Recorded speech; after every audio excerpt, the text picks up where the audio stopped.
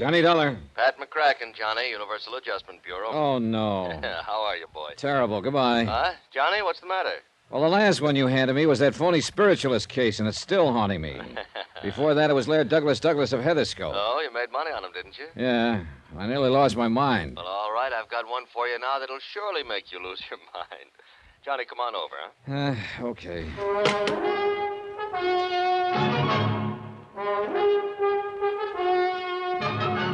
Tonight and every weekday night, Bob Bailey in the transcribed adventures of the man with the action-packed expense account, America's fabulous freelance insurance investigator. Yours truly, Johnny Dollar.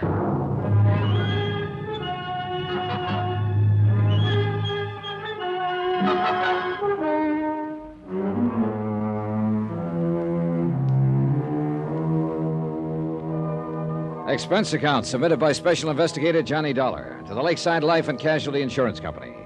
Following is an accounting of expenditures during my investigation of the indestructible Mike matter. Expense account item 1, 80 cents, cab fare from my apartment to the office of Pat McCracken at Universal Adjustment Bureau. Every one of the cases Pat had handed me lately had been rough. And if it weren't for the loot involved, which is to say Pat never really cracked down on my expense accounts, well, after all, I didn't have any other cases pending, so... Hi, Johnny. Hey, you're looking great. Sit down, huh? Cigarette? Or would you like a drink? Well, how are you, boy? Okay, Pat, let's have it. This one must really be bad. Why, Johnny, what makes you say a thing like that? You sure you wouldn't like just one little one? No, thanks. Now, come on, let's get to the point. What are you trying to get out of paying off on this time?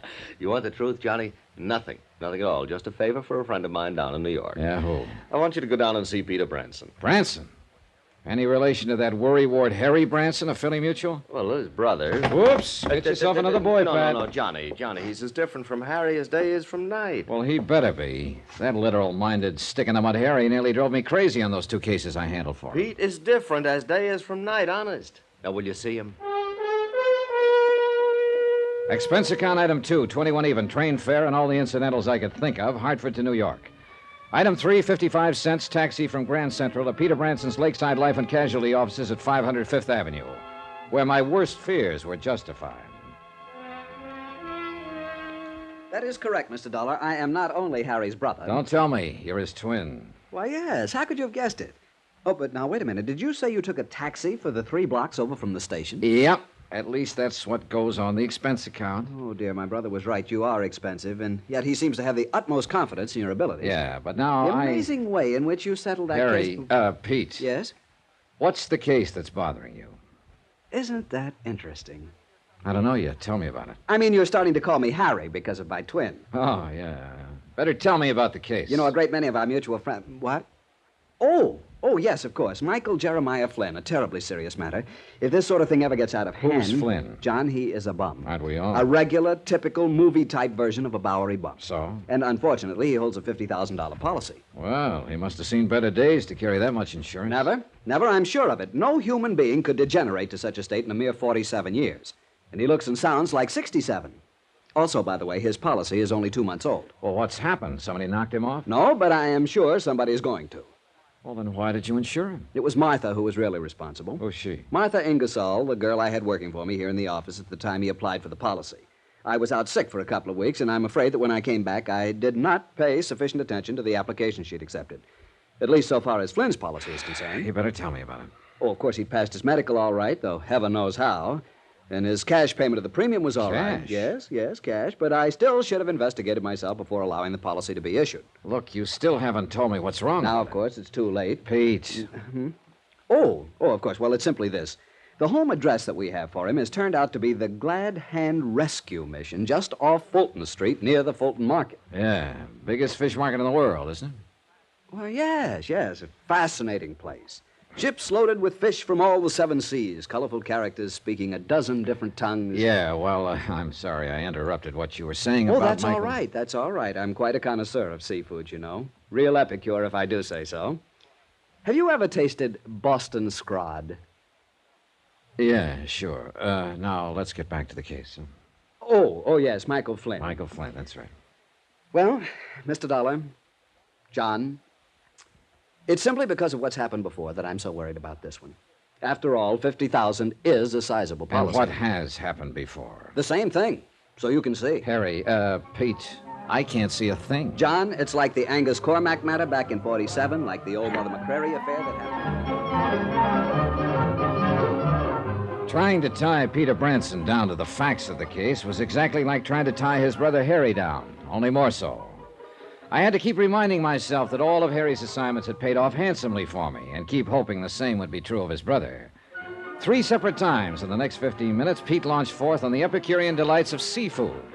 And 3 times I vainly tried to steer him back to port. Finally, I threatened to walk out on him unless he got down to business. All right, John, I'll give it to you in black and white. Oh, not literally, of course. I mean, I'll tell you from the beginning. Attaboy. Now, 4 times within the past few years, this very same sort of policy has been issued. To some penniless, worthless bum. Yes, and everything has indicated fraud. How do you mean? In only one case were the police able to prove anything, the case of Maggie Dolly Varden Smith. Oh, yeah. Seems to me I remember that. Some racketeer, ex-bootlegger. Correct. Candy Kid Schultz. Yeah, he insured the old derelict for $20,000, $30,000, had himself named beneficiary. That is correct, and then he had old Maggie murdered.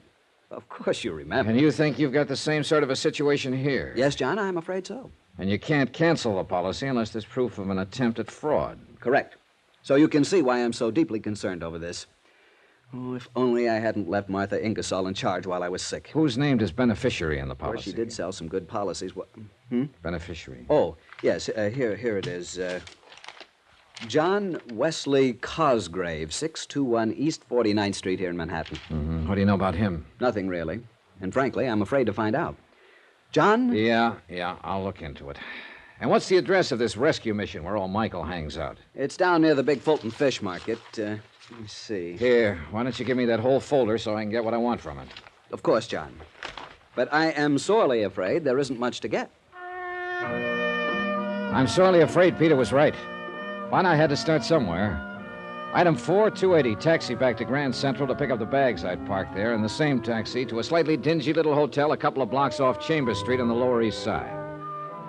Item 5, $9.83 to a second-hand clothing store where I outfitted myself in hat, coat, pants, shirt, shoes, and socks that I hope would make me eligible for a spot on a bench at the Glad Hand Rescue Mission. When I finally shuffled into the place, which looked more like a cheap flop house than a mission, I felt somewhat like a kid playing tramp at Halloween. Welcome, brother. Welcome to the mission. I'm Daddy Bill. Hi. The entrance to the soup kitchen is over at the side, you know. Yeah, well, I just want to sit down for a spell, rest my feet. And have you a bed for the night, brother? Oh, who knows? I'll make out. Well, there's always room for one more, you know. Will you be here for our meeting tonight? Well, I don't know. You have an excellent singing voice, I can tell. Are you sure you don't want something to eat, my boy? No, I'm all right. Well, then, just sit and be comfortable, and we can talk.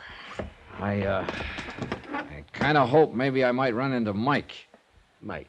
Flynn. Oh, yes, of course. Michael lives here. Spends most of his evenings with us, poor fellow. Although I really shouldn't say that. Huh? Say what? The poor fellow. After all, he's also one of our biggest contributors, too, when he's sober. Although where his money comes from, I'll never know. Yeah, well... Although I'm sure it's money honestly gained. Michael's very religious. He's taken the pledge many times, many. Has a lot of money now and then, huh? Yes. He seemed to think he might have a contribution for us when he comes back tonight. But you don't know where he gets it. My boy, I never ask these personal things of the brothers. Now, tell me all about you.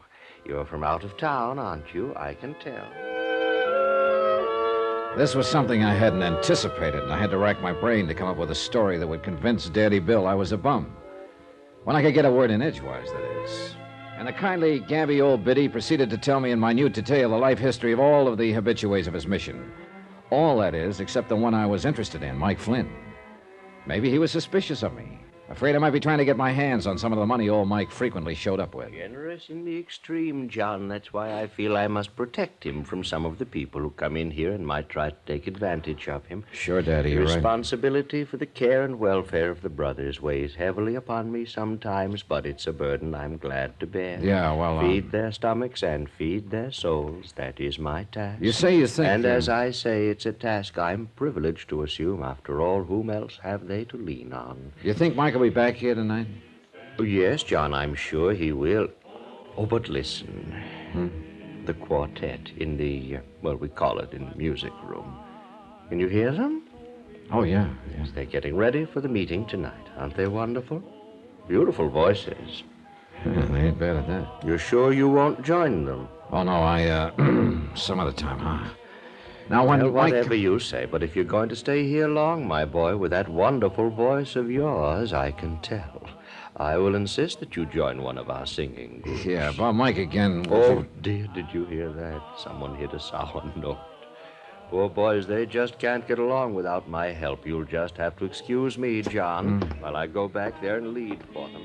I'll come back later. We'll talk.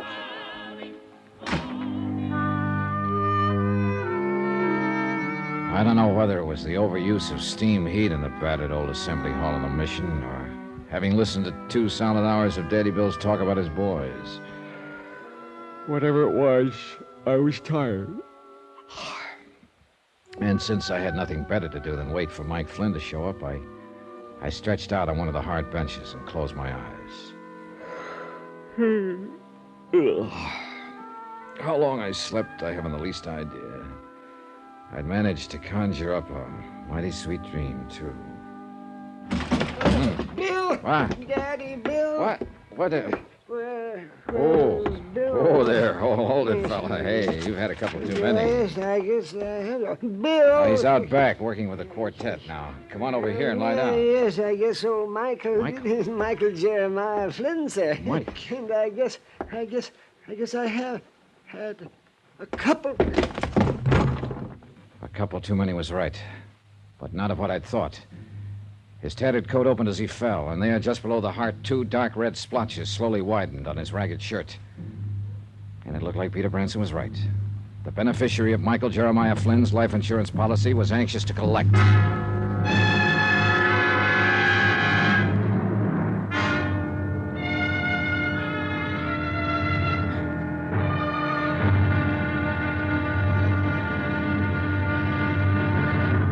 Now, here's our star to tell you about tomorrow's intriguing episode of this week's story. Tomorrow there's proof that life is a very tenacious thing, even in the broken body of a Bowery bum. Join us, won't you? Yours truly, Johnny Dollar.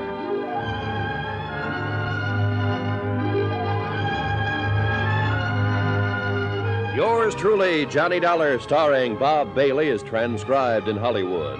It is produced and directed by Jack Johnstone, who also wrote tonight's story. Be sure to join us tomorrow night, same time and station, for the next exciting episode of Yours truly, Johnny Dollar. Roy Rowan speaking.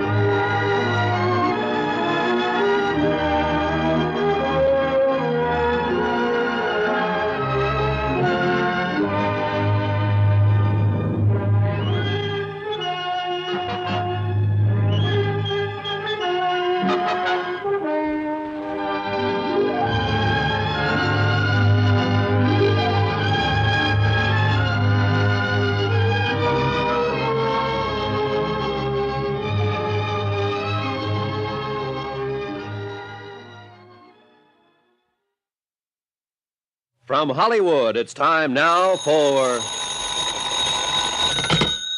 Johnny Dollar. John, this message I found when I came in. Yeah, Pete. Somebody took a couple of shots at your $50,000 client, Mike Flynn. Well, will he die? From the looks of things last night, he may pull through, in spite of the 2 slugs in him. I hope so. Do you know who did it? No idea, but I'm going to try to talk to him. Have you talked to the beneficiary? Not yet. First, I want whatever information I can get from Mike. If he's still alive.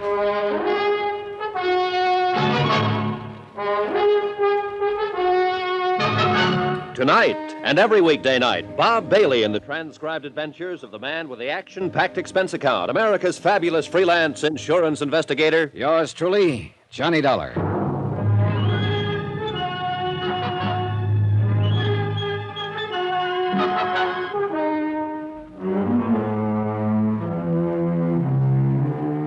Expense account submitted by Special Investigator Johnny Dollar, location New York, New York. Attention Peter Branson, Lakeside Life and Casualty Insurance Company. Following is an accounting of expenditures during my investigation of the indestructible Mike matter.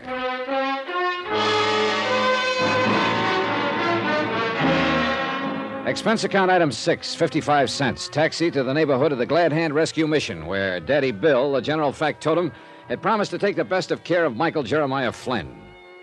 He'd given Mike a room to himself on the second floor, and what a room. What wallpaper was left hung in shreds from the cracked plaster. The shades on the dirty windows were tattered and torn.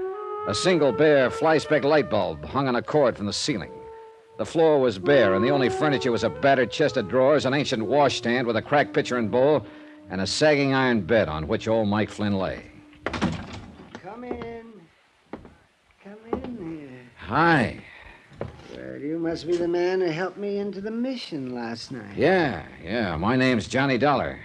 Come up to see how you're making out. Well, I'm much obliged to you, Johnny. I'm real obliged to you. Well, how are you feeling this morning? Me? Oh, I'm fine. I've never felt better. Sit down. Well, what did the doctor that Daddy Bill got for you have to say? The doctor for me? Oh, now, Johnny, you must be joking. Joking? After you had a couple of slugs tear through you? Here, let me help you. Oh, you want to see him? Sure. Now, wait a minute. Now, just look for yourself here. You see? They just went through my side here, in the front and out the back. Holy. Oh, say, aren't they healing up nicely? Why, that one couldn't have missed your heart by more than 3 inches. But it did. Yes, it did. Not nearly so close as this scar, though. Want to see this scar? Look at it right here. Hey, was that a bullet wound, too? No, Johnny. That was just an old ice pick or something. Huh? Somebody in the crowd during that fire down at the battery line. Oh, wasn't that a beautiful fire, Johnny? Did you see that? Oh, but what did these slugs do to you inside? You must be... To me? Oh, not a thing. Well, I'm so durable. Wait a minute. Did you say there was another attempt on your life last week? No, of course not. Just an accident like those shots last night. You think that was an accident? Why, don't you? Do you know who fired them? Oh, Johnny, I haven't the least idea. Well, where did it happen? I was right here in the mission, and I didn't hear any shots. Oh, dear, no. I was down near my private place. Where's that? Where's that, Mike? Well, I'll tell you, Johnny. It's this way. Daddy Bill and the others here at the mission are real nice to me. Oh, they're real nice. You can see by this lovely private room that they fixed up for me. Yeah, and they'd like for me to stay here all the time. I guess Daddy Bill thinks if I'm here most of the time, I might not drink so much and keep getting into those kind of... Say, do you ever enjoy a little drink, Johnny? Well, on occasion. But you were going to tell me... Sure. Oh, here. Now, I've got a little bottle tucked under the mattress here. Here it is. Oh, what under the sun is that? That color, that pink? Yes, that's my favorite, that pink. Straight whiskey costs so much. Even when I have the money now and then. You know something? I like a little bit more kick in mine. I guess it's kind of a hangover from Prohibition days. So I mix a little kick into it. Here, Johnny, I want you to try this. Well, that pink... Go ahead. Oh, you'll like this. Oh, what a wallop. Well... What the Samuel? Yes, what that sterno. That's what I add to it, just a little bit of sterno. Mike, this stuff will kill you. Oh, I've been drinking that for years. Look at me, the picture of health. Oh, now, Mike, just listen take a to little me. sip. I'm going to get you a doctor. No, you're not. I won't stand for it. But you've been shot. Oh, no. Just gave me a little twinge or two last night, but now I feel fine. Well, you fell flat on your face when you came in here. Oh, now listen, Johnny. Don't you tell Daddy Bill, but I'm afraid it wasn't the bullets last night. It was, overindulgence. Oh, brother, I give up. No, don't say that, Johnny. Oh, all right, then how did it happen? Well, I was on my way back here when the car drove by. Oh? Yeah, it sounded to me like a couple of backfires or two, but then I felt this little sting on my side. And that's it. And you call that an accident? Well, of course, the men in the car were probably just having a little friendly How many argument. men? Well, I'm not sure. I think there were only 2 of them. I waved at them. What kind of a car? Black. Well, what make, could you tell? Well, it was shiny and it was new. See, I wish I had a car, Johnny. Well, look, Mike, I'm on a level with you. Oh? I'm an insurance investigator. Insurance? Well, say, that's interesting, John. Say, let's have a little drink on that while you tell me No, about that. no, thanks. And there isn't much to tell, except that I'm here to try to save your life, among other things. Well, no, I don't understand. I'm getting along all right. I've been living it up here in the Bowery for years. Maybe you were getting along okay until you took out that big insurance policy. Yeah, say, wasn't that nice of Mr. Cosgrave? Now, all my life, I wanted to have some life insurance. You know, it gives you a kind of feeling of importance and security. So when he came down here one night and I told him that, why, say, his eyes just lit up and he said he was going to make me a present of some insurance. Who is this Cosgrave? How much do you know about him? Oh, he's wealthy. I know that much about him. He has a beautiful car and a chauffeur. Does he come down here often? Oh, now and then. Just now and then. Why? Now, I've often wondered about that, Johnny. So one time I asked Daddy Bill, and he said that years ago, when Mr. Cosgrave was young, he came to the mission for help, and Daddy Bill gave it to him. Well, what does he do when he's here? Oh, he brings some food for the brothers. The brothers, that's what Daddy Bill calls us. And some money, and he always gives jobs to a couple of men who've drifted in here. What kind of jobs, Mike? You know, that's something I don't know. You see, they never come back here again. Maybe it's because they can't. What's that? What'd you say, Johnny? Mike, I'm going to give it to you straight. To me, the whole thing smells to high heaven. To me, this Cosgrave sounds like a racketeer. Oh, no, I may be no, wrong. I'll know better when I meet him. And I intend to do that as soon as possible.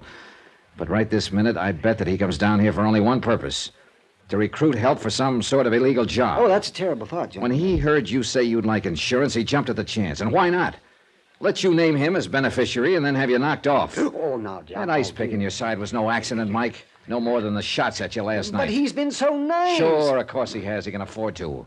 After all, your body's worth $50,000 to him. And that's what you're going to be, Mike, just a body. Unless I can do something about and it. such a nice man, too, really. How has he been getting this money to you? In an envelope. By mail? Usually it's just left here at the mission. By whom? Well, nobody ever seems to know. It's just a plain envelope. It's dropped in the mail. No return address? No. But I'm sure it comes from Mr. Cosgrave. Come to think about it. Say, there was one due yesterday. Every Monday, you know. But Daddy Bill said it didn't arrive. Well, maybe it'll be here today. And you know something? I'd like to see it delivered. No, you can't kid me, Johnny. You'd like to see who delivers it. Say, why don't we go downstairs and wait and see? No, easy there, Mike. You're a sick man. Oh, You can't... stop talking that way, sick. Up we go. Oh, no, you can't. In All it. right. Here, let me give you a hand. No. I'm all right. Oh, say, look at that. Daddy Bill left my shoes here by the bed for me. Oh, brother, now I've seen everything. Yeah, I put my shoe in here. That's kind of there. Ah, there. Now, there we are, all dressed. I don't know how you do it, Mike. Shall we go downstairs? Sure. Lead the way. All right, here. Well, the envelope should be there, because it always comes in the morning when there's nobody here. You know, when Daddy Bill's out shopping and just the door to the assembly room is open for any poor lost soul who wants to come in and wait for the chow line to open. Well, we'll see. And then we'll go to my private place. You see, there are 2 things I like, Johnny. Yeah? Solitude and crowds of people. Oh, look at there, Johnny. Look at there. There's mail there by the door. You see? Here's my envelope. And my name's on it, too. Wait, Mike. It's all right. You see there, Johnny? A $20 bill. Whee! Let me have that envelope for possible proof. Oh, yes. Here you are, Johnny. Now we can go out, you and I, and we can have a real... Well, now, Johnny, look at that. A package for me, too.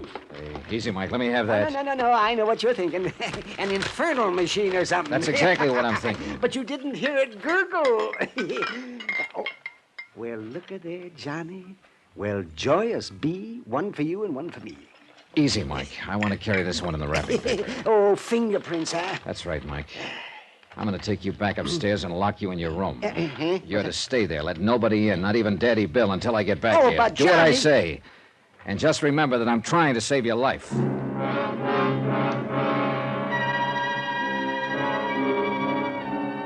Item 7, 270, cab fare uptown to the 18th Precinct Station. The lab boys took over 3 hours while Randy Singer and I talked about cases that we'd handled together in the past. I asked him to dig up whatever he could for me on John Wesley Cosgrave, the man named as beneficiary of Mike's insurance policy. This he promised to do.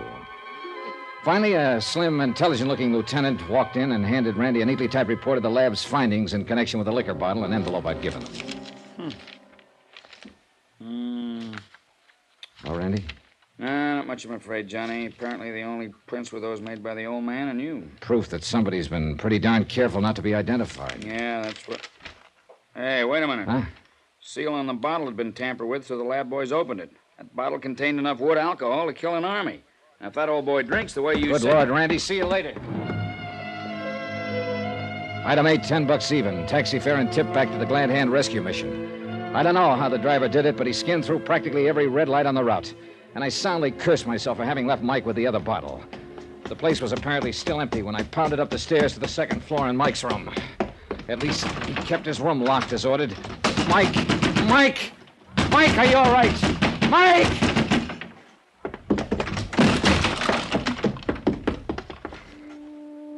He was stretched out on the old iron bed, his face drawn even whiter than the pillow on which his head rested. The half-empty bottle lay where he dropped it on the floor beside him.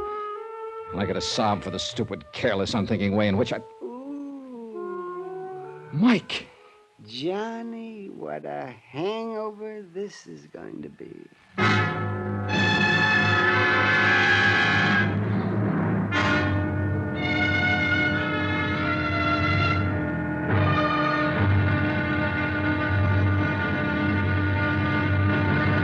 Now, here's our star to tell you about tomorrow's intriguing episode of this week's story. Tomorrow, the would-be beneficiary of indestructible Mike turns out to be a very interesting and dangerous man. Join us, won't you? Yours truly, Johnny Dollar.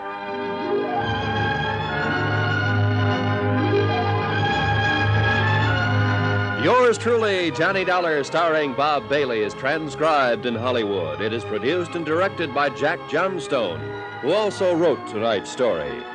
Be sure to join us tomorrow night, same time and station, for the next exciting episode of Yours truly, Johnny Dollar. Roy Rowan speaking.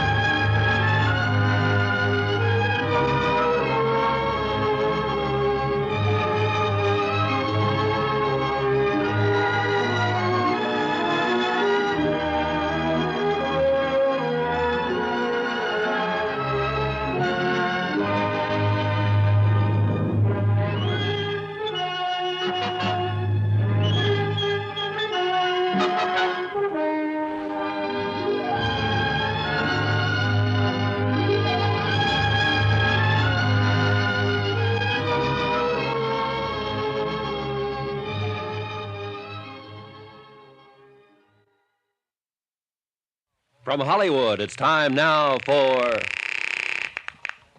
Johnny Dollar. Huh? What? You're John Wesley Cosgrave, aren't you? That's right. Well, my name's Johnny Dollar. I'm an insurance investigator. Oh, of course. I've been expecting a call from you. Or at least from somebody like you. What's that supposed to mean? I expect you're interested in why I've insured the life of a Bowery bum for $50,000. You bet I am. I want to see you. Why not? Anytime. Only it won't do you any good.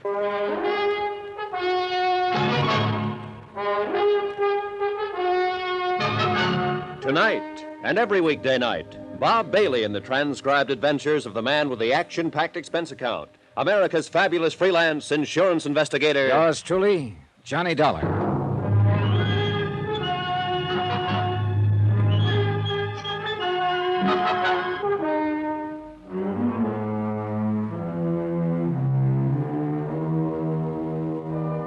Expense account submitted by Special Investigator Johnny Dollar, location New York, New York, to the Lakeside Life and Casualty Company.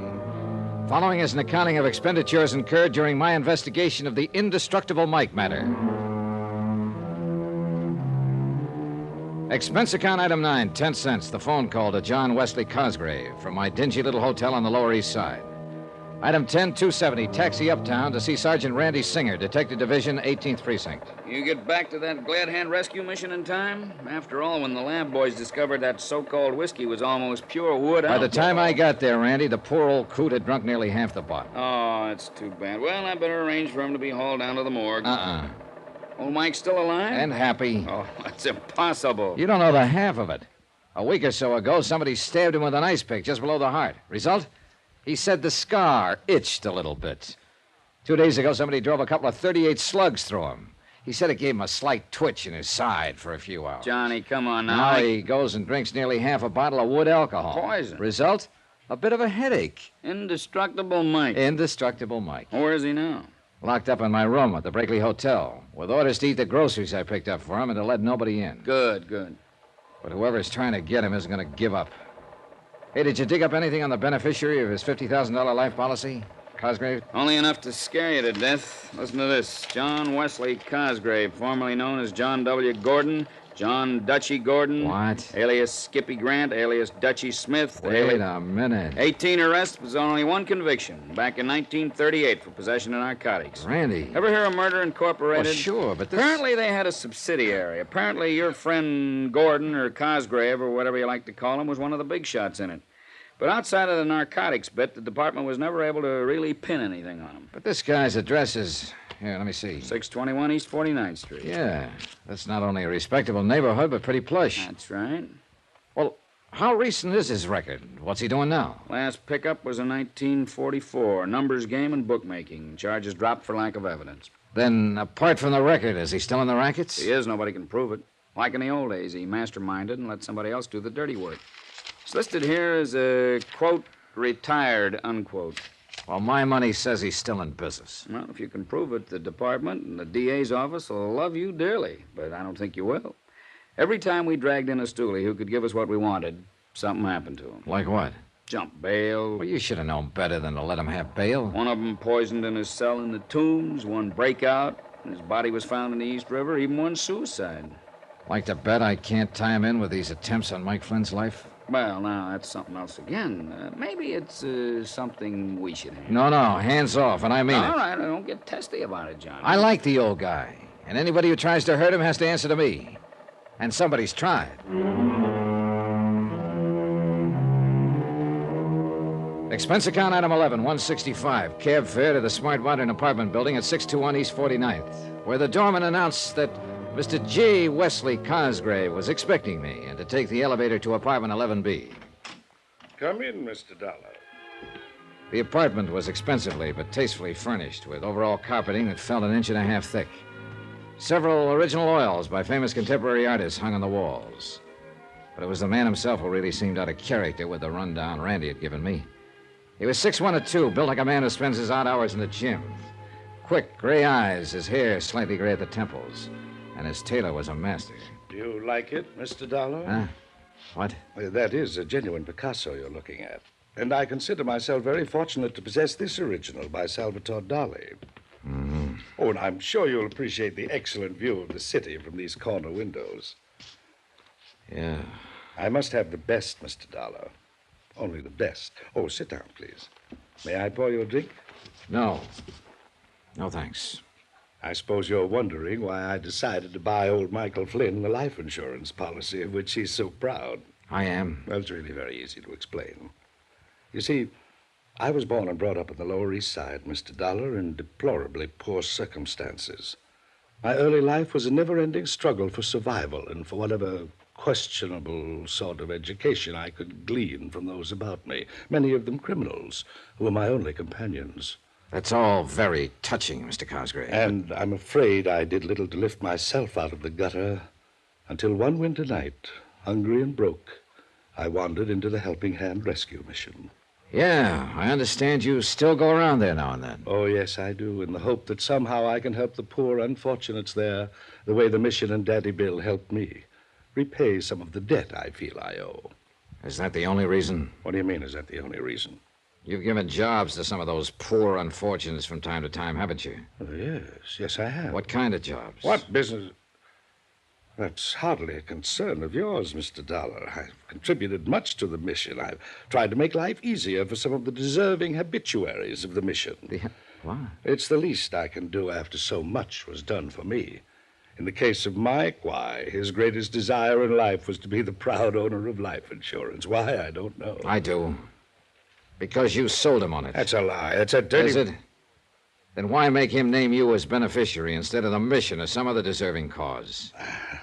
That, Mr. Dollar, was his own idea. And since it made him happy, I didn't protest. I suppose the real reason for this particular desire was his feeling that it might give him dignity. Yeah. Now tell me something. Where does all your money come from, Dutchie? Dutch? Who told you that? Nobody calls me Dutchie no more, not you or nobody else. Them days are over. I'm respectable, even educated. I wonder. Look at my record. I haven't been on the blotter since 44, and that was a bum. Mr. Dollar, I make no pretensions about not having a past. During Prohibition and later, I made millions. Yes, millions in rum running and the policy racket as a betting commissioner. How about narcotics? Sure, there was hardly a caper in this town I didn't have a finger into, and I was smart. I pocketed the profits, not my boys. That's why I can afford to be retired and live decent. And I'm going to keep on living this way. You were lucky some of those boys, that mob of yours, didn't rat on you. Yeah, but thanks to a couple of convenient rub-outs that I had nothing to do with, you understand, I managed to stay clean with the law. And now you're as pure as the driven snow. Dollar, if this was the old days, you wouldn't even live long enough to regret what you're implicating, you think. Which makes me dead sure I'm thinking right. I don't know how much money you've got socked away from those old days. I don't care. But from what you've just admitted... To you, Dollar, not to any judge or DA. Right. And I'll never believe that a clever mind like yours, smart enough to keep you out of the pen... Oh, flattery won't get you nowhere. I refuse to believe you could turn down a chance to make a crooked buck. I don't know what kind of jobs you sent out those poor suckers from the mission on, but the fact they never came back makes that look pretty bad. You can't... And along came Mike Flynn, poor old alcoholic Mike. Where the talk of insurance came from, I don't know. But it was too good to pass up.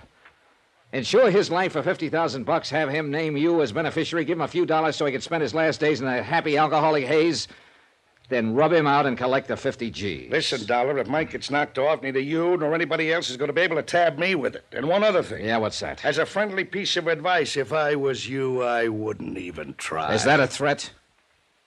Oh, Mr. Dollar, you've made a miserable host of me. Come, let me pour you a drink, the finest 25-year-old Scotch.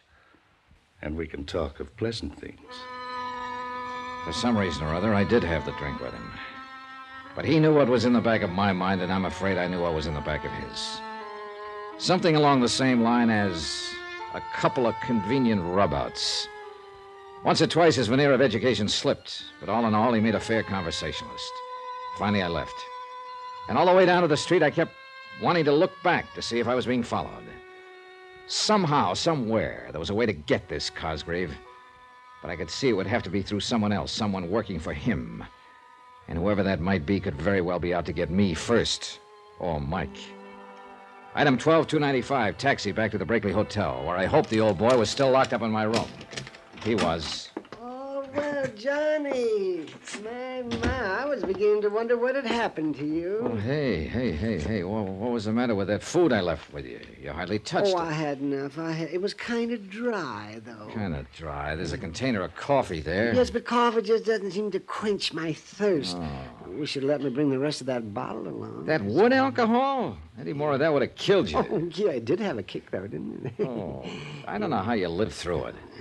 Well, look, now I want some lunch. And, Mike, I'm going to take you along with me. Oh, that'll be fine. Could I have maybe a little drink, too? Oh, sure, you can have one. Oh, that's nice. Good. Of course, the size of the drinks they serve nowadays. Oh, just one now. Come on. Oh, that's fine. One will be out. See, there's a lovely saloon just around the corner, you know. Come on. Even sandwiches for those that want them, I understand. These stairs. Maybe we could just bring a bottle back with us to your room if we are going to come back. Sweet, funny old soul. I loved him. And I knew that without me, he'd be a dead one so fast. So far, the attempts on his life had been made by persons unknown. Unless the mission. Daddy Bill. Could Daddy Bill be somehow tied in with Cosgrave's operations? I wondered. I paid the check. That's item 13285, and we started walking to the Glad Hand Rescue Mission along some of the back streets. I wanted time to think it out, if I could think, over the incessant, pleasant Yes, shadow sir, of I'm my... really enjoying life now that I have money now and then. Why, sometimes I get on the subway and I just ride all over town all day long. Yeah, you told me. See, why don't you try that sometime, Johnny? It's really say, there's a bar there on the corner. Why don't we just pop in there? No, let's pass that one. John, why do you feel that you have to look after me this way? You know darn well why I... Hey, watch the curve. Why I'm looking after you. It's because somebody's on... Mike, look out! Mike, listen to me. Hey, can you hear me, what's Mike? happened to the... Hey, mister, Oh. get a cop, an ambulance. You mean for him or what's left of him? Yes, hurry. Well, what's the matter with you? Use your eyes, buddy. It's too late.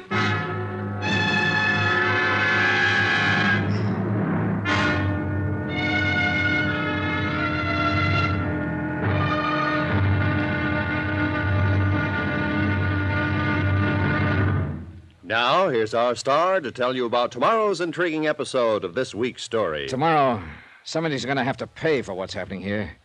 Yes, that's a promise. From yours truly, Johnny Dollar.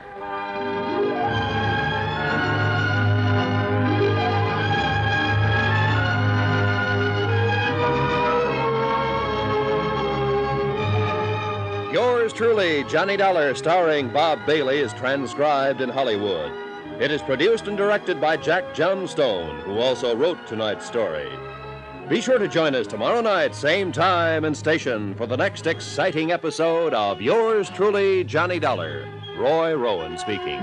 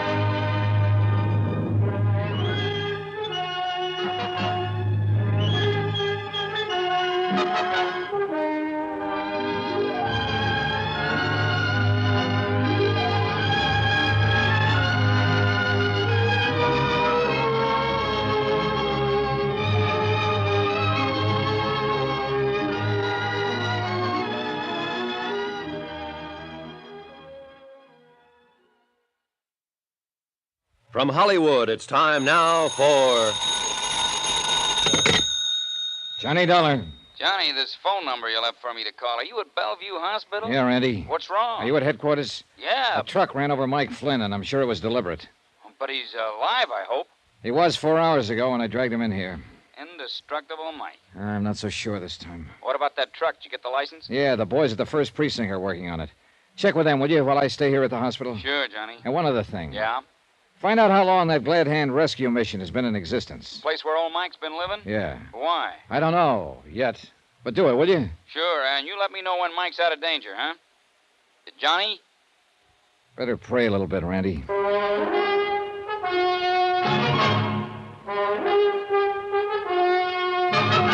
Tonight and every weekday night, Bob Bailey in the transcribed adventures of the man with the action-packed expense account, America's fabulous freelance insurance investigator. Yours truly, Johnny Dollar.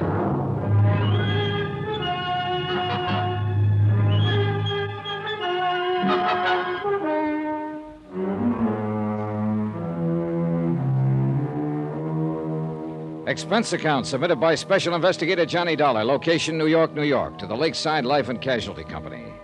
Following is an accounting of expenditures incurred during my investigation of the indestructible Mike matter. The veneer of class and education assumed by J. Wesley Cosgrave just wasn't thick enough to hide the fact that he was better known a few years ago as Dutchy Gordon. And to the old-time racketeer, it looked like a cinch. Pick up a Bowery bum like Mike Flynn. Insure his life for $50,000, give him a few weeks of high living. Then knock him off and collect the insurance. Yeah, real cinch. Especially for Cosgrave, who'd learned as far back as the early days of Prohibition how to employ hired thugs to do the dirty work, while he sat back and collected the profits. I knew as surely as I'm sitting here that Cosgrave was behind the knifing, the shooting, and now this accident to old Mike. But how to prove it? Yeah, sitting here in the waiting room of the hospital, waiting for some word of Mike's condition. Mr. Dollar? Oh, yes, Doc. Can I see him now? Very shortly, I believe. Well, how is he? Is he There's a phone call for you at the floor desk. Oh, This way, please. thanks. But how is Mike? Doc, how is he? You'll be able to see him shortly. Here you are. Oh, thanks. Johnny Dollar. Ah, Mr. Dollar, I was quite sure that you would be there at the hospital. This is J. Wesley Cosgrave. What made you think that? Why, because of the accident to Michael Jeremiah Flynn. How did you know about it? I kept it out of the papers. I find it helpful to know about a lot of things that don't get into the papers. Well, your boy goofed, Cosgrave. Mike is still alive. My boy? You know as well as I do, Dutchy, that one of your mob was at the wheel of that truck that ran him down. You better keep your yap shut, Dollar. I thought I made it plain to you earlier that I no longer have any connection with the doings of the, shall we say, underworld. Oh, sure. As for poor old Mike, I understand it was an accident, very unfortunate. Knock it off, Cosgrave. I was there when it happened. Oh? Yeah. Pretty stupid of a would-be killer to try that with an investigator right next to Mike, wasn't it? Did you see the driver of the truck? Suppose I did. You say he wasn't one of your boys, so what difference would it make to you? Why, none at all. Did you see him? Why don't you worry about that for a while? Again, I waited. Sat and waited. And paced the corridor of the hospital. Outside, the sun sank slowly behind the horizon of skyscrapers, and the busy clamor of the day's traffic segued to the softer, muffled, but still busy traffic hum of night. And I waited. And smoked. And waited. Finally, it must have been close to midnight. The nurse led me quietly down the hall and indicated the private room that I'd had set aside for Mike. After brief instruction about not staying too long, she pushed open the door for me and she tiptoed away. And there, lo and behold, in all his glory, his head swathed in bandages but wearing a smile a mile wide, sat indestructible Mike. Hi there, Johnny. Mike! Oh, Mike. You old reprobate. I guess there is something in prayer after all. How about this, Johnny? Isn't this swell? Isn't this the finest place you ever saw? Oh, Mike, you're going to be okay, aren't you? I'm gonna be. Yeah, I am now. But I guess I had those doctors scared. Oh, my, Johnny. You just should have seen the way they fluttered around. And those nurses, Johnny. I never saw such beautiful ladies in all my life. And so nice. And doesn't it smell good in here? The disinfectant they use in here is much nicer than Daddy Bill has at the mission. And you know something? I haven't seen a single bed bug. Not even a cockroach. Oh, Mike, I'm so glad to see you in one piece. Oh, sure I am. But an old bum hasn't any right in a pretty place like this. You had no more business living through that accident than... Oh, Johnny, how you talk. Yeah, and you mustn't talk so much. No matter how good you feel, you need rest. Time to heal up whatever got broken. Broken? Oh, me? Well, you still need rest and quiet. Here, I'll turn off this light. I'll see you in the morning. Oh, but, Johnny... Yeah? Johnny, how can I just sleep? Oh, too much pain, huh? Want the nurse to give you a hypo? Oh, they filled me up with more needles than you ever saw, but there's only one real painkiller, you know. Yeah. I'll see you later. If the administration of Bellevue Hospital ever found out that I was back in Mike's room a few minutes later, and why, they'd probably have my neck. But I didn't leave the whole bottle with him, I swear it. Only about 3 fingers in his water tumbler. And the blissful expression on his face as he closed his eyes to sleep made me sure I'd done right. Item 15180, taxi back to my dingy little hotel. And I thanked whatever gods may be that old Mike had pulled through. He'd been right. They just couldn't seem to kill him. So far. But I knew they wouldn't give up. Not with $50,000 at stake. 50,000 more to line the pockets of Dutchy Gordon, who I was sure was just as much of a racketeer as ever, despite his present name of J. Wesley Cosgrave and his pretense of gentility. Because his henchmen had always feared to squeal or died violently before they could, the police had nothing on him. My job was to find one of the mob, make him sing. But how? I guess I was still thinking or dreaming about it when my phone rang the next morning. Hello, J. Dollar. This is J. Dollar. Hello. Oh. Johnny Dollar. Hey, you still in bed? Oh, Randy. Yeah, I thought you were going to call me. Is he still alive? He sure was when I last saw him at about midnight. Well, that's a miracle after what that truck did to him. And say, Yeah? the boys downtown found that truck. Yeah? Yeah, it had been stolen and was abandoned. Did they find any prints on it? Plenty. Whose? Lefty Skillman. Well, have they picked him? Yeah. They found him all right, tied up in a sack floating in the East River. Old-time gangster style. Oh, so help me, I knew that when Cosgrave You found say out... Mike's going to be okay? Randy, he was sitting up in bed, perky as a cockatoo. No. I don't know how he does it. Why, he was all ready to pack up and go back to the Glad Hand Rescue Mission. Huh? Felt he didn't deserve to be in such a nice, clean place as the hospital. Bless his foolish heart. Did you find out anything for me about that flop house? Yeah, that's what I called you about. But you still haven't told me... Well, what'd you find? Well, according to the records, the building was put up in 1901. As a mission? As a piano store, 1901 to 1906. A real respectable place. Then? Well, that section began to degenerate. 1906 to 18 was a cheap grocery store. 18 from 1956. From 1918 to 22 was a second-hand clothing store. And a speakeasy till 1929. Keep going, Randy. Well, I guess the Depression knocked that out, because next it was a saloon. How long? Let's see, 1944. That's when William Grover Larkin took over the lease. Daddy Bell. Yeah, that's right. I knew it, Randy. I knew it. Yeah, what? Dutchy Gordon, alias J. Wesley Cosgrave, told me that he'd got a hand from that mission when he was just a kid. That would have meant 25, 30 years ago at least. Yeah, it's only been a mission for 12, but... Hey, wait a minute. The lease on that property, when it was a speakeasy, it was in the name of Larkin, too.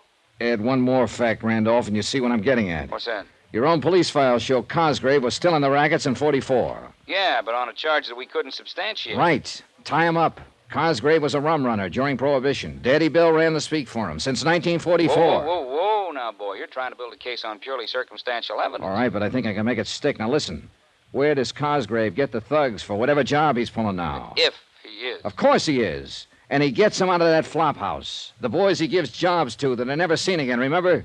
Yeah, wow. Hey, maybe it does tie up. Oh, you bet your sweet life it does. At least I'm going to tie it up. Yeah, no. Take it easy, Johnny. Just how are you going to go about it? Well, the first thing I'm going to...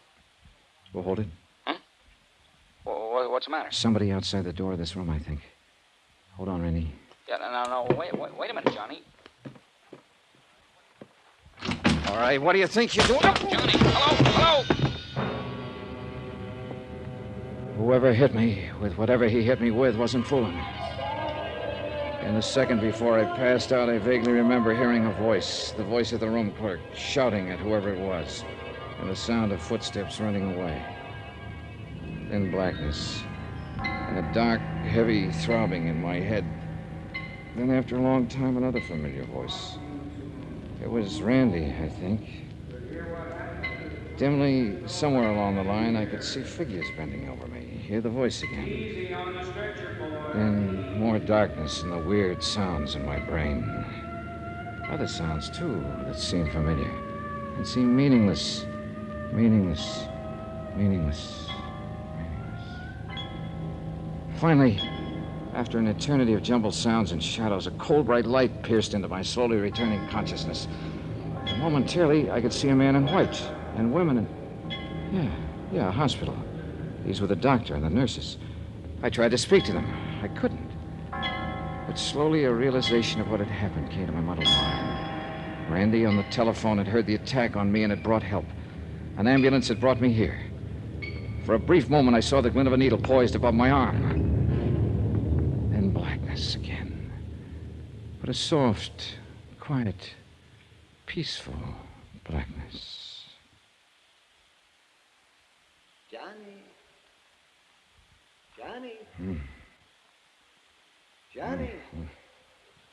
Oh, wow. What is Johnny. That's the boy. Wake up. Mike? That's right. Isn't it nice they put you in the same room with me? Yeah. Oh, Mike. Your policeman friend saw to it. And he told me something, Johnny. And he's right. You've got to be careful. They're out to get you, too.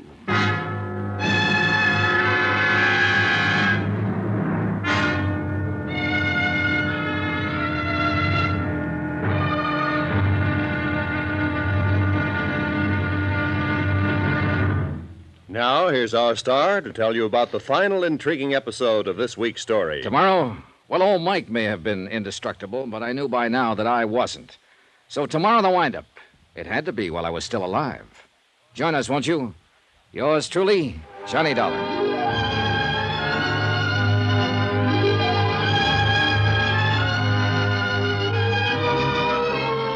Yours truly, Johnny Dollar, starring Bob Bailey, is transcribed in Hollywood. It is produced and directed by Jack Johnstone, who also wrote tonight's story.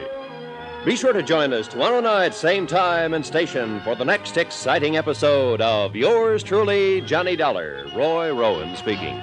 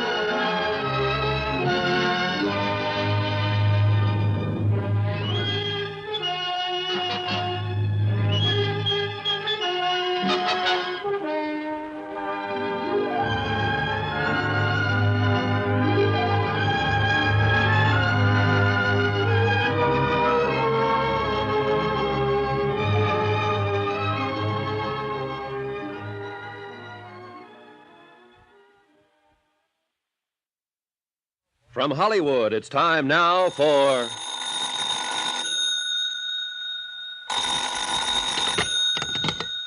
Johnny Dollar. Randy Singer, Johnny. How you feeling? Thanks to you and having got me here, pretty good. Bellevue's a good hospital. I'll be released within the hour, so will Mike Flynn. And? I'm going down to the Glad Hand Rescue Mission to straighten out a few things with Daddy Bill. Sounds to me like it ought to be police business, Johnny. I'll be right over. No, let me handle this alone. You got your gun? You bet your sweet life I have. Johnny? I'll report to you later.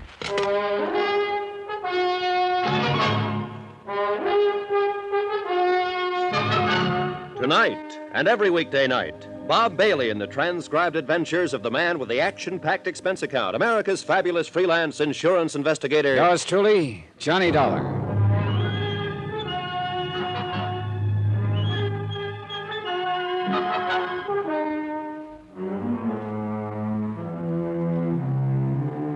Expense account submitted by Special Investigator Johnny Dollar, location New York City, to the Lakeside Life and Casualty Company. Following is an accounting of expenditures incurred during my investigation of the indestructible Mike matter. Item 16, 190, cab fare for Mike Flynn and myself, Bellevue Hospital to the dingy Hotel Brakely. Both of us had our heads still swathed in bandages. With the help of the room clerk, I installed Mike in a small room on the 5th floor, with instructions to keep his door locked. In my own room, room 203, I picked up my .38 and donned the old clothes I'd bought. Item 17, 55 cents, taxi to the neighborhood of the Glad Hand Rescue Mission. For obvious reasons, I walked the last couple of blocks. When I got there, the big front assembly room was empty. So was the soup kitchen in the back of the place. I called Daddy Bill's name a couple of times and got no answer. and finally decided to wait for him in the little room back of the assembly hall that he used for an office. I still felt a little shaky from the blow on the head, so I didn't mind just sitting a while. But I left the door open a crack, and a few minutes later heard the street door open. It wasn't Daddy Bill, but I recognized him as a newcomer to the mission whom I'd seen on my first visit. He made directly for the little office. All ready, Daddy. Why, you ain't Daddy Bill, sir. No. Do you know where he is? Yeah, out shopping. At least that's where he said he was going.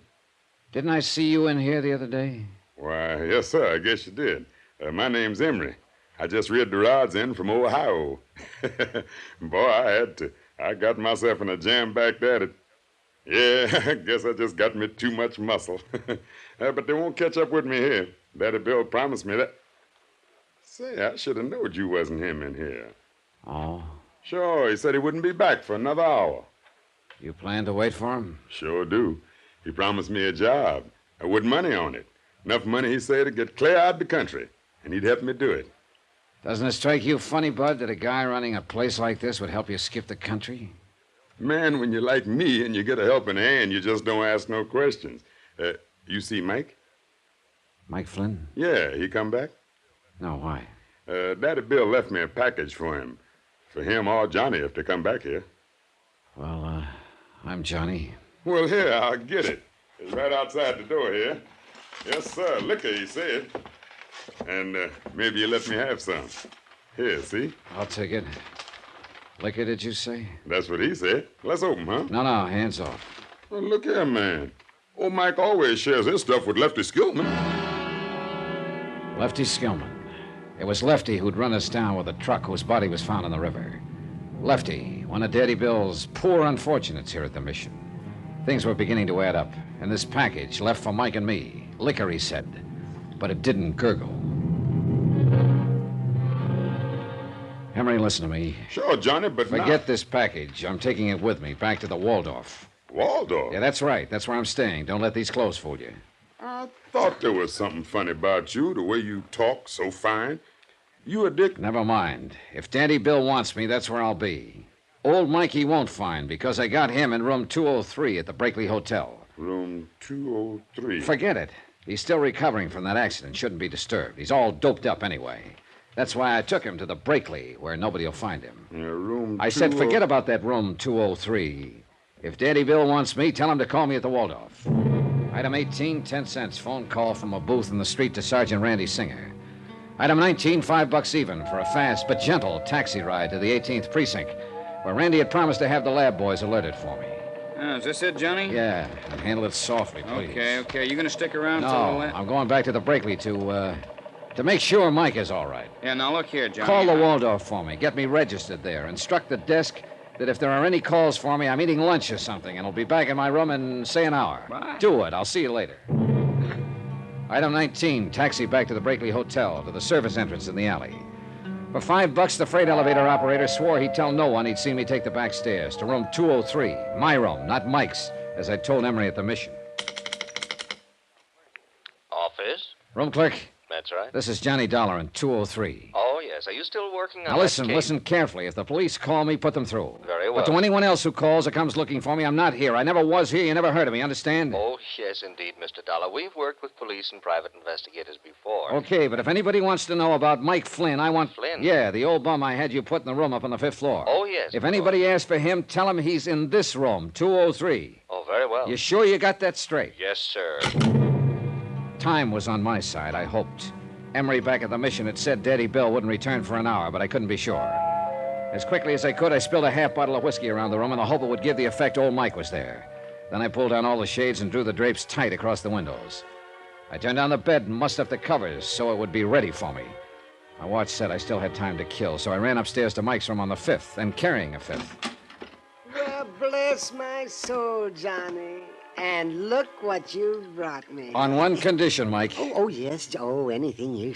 Oh, you've been so good to me. I want you to promise that no matter what happens, you'll stay right here in this room until I come back. Why, for you. of course, Johnny. Anything you say.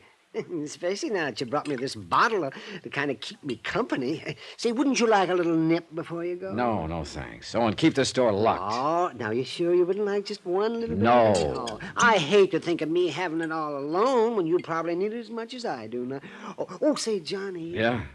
When are you and I going to be able to take these awful-looking bandages off our heads? We'll talk about that later. I got to get back to my room. Yeah, now, you sure I can't tempt you? I'm sure. Now lock this door. All right, Johnny. But if you decide you want a little nip with me... Quickly and quietly, I went back downstairs to 203 and cautiously let myself in, leaving the door unlocked. Nobody been there. I'd made it in time. But now all I could do was wait.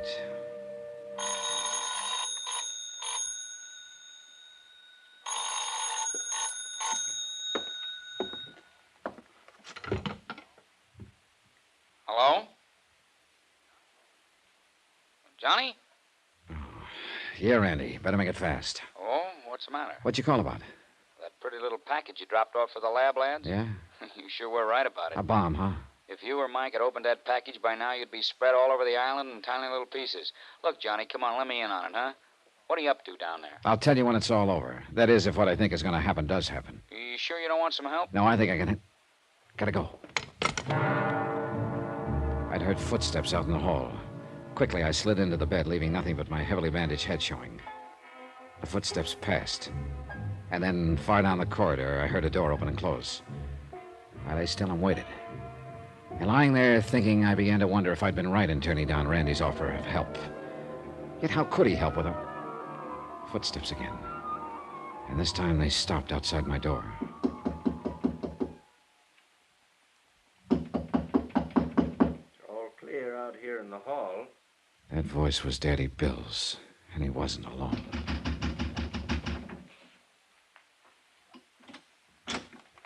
Mike? Mike? You want on the light? Mike? Oh, he's in here, all right. Smell that booze? He's there on the bed, asleep. You mean drunk? Close the door. Hey, see him? Dead to the world. Are you sure this is going to be safe, Dutchie? Why do you suppose I took so long to case the jury? Yeah, but what about Dollar? I told you, Bill, at the Waldorf. You sure? You talked to him? No, he was in the coffee shop. Now, shut up, get this over with. Yes. Always we do the dirty work for you. All right, this one I'll do myself. Well, who's... Shut up. Johnny. Oh, Johnny. Wait a minute, that's Mike. And who's on that bed? Shut up. All right, Dollar. He can get up out of that bed and take it in the chest or lay there and get it in the back. All right, Cosgrave. Dutchie. Both hands up high. Drop that gun. Sure. Johnny. Shut him up out there, Bill. Yeah, Daddy Bill.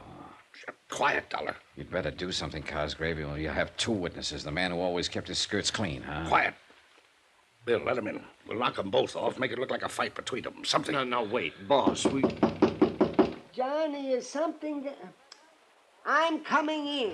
Oh, no, you Get back, Mike!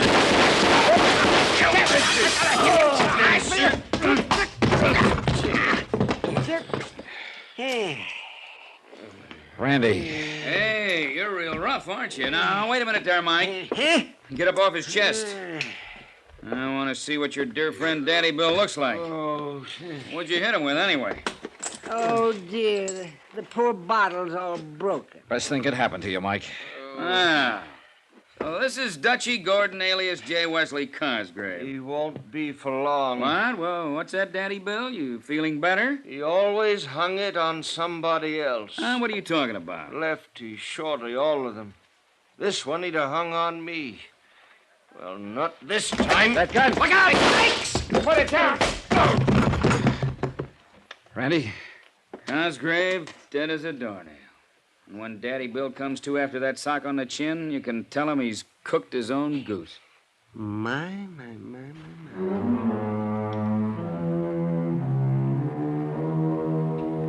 The world will be a bit better without Dutchie Gordon, alias J. Wesley Cosgrave. And, of course, the courts will take care of Daddy Bill Larkin. Plenty. Mike? Indestructible Mike? Well, he'll probably outlive the rest of us. I hope I can get down to see him now and then. Talk over our great adventure together. Expense account total, $1,126.50, which is a lot less than the $50,000 you might have had to pay off on Mike. Yours truly, Johnny Dollar.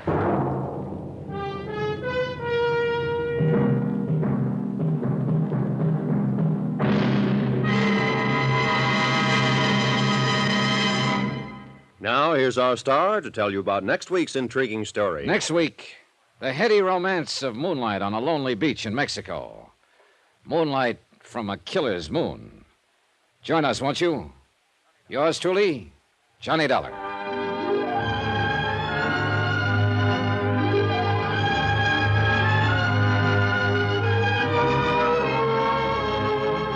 Yours truly, Johnny Dollar, starring Bob Bailey, is transcribed in Hollywood. It is produced and directed by Jack Johnstone, who also wrote this story. Heard in this week's cast were Howard McNair, Lawrence Dobkin, Harry Bartell, Herb Vigran, Alan Reed, and Roy Glenn. Musical supervision by Amerigo Marino and Carl Fortina. Be sure to join us on Monday night, same time and station, for another exciting story of yours truly, Johnny Dollar. Roy Rowan speaking.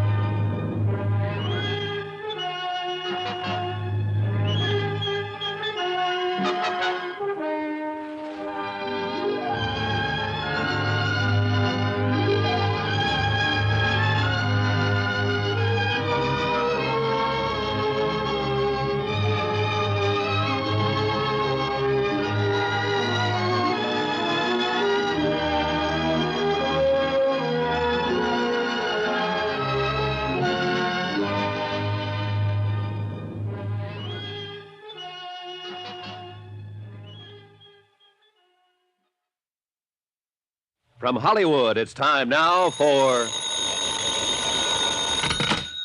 Johnny Dollar. Ed Renser, Johnny, Union States Casualty Company? Oh, hi, Ed. I heard you were trying to reach me. Yes, indeedy. Plane leaves in 2 hours. For where? Ensenada. It's a port on the west coast of Mexico, south... Yeah, I know, Ed. I know. I've been there. Well, but now, what do you... Charlie Burton is down there, Johnny. You know, the big nightclub TV comic. You know, good old, lovable, boyish Charlie? I've seen his show. Who hasn't? Really keeps you screaming, doesn't he? Oh, he is a killer. Eesh. So what do I do? Go out there and scream it up for him? You go out there and keep him alive. Someone's threatened to murder him. One of his audience, maybe? No, wait, Johnny, this is no laughing matter. Anything happens to Charlie Burton, I cut my throat. Hey, you really do like his show. We're carrying $500,000 worth of insurance on that boy.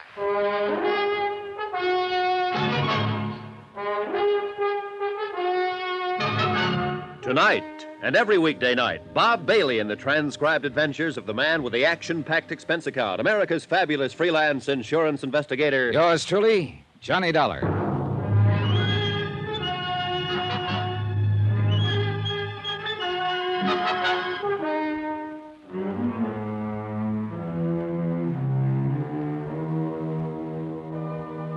From Special Investigator Johnny Dollar to the Home Office, Union States Casualty Company, Hartford, Connecticut.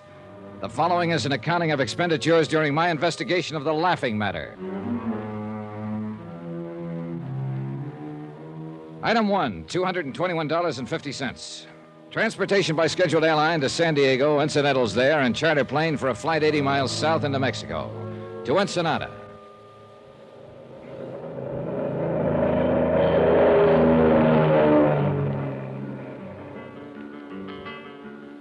Item 2, $1.90. Taxi from the plowed ground airstrip to the Carrara marble foyer of the plush Balboa Beach Hotel. The contrast was typical.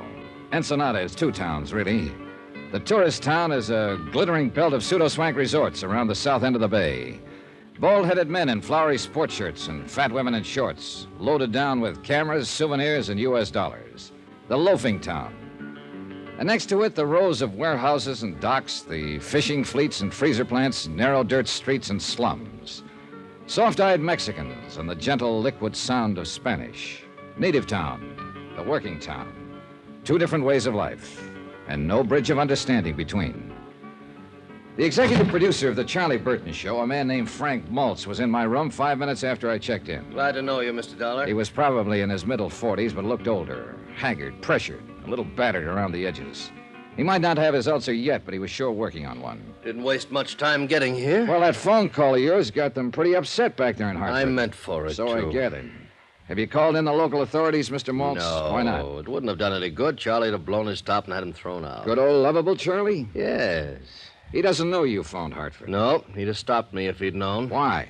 Does he want to die? Oh, he says he's had murder threats before, crank letters. He wouldn't take it seriously. But you do, is that it? I didn't figure it was up to me to decide. As I understand it, Mr. Maltz, there was a note of some kind slipped under Burton's door. That's right. Well, tell me about it, will you?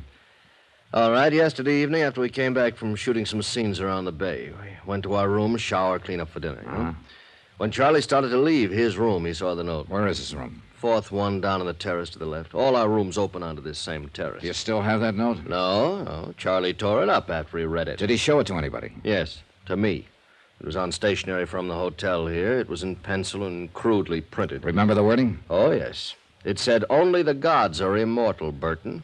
As you'll soon find out. You'll never leave Ensenada alive." Kind of an odd way of putting it. I thought so myself. Know anyone who might use that style of phrasing? No, I'm afraid not. All right. What else, Mr. Maltz? Nothing else. Those are the facts. Anything happened since the note? Not as far as I know. Burton could be right, of course. The whole thing may be a hoax. Yeah, maybe, but that's for you to decide, not me. Who do you know who might think they had a reason to kill him? Aha. I think I'll let you form your own conclusions on that. No, thanks, Mr. Maltz. That's very thoughtful of you. All right, I'm sorry. I realize I haven't given you much to go on. Practically I nothing. can't help it, Dollar. That's all I know about it. I see. Well, talk to the others. See what they know about it. Others? Well, I was thinking mainly of Gloria Dale and Al Schreiber. And there's Charlie himself, of course. Suppose you brief me on those other two. All right. Gloria Dale's the feminine lead. Oh, yeah, I've seen her on TV. Yeah, probably. She's been with the show for 3 years. She's in her late 20s. She's single. She's gorgeous. She has a terrific sense of comedy. How does she get along with old, lovable Charlie? Good question. Maybe she can give you an answer to it. All right, I'll ask her. And who was that other one you mentioned? Al Schreiber? Yeah, he's a young newcomer. He's been with the show 6 months now. A real talent, if he were ever given a chance to show it. Why isn't he given a chance? Because on the Charlie Burton Show, my friend, there is one and only one star, namely... Good old, lovable boyish Charlie Burton. Oh, you've been reading the press release. Well, as a matter of fact, I have. All right, who else? No, that's all. At least all that mattered. The camera crew, the technicians who were sent up from Churubusco in Mexico City, they never heard of Charlie Burton before. And we haven't had much of any contact with anyone here in town. Now, I think that note was written by somebody right here in the family. That's another reason I sent for you instead of the local police. Just why did you send for me, Mr. Maltz? What do you mean? How do you feel about Charlie Burton? Haven't you guessed? More or less, I think. Well, I'll spell it right out for you, Mr. Dollar. I hate his guts. And what do you care whether he's murdered or not? Care, I'd get roaring drunk to celebrate it. And yet you're the one who phoned an SOS to Hartford. Well, sure. If Burton does get it, I want an expert around. Somebody will tag the right party for the crime. A matter of justice. Is that it? Why not? Oh, because it's usually just a word people talk about. What they really want is to win. Ah. Is that what you want, Mr. Maltz? Very funny. You ought to go on television. No, I'm waiting till they perfect it. I feel the same way about murder. So the legend of lovable Charlie was starting to crack. One person at least didn't love him, Frank Maltz, his executive producer. And there was something else besides hate in Frank Maltz's eyes, a weariness or bitterness, something I couldn't quite place. I filed the thought for the moment, took time to shower and change, and went looking for another pair of eyes, a prettier pair. And I found them, alone on the terrace with their owner. They were turned toward the west, toward the last golden edge of the sun as it sank into the Pacific. They were big and blue, very lovely. Hello there. How are you, Miss Dale? I'm Johnny Dollar. I just got in from Hartford, and I've been talking with Frank Maltz. Oh, you must be with the advertising sponsor. No, I'm an insurance investigator.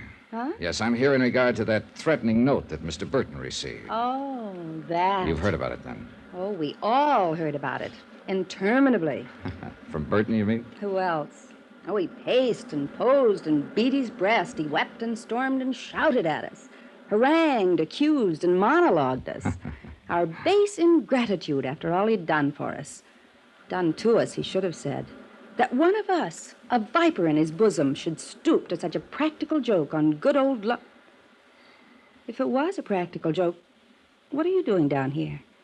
You think it was a joke, Miss Dale? I don't, but Charlie himself said. Do you mean somebody really meant that threat? Maybe. Well, what do you know? Any ideas to who might have written it? Sure. Anybody who knows him. Is he that bad, actually?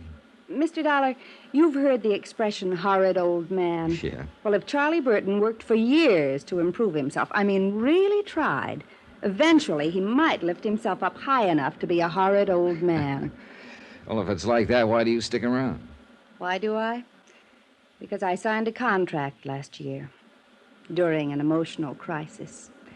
And it's got 2 more years to run. Break it. Breathe a little clean air for a change. I'd be dead professionally, and that's about all I've got in life now. Professional career, such as it is. Same thing apply to Frank Maltz? Yep, contract. Executive producer is just a title. The Charlie Burton Show is owned by Charlie Burton, lock, stock, barrel, and the souls of the employees. Something of a dictator, huh? Egomaniac. He's a pre-adolescent paranoid with the ethics of a rattlesnake and the jealous instincts of a Turkish harem master. Uh-huh. Oh, forgive me, Mr. Dollar. I had that line in a play once, but it still fits him. Tell me the truth, Miss Dale. Did you write that note? I'm a female comic, Mr. Dollar. So? So who can write? Gloria? Out here, Al, on the terrace. Al Schreiber, have you met him yet? No, but I've got him on the list. That may turn out to be quite a list before you're through. Downstairs bar at 7, honey. That's what you said. Downstairs bar at 7. Yeah, I know. I'm going in and change right now. Al, this is Johnny Dollar, Al Schreiber. Hello, Al. How are you? Glad to see you. Mr. Dollar's an insurance investigator. He's here about that murder threat Charlie got. You mean that note was for real? Could be. Well, happy days. Baby, there's hope for us yet. Careful, Al. Mr. Dollar's making a list. Sweetie, I'd be proud to confess. Only I didn't think of the idea, and besides, I'm a coward. Did either of you actually see that note? No, but we heard about it. So I understand. How does insurance figure in this? You mean some company actually wrote a policy on that earthworm? To the tune of $500,000. Holy Hannah, who's he worth that much to? His sponsor, the advertising client. I doubt if it's personal, really. They're just protecting their investment in the show. 500,000 fish. For a phony old fake who weighs in at a fast 30 cents. Say, maybe they're out to kill him and make a profit for themselves. Yeah, I'll put them on the list. And I take it you're in the club, too, Al. Club? At least you're not wearing a Love Charlie Burton button. Oh, sir. All I am, ever was, or hope to be in any future life. All I have, ever had, or expect to have at any time, notwithstanding. The foregoing to supersede any previous statement, and irregardless of any utterance made hereafter. I owe in its entirety, and without any reservation whatsoever, to my one and only benefactor. That sterling, magnanimous, warm-hearted, genial. I'll bet you think I'm only saying that because it's in my contract. Did you write the note, Al? I don't know what to say until I check with my writers. Yeah, I have the same problem with my underwriters. Say, that's not bad, Mr. Dollar. You know, you ought to Sorry, try television. I'm waiting till they perfect it. Item 3, 80 cents, 1 drink. I had it sent from the bar and sat on the terrace alone and drank it. I watched the sun die in the west and let the soft night creep out of the hills of Mexico and sink down over me in gentle folds. Then I saw a man slip from the shadowed shrubbery and move cautiously up the terrace, a pale ghost dressed in the white cotton of a peon worker. As I came quietly to my feet, a girl ran from inside somewhere, clung to him, and stopped him. They argued fiercely for a moment and guarded Spanish.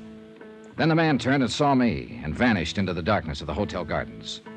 The girl faced me for an instant, with eyes like frightened doves. Then she, too, turned and fled. But I'd recognize her. She was the hotel maid who'd brought ice to my room when I first arrived. So it was a lover's meeting, most likely. And yet, the man, before she stopped him, had been heading across the terrace toward Charlie Burton's room.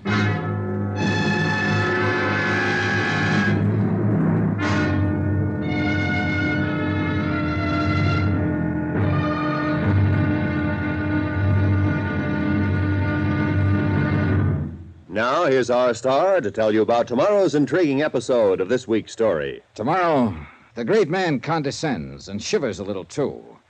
And a girl's hidden hate is blacker than the sea-wet rock she vents it on. Join us, won't you? Yours truly, Johnny Dollar.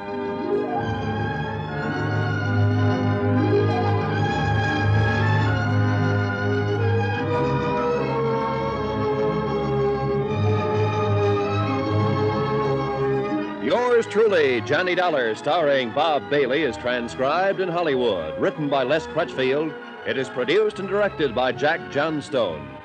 Be sure to join us tomorrow night, same time and station, for the next exciting episode of Yours truly, Johnny Dollar. Roy Rowan speaking.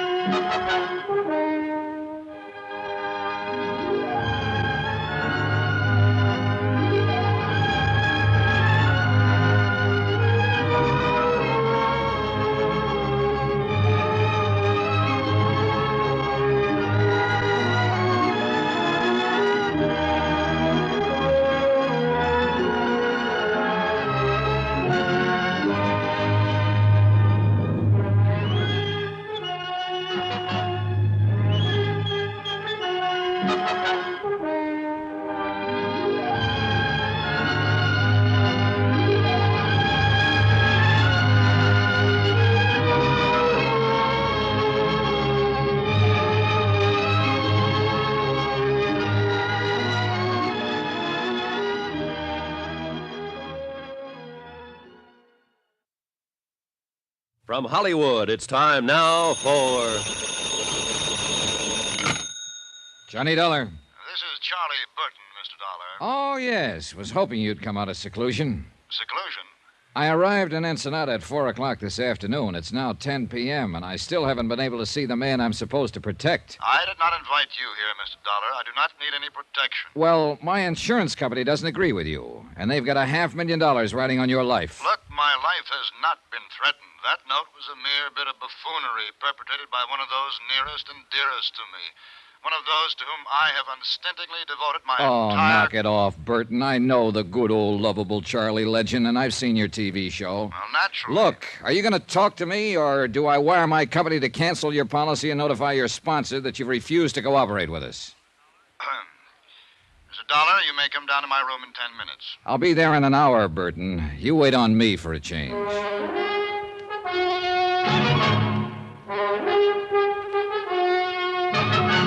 Tonight, and every weekday night, Bob Bailey in the transcribed adventures of the man with the action-packed expense account, America's fabulous freelance insurance investigator. Yours truly, Johnny Dollar.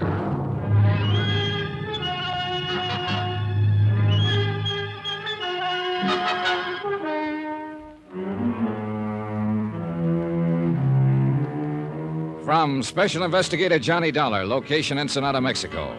To the Home Office, Union States Casualty Company, Hartford, Connecticut. Assignment, The Laughing Matter. Expense account continued. Item 5, $1.40. Taxi from the hotel in the village to the Commandancia of Police on Frente Avenue. I wanted a rundown of one of the maids at the hotel, a girl named Velena Morales. I'd seen her on the hotel terrace shortly after dark near Charlie Burton's room. Seen her arguing with some man who'd managed to slip away from me in the darkness. Captain Peral said he'd check with me later and politely avoided asking what it was all about. If he had, I couldn't have told him. The Charlie Burton comedy show was on location at Ensenada, Mexico, and Frank Maltz, the producer, had frantically phoned Hartford and claimed Burton's life had been threatened. Burton thought it was a practical joke. Maltz didn't know. Neither did I. But I was there to find out.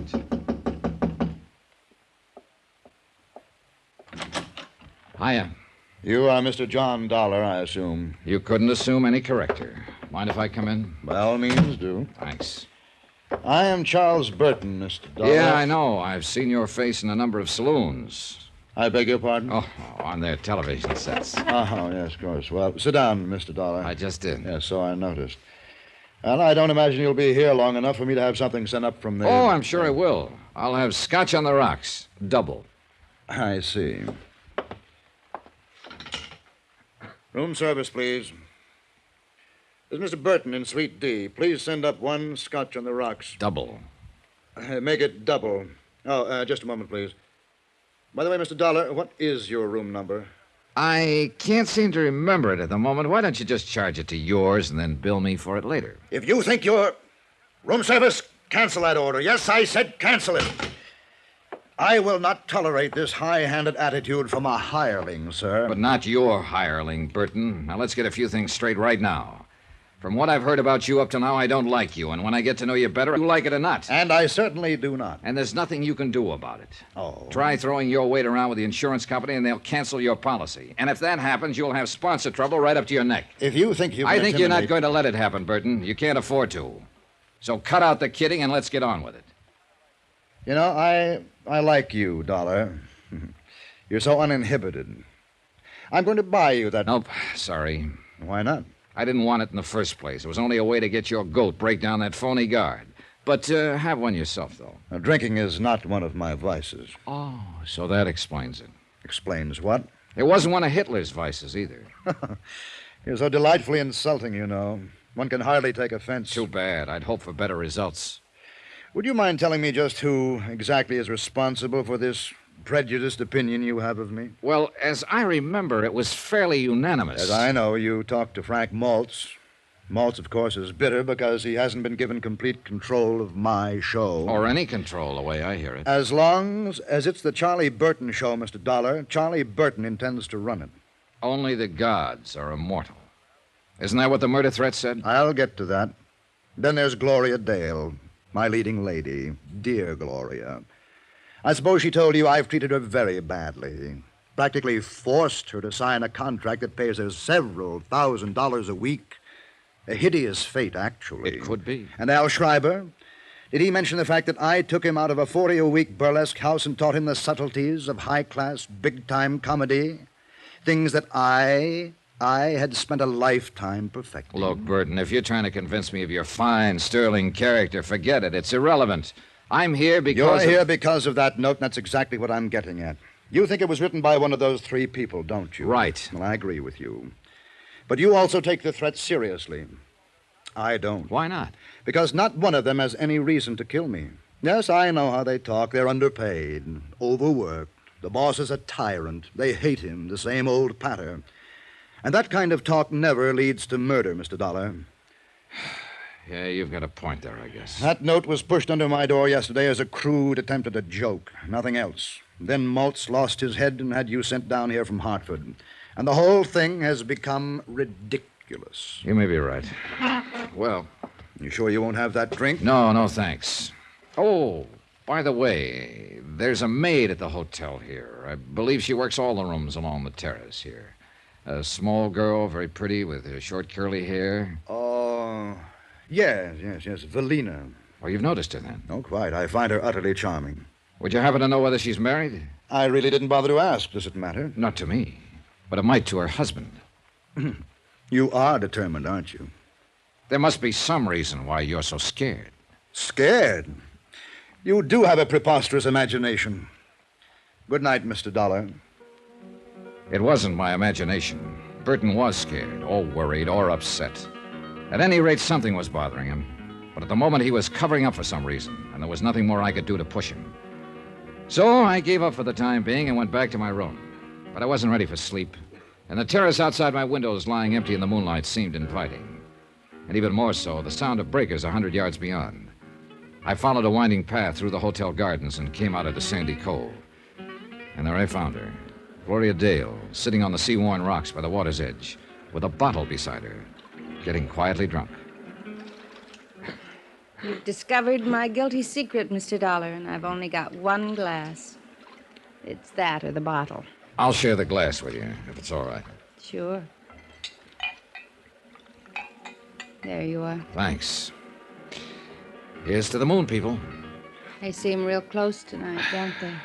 Yeah, they'll be dancing out there on the water by midnight. I think you're as crazy as I am. Crazier. You're not even in the same league. I'm glad you came. I go sort of nuts on moonlit nights by myself. Hey, what happened to Al? Weren't you two together? I sent him off to bed. He gets a little wearing sometimes. He's real gone on you, isn't he? I guess so. And you? He's a good guy. I like him a lot. He's fine, but... But no click, huh? No click. Here's to better clicks. Hey, easy, kid. You're drinking it straight, you know. Help yourself. What are you trying to do to yourself, Gloria? Learn to forget. Forget the emptiness, the hollowness. There's nothing in me anymore. Except the hate, of course. There's plenty of hate. For Charlie Burton? For Charlie Burton. Do you hate him enough to kill him? You've always got your eye on the ball, haven't you, Mr. Dollar? More or less. Would you like to tell me about this emptiness? No, I don't think so. All right. Why not, though?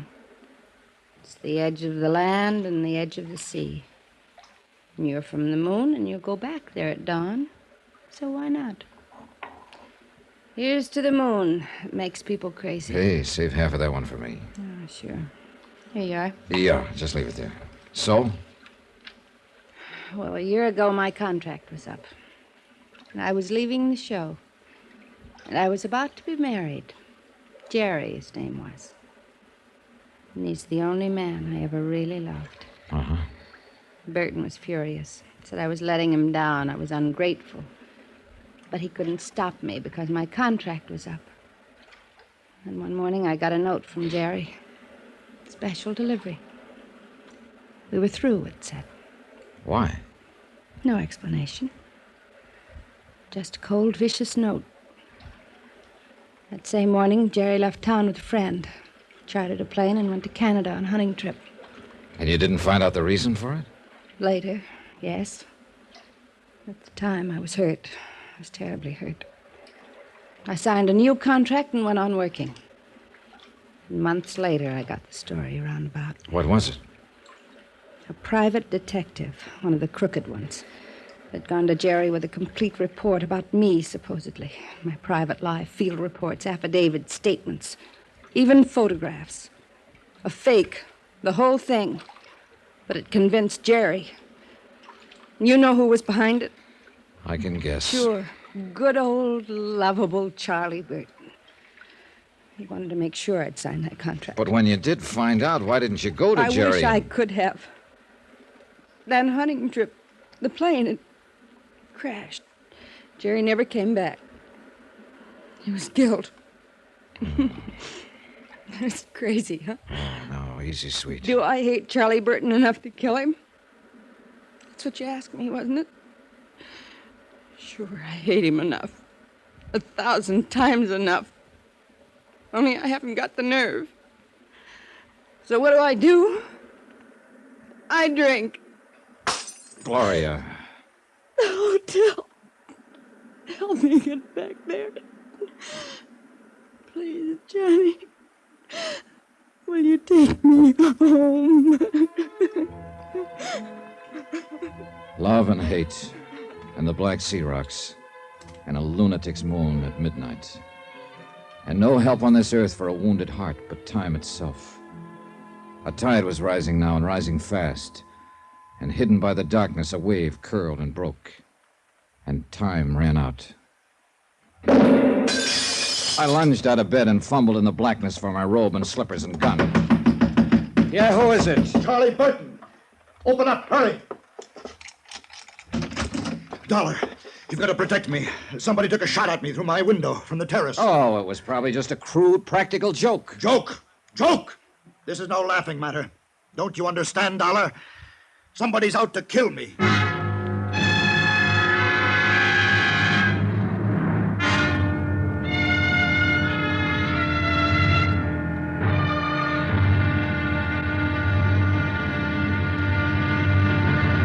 Now, here's our star to tell you about tomorrow's intriguing episode of this week's story. Tomorrow, a thickening web, clinging and sticky.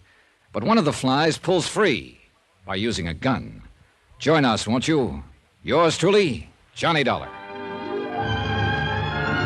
Yours truly, Johnny Dollar, starring Bob Bailey, is transcribed in Hollywood. Written by Les Crutchfield, it is produced and directed by Jack Johnstone. Be sure to join us tomorrow night, same time and station, for the next exciting episode of Yours truly, Johnny Dollar. Roy Rowan speaking.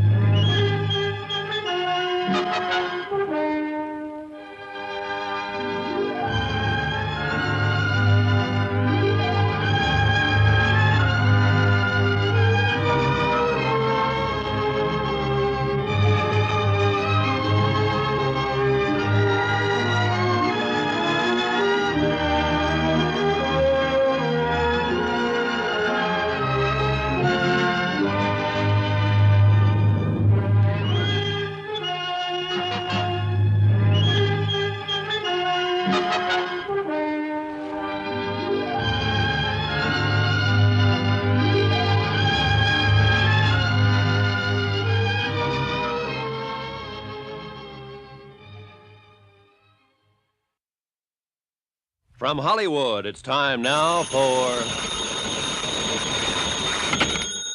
Johnny Dollar. Capitan de Vidro Paral, senor, of the Ensenada Police. Oh, hi, Peral. I tried to call you a few minutes ago. We've had a shooting out here at the hotel. And somebody, she's dead, No, senor? no, nobody's dead. The bullet missed. Somebody fired a shot from the terrace into one of the rooms. I am flush with the red light, senor. I make the siren. I'm come like the wind. Good. But will you do me one thing before you blow up a storm? Mande usted? There's a man missing from his room here, a friend of the man who was shot at. He must be around town somewhere. Pues sí.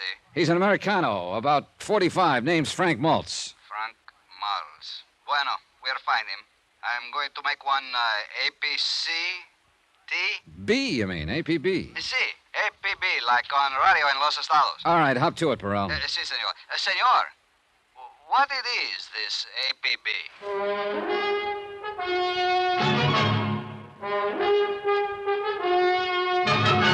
Tonight and every weekday night, Bob Bailey in the transcribed adventures of the man with the action-packed expense account, America's fabulous freelance insurance investigator. Yours truly, Johnny Dollar.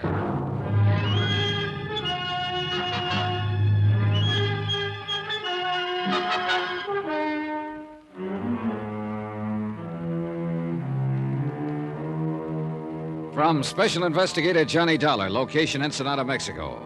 To the Home Office, Union States Casualty Company, Hartford, Connecticut.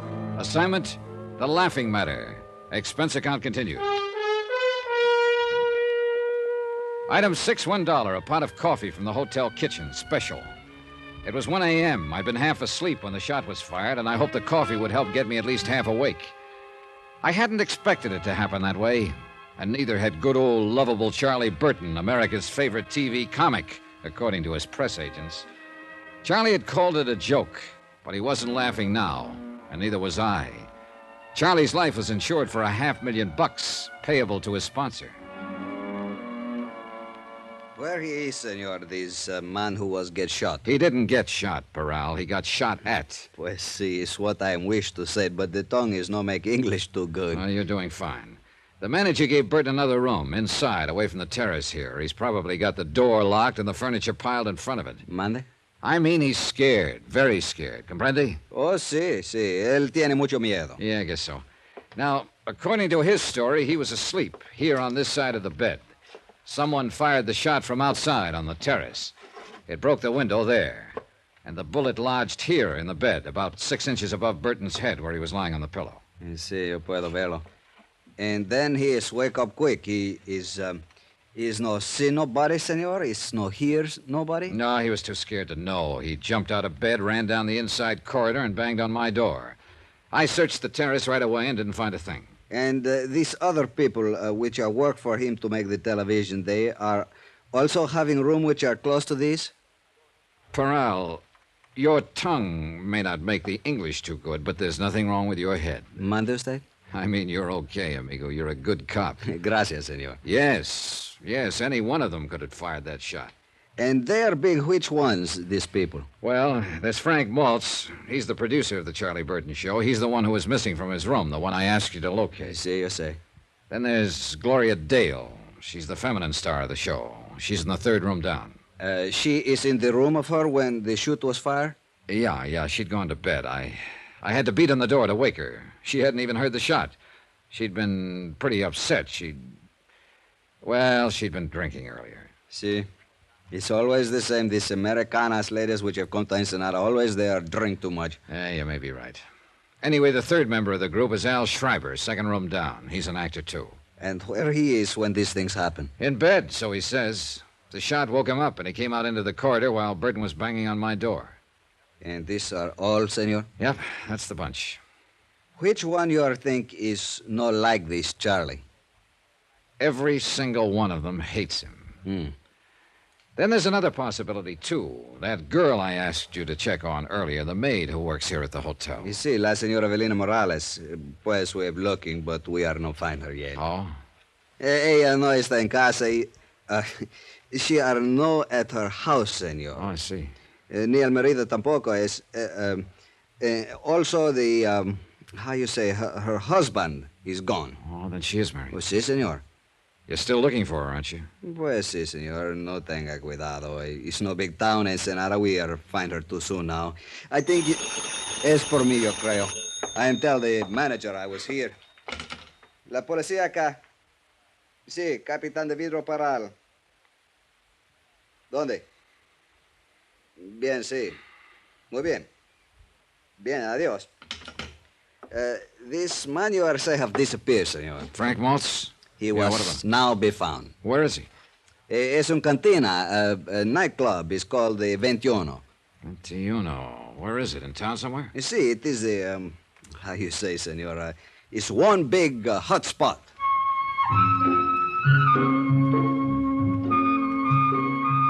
Item 7, $1, taxi into town. Peral stayed at the hotel to talk to Charlie Burton and the others. I thought it might do some good, at least by keeping them off balance. Regardless of his knowledge of English, Peral was a smart lad, and his eyes never missed a thing. The 21 may have been a hot spot earlier, but at this time of night it was almost deserted. There were a few weary B-girls drowsing at the bar, a scant handful of last-ditch patrons, and Frank Maltz, alone at a table, glowing with mellow geniality and bottled health. Well, now, another night owl with insomnia and a taste for dives. Pull up a chair, Johnny. Thanks. Been here long? Forever. Oh. At least for years and years. I am part of the place, my boy. These worm-eaten rafters, the crumbling walls, this musty aroma of ancient tequila that was spilt on these tiles long before you were even born. I see. You see, the place was built by the conquistadores, and I dropped in the very next day. I've been here ever since. Maltz, look, chum. Now, speak softly, softly, friend. This is hallowed ground. This is the meeting place. This is the crossroads, you see, for two separate worlds. The tourists come traipsing down from Beach Boulevard up there. They call it slumming. And the townsfolk come up from Gastelum and Balboa, and they all meet here. And they drink tequila, and then they dance the fandango. Hey, amigo, how about playing a fandango? No, he can't hear you, because he is dead. We are all dead here, Johnny. You know something, Maltz? You're not nearly as plastered as you're pretending to be. I know that, Johnny. Have you been here all evening? Here in the 21? How do you like that name, 21? It means a 21, you know. Yeah, I know. Have you been here in the 21 all evening? Oh, no. I've been in all of them. I just ended up here. Ever see a better place to end up, Johnny? Where were you around 12:40 tonight? What? What are you driving at? Somebody took a shot at Charlie Burton tonight. Ooh, I got my fingers crossed, did they? No, they didn't hit him. Well, maybe they'll have another chance. Not if I can prevent it. Now, that's why you were checking times on me, huh? You think I maybe made a clay pigeon out of that rat. Did you?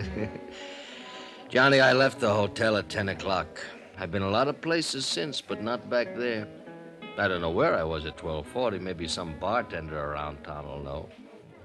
I have seen them all tonight, one time or another. This lush stuff seems to be a habit with all of you, including Gloria. Well, stick around Burton a month. You'll know why. So, why do you stick around him? Me, personally, there's a couple of reasons, I guess. I'm trying to help somebody else, for one thing. Well, myself at the same time, of course. Meaning? Al Schreiber. The kid is great, Johnny. He really is. And it'll be his show next year, if we can hang on. And for the same sponsor. With you producing? Well, that's right. They're fed up with Charlie Burton, and they've got reason to be. He's a phony name, Johnny, nothing else. It's a fake. It's a build-up. They got to spend more on press relations now than it costs to produce the show. Then with Charlie out of it, you and Al would be in. Is that the way it stacks up? That's right. You said you had a couple of reasons for staying on. Now, forget it. The second one is not important. It's a sob story. Well, it won't be the first one I've heard tonight. I'm married, you see, Johnny. 23 years now. And for the last 8, my wife has been completely paralyzed, utterly helpless. She's in a sanitarium upstate. She has to have special care, special treatments, and it costs $350 a week, 52 weeks a year. So I stay on with Burton, and I go on hating him. And whenever the hate gets too bad, I go up and see her. Well, she doesn't know me. She doesn't know anyone. She just lies there and breathes. But I look at her. And I remember how she was. And how I loved her. And I still love her, Johnny. So that's the way it is. I left him there in the cantina with his love and his hate and walked out into the street, empty and silent under the wheeling stars in the soft, dark night. A lone dog sidled past, gray and gaunt, intent on some mission of his own, and faded into the shadows. And the town slept, its own loves and hates put aside until morning. Quiet town. Then the emptiness was filled with sound, and a flashing red light slashed the darkness. Parral of the Ensenada Police. He said the maid from the hotel, Valena Morales, had come home. One of his sergeants was waiting there with her.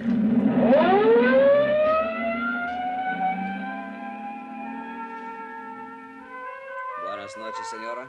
Buenas noches. The tiny room was lit by a flickering oil lamp, and a candle burned beneath a crucifix on the wall above the bed. Cement floor and adobe walls, bare and clean, like the cell of a nun in a convent. ¿Y su hombre? ¿En dónde está él? Yo no sé. She was young, ¿Qué le pretty, importa? and at the moment very frightened. ¿Tú más temprano? En la casa de una amiga. ¿Por qué me preguntas? Espérate, señora. Hace poco un trato a matarle a un señor. Allá en el Hotel Balboa. ¿Qué dices? ¿Cuál señor? Un americano. El señor Carlos Burton. Ay, de mí. ¿Qué tengo yo que hacer? She talked, Ya no hay half remedio. crying, and ¿Quién Parral sabe qué vamos a translated. hacer ahorita? Charlie Burton, Y ahora no old, hay lovable remedio. Charlie, had been bothering her, annoying her at the hotel. Que él no más hablaba, She tried to que no avoid him, creía que but ella had made the podía mistake of ser telling her tan husband. duro. He'd been furious and had come to the hotel earlier in the evening. That's when I'd seen the two of them arguing on the terrace. She hadn't seen him since. So, Senor Dollar, what is it you think? I think you'd better find a husband, and find him quick.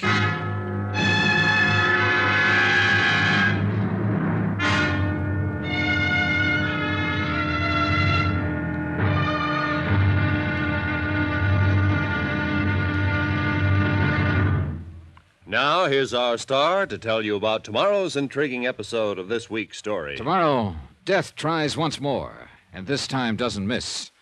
But death, you know, is blind. Join us, won't you? Yours truly, Johnny Dollar.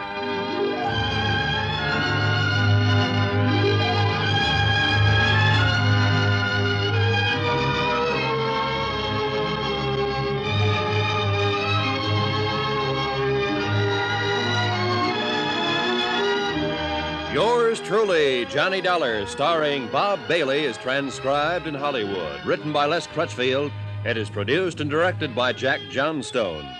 Be sure to join us tomorrow night, same time and station, for the next exciting episode of Yours Truly, Johnny Dollar. Roy Rowan speaking.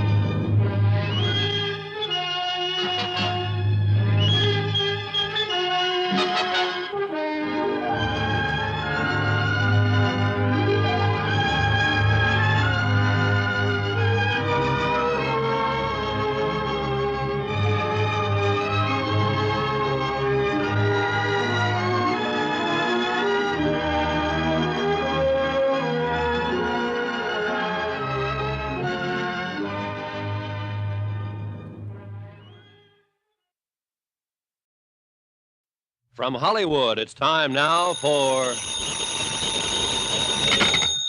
Johnny Dollar. This is Charlie Burton speaking. Oh, morning, Burton. So you're still alive, huh? If that was an attempt at humor, it was entirely out of place. Well, it's early yet. I'm the comedian, and I'll make the jokes. Your job is to protect my life. Don't tell me you've been shot at again. This time of morning? Boy, whoever it is really must hate you, Burton. Dollar, so help me. So help you nothing. You may be good old lovable Charlie to 40 million television viewers, but to me you're just a pain in the neck. I'll remind you, To my clients, you're worth $500,000 because he was fool enough to write an insurance policy on your life, but not to me. My price on you is a fast 3 cents, give or take a couple. My life has been threatened. Sure, and that's why I'm here. But yesterday, when I tried to get you to cooperate, you called it a practical joke. Well, I'm not calling it that now. No, because somebody tossed a bullet at you last night and scared the living pants off of you. Well, call Captain Peral of the Ensenada Police. Mr. Dollar. Look, I need another hour's sleep, so don't phone my room again before 9 o'clock. Goodbye.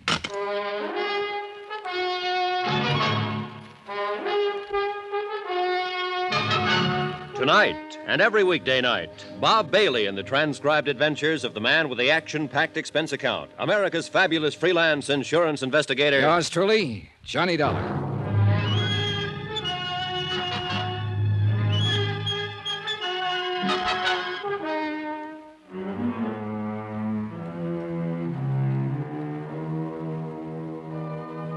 From Special Investigator Johnny Dollar, location Ensenada, Mexico.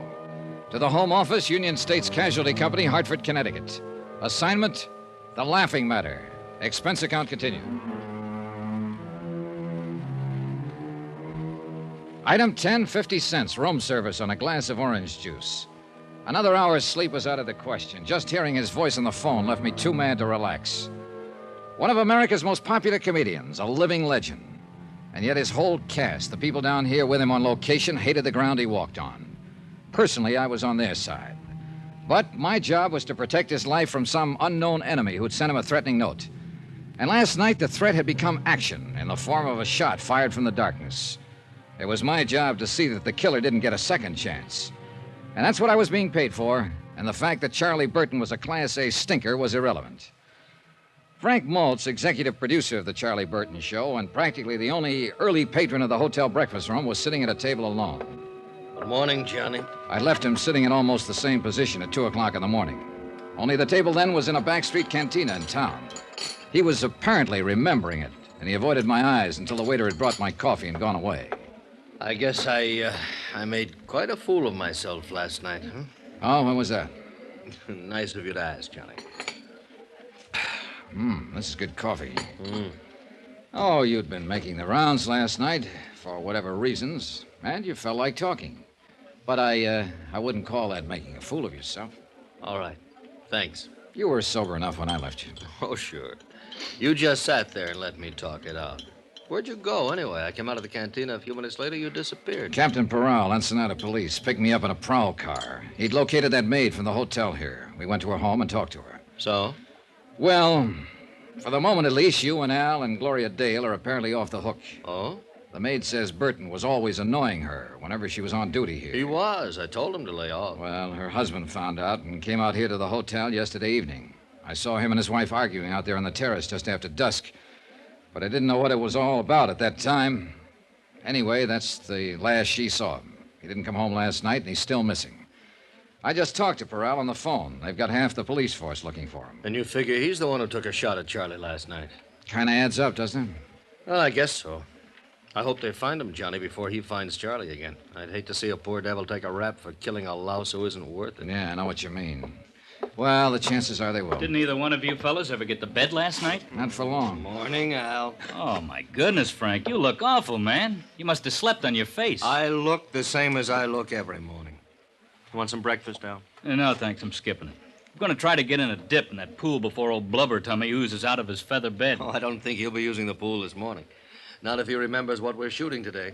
It's that castaway sequence, isn't it? Yeah, we'll get that first. But later this afternoon, if the light on the water is okay, I want to get those shots of him swimming ashore. Good. Keep him on retakes till he gets waterlogged. It's kind of a slapstick desert island thing, Johnny. Oh? Yeah. You see, Charlie and I are supposed to have been on this yacht, and it sank. And I just disappear. But there's some stock shots of Charlie swimming like crazy and a stock shot of a deserted South Sea island. And finally, Charlie comes crawling up onto the beach. That's the sequence we're going to shoot this morning. I see. He's pooped. He's dying, you know. Then I step out from behind a bush, and I'm wearing a full-dress suit, white tie and tails. He thinks he's crazy or something. It starts building from there, then, Johnny. Yeah, I get the idea. He's thirsty, see? So I reach under my coat and bring out a soft drink, an ice-cold bottle. And I open it and give it to him. It says Cott Quality Beverages on the bottle, C-O-T-T. Yeah. So Charlie asks, is it any good? And I say, it's Cott, man. And he says, so what? And I say, so it's Cott to be good.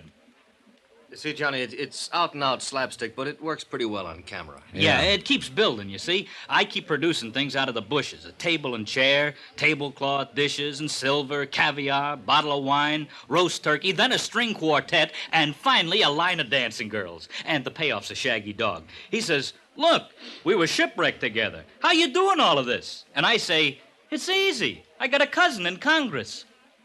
It's a lot better on film, Johnny. A lot better than it sounds, stripped down this way. Yeah, well, I'm not exactly a fan of Burton's. Oh, he's got some good stuff in this one, Mr. Dollar. In fact, he's got all the good stuff. Only thing I'm in there for is to feed him the lines. As usual, of course. If I ever get a decent role in his show, I'll drop dead. Oh, really? Attention! That's not funny, Al. At ease. I said it's not funny. You thought it was when you did it on the show last month. May I remind you that your services can be easily dispensed with? Good. Fire me. Al.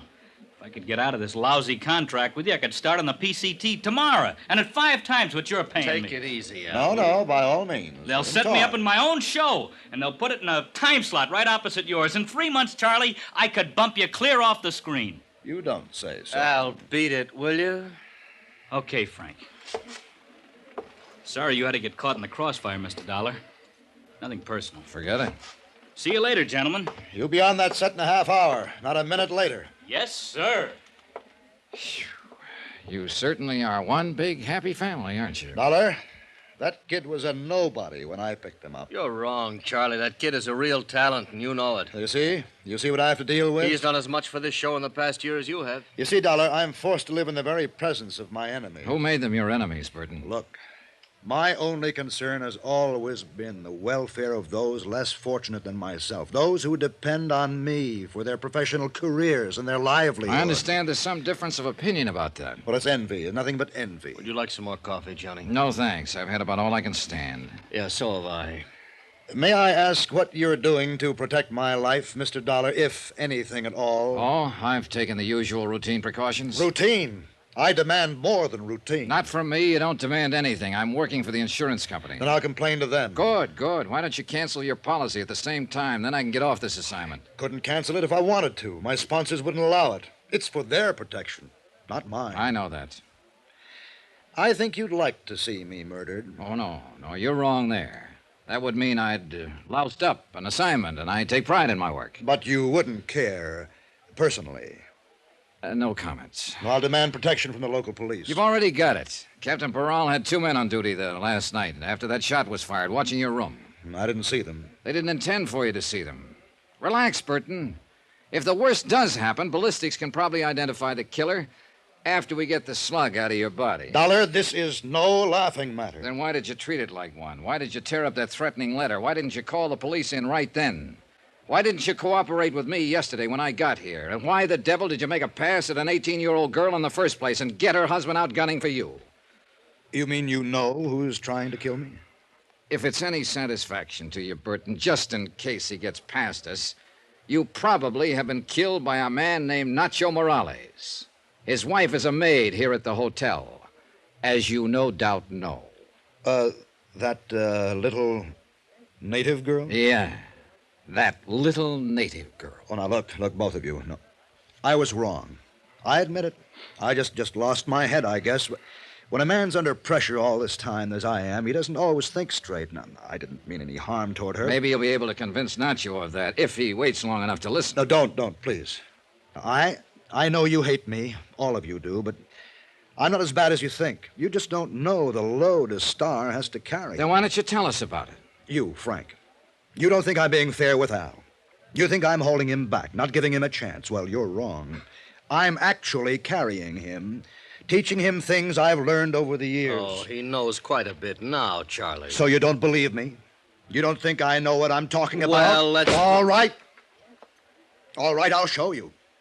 Al said he was written down in today's sequence. He said that I had the great role. You heard him say it. Well, yes, Then Charlie, let him have it.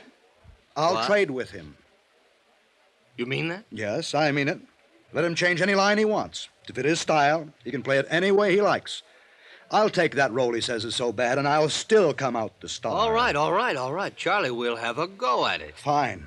I'll see you on the set unless somebody manages to kill me first. Good morning, gentlemen. Oh, I never thought I'd live to see the day. Yeah, that shot last night must have really shaken him up. Oh, that kid will make him look sick, Johnny. He doesn't know what he's in for. Well, there's one way to find out. Oh, wait a minute, Johnny. I've been thinking about something you said. Oh? That maid, Morales' wife, does she speak English? Nope, just Spanish. Well, what about her husband? Same deal, only Spanish. Well, but the note, Johnny, the murder threat Charlie got, that was written in English. Yeah, I know. The South Sea Island set was built on the beach at the far end of the bay. The technicians and the rest of the cast were already there when Maltz and I arrived, and they started shooting 15 minutes later. Gloria Dale wasn't in the sequence, so she slept in at the hotel. Some of Captain Peral's men were on hand, on the lookout for Nacho Morales, but he didn't show. By 3 in the afternoon, they were nearly finished. They'd shot the last scene once, but Maltz decided on a retake. So Hal sat down again at the fully laid table on the beach, and they started to roll. He poured himself another glass of colored water from the prop wine bottle and began to carve the roast turkey while he exchanged lines with Burton. Then suddenly Al missed a cue, faltered on a line, and Maltz cut the cameras. Al pushed back from the table, stood up slowly, then staggered and fell. I rushed toward him, pushed through the crowd that was gathering, and kneeled down beside him. But he was already dead.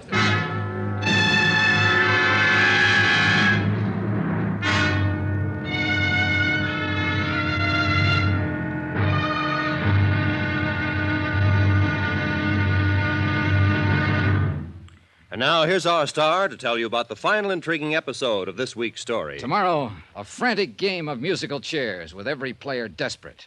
Because the loser in this game gets the electric chair. Join us, won't you? Yours truly, Johnny Dollar.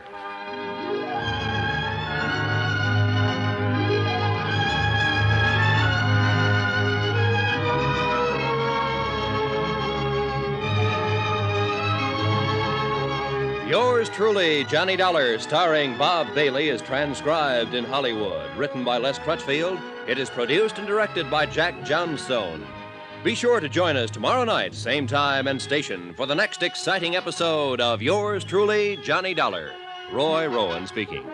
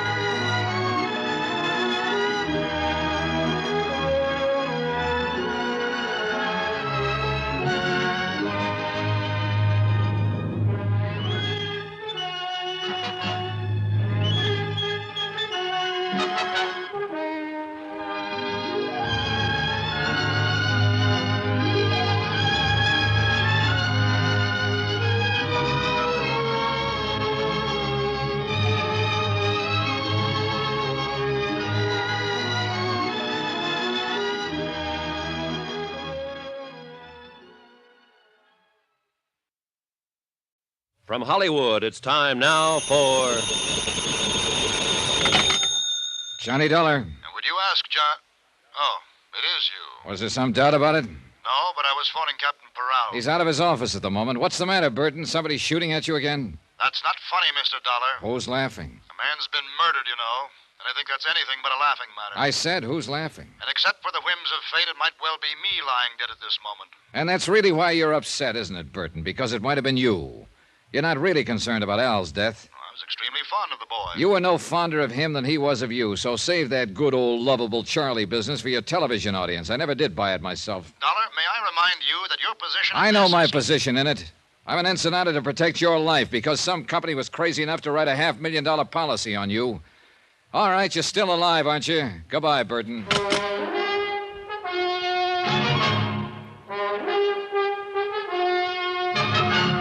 Tonight and every weekday night, Bob Bailey in the transcribed adventures of the man with the action-packed expense account, America's fabulous freelance insurance investigator. Yours truly, Johnny Dollar.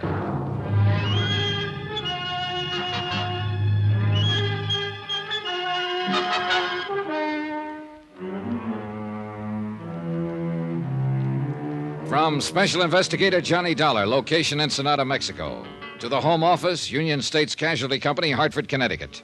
Assignment, The Laughing Matter. Expense account, final page. Item 12, 50 cents, 2 bottles of beer, one for myself and one for Capitan Peral. We sat in his office in the Comandancia de Police and drank them slowly and watched the sun sink behind the headlands across the bay. And we waited. The daytime heat reluctantly loosened its grip, and the town, pushing off the lethargy of afternoon, stirred to the quickened pace of evening. A sprinkling truck passed slowly, sweeping the dusty, rutted street with a spurting broom of water. Gleeful kids ran out behind it and splashed in the puddles, squealing happily. Spanish squeals they were. The Comandancia off the tourist beat, and all the while, somewhere back inside the building, an autopsy surgeon worked on a corpse.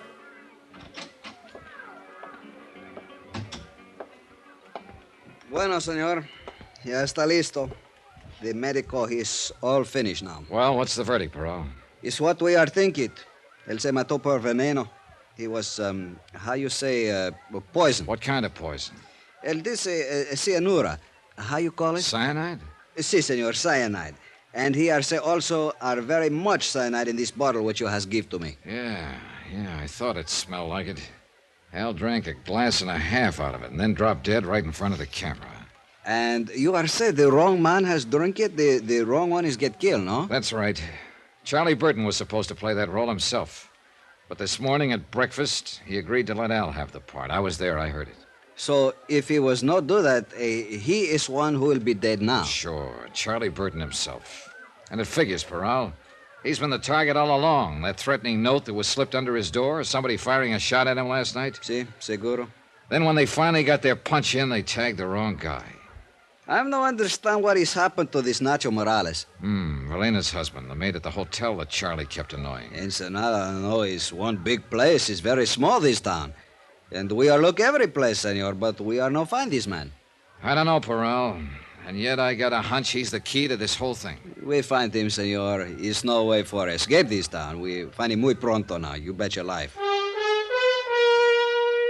Item 13, $1.40. Taxi back to the hotel. Lights were coming on. A cool breeze was starting to blow in off the Pacific, and the whole town was brightening up to the challenge of the night. But not me. Technically, of course, the job I'd been sent here to do was still under control.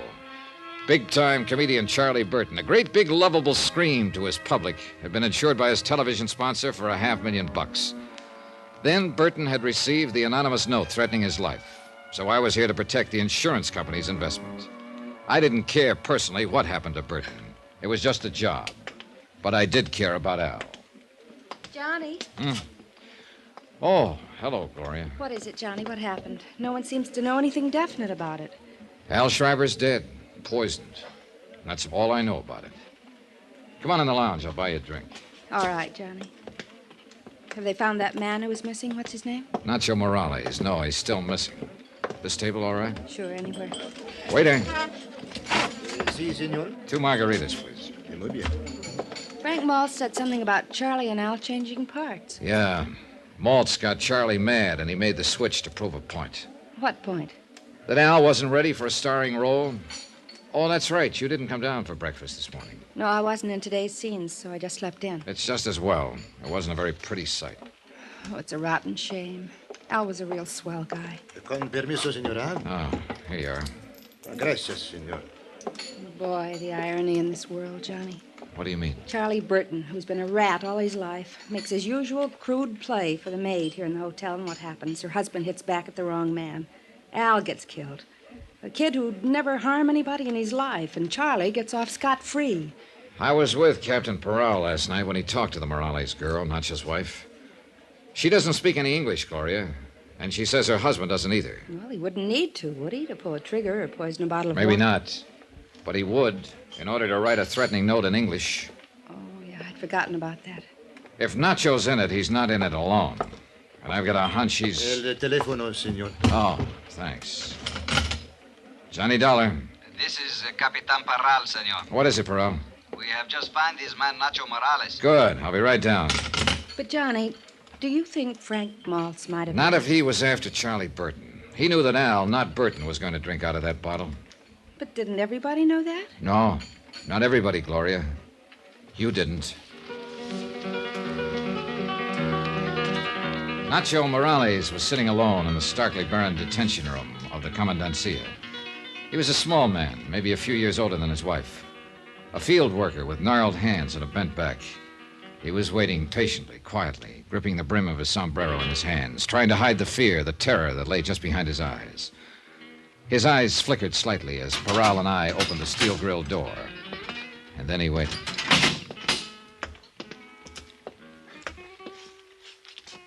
Buenos días, hombre. Buenos días, capitán.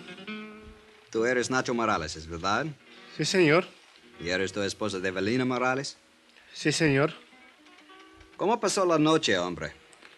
Pues, Blocked regular, off by the señor. barrier of language, I Regular. watched while Peral ¿Dónde estabas questioned, anoche? stopping now and then to translate. En la barca de pescar. Then de un Peral amigo. asked the question that started the avalanche. Es la pura verdad, señor. Dígame una cosa. ¿Por qué tú trataste de matar al señor anoche? Why did you try to kill that man last night? No, capitán, es mentira decirlo. Yo no traté de matar a nadie. No es In cierto answer to lo que Peral's usted accusation, puede Nacho's decir. story poured out in a flood of Spanish. And as I stood there listening to it translated, I began to feel sick inside. I'd been blind. All the facts were there, all the evidence, and I'd still failed to spot the play. Nacho's story was the key. It fit, and I knew he was telling the truth. He'd been hiding out on a friend's fishing boat since the night before. He knew he'd be accused. Because he had been at the hotel when the shot was fired through Burton's window. He was hiding in the shrubbery by the terrace, and he'd seen the whole thing. The shot had been fired by Charlie Burton himself.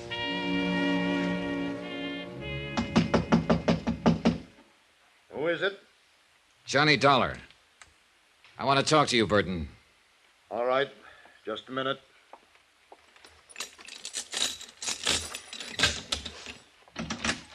What is it, Dollar? Have they caught that killer yet?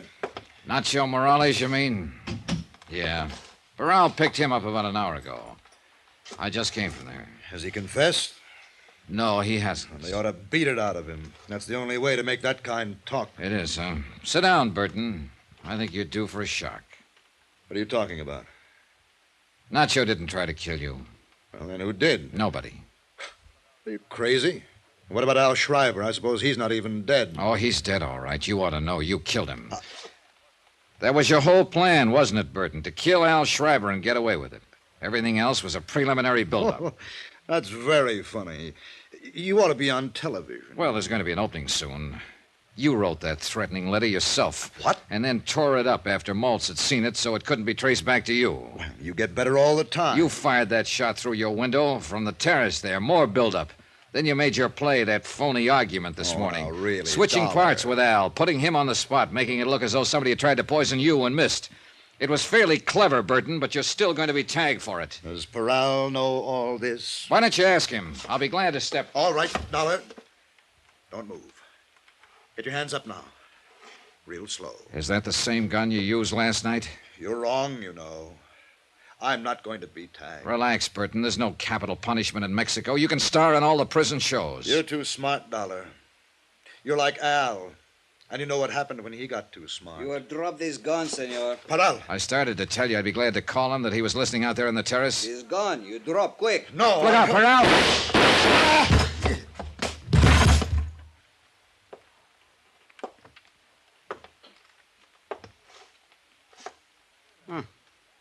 Mira, senor. I am not shoot too bad, I think. No. No, not bad at all, Paral. Well, he asked for it. I am see he is go to pull his trigger, so I are to shoot much fast. Bam, bam, bam. I'm tell you, he's look very surprised, senor. Yeah. It's too bad he couldn't have seen the look on his face. A comedian would have really appreciated it. Why, he'd have died laughing.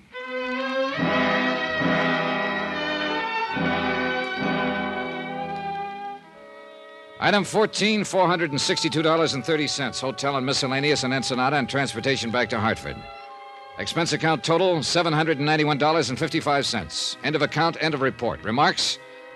Ray policy on the life of Charles Z. Burton, deceased. Refer clause 34, subparagraph C, quote. If the insured dies while committing a felony, this policy is null and void, unquote. The Superior Court of Baja California rules that Burton was shot while resisting arrest and committing an assault with a deadly weapon. So you can keep your $500,000. Yours truly, Johnny Dollar.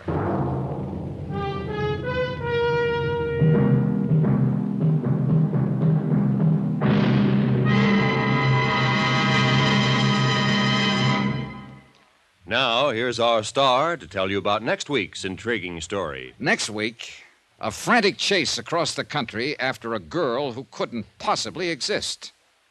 Then suddenly turned up. Join us, won't you? Yours truly, Johnny Dollar.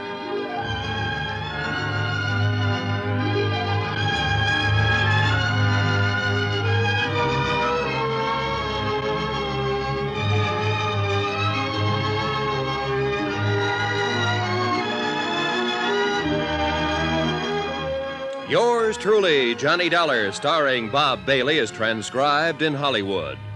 Written by Les Crutchfield, it is produced and directed by Jack Johnstone.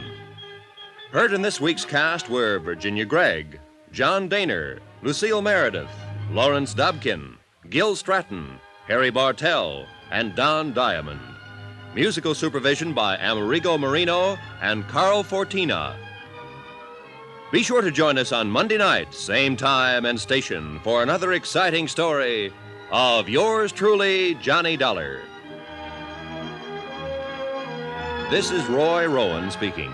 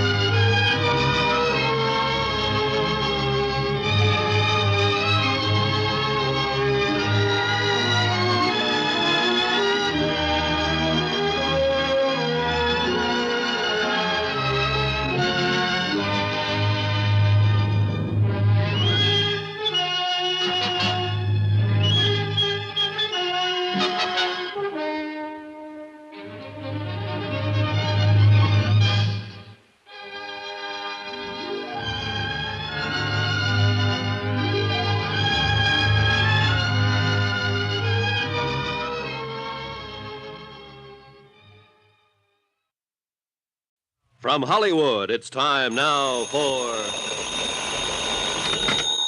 Johnny Dollar. This is Morton Scottman, Mr. Dollar, at Eastern Liability and Trust. Oh, yes, sir. Got your message. I was just about to call you back, Mr. Scottman. Would it be possible for you to drop in and see me today? I think so. Say in an hour. That would be excellent. What's it about, Mr. Scottman? David Perling. Perling. I understand he was killed in a boating accident a couple of days ago. Read something about it in the papers. To borrow a phrase, Mr. Dollar, that report was somewhat exaggerated. Mr. Perling is still very much alive.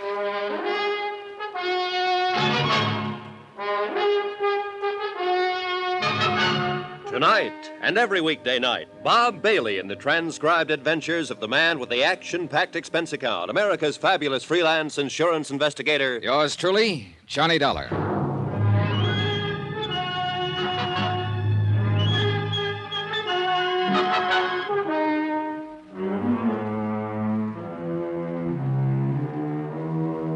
Expense account submitted by Special Investigator Johnny Dollar to the Eastern Liability and Trust Company, Hartford, Connecticut. The following is an accounting of expenditures during my investigation of the Perling matter. Mr. Scottman, you're a pretty good guy, and I'll say this right at the top, since you were the one who called me in. You're reading about the Perling matter in your newspaper right now, but they haven't got the story right. None of them will ever have it quite right. Just remember that as you go through your newspaper in this report, Mr. Scottman. You looked pretty worried when I met you that afternoon about 5 o'clock, and you led me into the top drawer offices of Eastern Liability and Trust. I tagged you as a meticulous sort of man who knew when his laundry was coming back. I wasn't a bit surprised to learn that you were vice president and chairman of the board. Why don't you sit down there, Mr. Dollar? It's the best chair in the place. Thanks. Cigar? Cigarette? No, I have these, thanks. Lighter right there to your right. Thanks. Yes, Mr. Scottman? You can run along for tonight, Evelyn. No more to do. Thank you, sir. Good night. Good night, Evelyn. I understand you've handled several matters for our company, Mr. Dollar. Yes, sir. I was just going over it in my mind. I believe the last one was the San Antonio case. Yes, Mark San Antonio. Yes. You handled that very well, Mr. Dollar. I want you to know I appreciate your reputation in the field. Nice of you to mention it. I'm curious, Mr. Scottman. I rarely work directly with an insurance company. Usually I'm hired by the adjusting agency. And let's say this is a little idea on my own. Only one person knows about it so far. You will be the second. Board of directors might not exactly prove what I'm about to propose, but I feel some action should be taken. I have some good whiskey in that cabinet. No, thanks. Not now. Yes. Well, this case involves David Perling, who, despite what the newspapers reported yesterday, is still very much alive. You say you saw the item in the papers? Yes, something about him being killed in a boating accident in Florida, I think. The story was erroneous. It'll be retracted. Oh? Fact of the matter is, Mr. Perling was already on his way back to New York, safe and sound when that report came out. The boat that he'd been fishing from did have a boiler explosion, but no one was killed. Well, these things sometimes happen, I guess. Oh, sure they do. However, it was printed all over the country. As you know, David Perling is highly regarded in financial circles. And that is the reason I asked you to come in and talk to me. Did you see the stock exchange figures yesterday?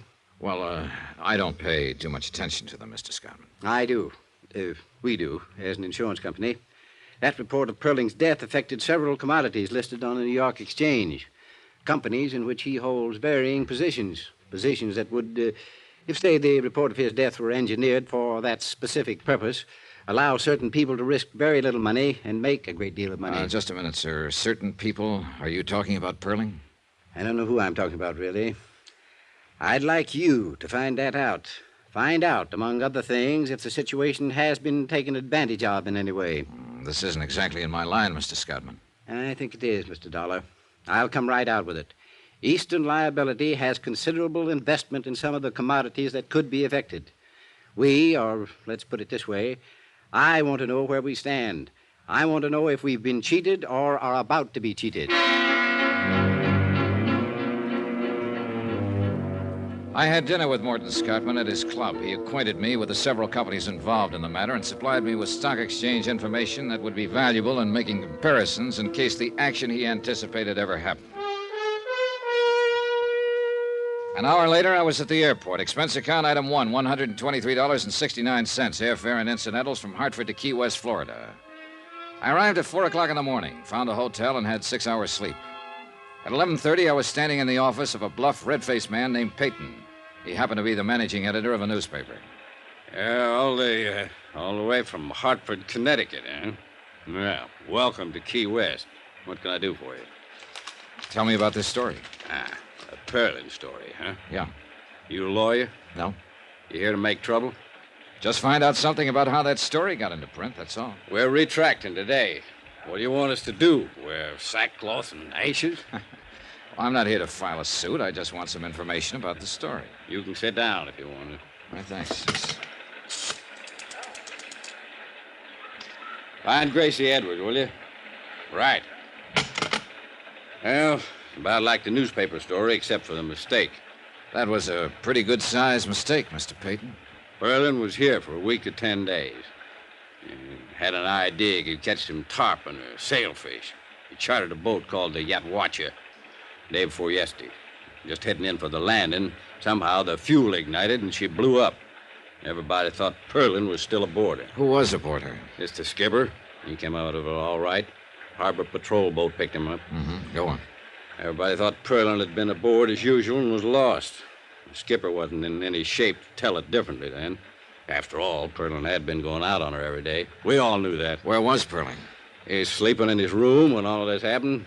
Got up about 3 o'clock, checked out, took the train back to New York. Story come out in the evening edition.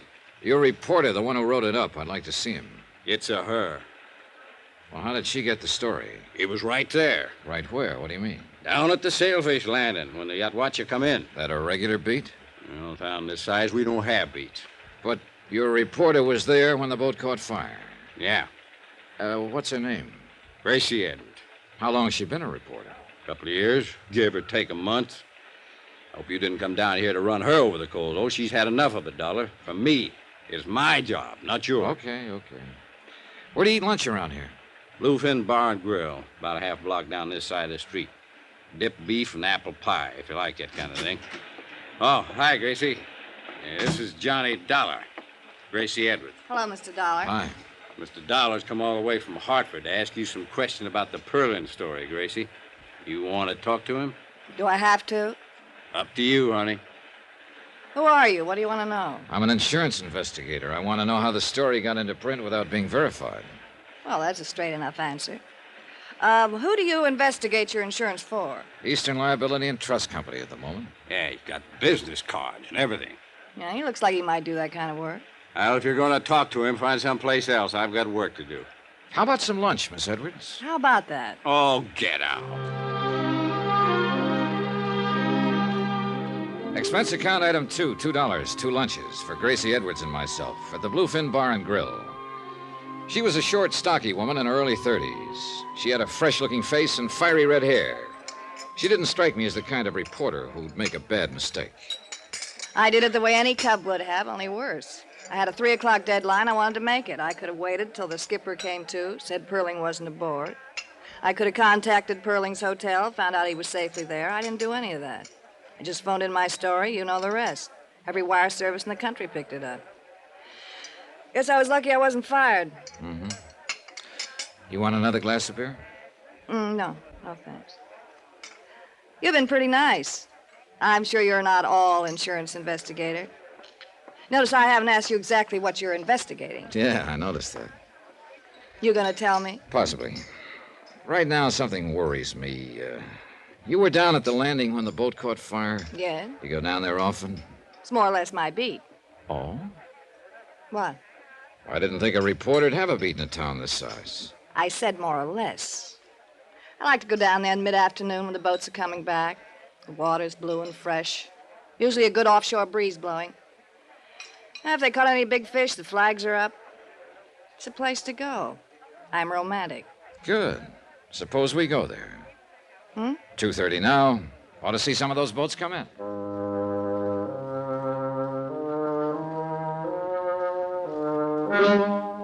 Expense account item 3, $1, 1 cab, transporting myself and Gracie Edwards, reporter, to Sailfish Landing, or as near as we could get. The last 500 yards, we had to walk on the planking between the slips. Now, tell me, where was the Yatwacha when she blew up? Over there. About there. Uh-huh. Where were you? Right here. I was sitting right there. Looking out to sea? Uh-huh. How long had you been here? Oh, an hour or so. That was day before yesterday? Yeah. She blew up there. You phoned in your story before 3 o'clock? Yeah, right before 3. Where's the Yatwacha now? They raised her this morning, towed her over the repair docks. That's around the point. That's kind of funny. What's funny? Well, I guess I didn't hear it right. You saw her get in trouble. You were right here. Then you went and phoned in your story. That's right. Where'd you phone it in? What? Last phone I saw was at the tavern before we came on the docks. High heels running over these slips. Take quite a while to get to it. I used a phone in town. How'd you get there? Cab. You had one waiting? Look, suppose I did. Suppose you didn't, Miss Edwards. Suppose you weren't even here. If you were, where's the sunburn? Every redhead on Earth burns up in an hour when the sun's like this, unless you're an exception. I don't think I like this. I don't like it much myself. But I have to find out something. I'd like to find out from you. I hope I can. If I can't, I'll have to find out from someone else. Maybe the man who owned the boat, the man who ran it, someone around here. I'm going. Wait a minute. I'm not just throwing words around. The boat was probably insured, and it'll probably have a claim on it, and I'll probably know the adjuster who was sent to work the claim. I'll talk to him and tell him what I'm thinking. I'll find out about this one way or another, Miss Edwards. But I think you can help me. Now, you're a good reporter. You would have waited to see if Perling was aboard. You would have checked his hotel. You would have, in spite of a 3 o'clock deadline, you would have made sure he was or wasn't aboard that boat. All right, Miss Edwards.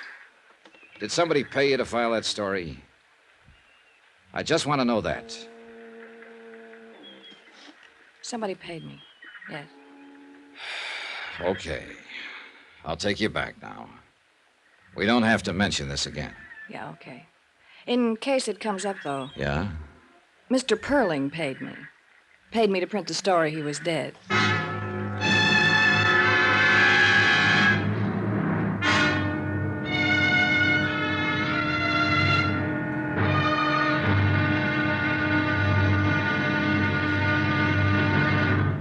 Now, here's our star to tell you about tomorrow's intriguing episode of this week's story. Tomorrow, the affairs of Wall Street follow the current trend in cheating and mayhem.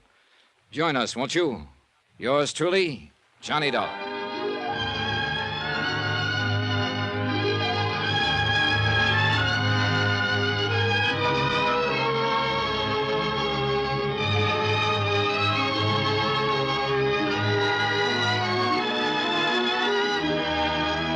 Yours truly, Johnny Dollar, starring Bob Bailey, is transcribed in Hollywood. Written by John Dawson, it is produced and directed by Jack Johnstone.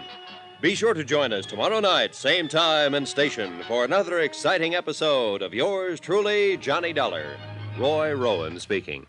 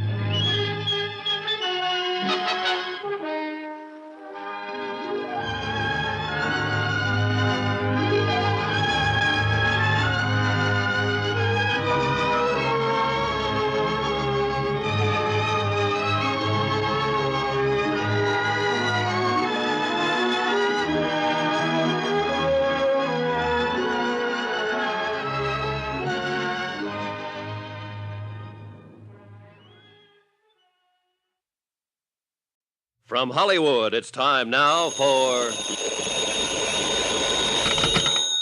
Johnny Dollar. Ready with your call to Hartford. Hello? Hello, Mr. Scottman. Johnny Dollar. Hope I didn't get you up. No. I've been very anxious to hear from you. Well, I thought I'd better call, Mr. Scottman. I just found out that David Perling paid a reporter here in Key West to print that story about his death. I see. I can be in New York at 7 tomorrow morning. Could you meet me there sometime? I can meet you at Idlewild. My plane comes in at 7:20.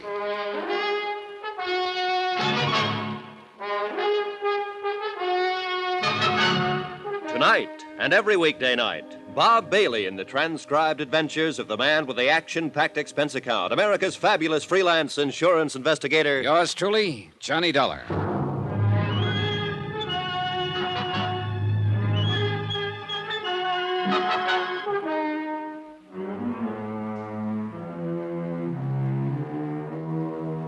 From Special Investigator Johnny Dollar to the Eastern Liability and Trust Company, Hartford, Connecticut. The following is an accounting of expenditures during my investigation of the Perling matter.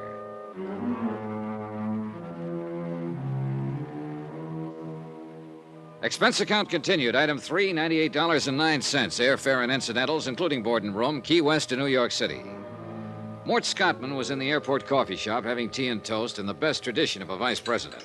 He looked shaved, rested, and fresh. Would you like some breakfast, Mr. Dollar? Just coffee for now, thanks. Cup of coffee, please. Well, we seem to have made nice connections. Not 7:30 yet. Yeah. Mr. Scottman, the reporter in Key West who printed that story about David Perling was paid $100 in cash to do it. Perling paid her to file an erroneous story that he had been killed in a boating accident. You said cash? Yeah, that's right, cash. No check. No way to prove it one way or another. Just the reporter's word. And she said she'd deny it if anybody else asked her. Disclaim the whole thing. Well, where does that put us? Well, look, Perling had to pay somebody to fire that boat. Probably the skipper, I don't know. But it's an angle if you're thinking about legal lines. It's very good. Of course, the boat would demand explanation. Well, let's let it go for the moment. I noticed a retraction disclaiming the story of Perling's death is in every paper this morning. It was in all of last night's papers, too. Now, if the story could affect the stock market, when would it show up? Today, at the latest. There was no action yesterday? Not on the exchange, no. How do you feel about this whole thing now?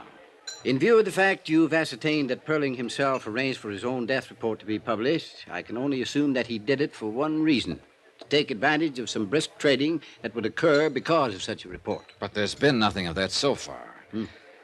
Tell me, Mr. Scottman, in the event this does happen, what would you do? I don't know exactly. Possibly report the matter to the exchange and see if Perling could be prosecuted for manipulation. Well, let's go over there and see what's what. Item 4, $5. Cab fare for myself and Morton Scottman to Wall Street and the New York Stock Exchange. Since I didn't understand too much about the board, I simply sat and kept an eye on Scottman. The pinstripe suit, the Homburg, the tie, the shirt, the glasses. Somehow he tickled me. I was beginning to like the guy. About 15 minutes before the place closed, he cleared his throat and touched my arm. I suspicioned wrong, Mr. Dollar. There's been no manipulation on the exchange. I thought certainly if there had been any, it would appear in that Alabama company. I was wrong, and I apologize for taking up your time. You're paying for it. Besides, I'm glad you did. Shall we go? Yeah. Where? Well, we know he didn't have the story printed to cheat on the market, but we still have the same old question. What's that? Why did Perling pay that reporter to say he was dead? The reporter lied to you. You've been lied to before, I'm sure. Oh, sure, and by experts. But she wasn't a good one, not even halfway good. So I still believe her story. You believe that board up there? I believe that, too. Well, then? Perling had a reason for getting such a story printed. I want to find out about it.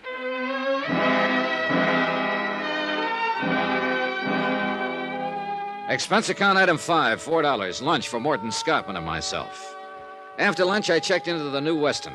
Item 6, $50 deposit, car rental.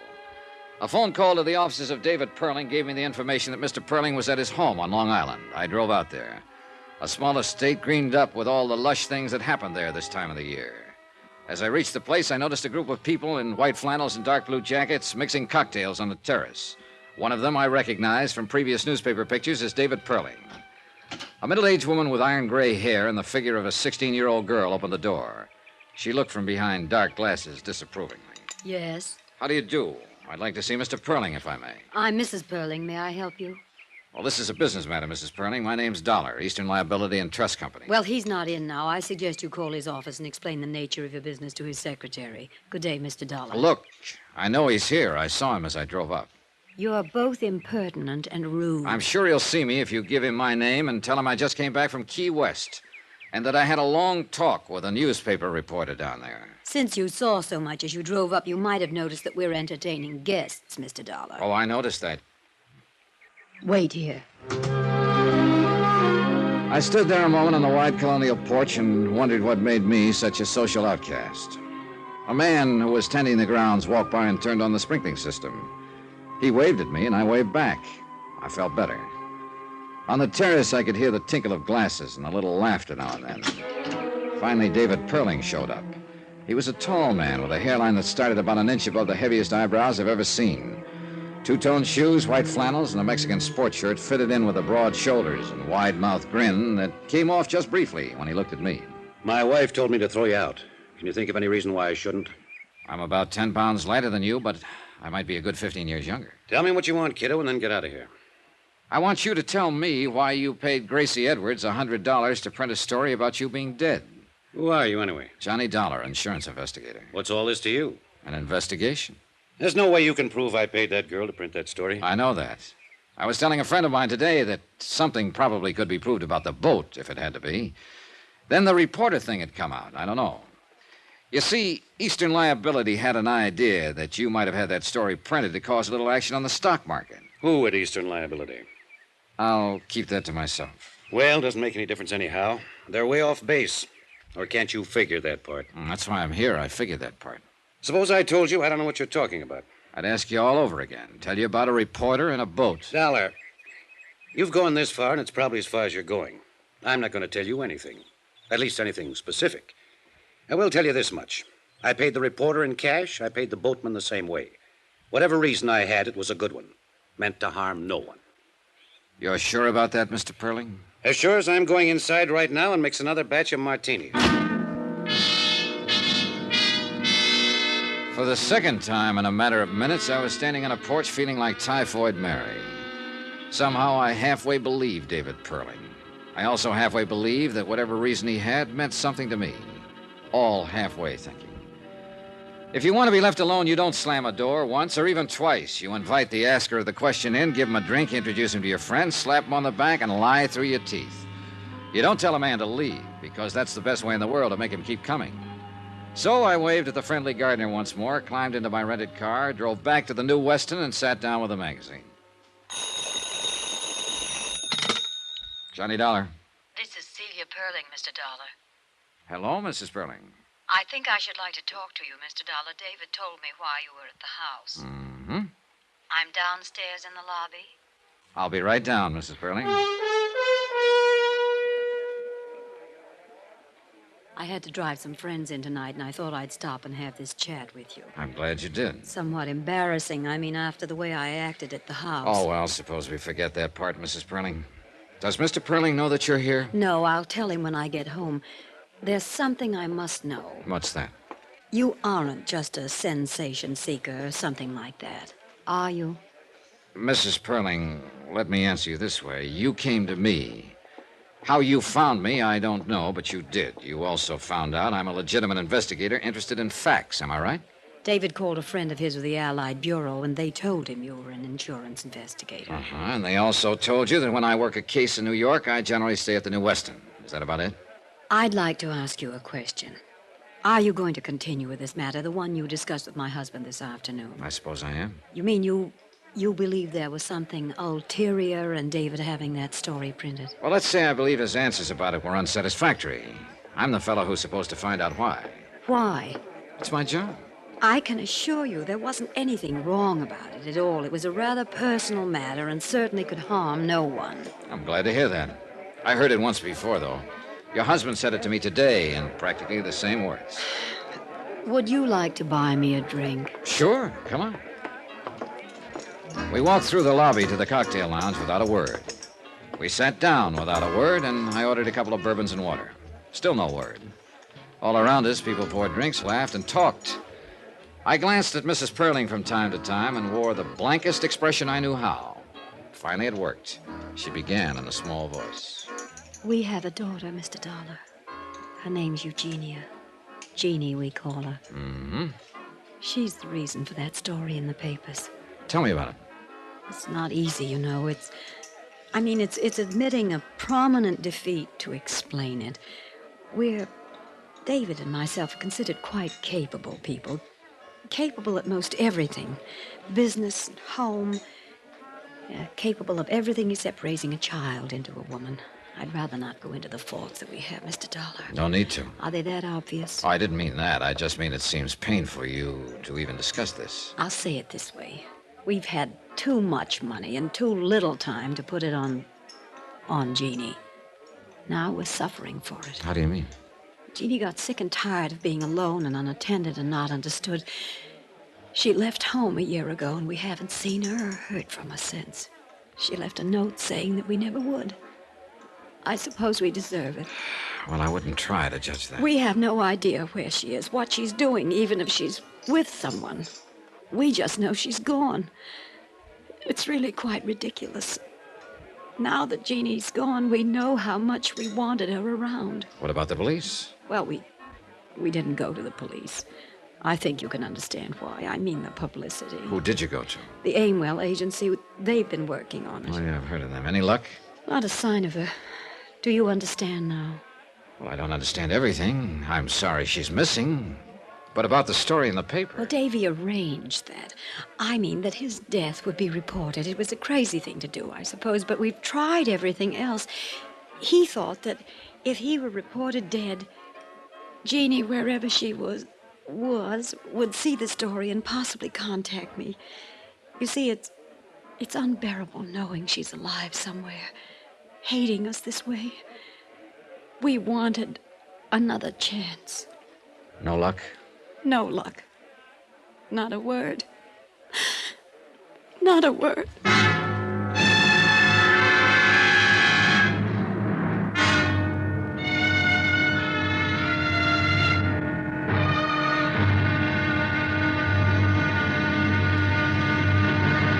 Now, here's our star to tell you about tomorrow's intriguing episode of this week's story. Tomorrow, the trap is all baited. And guess who walks in? Join us, won't you? Yours truly, Johnny Dollar. Yours truly, Johnny Dollar, starring Bob Bailey, is transcribed in Hollywood. Written by John Dawson, it is produced and directed by Jack Johnstone. Be sure to join us tomorrow night, same time and station, for another exciting episode of Yours truly, Johnny Dollar. Roy Rowan speaking.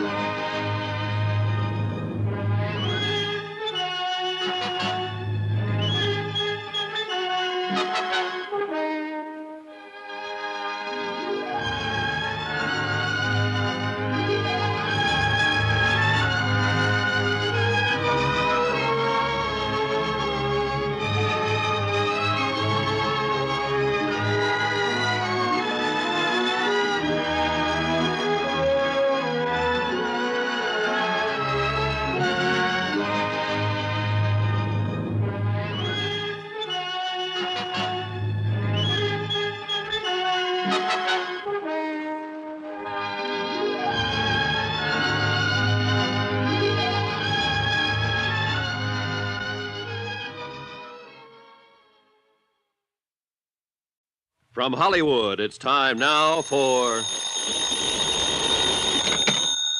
Johnny Dollar. Your number's ringing now, Mr. Dollar. Oh, swell. Aimwell Agency. Aimwell Detectives? Yes? Who are you calling, please? Want to talk to Mr. Aimwell. My name's Johnny Dollar. This is Aimwell. I understand your agency's been looking for the Perling girl for about a year now. Oh, you do, huh? And who told you that? Mrs. Perling. I never heard of you, or her, or a girl. So long. This is the operator. Were you cut off, Mr. Dollar? I'll call them back. Never mind. Call me a cab, honey. I'll talk to them in person.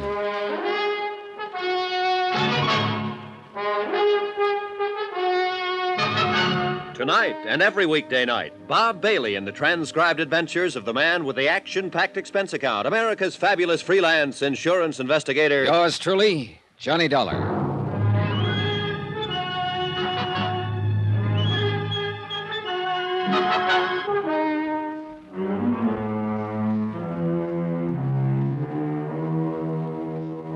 Expense account submitted by Special Investigator Johnny Dollar to Eastern Liability and Trust Company, Hartford, Connecticut.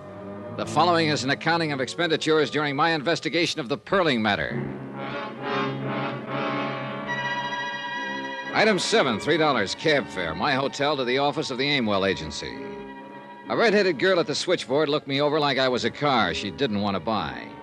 I told her my name and that I wanted to see Niles Aimwell. She told me to sit down and wait. 3 minutes later, she waved me down a long, carpeted corridor. I followed directions. A typewriter clacked somewhere. Men in those suits with the little shoulders and hem stitching for lapels moved in and out of offices. It looked more like an advertising office than a detective agency. Finally, I opened a door and stepped into a small room that was decorated in gray. Gray walls, gray carpeting, gray draperies. A desk, a brass lamp, a filing cabinet, and a man were there. He didn't get up when I walked in, but slouched back in his chair and let his bald head rest against the wall. You're kind of determined, aren't you? I suppose so. You're Aimwell? Mm-hmm. On the phone, I told you I didn't know what you were talking about. Now I'll tell you again. Don't slam the door when you go out. What are you paying rent here? If I've got it figured right, you wish you weren't paying it. But then a place like this draws a snappier crowd of clients, so what you've got in the end is more clients and more rent, no more money for yourself. Now that you've said all that, will you get out of here? I know one of those snappy clients happens to be the Perlings. I know you've been trying to find their daughter. This is my ID. This is my license, bond, letter of authority from Eastern Liability. Now, 2 days ago, the papers carried a story that David Perling was killed in a boating accident in Key West. That was a lot of baloney. It was retracted. I know that, but I talked to a reporter down in Key West who told me Perling paid to have that story about himself printed. My client had an idea Perling might have done it to set up the stock market for a killing. Mrs. Perling told me he did it in the hope his missing daughter would see the story in the papers and contact home. Now, what have you got to say? Here's your stuff. One other thing. Perling the kind of man who'd pull a trick like that? Ask him. You got a way about you I don't like. Well, that's too bad. But in between the time I called and the time I got here, you had time to call the Perlings on the phone and ask about me. They said it was all right to tell me what I wanted to know. If there was a daughter, if you'd been hired to look for her. If you don't tell me, you might jeopardize the part of the rent the Perlings pay for you. Now, look, Dollar. I've got something else you aren't going to like. I might just want to see your operatives report on the case. I might have the idea that if you've been looking for her this long, you might just be dragging it out a little bit. You know, the rent money, it's due every month. Get Mr. or Mrs. Perling on the phone right away. I hope they tell me to throw you out on your ear. Well, while we're waiting, let's get back to the questions. Where have you looked? What have you done? We pulled the case 11 months ago, almost to the day. The girl's 5'5", 114 pounds, no visible scars, no glasses. Black hair, brown eyes. She's 24 and will be 25 next month. We thought we had her located in Muncie, Toledo, Detroit, Fort Worth, and Pueblo. We think she's traveling alone. We think she's a little girl who was fed up to here with Mama and Daddy and just struck out for herself. But you haven't found her. 5 men have been looking on 8-hour shifts, 7 days a week for 11 months to the day. 5 men, 11 months, 7 days a week, and I'm one of the 5. My feet hurt, my head aches most of the time. My wife's thinking about divorcing me. And then you walk in here and plant yourself in my office. You're suggesting maybe I can go out and find her just like that. Well, I can't. Nobody can. So I want you to know I kind of resent that remark about how I'm laying down on the job. And if you don't take it back, I'll have to cave in the side of the wall with you. What do you got to say, Dollar? I take it back, Mr. Aimwell. Sit down and have yourself a smoke. Hello? Well, hello, Mrs. Perling. Mr. Dollar's in my office now. Yes, I'll cooperate with him. Yes, Mrs. Perling, I understand. He explained it all to me. Yes, ma'am. The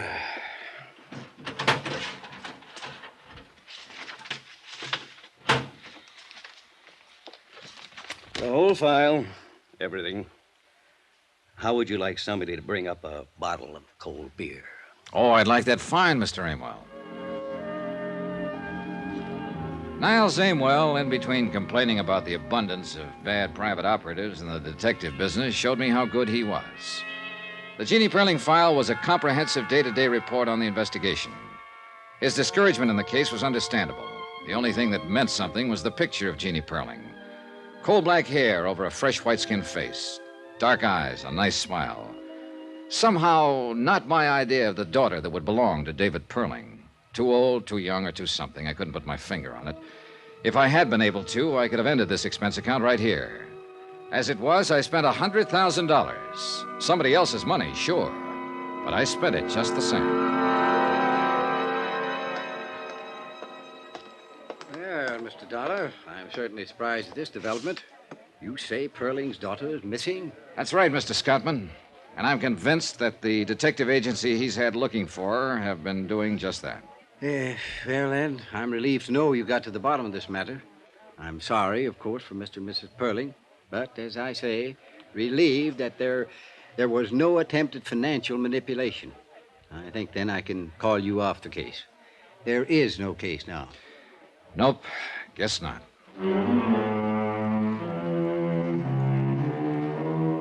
And that's the way it stood at 4 o'clock in the afternoon. I told Mr. Scottman I'd send him a bill. We shook hands, and he wandered off to see if he could get a night flight back to Hartford. I went up to my room to pack and was folding a shirt all wrong when it struck me that I suddenly didn't believe anything or anybody. The idea that there was money in it somewhere still kept coming back to me. I couldn't shake it. I finished packing and left my bags at the desk. I wandered out and found a bar and sat down to think. After a couple of hours, nothing much occurred to me. But I did something anyhow.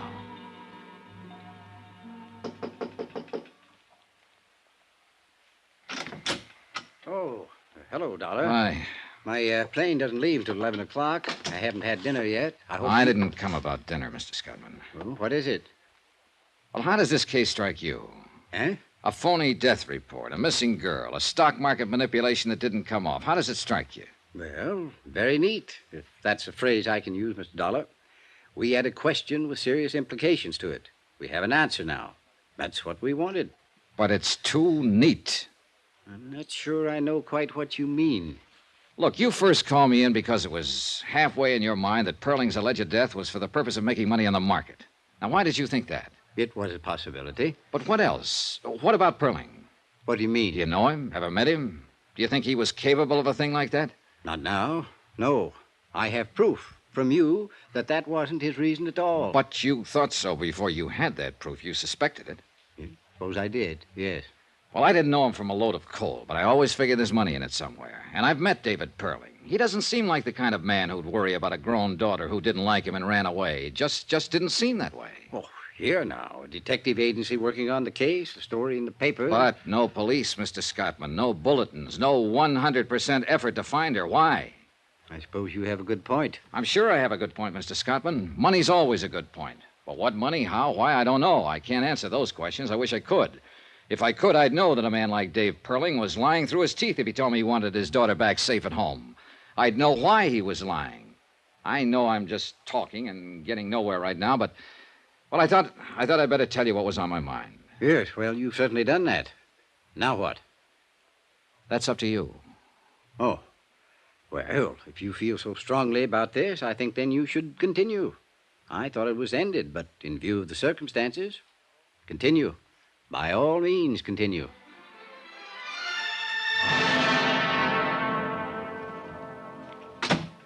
Well, Dollar? Well, you're working late. Yeah, I'd rather stay here than go home sometimes. Most of the time. Hey, well, we might be seeing quite a bit of each other. How did you know? Perling told me to contact you. You're pretty cute, Dollar. Tell me why. You hardly ever run across a picture of a girl you'd like to look at as much as this Perling dame. Oh, I might have.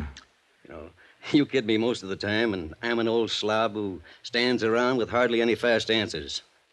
But you aren't kidding me this time, Pally. You show it all over. If I walked in a place and I seen a girl as nice looking as this, and I had any business with her, I'd be the luckiest guy in the world. Now, there are women and there are women.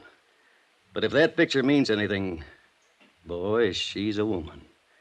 And you want to meet her, right? Sure I want to meet her, but you're getting romantic. And if I saw but didn't have any business with her, just saw, I'd go take a walk around the block before I talked to anybody.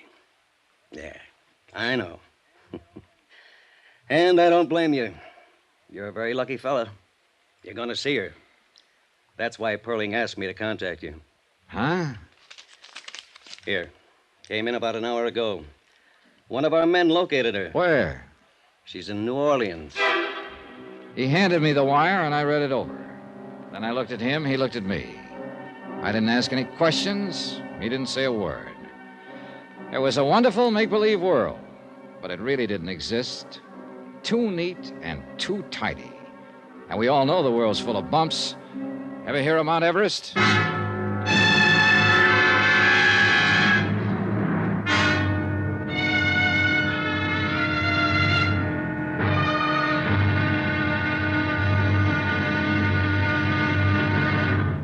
Now, here's our star to tell you about tomorrow's intriguing episode of this week's story. Tomorrow?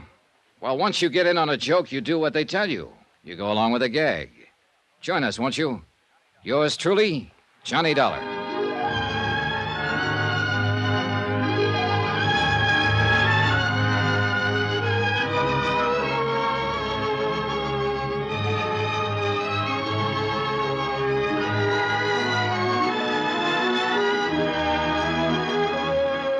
Yours truly, Johnny Dollar, starring Bob Bailey, is transcribed in Hollywood. Written by John Dawson, it is produced and directed by Jack Johnstone. Be sure to join us tomorrow night, same time and station, for another exciting episode of Yours truly, Johnny Dollar.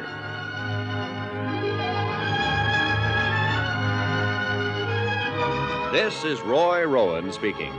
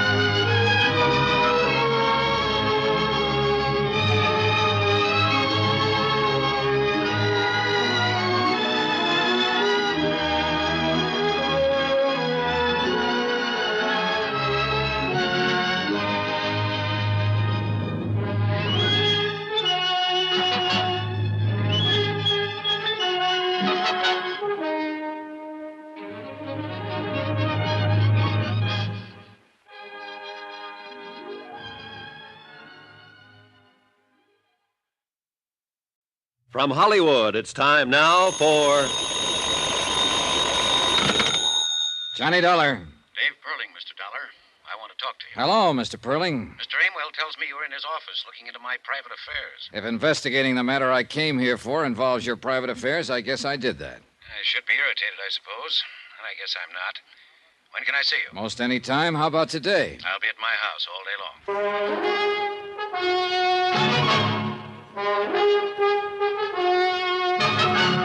Tonight and every weekday night, Bob Bailey in the transcribed adventures of the man with the action-packed expense account, America's fabulous freelance insurance investigator. Yours truly, Johnny Dollar.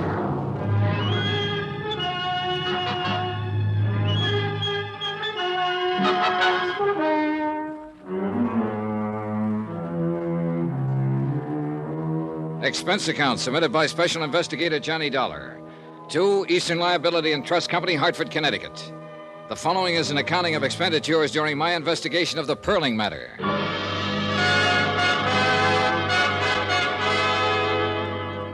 Item 9, 10 cents, one phone call to Morton Scottman advising him that Jeannie Perling had been located in New Orleans by one of Amwell's operatives. Mr. Scottman thought that over for a while and then assumed it would be in the best interests of Eastern Liability to make certain this was the truth. I told Mr. Scottman I intended to do just that. Item 10, $5, cab fare from the New Weston Hotel to the home of David Perling. Hi. Come on in. The man who opened the door wasn't a servant. He wore a dark blue double-breasted suit. He smelled of cigars and bourbon, and private detectives stuck out all over him. He jammed a pudgy finger in the general direction of what later turned out to be the library, and I followed. The room we went into was empty, except for us. As far as I could see or hear, the rest of the house was empty, too. The man in the blue suit sat down on a leather sofa and pointed to a quart of bourbon that had just come out of a sack. You must be this Dollar guy, huh? Yeah. Mr. Perling will be along in a minute. He asked me to say hello to you. By the way, my name's Brad Copeland. I'm one of Niles' men. Niles ain't well? That's great. Where is Niles? He's with Mr. Perling. They'll be along. Sit down, relax. They said they thought it was about time for a little conference. What for? The girl's been found, hasn't she? Oh, sure. Now they gotta figure some other things out. I'll bet. You don't believe much of this, do you? Nope. Well, then I'll put it this way. I'm the guy who found Jeannie Perling. How about it now? Okay. Look, I got put on this thing because an insurance company executive thought Perling might have had a false death report made on him to juggle some things in the stock market. Oh, that story in the papers about Perling dying, huh? Yeah, Perling paid to have that story printed, all right, but not for any stock market angles. He did it to try and scare up this daughter of his who scrammed away from home a year ago. Now, I found that hard to believe, even after I talked to Niles Aimwell and he told me the agency had been hired to find the girl a year ago. I suppose you're one of the men who's been looking. Yeah, that's about it. No luck, either. Then yesterday morning comes a phone call. I don't know who it is, tells me where she's living, what name she's using in New Orleans. I scram down there by plane and check it out. It's all true. So I come back here, and here I am. Conference. You found her on a tip from somebody you don't know? Man or woman? Always a man's voice. Wonderful, ain't it, what happens sometimes? How does it look to you? Like a sealed freight car full of nothing. That's the girl down there in UO, all right. I managed that. I picked up her prints and checked them with what we had to go on. But what's what, I don't know. What's Aimwell going to do now? That's why the conference. We see what we'll see. Relax. I tried to do that, but I didn't do very well. Copeland settled to his bourbon, and I picked up and laid down a half a dozen magazines, smoked 2 cigarettes, paced up and down. Finally, I heard a door open somewhere, and Niles Aimwell and David Perling walked in the room. Then Aimwell motioned Copeland to his feet, and both of them left the room without a word. David Perling and I were alone. How much do they pay you, Dollar? Oh, I'm paid well enough. What's that got to do with it? I was just curious, is all. You seem like a competent man. As a matter of fact, the most competent I've met, and that includes Mr. Aimwell and Mr. Copeland. By the way, I just fired them. Really? I don't think I need them anymore now that I know where Jeannie is. Oh? You've had an extraordinary interest in my affairs lately. I'm willing to bet that you won't leave me alone until you're satisfied about my daughter. You'd be right. I want Jeannie to come home. Here, where she belongs. Why don't you go get her? I think that might be difficult under the circumstances. I'm afraid she bears considerable rancor for myself and Mrs. Perling. Perhaps someone like you could, persuade her that it would be the best thing to do. I go down to New Orleans and get her? Exactly. I was going anyway. Oh? Why? Well, offhand, you don't seem like the father who's happy to know that his daughter, whom he hasn't seen or heard from in a year, is alive and well. You haven't made a move to go and pick her up yourself. Also, she was found too soon and too fast after I got in on the picture. You can stop right there. I'm sure I wouldn't even attempt to explain any of those things. I didn't think you would. Or could. I'm on my way to New Orleans, Mr. Perling, to get your daughter. I think she'd be crazy if she came back here, but I'll take it up with her. Do that. I wonder if you'd like to try to explain something else for me. What? Why you were feeling me out a couple of minutes ago to see if I'd buy off. Get out of here. Get out. Why not? Expense account item 11, $113.15. Airfare, incidentals, New York to New Orleans, Louisiana. The temperature was exactly 28 degrees hotter when I landed. In the cab from the field, I peeled off my coat and loosened my tie and took off my hat. I walked into the lobby of the Roosevelt Hotel that way. Everyone else seemed cool enough in linens and tropicals. Everyone except myself and a big blonde giant of a man leaning against the CNS ticket counter. Boy, take Mr. Dollar to 511. A giant smile when he saw me and stuck out his hand. Well. I'm certainly glad to see you. We thought you'd never get here. Hope you had a pleasant trip. I was okay. I know you're tired and hot and would like to wash up a little and refresh yourself, but the rest of the boys are headquartered in 810. They're mighty anxious to meet you. Mighty anxious. Us Delta cotton growers are going to make it or break it at this convention. Yes, sir. Yes, sir. We sure are, aren't we? As soon as you're cleaned up, you come right over. We have a drink, and I'll show you around the town. Yeah, that'll be swell. 8:10? 8:10. About an hour? About an hour. I'll see you. Hey, clerk. Yes, sir? How long have the Delta cotton growers been in town? Delta cotton growers? Well, they had their convention last month, sir. Who's registered in 810? We have no 810, sir. I'd done someone dirty. When he came over with a hand out in front, I was supposed to say, "You got the wrong fellow. My name's Dollar." But I made him play it out for a particular reason. He wanted to know who I was, and he didn't quite know. But then I wanted to know who he was, and I didn't quite know. I wanted to know him because of that .38 strapped under his left arm. It bulged out just enough to make me curious. By 7:30, I'd eaten dinner and found an address on Ursuline Street, the address where Jeannie Perling was living. The mailbox carried that name. It was one of those unpainted apartment houses in the French Quarter, full of heat and low-watt light bulbs. The girl who opened the door was a medium-sized blonde, and she wore a black dress. The girl I was looking for had coal black hair. Yes? How do you do? My name's Johnny Dollar. I came here to see Jeannie Perling. Come in, please.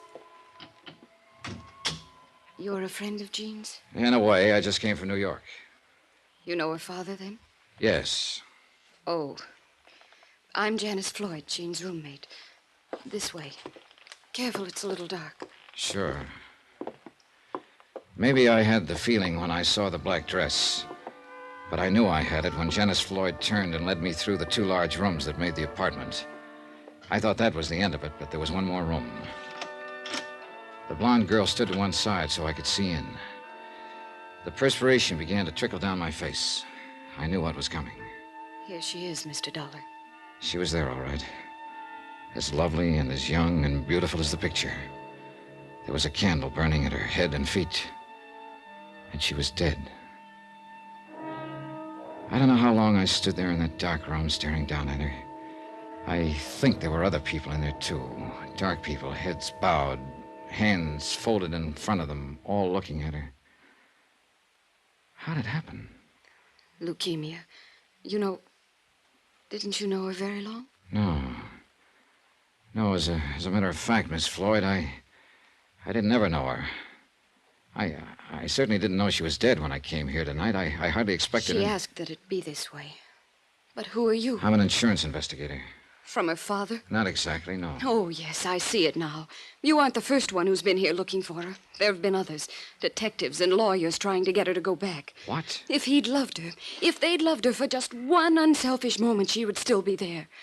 Well, Mr. Dollar, she's where her father can't bother her anymore. You tell him that when you go back to New York. Tell him he can stop hiring lawyers and detectives to find her. Now, get out. Expense account item 13, $5, the usual charge in any city for having a legal document copied and photostated. A death certificate verifying the fact that the girl had died on the 20th day of the month. A medical report attached to the certificate named the cause of death as leukemia. I had copies of all these legal documents by 10 o'clock the following morning. I even went through the motions of phoning the desk and asking for a bill and making a plane reservation for that night. I had a feeling someone would be very interested to see me take care of all those things, and I was right. The big blonde man with the .38 happened to be in one corner of the lobby when I paid my bill. He also happened to be at the airport when I picked up my ticket, but then he got careless. I walked through the gate, waited 2 minutes, and slipped back to grab a cab in front, just in time to see him wheel a battered convertible out of the parking lot and head back for town. I followed in my cab. He went to the Ursuline Street address. 2 minutes later, he came out. Expense account, item 14, $8. I let my cab go and strolled up to him just as he was getting in his car. Hiya. What? Look, we've been playing games long enough, don't you think? Well? Why don't you go back to New York and do what you have to do? Deliver this death certificate? I don't believe it. You saw her dead, didn't you? Still don't believe it. That's too bad, because that's the way it is. He got in his car, started it up, drove away. I stood there and watched him go. Money, I kept saying to myself. Money. There's money in it somewhere. Plain old money.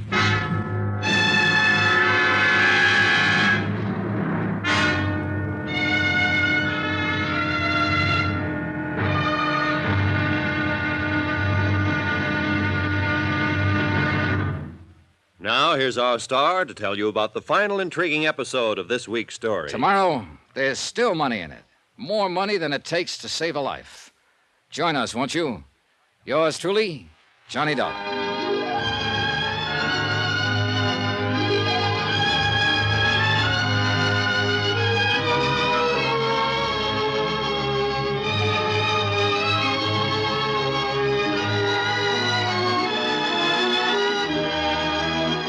Yours truly, Johnny Dollar, starring Bob Bailey, is transcribed in Hollywood. Written by John Dawson, it is produced and directed by Jack Johnstone.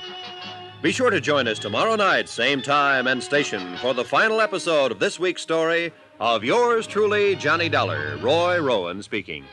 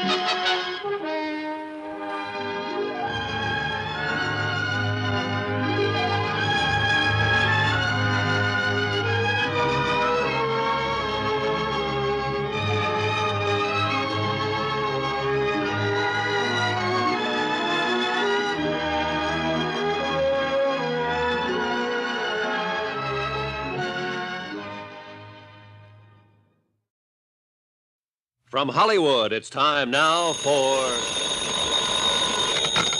Johnny Dollar. This is Janice Floyd, Mr. Dollar. Hello. I understand you don't quite believe that Jeannie Perling is dead. That's about right. I'm really not concerned one way or the other what you believe or disbelieve. I do know that I've been through quite an ordeal lately, and if you have any plans for interfering or bothering me in any way, I'll call the police. All right. I hope you understand that. I do. Well then, goodbye. Goodbye.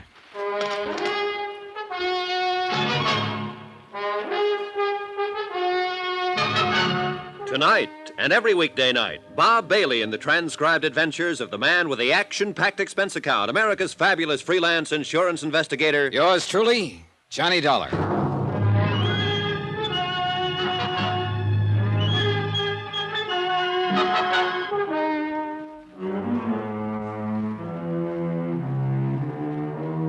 Expense account submitted by Special Investigator Johnny Dollar to Eastern Liability and Trust Company, Hartford, Connecticut. The following is an accounting of expenditures during my investigation of the Perling matter. I wrote to Morton Scottman at Eastern Liability, and I explained the circumstances under which I had arrived in New Orleans and located Jeannie Perling. I enclosed her death certificate and the medical statement. I also reported on the conduct of her ex-roommate, Janice Floyd. Then I sat down and called Janice on the phone. Hello? This is Johnny Dollar, Miss Floyd. Yes. I think it's time we had a talk. Mr. Dollar, we have nothing to discuss. I think we have. What? How you're being taken.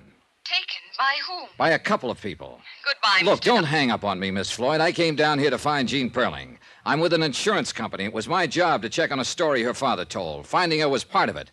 Let me come over and talk to you. I'll be home tonight. The apartment was 6 blocks from the hotel. I walked it for a reason. All kinds of people have followed me at one time or another, and I've followed all kinds of people. But the man who followed me off and on in New Orleans, the big blonde man with a .38, knew what he was doing. He was a professional. I made up my mind about that the first time I saw him, and I thought I was ready for him, but I wasn't. He waited until the streetlights got dim and no one was in sight. Oh! I vaguely remember that he caught me under the arms and laid me gently down on the street. That was all.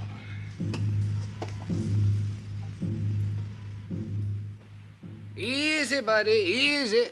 You've been making too much whoopee. Oh. You folks visiting down here ought to be more careful. Oh. Get your suit all dirty. I wouldn't have found you, but my cab conked out right here. My head, the side of my head. You must have fallen hard. You had enough for tonight, or you want to keep going? Oh, I've had plenty. Yes, sir. I'll call a doctor. No, help me. I'll be all right. You're easy now, easy. Thanks. What time is it? Almost midnight. 2 hours. Where you want to go? Ursuline Street. Get in, get in. Expense account item 16, $10 to one good Samaritan cab driver who picked me up and dropped me at Janice Floyd's apartment. I was still weaving on my feet when I tapped on the door. Mr. Dollar, you've been hurt. Come in. I'm all right. Packing? Yes, I've decided to leave town. Tonight, as a matter of fact. Yeah, I thought it'd be something like that. Did a big fella, a blonde man, have anything to do with your decision to leave? That's none of your business. Let me tell you my business, Miss Floyd. I came down here to see Jean Perling. You saw her. She is dead. Yes, I saw her, dead. Yesterday, I mailed a copy of her death certificate to New York. Well, then what else? What other business? The man who came here yesterday and reported to you, the man who told you I'd left town and you could breathe easier again, the same man who called you later and told you I was still around, still asking questions. He's my business. He followed me on my way here tonight. He slugged me. I don't believe you're telling me the truth. What's his name? Any idea why he carries a gun? Carries a gun? You're making all this up. Why would I? I've got what I came for, or practically what I came for, legal proof of the whereabouts of one Jean Perling. If Al hit you, he was trying to protect me. Now, listen to me. I think I have pretty much of it in hand now. You tell me if I'm wrong. First off, you're not any Janice Floyd. I'd guess that Janice Floyd was the girl who died of leukemia. I've got her picture in my wallet. It was given to me by David Perling, who said it was his daughter. This is all crazy. Before you go into that, listen. I can have that body exhumed. I don't want to do it, but I will if I have to. Now, do you want me to do that? All right. I'm Jean Perling. And that was the Floyd girl who died? Yes. She was sick, and, well, I knew my father had detectives looking for me. I just never wanted to see him again or go home again. It seemed if poor Janice were dying and she had no one, if she somehow had my name, and, well, I'd never be bothered with my family again. That was a pretty idea. Was it yours? Al and I thought of it. Al? Al Britt. The blonde guy. Okay, how'd he work it? He saw to it that Janice had my name. I know it was against the law, but well, she had no one, and if she was buried with my name, then I'd be free of my family. Well, that took some managing. They hate me. They always have. I want my own life. I don't blame you. You're entitled to it. Are you sure that's what you're getting? I'm going to marry Al, no matter what. If you go back and tell them, well, that'll be that. If you let me stay dead, I can't let that happen. Why not? Why not, Mr. Dollar? What harm would it do? Let your father make a fool out of you? I don't understand. You're worth $100,000. What? Cold, hard cash. An irrevocable trust was set up on you when you were born. Comes to you when you're 25. That'll be next month. I don't care about the money. Now, wait a minute. In the event you should die before your 25th birthday, the money would revert to your nearest of kin. My father? Your father. But I'm dead on paper. Uh-huh. Then Al... Somebody paid him. Probably your father. To make love to you. No! Get out of here, Dollar! Al, wait! I told you this man meant nothing but trouble. He knows all about it. Oh, he can't prove a thing. Get out of here, you! Take it easy, Britt. Al! Yes, honey. I know about you. Honey, I don't know what to say. Go. Just go, please. He went. He looked at both of us as he went out the door. It was sort of a whip look, the way a puppy stares at you when you've caught him chewing on a slipper. I sat a while with Jean Perling. She didn't say much. There wasn't much she could say. I told her I didn't think there was any reason for her to go back to New York unless she wanted to. She said she didn't want to go, didn't know what to do at the moment, and, well, we left it at that. I went back to my hotel and tried to get some sleep. About 6 o'clock in the morning, I got up, bathed, shaved, and packed. By 7:30, I had breakfast and was just about to check out. Hello? Hello, Britt. Leaving? That's right. I'd like to talk first. Sure. Okay. You messed it up fine for her and me. I tried to call her this morning, and she hung up on me. I went over there, she wouldn't let me in. I don't blame her, do you? I guess I don't. I've decided to leave town. Yeah, maybe that's better. I don't know whether it is or not. You make it hard for a guy to talk. All right, now look at it my way. This whole thing's been rotten. I met her father, and I know what kind he is. I know what he's done to her, what he'll do to her if she goes back. And then there's you, Britt, the hired man. You went in and made love to her for a salary. I didn't like it having to tell her that, and it must hurt. It must hurt pretty bad. So you see, I'm not too interested in what you might have to say or what you're going to do. Wait. You're right reading me out this way. I deserve it. The old man found out where she was 4 months ago. I found out for him. I knew the girl she was living with had leukemia. I planned the whole switch. I put it to her the way she explained it, about being dead to keep away from her old man. Of course, you didn't mention that $100,000 he could get his hands on once she was dead. No, I didn't. But something funny happened to me, Dollar. I mean, I've done my share of dirty jobs. I've seen a lot of the human race. Taking a salary to make a sucker out of her didn't bother me at all. Not at first. And then I found out when she touched my face, I lived for that touch. And when I held her, she lived for me. I never thought it had happened to me, but it did.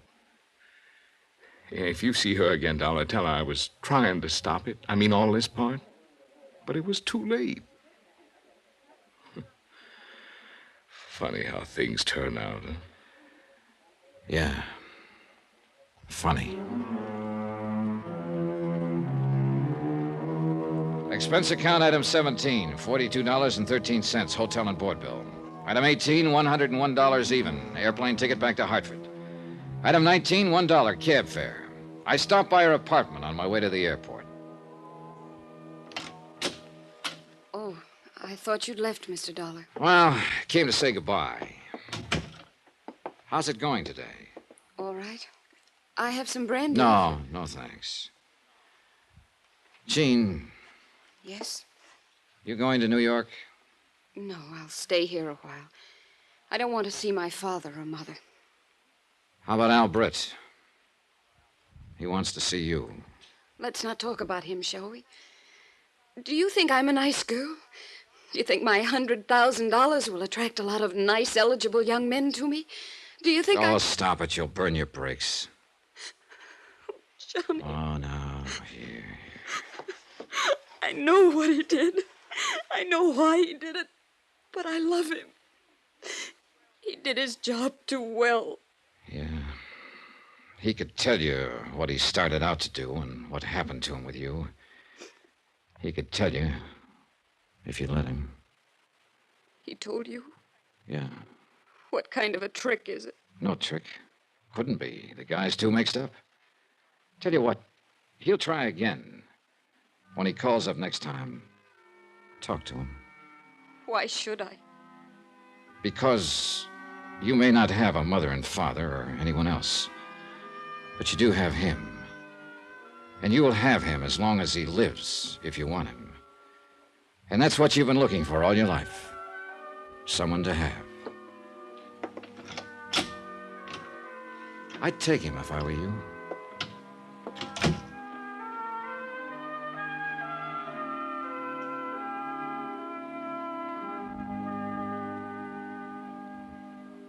Item 20, $10, miscellaneous. Total expense account, $714.35. Remarks, none. Report, she took him. They were married in Tampa this morning. Yours truly, Johnny Dollar.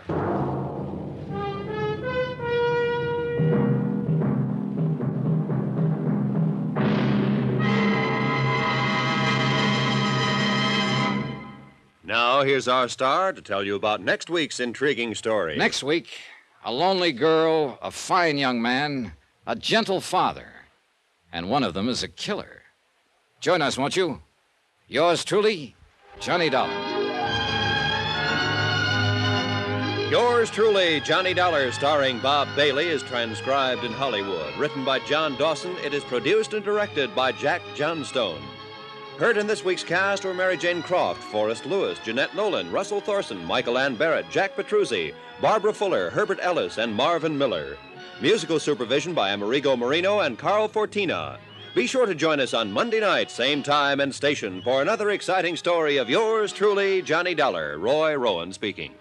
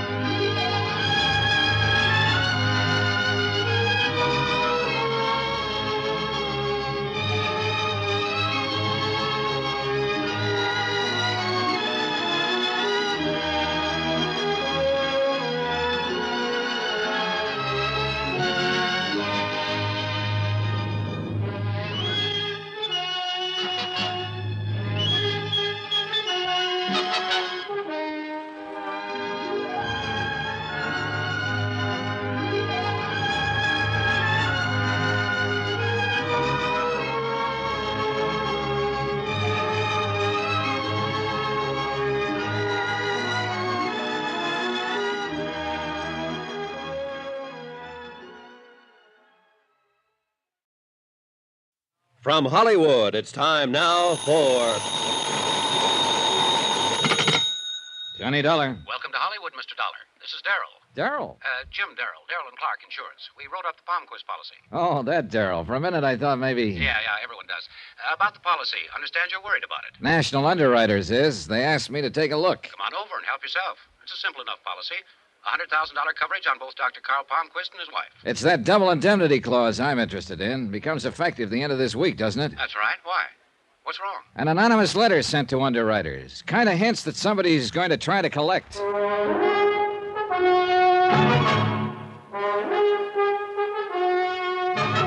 Tonight and every weekday night, Bob Bailey in the transcribed adventures of the man with the action-packed expense account, America's fabulous freelance insurance investigator. Yours truly, Johnny Dollar.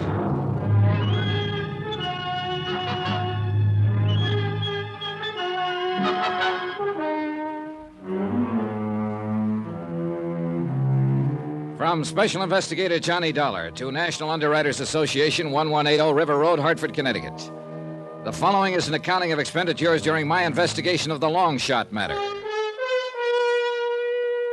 Expense account item 1, $174.90, airfare and incidentals to Hollywood, California. A good night's sleep at the Beverly Hilton Hotel and in the morning sunshine, Hartford slush was only a clammy memory. Nobody walks in California, so when in Rome, item 2, $2 even, cab fare to Darrell and Clark Insurance Brokers. Beverly Hills, where else? Come on in, Dollar. Won't be a minute. Grab a chair. One look at the furnishings, and you knew a lot of insurance was sold here. It takes a flock of premiums to pay for the really good modern, the long, clean, functional stuff. Impressive. Jim Darrell was even more so, and I'd have bet that 90% of his policyholders were women. He seemed to be doing two things at once, shaving and keeping track of passers-by in the street outside.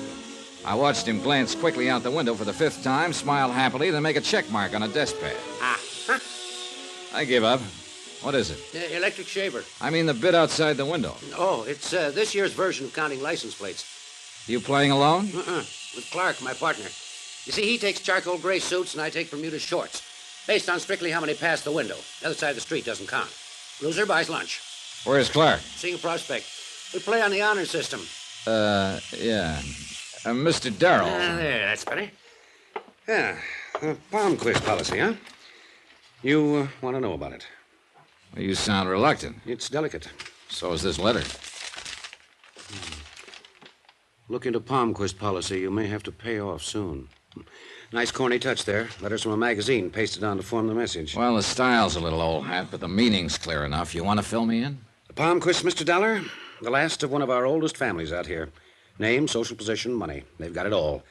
That's why I'm not too impressed with this little, communique. You were telling me about the family. Palmquist's a doctor, an important one. Six-ish, to the manner born. Complete with iron gray hair and distinguished bearing. A, knows what he wants type of man. Has a tremendous practice and still finds time to go hunting about 2 months out of every year. And his wife? Invalid, confined to the house. A huge house, by the way, out near the beach. And there's a son, Eric, 25, who lives with them. That's the family. About the policy, Darrell. Simple enough. 100,000 straight coverage on both Dr. Palmquist and his wife. And the beneficiaries? Only one, the son, Eric. For both? For both. That's a pretty pointed grunt. Why not? I was thinking of the double indemnity clause that'll be effective in a few days. That's what I thought you were thinking. Well, let me have a couple of addresses, will you? The house at the beach and Palmquist's office. Sure. The office is only a few blocks from here.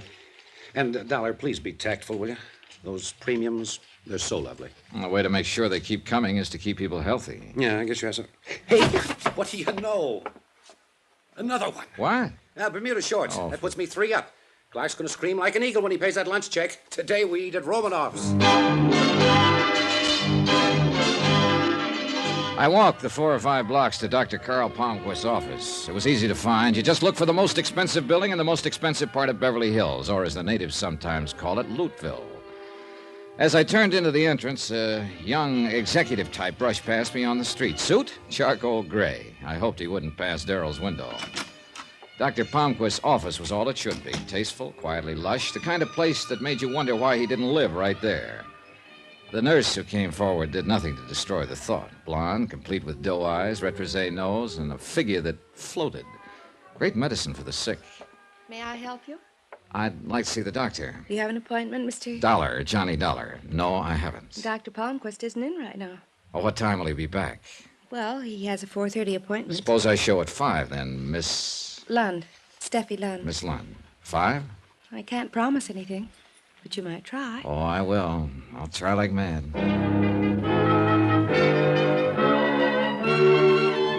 Expense account item 3, $38 even. Deposit and first day's rental on a drive-it-yourself car. And driving it out along Sunset Boulevard was delightful.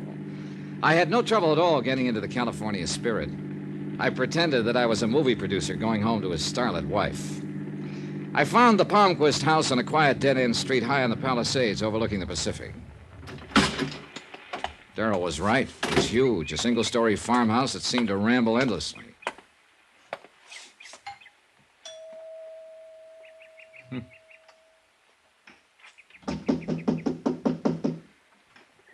Well, it was a long way to come for nothing.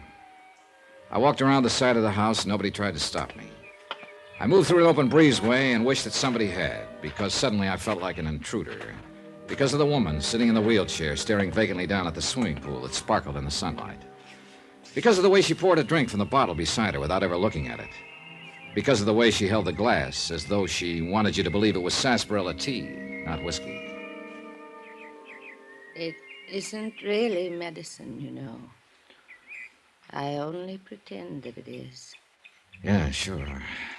Look, I didn't mean to barge in like this. Mrs. Palmquist? Victor says it's disgusting. Calls it a sign of weakness. Do you feel that way, young man? Well, nobody does anything without a reason. My name is Dollar, Mrs. Palmquist, and, well, I'd like to talk to you for a little while, if you feel up to it. Weakness. Oh, I'm sorry. Well, it's... Very sorry. Victor wouldn't like that either. Would you mind wheeling me into the house, young man? I'm very tired. Oh, yeah, sure thing. You just relax.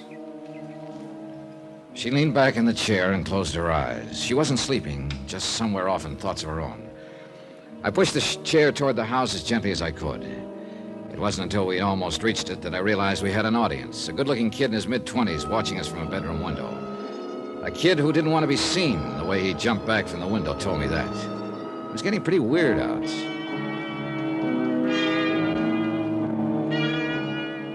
Inside the house, I wheeled Mrs. Palmquist into a large living room. Gently, patiently, I tried to get her to answer a few questions, but I got nowhere. She wasn't rude, just secretive, smiling, and very far away. I was wondering how to get out gracefully when... I'm so very sorry. I'm afraid I haven't been very attentive, have I, Mr. Dollar? Suddenly, just as clear and lucid as that, I looked around to see what had made this almost magical change, and he was standing just inside the room, the kid I'd seen watching from the window. Eric, come here, dear. This is my son, Eric. I'm afraid I've forgotten where you told me you were from, Mr. Dollar. My mother's been ill, Mr. Dollar. She's not supposed to be disturbed. Oh, now, Eric. Oh, I am sorry. I was just leaving. Good. I'll show you the way out. Oh. Maybe that would be best. You'll come back again, Mr. Dollar, when I'm feeling better. Yeah, sure, of course. Please make it soon.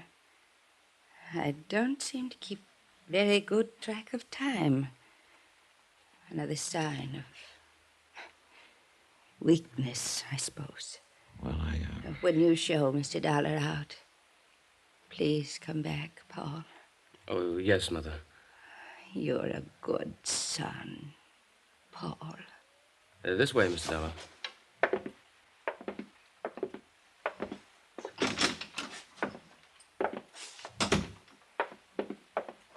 What do you want here? You can see she isn't well. Yeah. It didn't take you long to go from Eric to Paul, did it? She is not insane. You hear, Mr. Dollar? I didn't say she was. Now, why did she call you Paul? Paul was my older brother. He died 3 years ago. That's part of why she's like she is. A small part. Oh, I'm sorry. Nobody's asking you to be. Just don't come back here.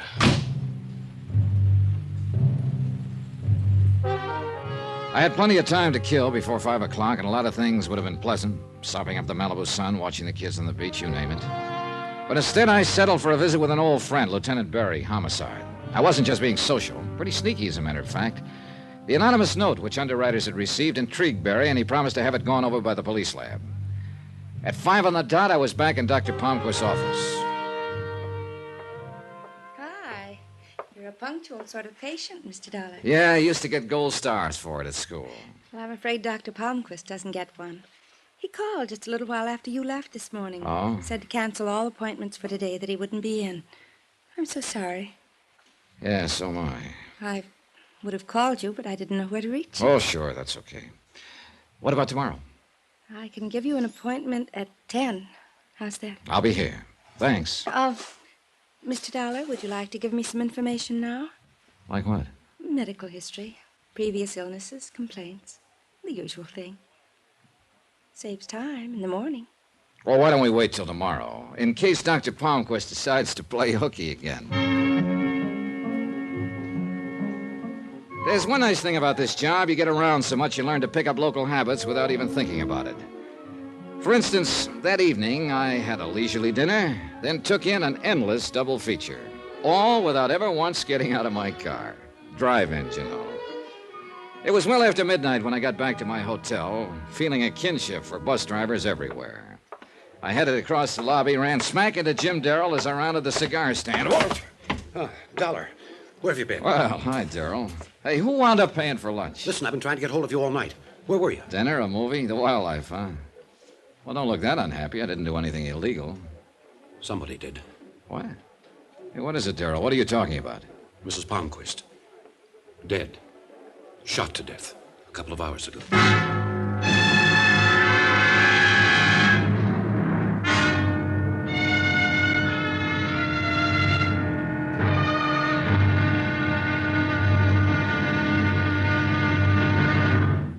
Now, here's our star to tell you about tomorrow's intriguing episode of this week's story. Tomorrow, variations on an old theme. You pays your money and you takes your choice.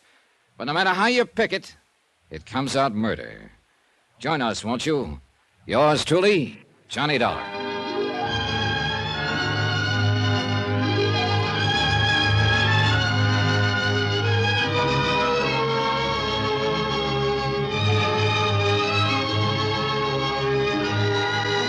Yours truly, Johnny Dollar, starring Bob Bailey, is transcribed in Hollywood. Written by Tony Barrett. It is produced and directed by Jack Johnstone. Be sure to join us tomorrow night, same time and station, for the next exciting episode of Yours truly, Johnny Dollar. Roy Rowan speaking.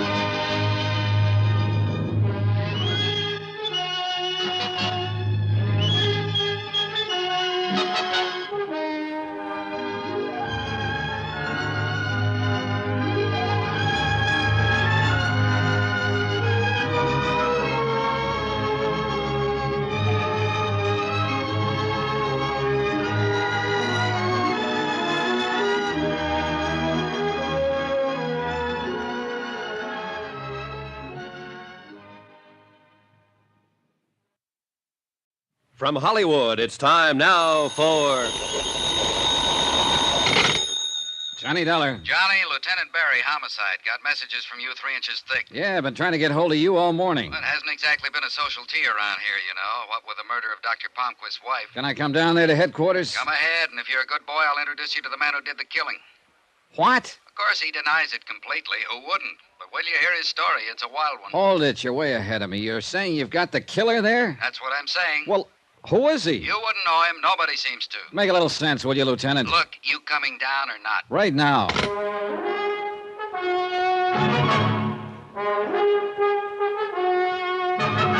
Tonight and every weekday night, Bob Bailey in the transcribed adventures of the man with the action-packed expense account, America's fabulous freelance insurance investigator. Yours truly, Johnny Dollar.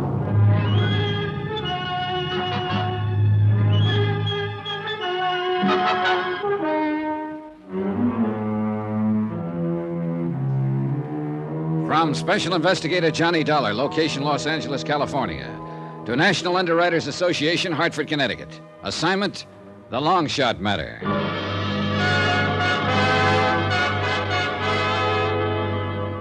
Los Angeles traffic being what it is, there was plenty of time to think on the way to Barry's office. But think about what? An unsigned warning that someone was going to collect on a $100,000 policy? A frail, defeated woman who wasn't going to have to worry about weakness anymore. There was an awful lot to find out before this whole thing could begin to make sense. That was pretty obvious. The man I was going to see was anything but obvious. Big and round, he was like a fat Cupid doll with a gun. You always had the feeling his round little eyes were dreaming past you, seeing an island where there was no jail cells. A lot of cons had made that mistake, found out too late that Barry was as sharp as any homicide cop alive. Life is like that, huh, Johnny? Yesterday your visit was social, today it's business. Yeah, just one dead woman can make a lot of difference. Sit down. Like I said, I'm way behind you. How did it happen? When? Sit down. I can't talk when you're standing. Okay. Santa Monica substation got the call about 9 last night from Dr. Palmquist. He was real excited, said he was holding a rifle on a prowler who'd come in and shot and killed his wife. So we got out there fast. Wait a minute. Did the doctor know? Let me tell it my way, huh? Okay. We found Mrs. Palmquist dead on the living room floor, and the doctor's still holding this guy at rifle point. .38 Colt lay in a corner with nobody paying much attention to it. Ballistic says it's the murder weapon, all right. What's the doctor's story? Says he was out on a house call, got home a couple of minutes before 9. On the way to the front door, he glanced through the living room window, saw this prowler holding a gun on Mrs. Palmquist. The doctor got into the house quietly and was sneaking up from behind when the prowler heard him and got rattled. The prowler fired and killed the woman just as the doc brought a paperweight down on his head. Nice, huh? A little out of left field. Funny, I always thought prowlers and gunmen are two different things. Nothing says it can't happen, and the evidence says it did. What does that mean? That this is one prowler who's sewn up tight, because everything checks out. The .38 is his prints are on it. Lab found the lock he forced to get in. What else you want, a moving picture? Oh, don't get mad. I'm just asking. Now, that house call the doctor was out on, I'm a stranger in town, but isn't that kind of a late hour to see a patient, unless it's a real emergency? Not when they look like this one. Oh? I checked with her this morning. She could make me go to medical school right now, even at this age. Nice, huh? Put it this way. Her first name ought to be Marilyn. Well, that's pretty clear. Who is she? A Mrs. Laura Considine. 35, widow, money, and everyone should look like that.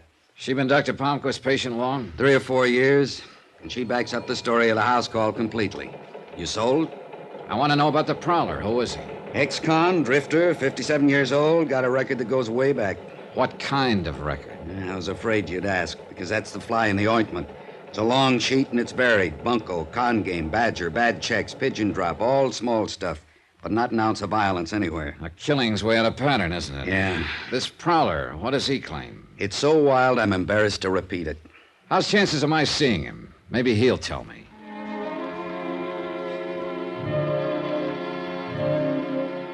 Barry took me upstairs to what they call the hotshot section. A very exclusive floor, this one, because the cells hold only prisoners suspected of the big rap, murder.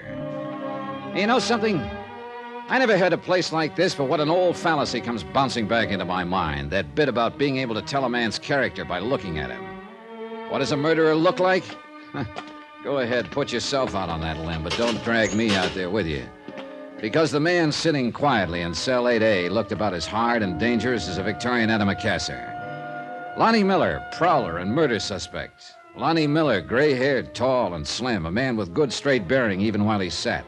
Yet with a delicacy about him. Or maybe it was just the natural good manners of the born con man. I didn't know. Yell when you want out, Johnny. Yeah. I'm not going to change the story. I'll tell it again, but it'll be the same. Is that what you want, officer? I'm not the police, Miller. My name is Dollar. I'm an insurance investigator. It's a little late for me to buy insurance, isn't it? Miller, you don't have to talk to me if you don't want to, but you'd be helping yourself if you told me the truth. They didn't believe me, not one word. Why would you? My jobs are different. My interest is in the insurance angle. Did you kill Mrs. Palmquist? I'm nearly 60, mister, and I've done everything in the book, almost everything. But I never killed. Never. I can't make them see that. Yeah, I know. Told them 100 times, word for word, step by step. They just sit and look at me. Well, what do I have to do to make them believe I didn't do it? From what I hear, they've got an awful lot of evidence that says you did. You too, huh? Go away, mister. You may be a little different kind of cop, but you're talking like all the others. You're thinking like them. Let me alone. You haven't got much chance, Miller, if that's your only answer to evidence. Evidence? I know all about that stuff. You can buy it and sell it, manufacture it, make it stand up and do tricks. The cops... Miller, you're talking through your hat. You've been the route. Do you know one case where the police ever manufactured evidence? And I don't mean con talk. I mean one you actually know of. Oh, what's the difference? Look, why don't you tell me about it? Think you could listen without sneering? Nobody else can. Try me, huh? Now, how did you get into this? I just finished doing time in San Diego. Been hitchhiking my way up from there. 4 nights ago, a truck let me off on the Pacific Coast Highway, about 15 miles south of L.A. A few minutes later, a man in a big cab gave me a lift. Nice enough fella.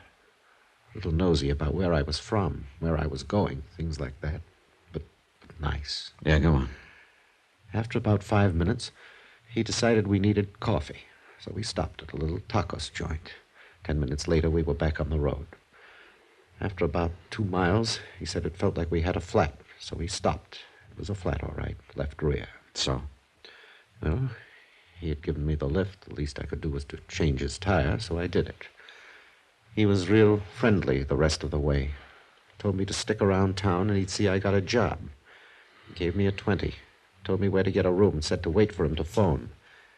He said his name was Carter. You do what he said? Last night he called me. Said to be at his house at 9 sharp to meet a man who had a job for me, an address in the Palisades. Well, go on. The house was dark when I got there, so I rang the bell. Someone opened the door.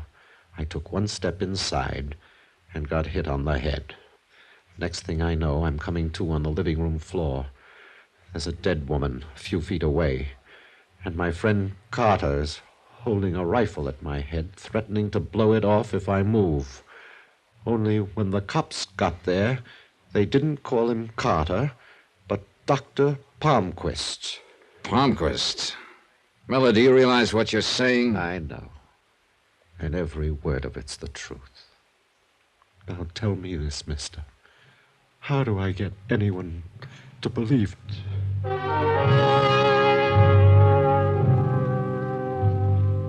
Miller sat there quietly, looking first at his burning cigarette, then at me. It was as though he didn't expect either one of us to believe him. I was glad to get out of there. Well, I'll say this much for Miller, Johnny. He's got that story down pat. He didn't tell you one word that he hasn't been telling us. Lieutenant, does Dr. Palmquist know what Miller claims? We haven't discussed it.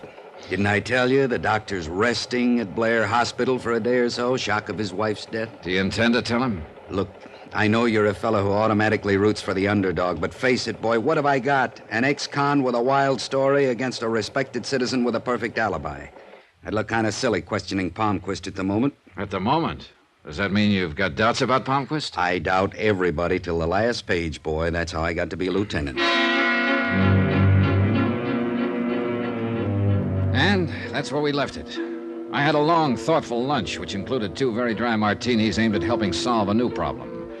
To wit, how best to arrange a few words with a hospitalized Dr. Palmquist at such a delicate time.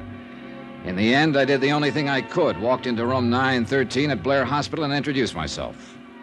Dr. Palmquist didn't seem at all surprised by the visit. He seemed annoyed, if anything, but the annoyance was with himself.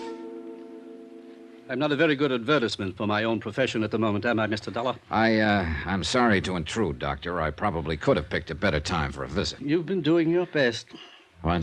Which do you prefer, Mr. Dollar, my office or my home? Would you like the names of a few friends? Perhaps they can tell you whatever it is you're trying to find out about me.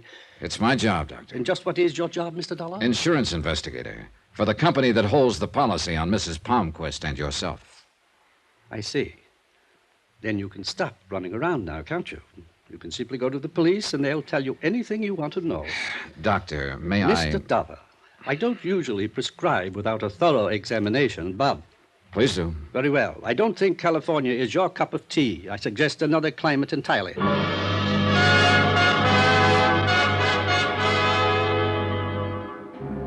The visit was over. Palmquist lay back against the pillows, no longer interested, and I turned to leave. Just as I was reaching for the door, it opened, and one of the most beautiful women I'd ever seen started into the room. I think you have the wrong room, madam. For a moment, she just stood there, startled. Then, without a word, she turned and hurried out. But not before I'd gotten a good look at the large block initials on the purse she carried, LC. The 2 letters, plus the way she looked, made Laura Considine a pretty good bet. Nice twist, huh? The doctor is ill, and the patient comes to call. You can't trust anybody these days, can you?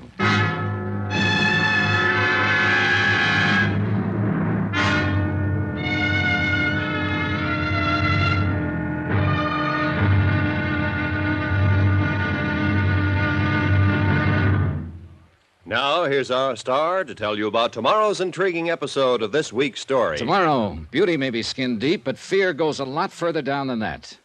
Sometimes as far as death. Join us, won't you? Yours truly, Johnny Dollar.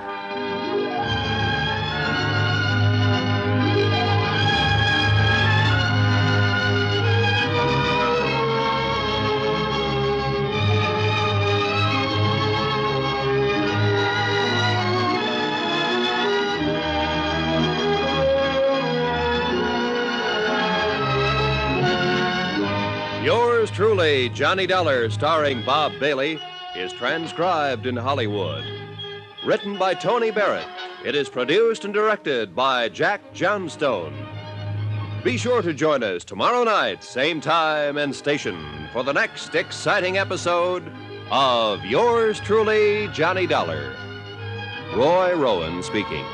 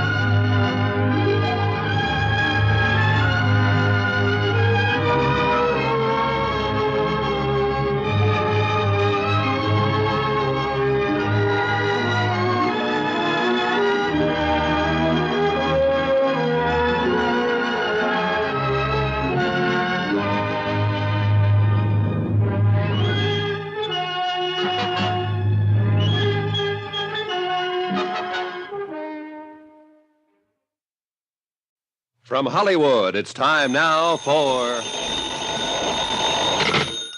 Johnny Dollar. Lieutenant Barry here. Oh, hi, Lieutenant. You're stepping on toes, Johnny boy.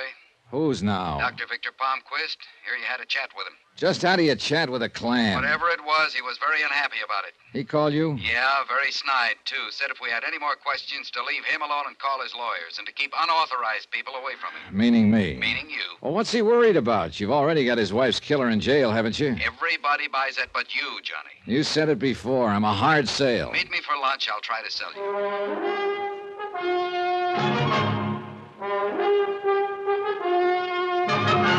Tonight, and every weekday night, Bob Bailey in the transcribed adventures of the man with the action-packed expense account, America's fabulous freelance insurance investigator. Yours truly, Johnny Dollar.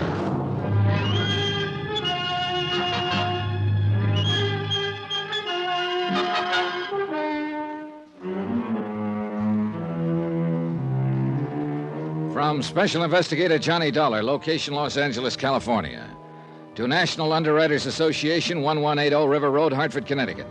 Assignment, the long shot matter. Expense account continued. Item 3, $1 even. Taxi to the Barclay for lunch with Lieutenant Berry. But let me backtrack for a minute. Coming down in the hotel elevator, I kept thinking over what the lieutenant had said, and I disagreed completely. I wasn't a hard sale. It's just that I wasn't an early sale. There were too many angles to the death of Mrs. Palmquist, too many things I didn't know yet. I got proof of that the minute I stepped outside the hotel. The white-cad sedan parked directly across the street contained a real interesting combination of people. Eric Palmquist, the doctor's son, and Steffi Lund, the doctor's nurse. The moment they saw me, they did what every amateur sleuth does. They drove away as fast as possible, thereby becoming just as conspicuous as a second nose. By the time I reached the Barclay, Lieutenant Berry had ordered for both of us. You don't like it, order something else, but it's the best they got. Matter of fact, it looks pretty good. Now, as I was saying... Yeah. So, Palmquist nurse and his kid are an item. You waiting for me to look impressed? You get up out of the wrong side this morning, Lieutenant. Look, I don't like the smell of this deal any more than you do, but what does it all add up to? You're sent out here to look into a possible killing. Which happens. Victim, Mrs. Palmquist. So, an ex-convict sits in a cell accused of the murder. The accuser and witness, the dead woman's husband. The con insists he's been framed, that the husband is a killer. But the husband is well alibied, bringing it down to the setup known as ex-con versus respected citizen. You know there's more to it than that. Don't give me lessons, Johnny. You think you've come up with one thing we don't already know about? I got checkouts going on the doctor, his nurse, his son, everybody within shooting distance of this thing. Don't get any ideas we're asleep down at the hall. All right. Give me a little fill, huh? Who? Palmquist's nurse, Steffi Lund. Nice kid, never been in trouble. At least we couldn't find any. What about the boy, Eric Palmquist? Typical rich doctor's son. Kind of wild, sensitive, gambles, but Papa can afford it. Also hits the booze too much for a kid that young. What about the doctor's alibi, Laura Considine? Yeah, knew I should have skipped that one. Your eyes look like they're whistling. Isn't that awful? At my age, too.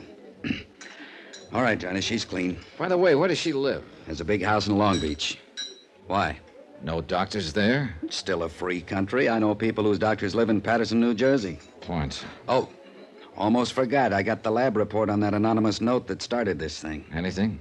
Untraceable. No prints, cheap paper that can be bought anywhere. And the letters were cut from a dozen different magazines. Didn't tell us a thing. What do you mean it didn't? What? It told us someone was going to try to collect on a policy.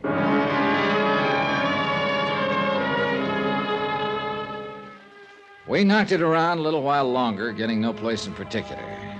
Then suddenly I was being paged for a telephone call. Barry's raised eyebrows were eloquent. They made me feel like one of those would-be movie stars who have themselves paged in the Brown Derby so that other would-be stars will know they're there. I had a funny notion about who might be calling, so I told the waiter I'd taken in the booth out front and left Lieutenant Barry by himself. Johnny Dollar. Mr. Dollar, I'm so glad I found you. Oh? This is Steffi Lund, Dr. Palmquist's nurse. Well, the day's picking up. I'm sorry. I hope I didn't interrupt your lunch. You see, I called your hotel and they told me where you'd gone. I'm sorry. Well, don't apologize, Steffi. A working girl who drives around in a beautiful white Cadillac doesn't have to, you know. I'll explain about that. Why should you owe me any explanation? Please, Mr. Dollar, I've got to see you right away. It's terribly important. Mr. Dollar, Where are you? I'm at Dr. Palmquist's office. Can you come here now, right away? Okay, I'll be right over. And please, don't bring anyone along with you, will you? However you want it, you're calling the shots. Thank you. And hurry, please.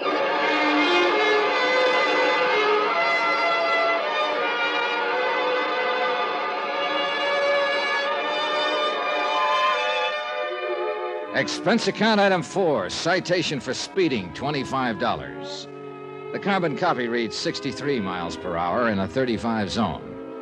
You ever tried to talk an LA-type cop out of a ticket? It's ridiculous.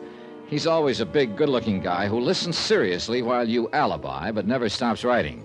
Then he smiles, calls you sir, and hands you the ticket. I couldn't beef about it, though. 2 reasons. 1, I deserved it. And 2, if I hadn't been stopped, I'd never have realized I was being tailed. Because the tail knew what he was doing. A heavy-set, thuggy-looking fellow in a black 51 sedan.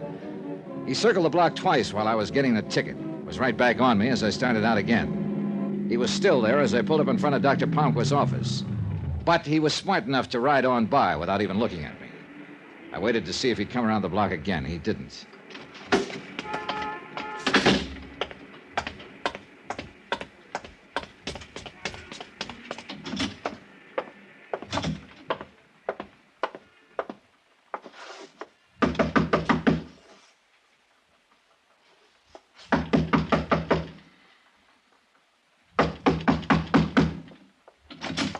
Yes, sir. What is it? What? What do you want? Well, now, that's a switch. When you called me a few minutes ago, you said... No, you're mistaken. I didn't Well, call now, you. wait just a minute. I didn't call you. Don't Her you words were understand? deliberate, emphatic, but her eyes were suddenly doing the real talking, signaling desperately into the room behind her, trying to tell me that she wasn't alone. But I wasn't the only one who caught the signal. Get away from the door, Steffi. Come in, you. Did you hear me? I said come in. Eric, please. Hello, Eric. What seems to be the trouble around here? That's far enough. Oh, now, come on. Why don't you put that thing down? Your family's had enough misery with 38s. Darling, do what he says. Why did you call him, Steffi? Why? Because somebody's got to help you because of what you're going through and what it's doing to you. Eric, I can't stand any more of it. You're half out of your mind with fear. Now listen to him, Eric. Maybe he can help. You think he can help? You think anybody can? One thing's sure. That gun's not going to help you any. Come on now, kid, put it down. No, because nobody tells me what to do. Not when I've got a gun. They're afraid to. That's right. They're afraid to. You're both afraid, aren't you? It's nice. It's nice for somebody else to be afraid. I like that. I really like that. He wasn't even looking at us anymore, just somewhere off into space. Somehow, Steffi sensed that I was waiting for a chance to grab his gun and motioned for me not to. And suddenly I remembered where I'd seen that lost, empty look before. Mrs. Palmquist, Eric's mother. She'd had her share of that look the day she died. Mr. Dollar, help me with him, please. I picked him up, put him on the couch. He had that terrible whiteness that a deep faint brings, and Steffi didn't waste any time. She loosened his collar, shoved his head forward. In a few minutes, he shuddered once, came to, took a deep breath. We made him comfortable on the couch, but you could see that it had been a rough trip for him. He was conscious, but he didn't have the strength to open his eyes. Steffi just stared at him. He'll be all right now. What's wrong with him, Steffi? Why that thing that just happened? You want the technical name? Circulatory liability. Sound impressive? Talk layman, huh? A form of extreme hypertension. Nerves. Enough to make him faint like that from anger, from fear. It's a lovely thing for a man to go through, isn't it? Well, that calls for a different kind of medicine, doesn't it? Analysis with a psychiatrist. He's in it now. Only with Eric, it's going to take a long time. Maybe a very long time. But a kid like that, how? Why? Fear. Overpowering, petrifying fear. Of what? His father. Of Dr. Palmquist? Yes. The nice Dr. Palmquist. The gentle, quiet healer. My employer. My father-in-law. You and Eric are married? Tijuana 6 weeks ago. Eric is 25 years old, Mr. Dollar, and he's so afraid of his father we're still keeping the marriage a secret. Why, Steffi? Why is he so afraid of Palmquist? His analyst hasn't been able to get through to that. You expect me to? Well, somebody'd better. Why did you say that? Because he waved that gun around very convincingly for a scared kid. He never would have fired. Don't you understand? He's so frightened he couldn't have made himself do it. I hope you're right.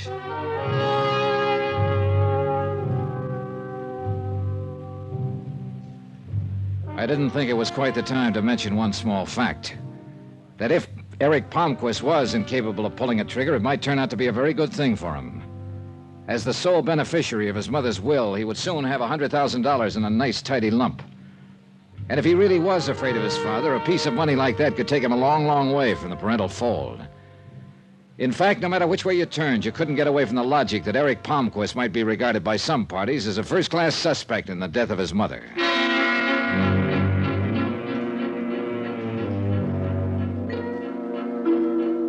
Steffi was still pretty much upset when I finally left her, and I must admit that my own mind wasn't exactly at ease. Hoping that the fresh air would help to clear my thoughts, I took my time driving back, and it must have been nearly an hour later when I pulled into the subterranean garage of my hotel. I guess I was thinking too hard about what had just happened. In any case, I wasn't quick enough. Just as I passed one of the garage's big concrete pillars, a figure stepped out from behind it, brought the business end of a Colt banging down on my head. The ground climbed up and got me. But not before I had a look at him. My heavy-set, thuggy-looking friend who tailed me earlier in the day. He could talk, too. You're in the wrong town, punk.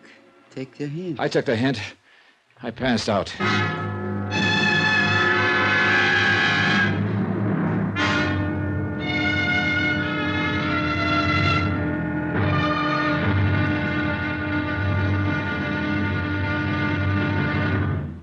Now, here's our star to tell you about tomorrow's intriguing episode of this week's story. Tomorrow, a study in reactions. 3 of them. One by a man who should know, one by a man who doesn't, and another by a bullet. Join us, won't you? Yours truly, Johnny Dollar.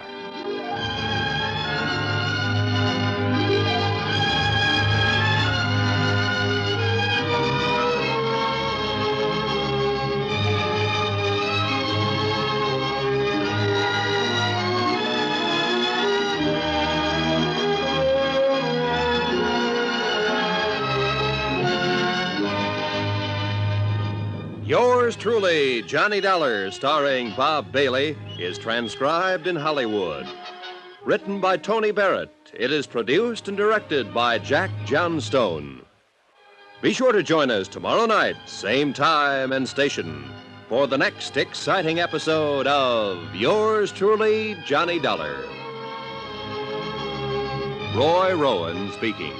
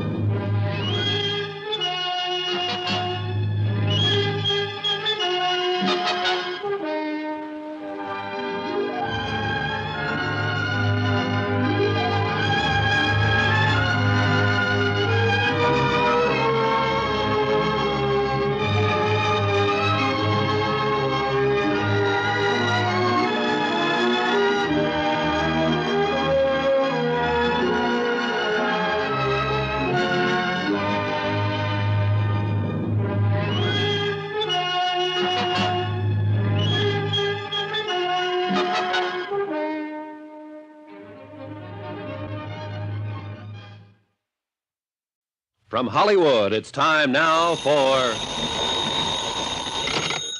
Johnny Dollar. Oh, this is Dr. Van Clauser returning your call, Mr. Dollar. Oh, yes, Doctor. May I ask who recommended me? I inquired about a good psychiatrist, and it came up you. Yes. Well, the first step is usually an office appointment for a preliminary chat. That's what I had in mind. Today? My schedule is quite full. Would tomorrow be suitable? Today would be better. Oh, I see. But there should be ample time. There should be ample time, but there isn't. In fact, I'm running out of it fast. Very well. 11 o'clock. Dust off your couch.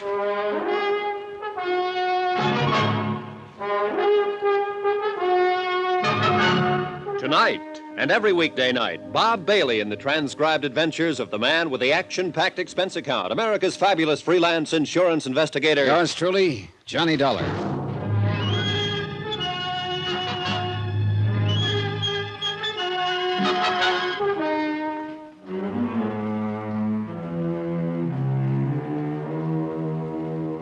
From Special Investigator Johnny Dollar, location Los Angeles, California.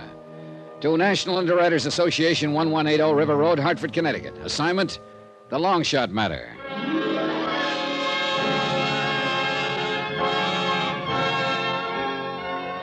Johnny Dollar, hypochondriac, complete with assorted medical advisors. I needed one of them before I even got down to the lobby of my hotel. It was the house medic, that's item 5, $5, who'd patched me up yesterday after a thug had worked me over in the hotel garage. Now came checkup time, and the doctor was a fusser, and he disapproved of me. Hold still now, hold still. Yeah, but that's my head you're digging into. I wouldn't have to if somebody else hadn't split it open. There. Hey. Well, looks a little better. Yeah, well, don't sound so enthusiastic. Walking into a wall. It's the best I could think of at the moment. Likely story. Hold still now. I want to redress that wound on the other side. Hold still. Temper. Funny, he was working on the outside of my head, but it was the inside that ached most. There were reasons, lots of them. Like the murder of a sick old woman the same day I'd arrived, and the anonymous note that had warned of it.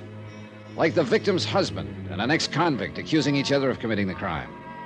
It was a rough one, real rough, because the picture kept changing from minute to minute, and my company was on the hook for $100,000. At 11 o'clock, I sat across the desk from Dr. Hans Van Clauser, psychiatrist, in his Beverly Hills office. He was small, spectacled, and charmingly Viennese. More important, he was the analyst who was treating Eric Palmquist, the murdered woman's son. Now, Mr. Dollar. Afraid I owe you an apology, Doctor. I deceived you a little bit. I'm not exactly here as a patient. Oh, everyone finds it difficult to begin, Mr. Dollar. Suppose we hear some of the medical history first. I tell you, we're off on the wrong foot, Doctor, and it's my fault. Here, take a look at these, my credentials. I see, then you're hardly here as a patient. About a patient, let's say. My dear Mr. Dollar, I think you know very well that I can reveal nothing which is told to me in this room. I know that. Then the purpose of this visit? I just want answers from a competent authority about a certain illness. I won't bring personalities into it. It's important, Doctor. And the particular illness? Something called circulatory lability. You know that it's a form of extremely provoked hypertension? Yeah, that much I do. Hypertension is the result of anxieties. The anxieties may be real or fancied, but the hypertension is very genuine indeed and very dangerous. Dangerous to the extent that a man could turn to violence, maybe kill? If sufficiently aroused, yes, it has happened. I see. Thank you. Thank you very much. Item 7, 10 cents, recklessly squandered on a phone call to my hotel to check for messages. There was one. Lieutenant Berry of the L.A. Police Department would like to see me at my convenience. Would I? I would. You get practically nowhere ignoring police lieutenants.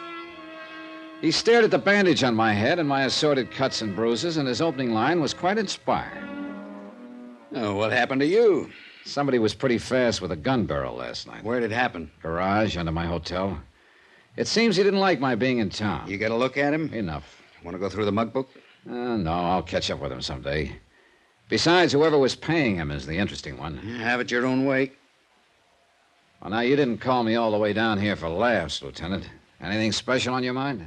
Lonnie Miller, the guy we got sitting in cell number 8A, the prowler who shot Mrs. Palmquist. So Dr. Palmquist insists. He isn't the only one, Johnny, not anymore. What? Yeah. We finally traced the murder weapon. It was bought at a pawn shop in Burbank. The pawnbroker positively identified a mugshot of the buyer, Lonnie Miller.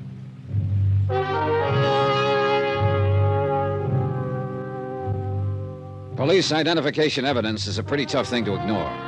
But I was still what the lieutenant called a hard sale. It wasn't stubbornness, simply the fact that I'm very large for motivation. It can be as wild, as woolly as they come, but it's got to be there somewhere. And somehow, with so many good ones around, the worn, faded man in cell 8A didn't rate in that company. I asked the lieutenant for a couple of minutes with Lonnie Miller. He shook his head as though he felt sorry for me, but okayed the visit anyway.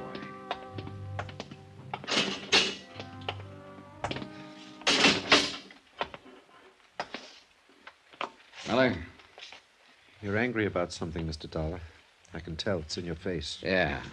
About a story you told me the other day. About Dr. Palmquist giving you a lift, keeping you around town, then using you as a patsy so he could kill his wife. You want to change any of it? You asking if I lied, mister? Is that it? That's it. It's figured to be like this sooner or later. Goodbye, mister. Come on, Miller, talk to me. Lie? Think I'd lie to the only man who even looked like he believed me? You still haven't answered. Mister, don't you think I know I haven't got a chance? That I'm dead? I don't even care anymore. But I didn't lie. Not one word. A Burbank pawnbroker says you did. Says you bought the murder gun from him. I've never even been in Burbank, I swear to you. How could I have bought the gun? He identified a picture of you. Says you showed your driver's license as identification. Where is your license, Miller? In my wallet, downstairs. They took everything when they booked me. Mr. Dollar? Tell it to me all over again, Miller, from the minute Dr. Palmquist gave you the lift, step by step, every single detail. Tell it to me.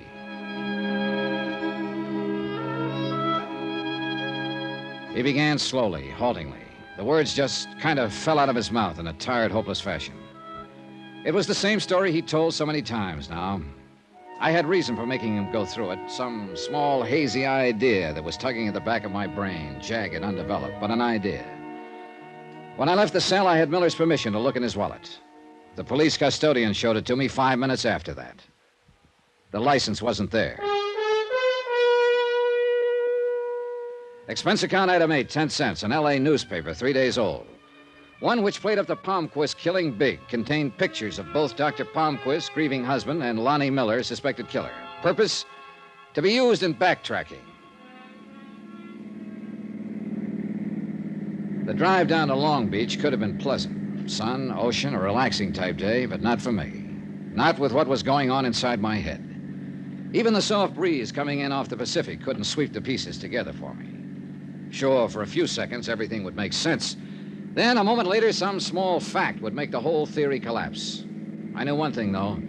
If this whole deal was a frame, it was a great one, a work of art, something to be admired, provided your name was neither Lonnie Miller or National Underwriters. About 6 miles this side of Long Beach, I found what I was looking for, the little tacos joint where Miller claimed he and Dr. Palmquist had stopped for coffee.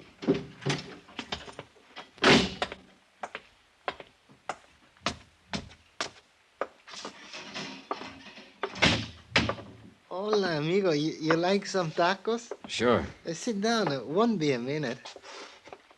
Owner around? You're looking at him, amigo. Irving Gonzalez, owner. Irving? Sure. I had it changed. Nobody could pronounce Plutarco Gonzalez. See your point. It doesn't pay to make problems for your customers in business. Yeah. When are you going to work up to asking the questions, amigo? What? I can make tacos blindfolded, and I can tell a cop the same way. Well, you're not too far wrong. Want to take a look at this newspaper? Either of these men ever been in here? And Dr. Victor Palmquist and Lonnie Miller. Oh, I read about that killing. Very interesting. Yeah. Well, what about it, Irving? What about what? These men. Have they ever been in here, alone, together, any time? Yes, I mean, they look kind of familiar, but maybe it's only because I see them in the papers. You know, That's the best you can do. Well, look, amigo, you stand behind a counter all day and everybody looks like everybody else. You wouldn't want me to make a guess, and that's all I'd be doing, guessing. No, I wouldn't want that. Here, nice and hot. Eat your tacos, amigo. Thanks anyway. I'll skip them this time. Here. You know something? I don't blame you. Hey, look at this. Pills. Pills? Pills. I eat them by the dozen. Do you know why, amigo? Tacos. There's this about the racket. You try, you strike out, you can't waste time thinking about it. You get on to the next step. The step? Laura Considine, Dr. Palmquist's lovely alibi the night of his wife's death. Her house was only a few miles out of Long Beach. It seemed logical to head for it. I reached it about 20 minutes later, a large, old-fashioned and seemingly deserted house on a promontory that jutted out into the Pacific. Strikeout number 2, the hostile iron fence that circled it made its point. Keep out. So I did. Trespassing applies to everyone. From where I stood, I couldn't identify the car that suddenly roared away from the back of the house, but one thing was obvious. The driver was in a hurry, and I was getting nowhere. I decided to head back to town. It happened 5 minutes later as I rounded a curve on my way back to the Pacific Coast Highway. Choice, the Pacific on one side, granite cliffs on the other. I picked the cliffs.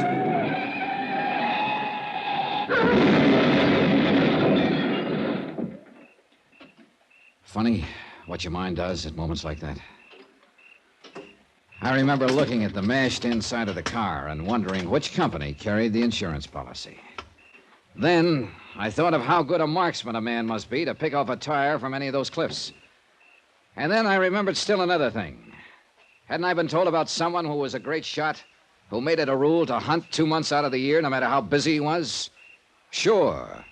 A highly respected citizen named Dr. Victor Palmquist.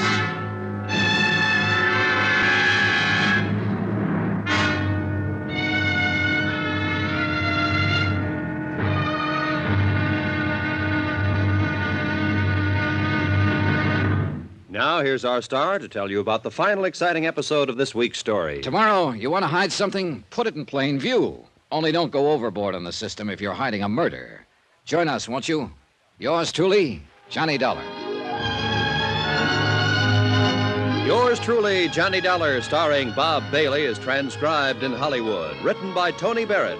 It is produced and directed by Jack Johnstone. Be sure to join us tomorrow night, same time and station, for the next exciting episode of Yours truly, Johnny Dollar. Roy Rowan speaking.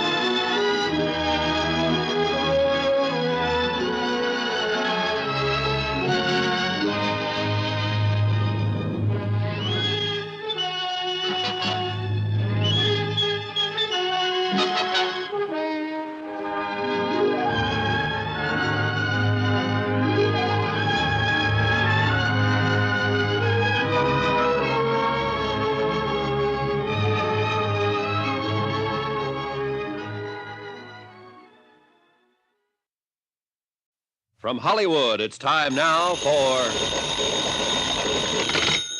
Johnny Dollar. This is Laura Considine, Mr. Dollar.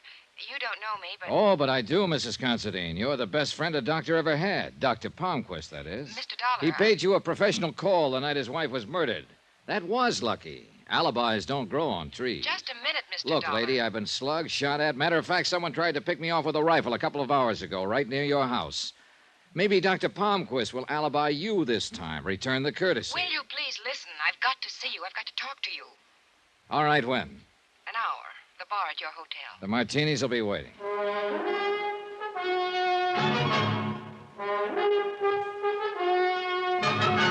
Tonight and every weekday night, Bob Bailey in the transcribed adventures of the man with the action-packed expense account, America's fabulous freelance insurance investigator. Yours truly, Johnny Dollar.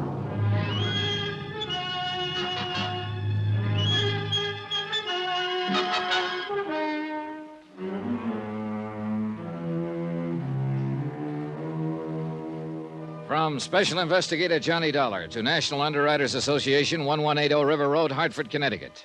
Assignment, the long shot matter. Expense account concluded.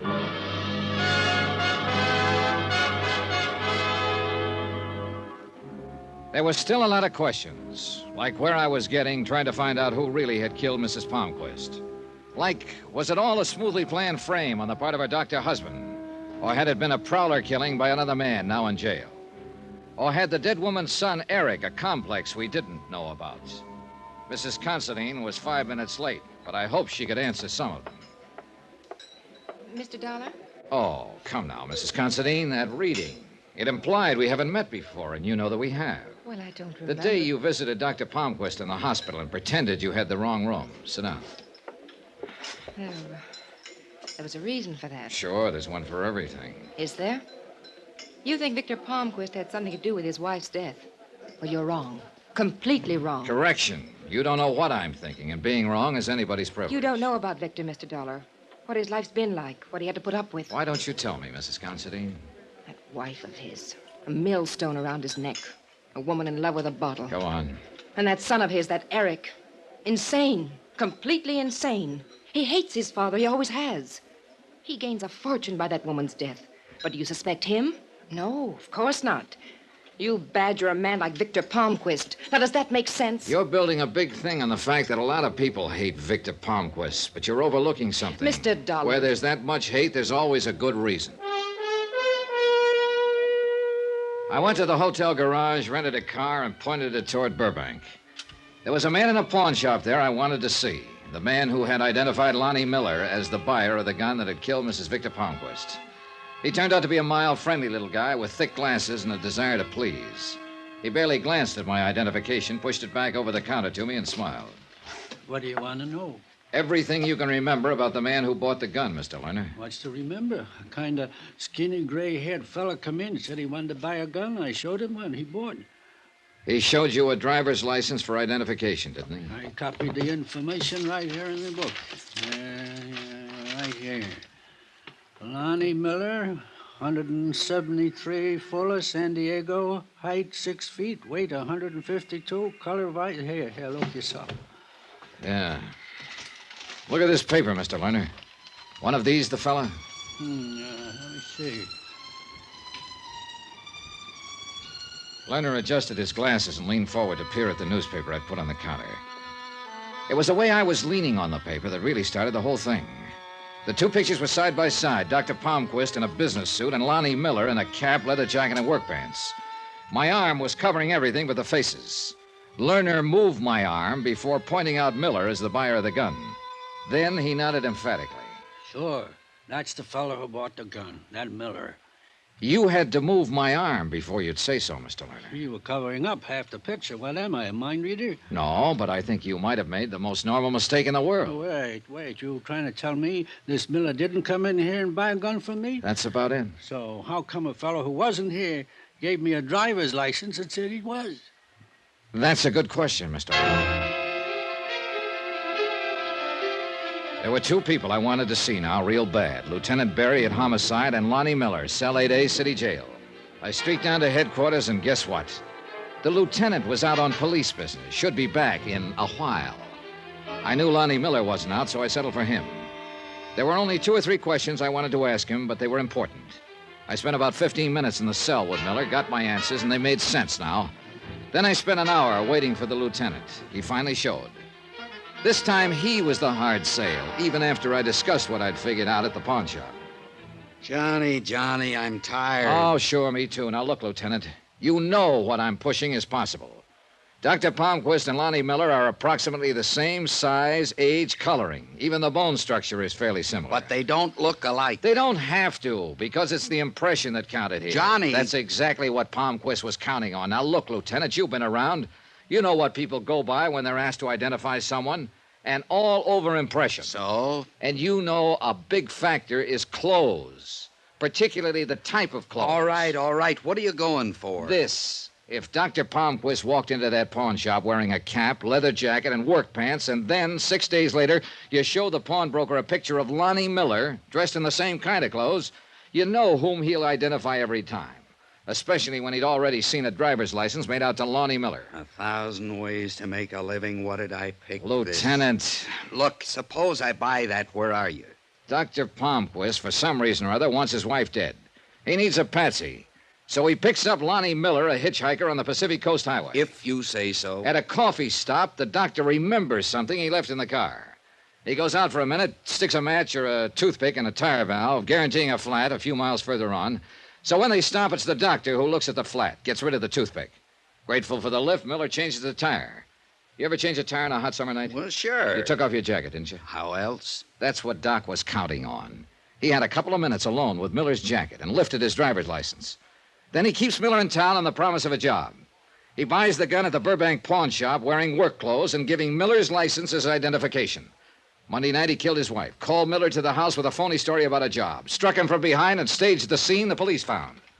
Smooth, huh? Johnny, can you see me going to the DA with all that theory and no proof? Palmquist would laugh me out of town. Barry, look. Knock it off. You're no kid. You know I'm right. Well, don't go away mad. Sure, I know he was right. That's what was driving me crazy. Proof. One little piece of it, but where? Old Palmquist had used his head, all right. But the smartest ones alive always leave one little hole somewhere along the line. But 3 hours later in my hotel room, I hadn't found it. Steffi, what are you doing here? Johnny, Eric's been drinking all day, brooding, working himself into a rage, saying terrible things about Mrs. Considine and his father, and about his father being a murderer. I don't know what he'll do. Help me, Johnny, please. He give you any idea of where he was headed? He mentioned going home to get a gun and then going to Mrs. Considine's house. Johnny, I'm afraid. All right, come on. The drive to the Palmquist house on the Palisades was a long one, but educational. Because Steffi had nothing to hide now. She was just a kid worried to death about her husband, and her bitterness toward Dr. Palmquist came rolling out. He's an easy man to hate, my father-in-law. All charm on the outside. Petty little dictator inside. A man who's trying to prove something, who can't abide weakness. Who tries to make everyone over into his own image. A horrible man. Tell me about Eric's brother. Paul? He was the favorite, the doctor's pride and joy. They hunted together all the time. Only one day, Paul had a cold, tried to get out of a hunting trip. This offended the doctor's weakness fetish. It made the boy feel like a coward, so Paul went hunting and died of pneumonia. Mrs. Palmquist never got over it, as you saw before she was killed. Nice, Johnny? You like the family I married into? The house was dark when we got there. We hurried to Eric's bedroom, and Steffi leaned against the door, weak with relief. Eric lay sprawled on the bed, snoring fine alcoholic noises. The rifle he still clutched made very clear what he'd been thinking about before the liquor had taken over. We were just getting him comfortable when we heard it. A car pulling into the garage. Palmquist. I got Steffi down the back stairs and out of the house as soon as I was sure he was inside. And then I turned back. Because suddenly I was tired of a killer walking around free while everyone else stepped softly. And the anger was good, because it suddenly drove into my mind the one thing Palmquist might have overlooked. I let myself into the garage by the small window, moved to the doctor's big car. You ever try to force open a car trunk with a claw hammer? Don't. A, it's rough, and B, it takes your eyes off the door leading to the kitchen. Why don't you ask me for the key, Dollar? A gun, Doctor? No instrument of healing? Oh, that's nice. And it tells me something about the trunk. That there's a spare tire in there that's flat, but doesn't have a puncture. A service station might remember a thing like that, huh, Doctor? Right, Mr. Dollar. Goodbye. He couldn't pick me off because of the car, but the car was working against me, too. You did better with a rifle yesterday, Doctor. I'll manage, Mr. Dollar.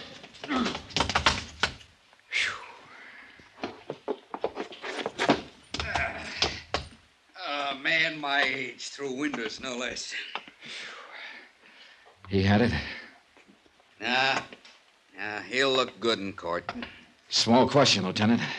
Not that I'm ungrateful. Ask. Aren't you a long way from home? I didn't like the look in your eye when you stomped out. You know something, Johnny? You're easier to tail than a trolley car. Expense account, item 12, $71. L.A. hotel bill. Item 13, $174.90. Return airfare to Hartford. Expense account total, $490.80. Details? Eric Palmquist admitted sending us the original warning note out of fear of his father. He never knew till the death of his mother that he himself was the beneficiary. Remarks about Hollywood. Let's call it the Easterner's Revenge. Quote, it's a nice place to visit, but I wouldn't want to live there. Unquote. Yours truly, Johnny Dollar.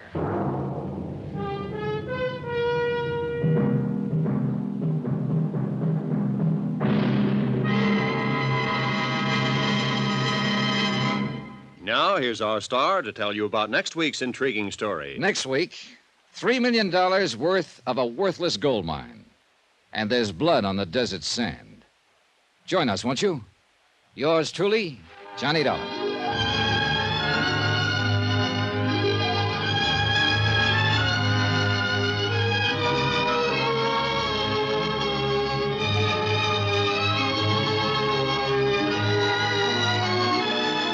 Yours truly, Johnny Dollar, starring Bob Bailey, is transcribed in Hollywood. Written by Tony Barrett, it is produced and directed by Jack Johnstone. Heard in this week's cast were Virginia Gregg, Victor Perrin, Lillian Baeff, Russell Thorson, James McCallion, Edgar Barrier, Don Diamond, and Herb Butterfield. Musical supervision by Amerigo Marino and Carl Fortina. Be sure to join us on Monday night, same time and station, for another exciting story of yours truly, Johnny Dollar. Roy Rowan speaking.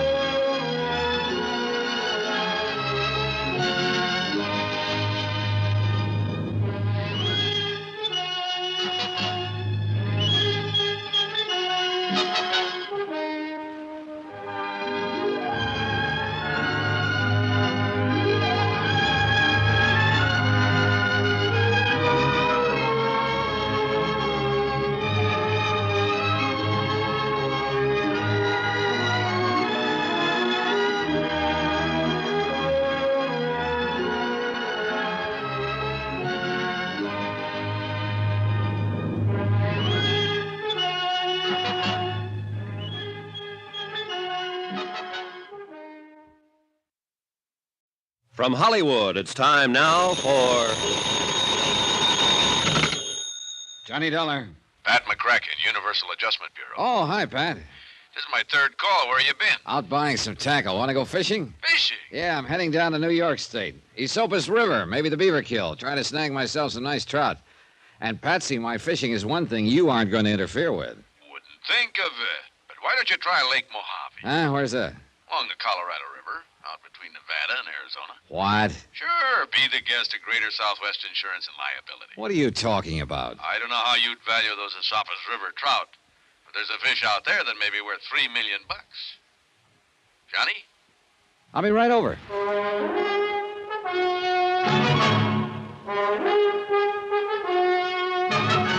Tonight and every weekday night, Bob Bailey in the transcribed adventures of the man with the action-packed expense account, America's fabulous freelance insurance investigator. Yours truly, Johnny Dollar.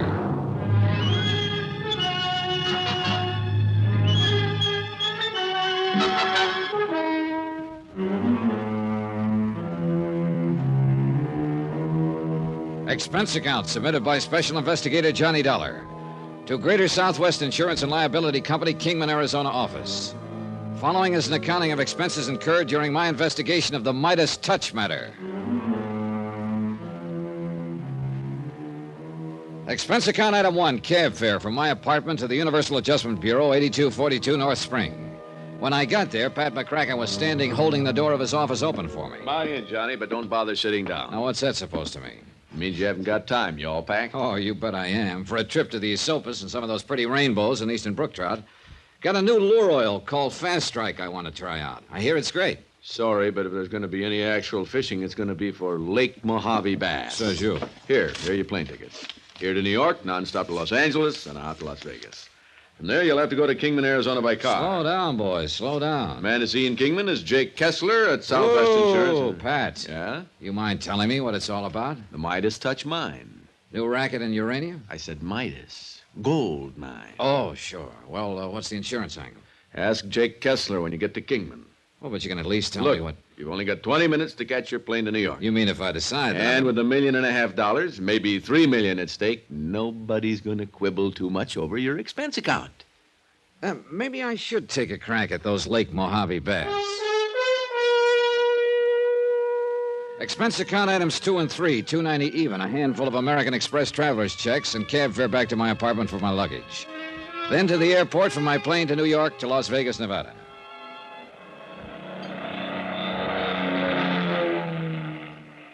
It was 11:30 p.m. when the big plane slowly glided down out of the clear starlit sky. And unless you've seen the millions, billions of stars that twinkle brightly through the clear, dry air over the Mojave Desert, you've missed a real thrill. We glided down toward the landing strip on the edge of the town of Las Vegas. From the air, the myriad multicolored lights made the fabulous resort sparkle like a field of jewels. Item 4, 30 cents phone calls to car rental agencies. They were all closed. Item 5, 65 cents per cab to the Flamingo Hotel, where I decided to spend the night and drive on to Kingman in the morning. Item 6, hotel overnight, food, and incidentals. $178.30. If you know Las Vegas, you know what that word incidentals means. 15 odd.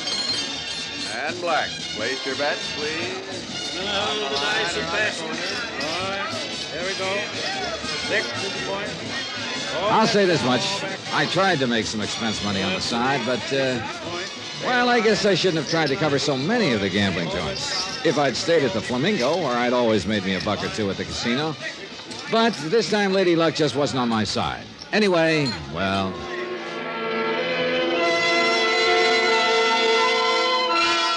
Item 7, $50. Deposit on a rental car the next morning. I headed south and east toward Kingman, Arizona. First stop, Hoover Dam, where that tremendous hunk of steel and masonry straddles the Nevada-Arizona state line. And I took a brief but longing look at what I could see of Giant Lake Mead. I wanted to stay right there, break out my fishing tackle, and take a crack at some of the huge lunker bass for which Lake Mead is famous. But duty is duty, or something. Anyhow, I hit the highway again across the hot, dry desert toward the city of Kingman.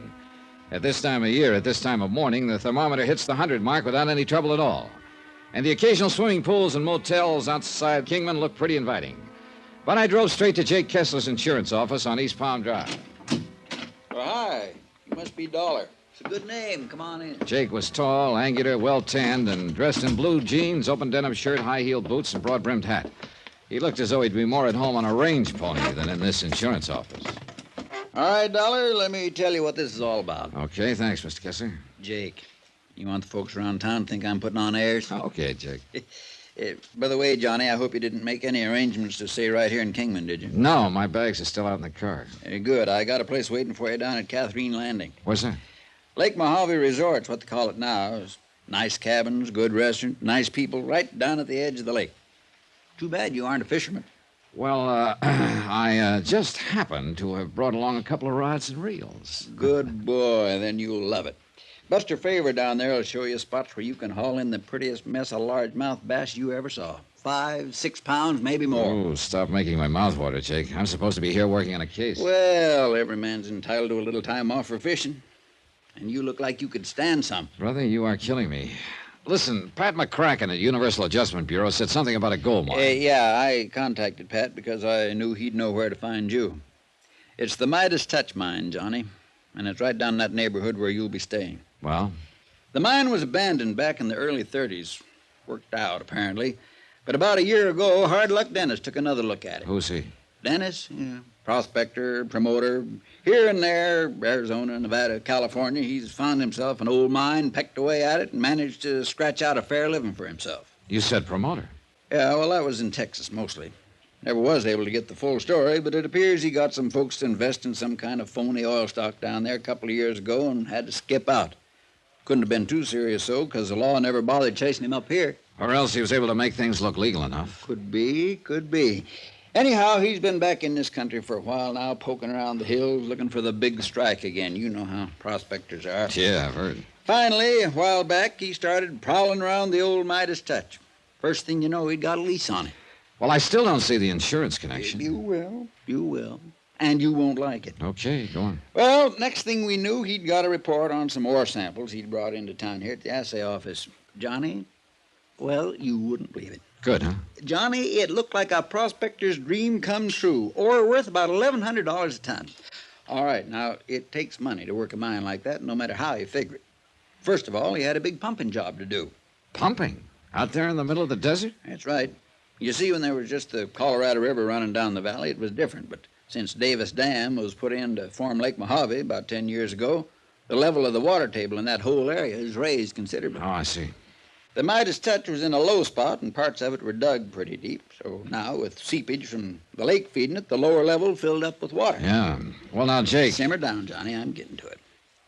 Hard Luck Dennis needed money. A lot of money. So who should he come to but the Haskell brothers, 3 of my best clients. So what happened? I hate to keep chewing your ear off this way, but I've got to give you some background. Shoot. Ernie, Kevin, and George Haskell, they're money men from back east. What do you mean, money men? Oh, brokers. You know, stock market. Oh. They made themselves a big pile of dough, got the usual ulcers doing it, and then decided to give up and get as far away from New York as possible. I don't blame them, but about But this... when they got out here, instead of just retiring and taking it easy, you know, much as you might like it at first, you can get pretty bored just riding around on horseback and hunting and fishing all the time. Get tired of fishing? Huh? Nothing. Go on. Yeah, well, after a few months, they decided they'd have to have something to do with themselves, or at least something to occupy their minds, so they bought up the old Too Lazy 2 ranch. Cattle?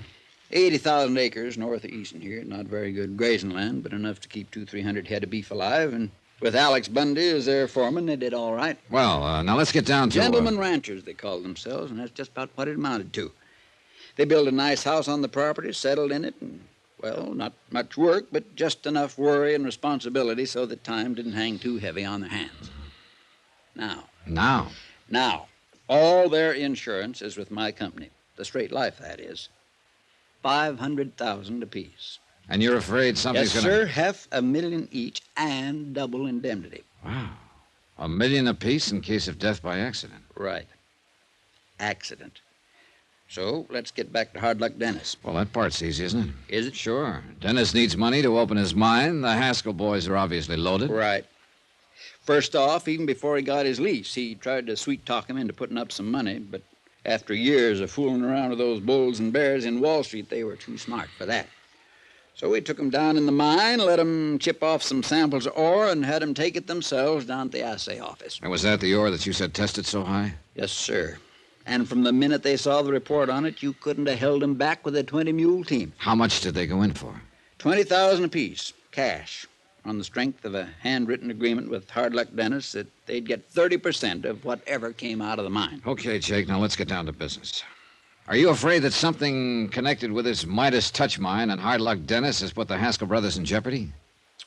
I'm afraid it's got beyond that, Johnny. Huh? 3 days ago, Hard Luck took the Haskells over to the mine again for another look. Yeah? Cave in. They finished digging their bodies out yesterday morning. All three of them. Hard Luck Dennis? He wasn't caught in that cave in. Where is he? Who knows? Then for you, it's a question of a $3 million payoff on the policies or $1.5 million. Yep, Johnny. A question of accident or murder. Then for me, it's a matter of finding a killer. Yeah, named Hard Luck Dennis. And when you do, look out for him. Yeah. Tell me, Jake, does anybody know I've come here to look into this? Oh, the whole town, I'm afraid. Maybe I should have kept it quiet. Well, sometimes it is better if... Where are the policies? Here, I'll get them for you. They're right in this little side office. Who are the beneficiaries? There's only one. The girl that was married to Kevin Haskell. The other two are bachelors. She lives at the ranch. She filed a claim yet? No. Has, well, can you make the coroner's reports available to me? Anytime you want. You get through here. I'll take it for you. Johnny Dollar. I mean, this is the office of... You're the one I want to talk to. Huh? I want to talk to you. I want you to meet me alone. Oh? Who are you? Tell you where and when in a second. And don't come carrying a gun, because, mister, I can outdraw you 2 to 1. Who is this? They call me Hard Luck Dennis.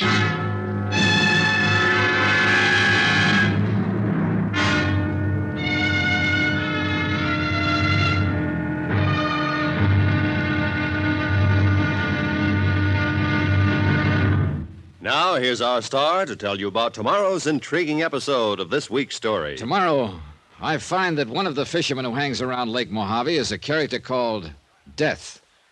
Join us, won't you? Yours truly, Johnny Dollar. Yours truly, Johnny Dollar, starring Bob Bailey, is transcribed in Hollywood. It is produced and directed by Jack Johnstone, who also wrote this week's story. Be sure to join us tomorrow night, same time and station, for the next exciting episode of Yours truly, Johnny Dollar. Roy Rowan speaking.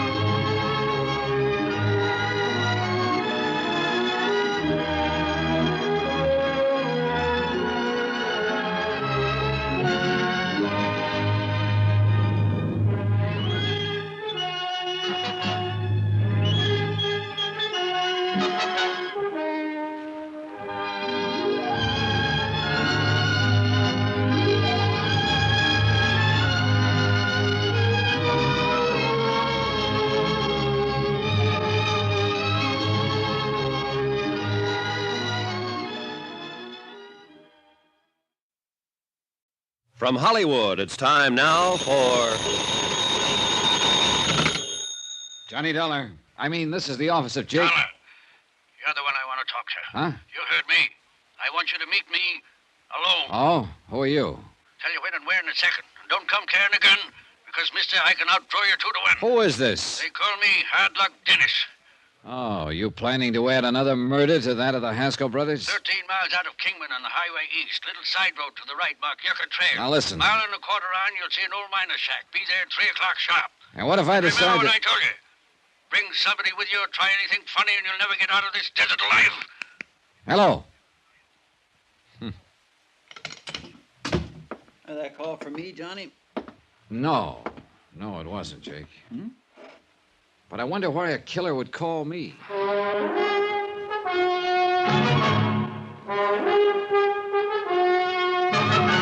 Tonight and every weekday night, Bob Bailey in the transcribed adventures of the man with the action-packed expense account, America's fabulous freelance insurance investigator. Yours truly, Johnny Dollar.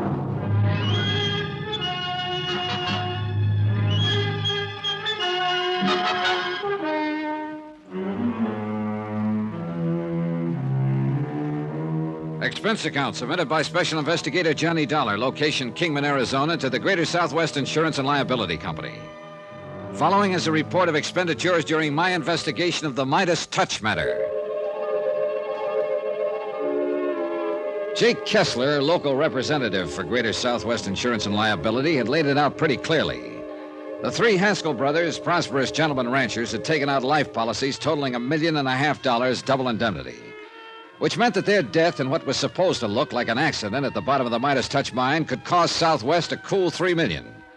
And the finger of suspicion pointed straight at one Hard Luck Dennis, prospector and promoter. It was in Jake Kessler's office that I'd received the phone call from Hard Luck. Where did Hard Luck tell you to meet him, Johnny? Oh, I'll find it all right.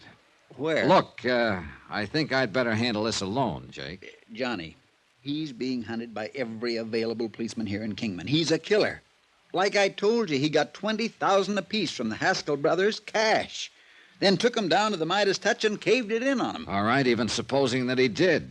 Why would he do it? Well, daggone it, that's as obvious as those two heads you're wearing. The mine is worthless. How do you know? Because smarter people than him gave it up over 20 years ago. I thought you told me the ore samples he brought out assayed at $1,100 a ton. Oh, now, look, Johnny, you know as well as I do that there's more ways to salt a gold mine than there is to skin a cat. You have any proof that Hard Luck salted that one? No, but Tad Harding will. Who? Captain Tad Harding, police. He hasn't lived out in this country all his life for nothing. Where's Harding now? At the Midas Touch.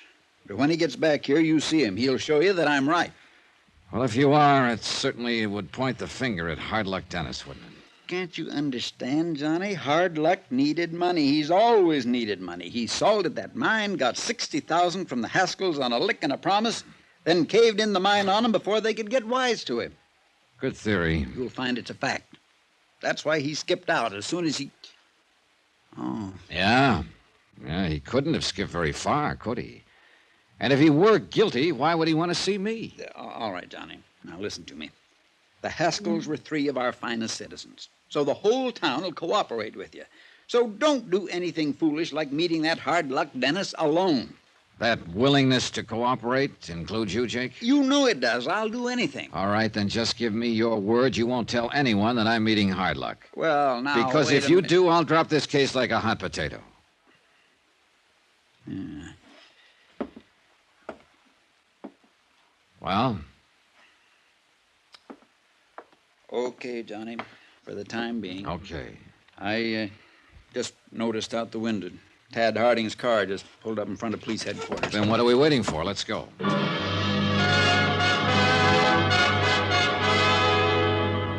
Captain Tad Harding turned out to be a tall, well-built, cool-headed man of about 40 who impressed me as being able to cope with any situation that might arise. He bore out everything Jake Kessler had told me about the Haskells and about Hard Luck. And he added two new and very important bits of information. One, that he'd found nothing whatsoever to indicate that the Midas Touch had been salted. On the contrary, he'd picked up some very rich chunks of ore. Two, he'd learned the probable cause of the cave-in and what it meant. I told you it was murder, Johnny. I told you. Tad Harding had found a length of wire rope, one end wrapped around the spool of a powerful hand winch. The other end had very obviously been tied around a pillar, a thick pillar of rock and gravel that had been dug around so as to leave support for the ceiling of a horizontal shaft. Jake and I walked back to his office. That's it, Johnny. No doubt about it. No doubt. A few quick turns of the handle on that winch, the pillar came down and the roof caved in. I'll have to admit it certainly looks that way. Well, at least the company's off the hook for $1.5 million of the insurance. If we can prove that somebody operated that winch while the Haskells were down there. Now, look, And Johnny, that means finding that person. I'm satisfied it was murder. Would the courts be? The court? Sure. When the claims on these policies are filed, they'll be for $3 million on the basis of double indemnity for accidental deaths. You can bet your last penny on that. Claims haven't been filed yet, have they? Oh, no. Well, I hope we'll have time before they are. Time? To prove it was murder by producing the murderer. You still plan to see and talk to Hard Luck Dennis? Yep. Alone? Yep. When? Sometime soon. When, Johnny? Tell you all about it after I've seen him. Johnny, it's dangerous. Say, look, if I'm going to stay at that place you told me about over at Lake Mojave, I may as well go and get settled, huh? How do I get there? I'll drive you over, Johnny. No point in that. I've got my rented car. Well, you'll probably want to be seeing the mine, too. Maybe I can be of help to you. Or maybe you just want to be present if I happen to keep a date with Hard Luck Dennis. Now, I didn't say that. You didn't need to. Jake, I want you to stay right here in Kingman so you can keep in touch with whatever the police dig up and still be in touch with me. There's a phone at the Lake Mojave Resort, isn't there? Well, sure, Johnny. Also, don't forget, that $3 million claim may be filed here at your office any minute. If so, I want to know about it. Now, how do I get to Lake Mojave? Head east on Highway 68, he said. So I did. And 13 miles out of town, I found the little side road, Yucca Trail, that Hard Luck had described over the phone. The next mile and a quarter was about the worst driving I ever encountered. This was nothing but an old wagon trail. Several times, the crankcase and rear axle scraped on boulders in the middle of it. The trail had dropped off sharply from the highway, and as far as I could see, there was nothing but sun-baked rock and gravel of the Mojave Desert, splotched here and there with withered sagebrush, tumbleweed, some weirdly shaped Joshua trees, an occasional yucca plant with its stalk poking upward like a huge candle, and too many kinds of cactus to mention. All of it surrounded by bleak needles and crags of rock, by high plateaus and mesas. The going got so bad, I'd almost decided to get out and walk when I spotted the old miner's shack that Hard Luck had named as our meeting place. As I approached it, I could see no sign of life around it.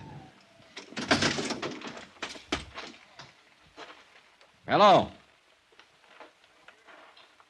Anybody here? Hard Luck Dennis? Hello? Nothing. No one. No sign of life at all, huh? The sudden movement at the corner of the shack was nothing but an ancient desert turtle plodding at what he probably thought was breakneck speed toward a shady spot under a sagebrush. Hello? Hard Luck?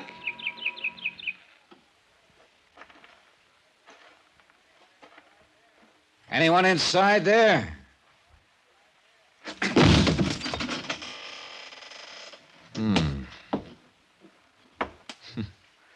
Well... That's not. What?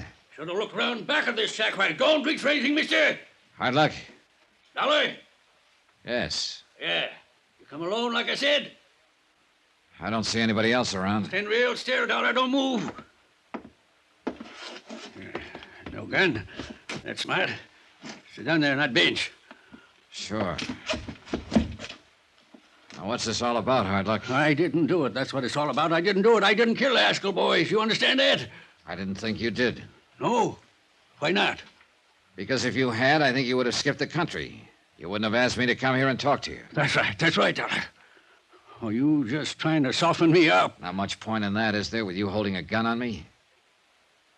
If you didn't do it, Hard Luck, why don't you go to the police in Kingman and tell them that? I wouldn't have a chance. Judge or jury, anything else. The whole town's against me. They made up their mind I did it, so the best lawyer in the country couldn't save me. Apparently the whole town thought a lot of the Haskell brothers. Surely did. Fine men. That's why I picked them to share the mine with me. The only reason you picked them was because they had money and you know it. Yeah, like all the rest. Didn't you see the ore they took out of the Midas touch? I heard about it. Yeah, rich ore. $1,200 a ton, and I didn't plant it there. It's been there all the time. Even Captain Hardin couldn't find where I'd salted it because I didn't. Oh, you know that he was out there? Sure I do. I know everything that goes on in this desert. All right, then look. Suppose you put down that gun and tell me what happened the day the mine caved in on the Haskells. You bet I'll tell you. That's why I called you. But I won't put down this gun until I'm sure you're on my side. Well, then wave it in some other direction. You want to hear what I got to say? Then sit still and listen to me. First, tell me this. Was it murder? It was murder. Then who... But not by my hand. Then who did it? Do you know? Yes, I know. Who? They wanted to see the mine again, get some more samples. That was last Friday. The day of the cave-in. Yeah, so I took them down there, gave them a pick, showed them where to chip it off down on the second level. Go on. But then I left them there for a minute. Why? I heard a car pull up, so I went back out. Went back to see who it was. There wasn't supposed to be anybody around that mine. I had it posted. But I'd heard this car pulling up. Well, go on. So I left the Haskells below and went on. You said that. In a hurry I went. No time for my eyes to get used to the bright sunlight outside. All I saw was the car. When I stuck my head out, that's when it hit me. What do you mean? When what hit you? A rock, a club, or something. And it knocked me out. When I come to, the cave-in was all over. The Haskells were dead in there. And I knew what everybody would think, so I lit out, stayed in the desert. Well, do you know who it was who hit you? Sure, by the car. Who? The same one that made the cave-in. Who? Dollar, it was... Listen, there's somebody coming out there. You cheated me. You brought help. No, I did not. Hard luck. Get away from the door. Duck!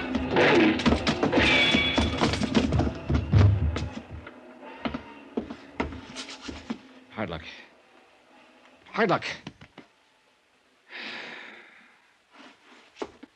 Yeah, I guess they named you right.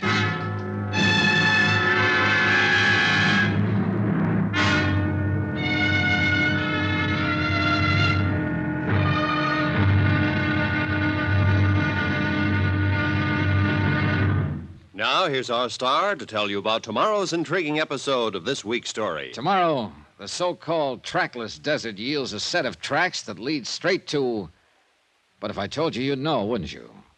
So join us, won't you? Yours truly, Johnny Dollar.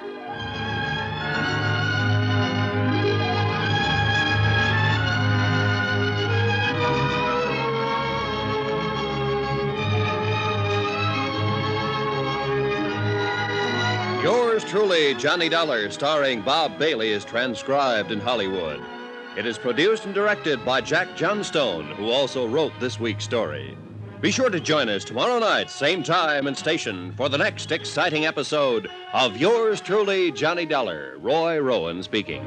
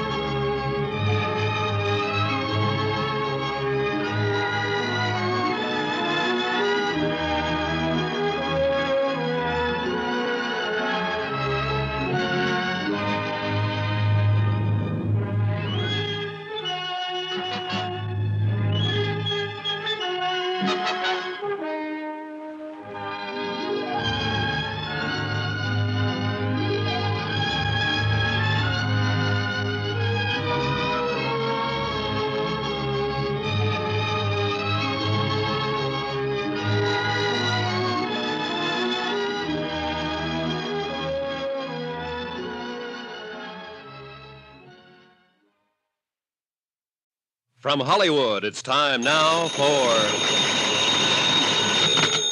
Johnny Dollar. Jake Kessler returning your call, Johnny. I just got back here to my office. You been at the hospital? Yes, and it looks like Hard Luck Dennis may pull through. Has he been able to talk? He may never be able to. That bullet went right through his neck. Anyhow, he's still unconscious. He's the key to the whole case, Jake, so phone me here as soon as he can be talked to. Meantime, I'm going to try to snag me some of these Lake Mojave bass. lucky dog.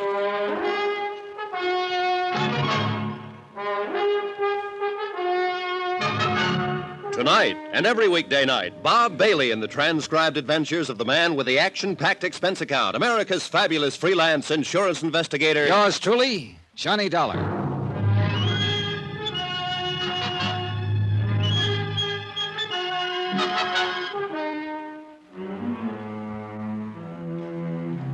From Special Investigator Johnny Dollar, location Catherine Wash on the Colorado River. to the Greater Southwest Insurance and Liability Company, Kingman, Arizona office. Following is a report of expenses incurred during my investigation of the Midas Touch matter. Item 8, $6.20 gas for the rental car that I drove down here to the Lake Mojave Resort in the Colorado River just above Davis Dam. And what a place. Modern, comfortable cabin within spitting distance of the lake itself. Good restaurant, tackle shop, dock. In fact, everything to make a fisherman happy to help him fight it out with the lunker bass that inhabit the 60-mile-long lake. But much as I wanted to fish, I had other things to do. First, I wanted a good look at the Midas Touch mine.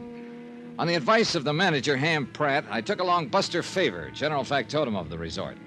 I liked Buster immediately. Short, stocky, cheerful, and with keen eyes that took in everything that went on about him. Little side road to the left, Johnny. Okay. So old Hard Luck Dennis got shot up, huh? Yeah, apparently because he knew too much. You see, when that cave-in occurred at the Midas Touch and killed the Haskell brothers... Hey, you better go into second gear on this road. Okay, right. Why, Hard Luck was the only person known to have been there with him. Couple that with the fact he just got $60,000 from them to reopen the mine. Well, that mine's worthless, Johnny. So I understand. Anyhow, naturally enough, everybody decided Hard Luck had done it. You know, before the brothers could get wise to him. He's a funny old character. Pretty nervous when I saw him. He almost took a shot at me a couple of times when he didn't like something I said. Instead, he got it. Yeah. While he was just prospecting, he was all right. Managed to get enough out of the ground here and there to live on. Some left over for a Saturday night binge now and then. Hey, you see the workings up ahead? Right. But when he couldn't seem to make a big strike like every prospector tries for... That's when he tried finding suckers for some of his fancy promotions, huh? Yeah. But he really wasn't very good at it. They threw him out of the Texas oil country, you know. Yeah, so I heard. Well, so that's the Midas Touch. Not too many of this kind of mine anymore, with the entrance going into the hillside this way. Here, now, I better use this flashlight. Okay. Hey, tell me something, Buster. If this mine is worthless, how could Hard Luck get the Haskell brothers to chip off chunks of ore that assayed over $1,000 a ton? Well, I got kind of a theory about that. Let's see if I'm right. Everything's so covered up with dust down here, not having been worked for years, it ought to be easy to see where they knocked off chips for a sample to take back. Well, what are you doing down here? Holy smoke, that's a rattler. Yeah. Guess he decided to get in out of the hot sun out there. Well, here, I'll find a big rock or something. No, you just wait. Handle to this old pick here. If I can get him to strike at it, maybe I can grab him by the tail and... Watch it! And crack him like a whip. Oh, so help me, Buster. Sometimes you do it right, you can snap their heads right off. Got to be careful, though, not to snap that head against your own self. Oh, brother. Yeah, I can see what you mean. No chance of somebody having planted that snake down here, is there? You mean like the scorpion in the monument? Huh? You know, those little neat piles of rock you see here there in the desert, 2-3 feet high. I thought those were where some prospector had staked a claim. Markers. Yeah, they are. Monuments, they call them. In the old days, they always did it the same way. How is that? Well, pull a couple of stones away, you'd find an old Prince Albert tobacco tin. You open the tin, you'd find two things in it. A piece of paper describing and marking off the claim, and a scorpion. Alive? As long as he stayed alive. That meant stay away, no trespassing. This is mine. Well, I'll be darned. Now, look here. Here, Johnny, on this pillar.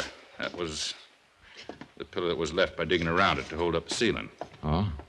You see where some of it was knocked off with a pick? Yeah, Hey, wait a minute, Buster. That looks like yellow... That looks like gold. That's what it is. Then this mine is rich. No, Johnny. You mean the only gold ore left down here is in these pillars? That's right. And without them, the roof would cave in. Well, couldn't it be shored up with wood? Why? Only 2, 3, 4 of these left down here. Probably not more than a ton in all. Not worth it. Oh, yeah, I see. But worth using it to bring in the suckers. Yeah. Well, now you want to see how the cave-in on the Haskell. Now, what in the Sam hell is this doing down here? This winch and length of wire rope. Isn't that the answer to the cave-in? Ted Harding over at headquarters in Kingman seemed to think so. Yeah, sure. Somebody used it to pull down one of the pillars. But, Johnny, a winch of this type hadn't got any place in the mine. Where would a rig like this be used? Well, every ranch in this whole area probably has a couple. Cattle ranch? Yeah, that's right. That gives me an idea. About who did it? At least it gives me a lead to an idea. Or at least the kind of questions to ask Hard Luck Dennis. Well, I thought you said he was still unconscious. Yeah, so I'll have to wait. Well, let's get out of here. What do you plan to do now? Oh, just wait, I guess. And do some fishing while I wait. Oh, now that's right down my alley. Only first I'm going to knock off a bit of this ore for a souvenir. Yeah, this old pick ought to do. Well, now take it easy, John. I said take it easy.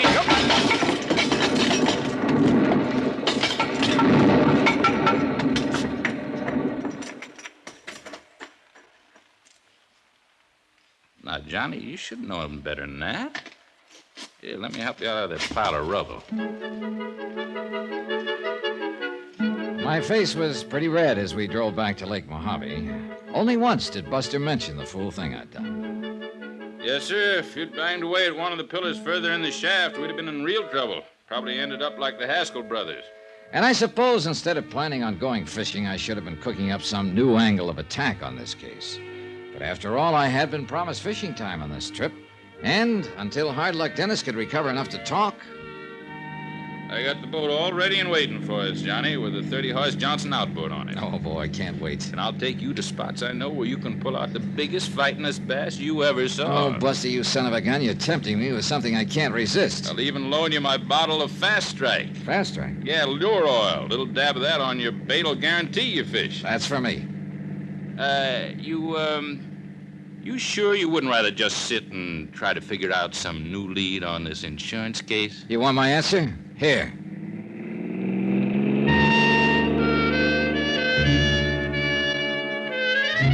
But, as luck would have it, Ham Pratt was standing down by the dock waiting for us with a message for me. Call Kingman operator number 37. I made the call. This is Jake Kessler, Johnny. How's the fishing? Well, if it wasn't for the message from you, I'd be out on Lake Mojave right now. So if that's all you want to know... Johnny. Yeah? I put in this call to you over 2 hours ago, when Hard Luck Dennis first came to. He has? Yes. The doc says he's going to be okay. Has he told you anything about who shot him up? No. He won't talk to anybody but you. Says you're his only friend. Okay, Jake, I'm on my way. In a half-hour flat, I was back in Kingman at the Mercy Hospital on the edge of town. Hello, Hard Luck. Johnny Dollar. That's right. Glad you came. Only one I trust. Not like people around town. They hate me. Wow. Knew he'd try to get me, Johnny. Who? Probably seen me going back to the mine. Knew I'd recognize that winch he left there. The winch that was used to pull down the mine pillar caused the cave-in? That's right. A lot of winches like that on the ranches. But only Alex. Only he used that particular make. Royal Standard. Alex who, Hard Luck? Bundy. Alex Bundy. Alex Bundy. Foreman at the Haskell's ranch? The Too Lazy Two? Yes, Alex. But why? In love. Kevin Haskell's wife, Dora. Okay. Will you tell the police, the court, all this when the time comes? If you say so. If I live. Oh, you'll live all right. The doctor says you're going to be fine. You're going to be okay.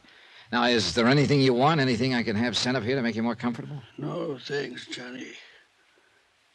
Just come and see me, will you? Sure.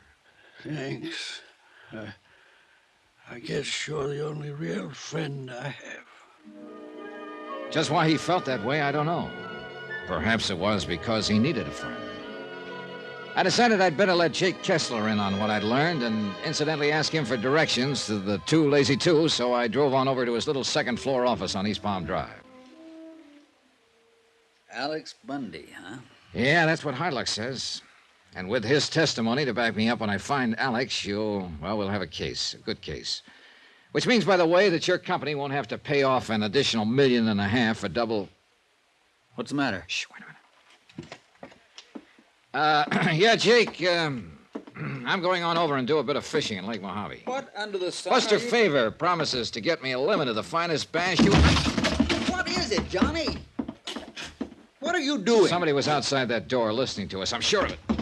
Well, who? Here, look. There he is, going down the street. Recognize him, Jake? Where, Johnny? Where? It's too late. He got around the corner. But if it's who I think it is, yeah, he must have heard all that was said in here. Alex Bundy, huh? What's your guess? I've been thinking, Johnny. Yeah? Old Hard Luck Dennis has been the key to this whole case right from the first. He still is, more than ever after what he told me. All right, then. Excuse me. Jake Kessler speaking. Oh, hello, Chief. I was just... Huh? What? Oh. What's the matter, Jake? What's the matter? You look like you've seen a ghost. I was Tad Harding at headquarters. A fire escape outside the room at the hospital. Huh? Somebody climbed up the fire escape, used a bailing hook. Oh. Yeah. He's dead now. Hard luck.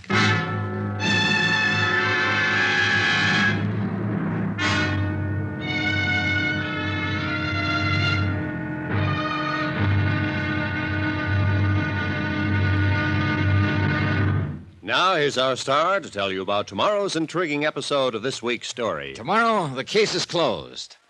And then it suddenly reopens with a bang from a 30-06 rifle. Join us, won't you? Yours truly, Johnny Dollar.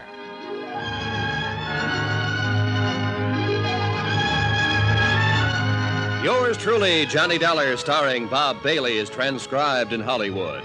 It is produced and directed by Jack Johnstone, who also wrote this week's story. Be sure to join us tomorrow night, same time and station, for the next exciting episode of Yours truly, Johnny Dollar. Roy Rowan speaking.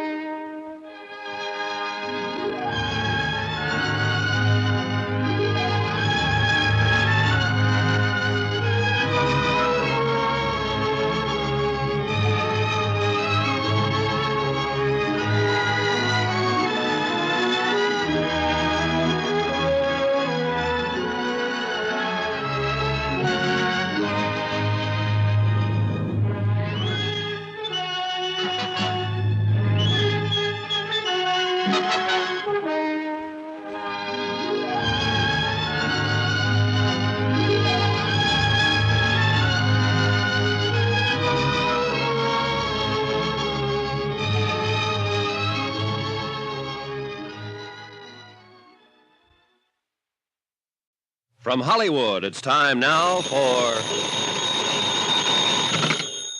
Johnny Dollar. Good. I was hoping you'd be there at Jake Kessler's office. This is Buster Favor at Lake Mojave Resort. Oh, hi. Find out anything? Yeah, Hard Luck Dennis, our one real key to this $3 million case, has just been murdered. Oh.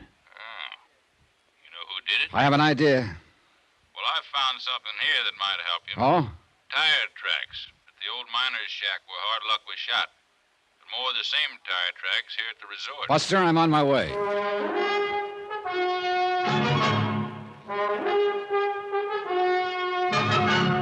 Tonight, and every weekday night, Bob Bailey in the transcribed adventures of the man with the action-packed expense account, America's fabulous freelance insurance investigator. Yours truly, Johnny Dollar.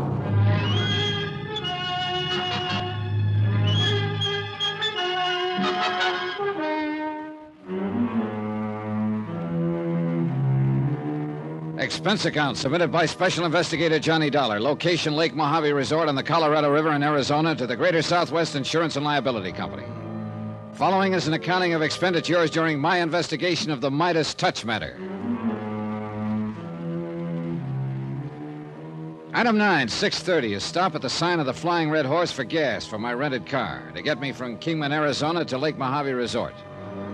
About a mile short of the lake on the winding road that led in from the main highway, I found Buster waiting at a spot where an old wagon trail cut off to the right. Right over here, Johnny. Clear as crystal. Hiya, Buster. You see him here? These tire tracks in the sand? Huh? Well, oh, yeah, sure. You see? 3 of the tires. Look here, where the car turned to get around this rock. Yeah. 3 of the tires were pretty good. Had those big knobby treads. But this one, right front's almost worn smooth. Or is it the left rear? Oh, it's right front, Johnny. Car was going north, out into the desert. Huh? Tell by the little skid on this turn. Buster, you read tire tracks like some people can read footprints. Oh, that's just practice. Anyway, these are the same tracks that I found by the old shack where you met Hard Luck and he got shot at. Then let's get into my car and follow these up. Oh, whoa, Johnny. Nothing but a Jeep could get over this trail. Well, where does this trail pick up a highway again? It doesn't. Winds around for 8 or 10 miles and ends up in the lake over by the southwest corner of the fence line on the Two Lazy Two range. Then our best bet is to drive over to the Two Lazy Two. Except for one thing. The Jeep we're looking for is somewhere up that trail, so we'll go by outboard. Oh, what? This old trail worms around all right, but always close along the edge of Lake Mojave all the way. And the end of it's 8 miles of winding. There's only about 1 mile by water from our dock at the resort. Uh-huh. Then we ought to be able to intercept whoever's in that Jeep. That's right. Then let's go.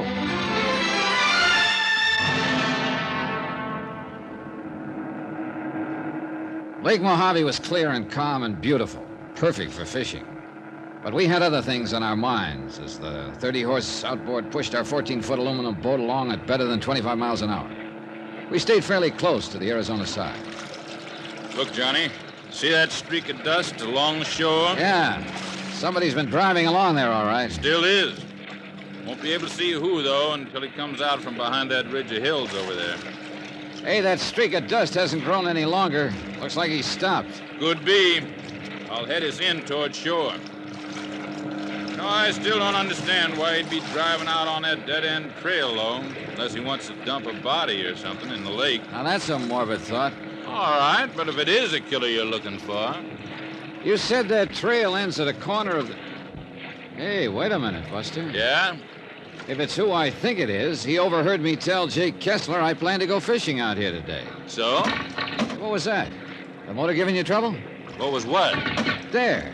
Hear it? Yeah, I heard it, but it wasn't the motor. Hey. That's funny. Buster, look, we're taking in water, those holes in the bottom. Here, you take this can and start bailing. Right. I would drill a lot of holes. No, wait a minute. Look at them close. They're bullet holes. Holy smoke, you're right. Hey, that was a shot. Came from over on shore. I saw the puff of smoke over in that patch of sagebrush. Come on, let's get out of here. Swerve us around, Buster. We've been a pair of sitting ducks. Man, you were right. Keep on bailing and keep your head down. Swing us around that little point there, and we'll be out of range. Wow. You see that spread of water beside us? That guy can shoot. You aren't kidding. Okay, Buster, you can ease her up now. We're out of his line. Yeah. Well, I guess we pulled a boner, Johnny. Why not having somebody posted on that road while we came out here? Now he can climb back in his Jeep and... There, you see? Trail of dust again. Going back toward the highway. I see it. If we hadn't taken on so much water, we might be able to get back and intercept him on the highway, but it's too late now. Well, at least we know what to look for. What? The Jeep that made those tracks. Well, isn't that kind of like looking for a needle in a haystack out in this country? Buster, I think I know exactly where to look. I believe I must have bailed a good 5 gallons of water out of that boat by the time we reached the dock. Then Buster insisted on going along as I headed back up the highway toward Kingman. We stopped where the old trail cut in, only long enough to see if the Jeep tracks had come back on the highway. They had. Now that we're on the way, Johnny, where are we going? Any of these ranches out here use Jeeps, Buster? Most all the big ones, but... Including the Two Lazy Two? Yeah, that's right. Now, wait a minute. I didn't ask you who you thought was shooting at us out there on the lake. Who you thought overheard you talking about going fishing. I figured if you wanted to tell me, you would. Oh, the trouble is I still can't prove anything. All right. Now, let me tell you who can shoot like that, and with that kind of a gun. It was a 30-06. You could tell by the sound? 30-06 with a long barrel. That could mean it had a scope sight. Almost have to for that kind of shooting. Alex Bundy, foreman at the Two Lazy Two. That's who Hard Luck Dennis said shot at him. And it ties up, Johnny. Does it? He got a few too many under his belt one night at a dance party in Kingman. Yeah? Started yapping his head off about how a lot of soft-living millionaires from back east could come out here and own the place while he had to do all the work. It wasn't fair. Worm would turn sometime, even if he had to help it turn, and he'd be the one who counted the money. That's about the time everybody started talking about him and Dora. Dora? Wife of one of the Haskell brothers that was killed on the mine. Oh. Kevin Haskell. Go on, Buster. Seems Alex and Dora were seeing a lot of each other on the sly. Everybody kind of stood around waiting to see if Alex was trying to get some control of the ranch that way. That's Union Pass right ahead. Hmm? Just over the tops of road to the left. Shortcut to the Too Lazy Two. Oh. That's where you want to go, isn't it? Yeah, Buster, that's where I want to go. It was only a couple of miles into the ranch's fence line, but a good 3 miles further to the main house and its cluster of outbuildings. Buster's sharp eyes first noticed the Jeep parked by the side of what looked like a big tool shed, and I drove slowly past it. Slowly enough so that he could study its tires and the tracks on the dusty ground. Uh-huh. Well? That's the one, all right. Then keep an eye out for Alex and that gun of his. Yeah, and be ready to duck. Try the main house. Okay. You know, I got a kind of funny feeling now that we're here, we should have brought a posse along. Afraid it's too late for that now. That is a gun bulging under your jacket, isn't it? Oh, yeah. But I'm wondering what chance a little .38 lemon squeezer has against a high-powered rifle. Oh, come on. And keep your eyes peeled. Johnny, I'm beginning to feel like I'm right in the middle of an old-time Western movie. Maybe you are, Buster. Maybe you are. Why, Buster? Oh, how are you, Dora? Don't just stand there. Yes, ma'am. The woman standing on the porch of the old house looked strangely out of place on this big western desert ranch. Perhaps it was because of her clothes, two-tone sports shoes, and a crisp, well-tailored white linen dress that served to accent the lines of a trim, athletic figure and go perfectly with her short, boyish-cut hair. Ms. Haskell, this is Mr. Dollar. Johnny Dollar. Hello, Mr. Dollar. Jack Kessler told me you were here. Come in, please. Okay, thank you. I suppose he told you why I'm here. No, leave the door open for the breeze. Oh. He said to investigate the death of my husband, Kevin, and his brothers in that mine accident. Sit down, won't you? Thank you. Do you think it was an accident? According to Mr. Kessler, you don't. Why? Because it means his company would have to pay only $1.5 million to me instead of $3 million? Somebody found pretty concrete evidence there in the mine that one of the rock pillars supporting the roof had been deliberately pulled down. Hard Luck Dennis. If what you say is true, he must have done it. It was Hard Luck who told me about it, who showed me the winch that was used to do it. And that winch, Mrs. Haskell, could have come from only one place around here.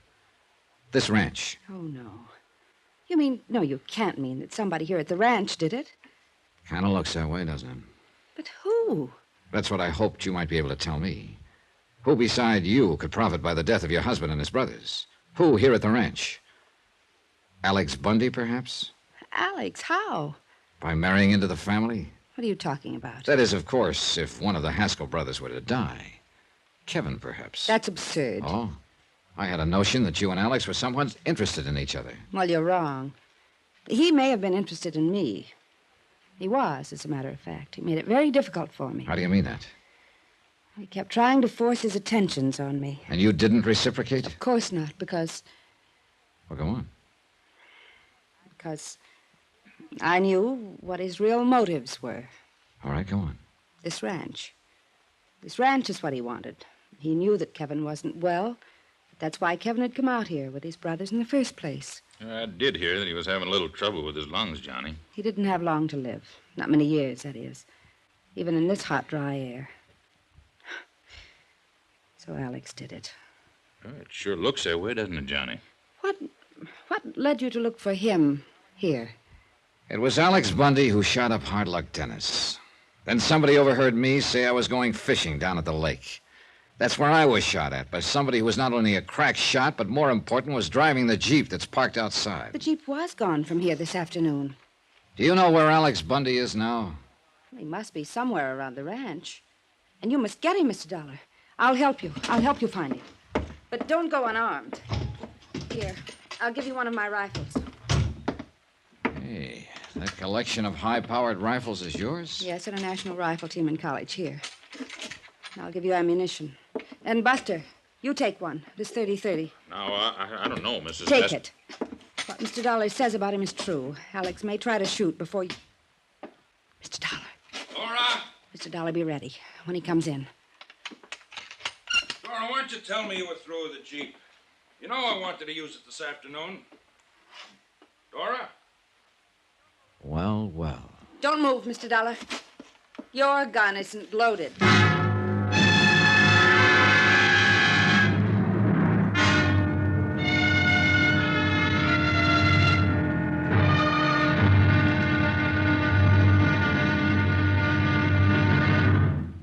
Now, here's our star to tell you about the final intriguing episode of this week's story. Tomorrow, well, sometimes justice is done by strange and devious means.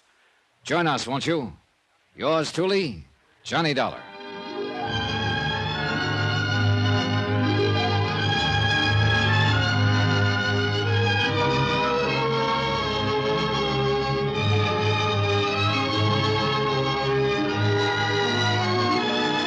Yours truly, Johnny Dollar, starring Bob Bailey, is transcribed in Hollywood. It is produced and directed by Jack Johnstone, who also wrote this week's story. Be sure to join us tomorrow night, same time and station, for the next exciting episode of Yours truly, Johnny Dollar. Roy Rowan speaking.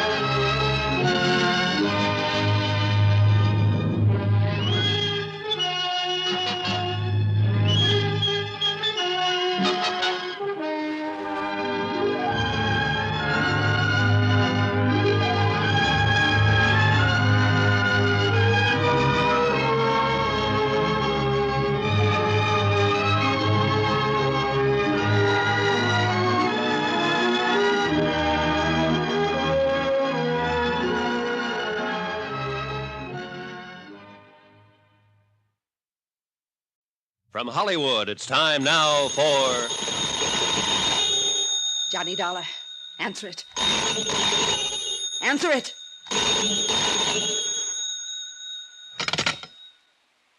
Johnny Dollar. Hello, Johnny. This is Jake Kessler. Be careful what you say. Johnny, what are you doing out there at the Too Lazy 2? Johnny! Talk to him, but be careful. Don't forget this gun. Why, Jake, what's on your mind? $3 million of insurance. Dora Haskell's filed a claim on the basis of accidental death. So unless you can come up pretty quick with proof the Haskell brothers were murdered... Jake, I have a funny feeling I'm looking at that proof right now. Careful. You mean there at the ranch? You still haven't told me what you're doing out there. Why don't you come out here and see, Jake? What? You fool. I told you to watch what you What say. are you talking about, Johnny? Dollar, I'll pull this trigger so fast. You try that door and Jake will hear it over this phone and come out here anyway. What? Hello? He heard that. Hang up. Hang up. Hello? Here, hang it up yourself. Oh, no, you...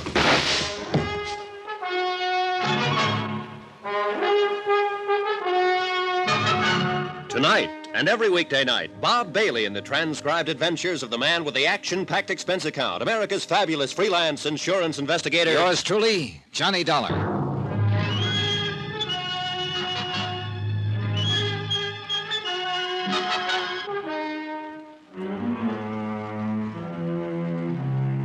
From Special Investigator Johnny Dollar, location near Kingman, Arizona.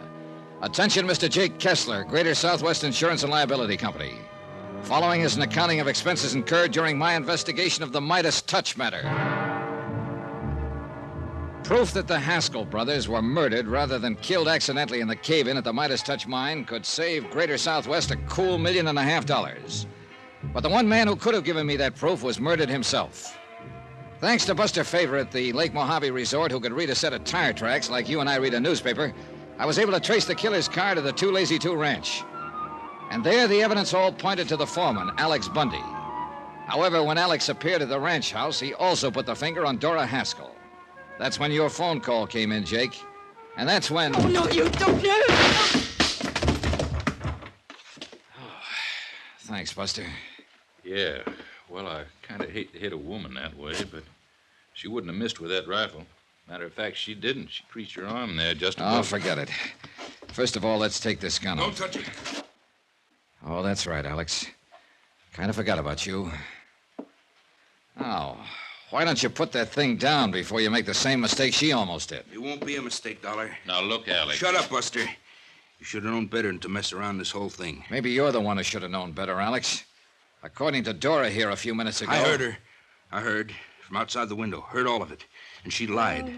Keep an eye on her, Buster. Yeah, sure. Just stay where you are. Stay away from that gun of hers, too. Look, Alex, why don't you just calm down? She lied. She was the one who shot at you down at the lake, not me. But it was you who shot up old Hard Luck Dennis when he tried to talk to me. Sure I did. I had to. He was going to tell you it was me that caved in the Midas Touch on the Haskell brothers. He did tell me. Sure, he was going to tell you. I know he was. And I had to stop him. Wouldn't you have stopped a man who was trying to put a noose around your neck? Will you listen to me? That's why I had to kill him there at the hospital when he was well enough to talk some more. He would have put the finger on me. I tell you, he already had put the Sure finger. he would. I know he would. And I had to stop him. But it wasn't my fault. It wasn't my fault, Dollar. She was lying to you. I heard her outside. I heard. She was trying to lay it all on me, but she's the one, not me. In spite of your murder of Hard Luck. I had to. Don't you understand me? I had to. Look, why don't you put down that gun and listen? She's the one all the way from the start. I'm not dumb, Dollar, but she was smarter than me, and she kept getting me in deeper and deeper.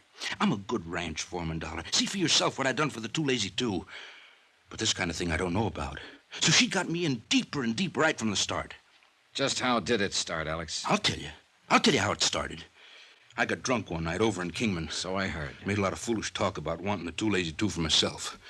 Any foreman wants to have a big ranch of his own. Any of them. Ask him. You ask him. Isn't that true, Buster? You know. Alex, give me that. No, stay back. You stay back. I want him to know. I want him to know everything. She heard about what I'd said, understand? Then she came to me, sweet-talked me. Said I could own the Lazy Two. Along with her. Made it sound so wonderful, just me and her. But then when she started plotting how to get rid of her husband, well, she thought he was going to die when he came out here, but he didn't, see? So she started plotting how to get rid of him. And I was scared about that. But she told me I was already in it on account of I knew about it, so I better help her. So what else could I do? And all the time she kept me thinking how wonderful it would be, just me and her. Do you know what that means to a man, Mr. Dollar? Well, I can... So I helped her with the boat. You know the time, Buster. You mean when the Haskell sank during the windstorm out on the lake? Yeah, because I fixed the boat. I took out the flotation tanks and weakened the transom, so any kind of strain it would sink, and it did. Brother, you're in so deep. But you went after him. You saved him, didn't you, Buster? Yeah, I guess I did. So, but then I wasn't too deep, you see? You understand? Yeah, Alex, I understand. And I'm afraid that you're... When she thought of the mine. She made me tell old Hard Luck to take him out to the Midas Touch because he thought there was still gold in it. Johnny, did Hard Luck tell you that Dora got him started on that pig? No, but he would have. That's why I had to kill him. Because he would have blamed her. And then she would have blamed me, the way she did you just now, don't you see? All she was doing was using me. You didn't come out here looking for her. You were looking for me, weren't you? Yeah, Alex, I guess we were. And if there'd been a fight, if I tried to gun you down, she would have killed me. Then she would have been in the clear, don't you see? She would have killed me the way she made me kill Hard Luck. It took you a long, long time to realize it, didn't it, Alex? There were a lot of things you didn't realize. But what's done is done, and you can't ever change it. You're in so deep there's no way out for you now. And you know it, Alex. But you're not going to make things any easier for yourself. No, get back, I tell you. I'm in so deep I can't get in any deeper. That's what you really mean, isn't it? So my only chance is to kill you and try to get away with it. Alex, now, listen. Look, boy. But before I try it, I'm going to kill her. I'm going to kill her because of what she's done to me. Listen, you crazy mixed-up guy. Sure. Maybe I am crazy. Maybe I've been crazy all along, but I'm going to kill her. You hear me? I'm going to kill her now. Oh, no, you're not... Dora! Grab her gun, Buster. Look out, Johnny! Okay, Alex. Okay, you've done it. Added one more murder to your list. And I'm glad. I'm glad I did it. Then put that gun down and No, listen to me. I'm going. If you try to follow me, I'll kill you too. Come on, Johnny. I've got her gun. No good. It's jammed. That's why she couldn't pull it on him. Is she dead? Yeah. Well, we can't just let him get away. Here, Buster, while I make a phone call, see if you can find a gun for yourself and some ammunition. You sure she's dead? Yes. Hello, operator. Couple of 38 handguns here, Johnny. And find some ammo. Operator. Operator, get me Kingman 19970, emergency. All set with his sidearm, Johnny. You want a rifle or do you... Jake, Alex Bundy has killed Dora Haskell and headed for parts unknown. Yeah, that's right. Call Ted Harding at headquarters. Have him put a roadblock on every highway leading from this ranch.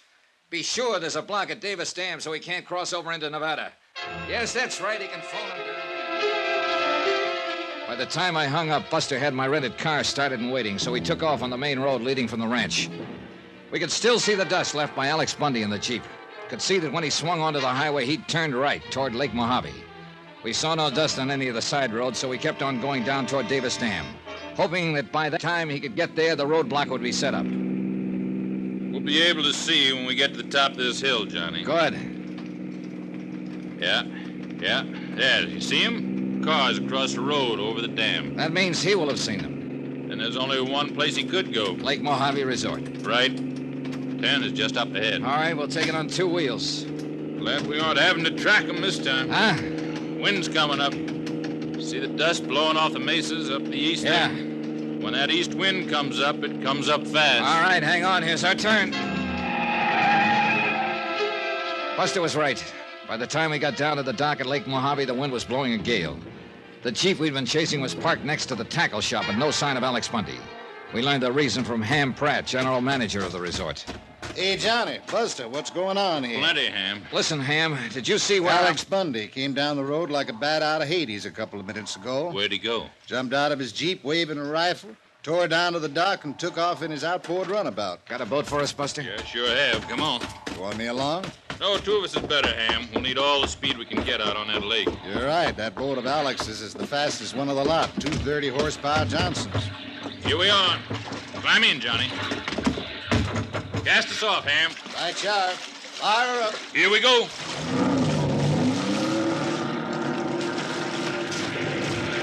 Boy, this wind is really coming up. Sure is. We're gonna have us a rough ride. Where would he head? Cottonwood Landing, about 20 miles up, or even Nelson's Landing if he has enough gas. Either way, he'd get over into Nevada. All I hope is he's having as rough a time of it as we are. Don't worry, he is. That boat of his is fast, but not as seaworthy as this. Hang on. Out here in the middle is where we'll really get this wind. And we did. And unlike salt water where the wind builds up long swells that you have a chance of riding over, this lake developed a chop. Waves only 3 or 4 feet high, but one on top of the other. With a less skillful hand than Buster's at the wheel, we would have swamped in a minute. As it was, we were both soaking wet and hanging on for dear life as the little outboard pounced and bounded along. Look, Johnny, dead ahead. Yeah, I see him. Hey, he's making an awful lot of speed. Too much speed for that hull of his in this kind of weather. He'll pound the bottom out of it. What do you think you're doing to this boat? This'll hold together all right. It was a mad chase, a crazy one. And then I noticed that we were slowly but surely gaining on Alex. I knew he couldn't take it in that hull. See? He's had to slow down. Gradually, the distance between us grew shorter, 200 yards, 100. At least he'd never be able to aim his rifle in a sea like this. At least until we got right on top of him. Keep your gun on him, Johnny. It's gonna be rough trying to lash onto him in this chop. Okay. When you pull us alongside him. Then it happened. As we came up on him, Alex suddenly swung his boat straight in at us and gunned his 2 motors wide open. Hey! What's the gun?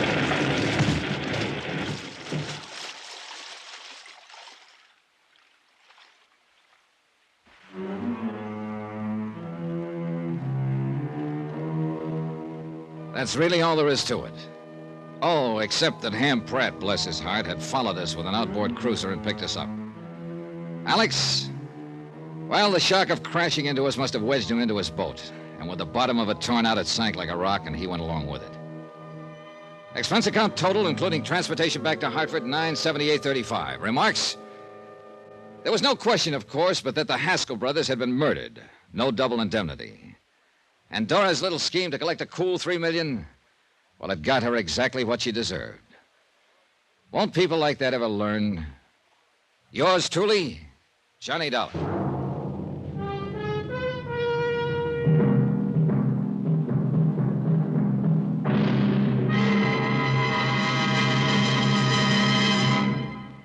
Now, here's our star to tell you about next week's intriguing story. Next week, a quiet little New England town with elm-shaded streets, picket fences, flower beds, and a killer on the loose.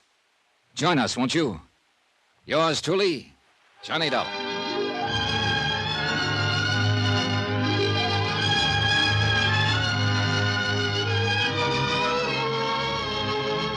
Yours truly, Johnny Dollar, starring Bob Bailey, is transcribed in Hollywood. It is produced and directed by Jack Johnstone, who also wrote this week's story.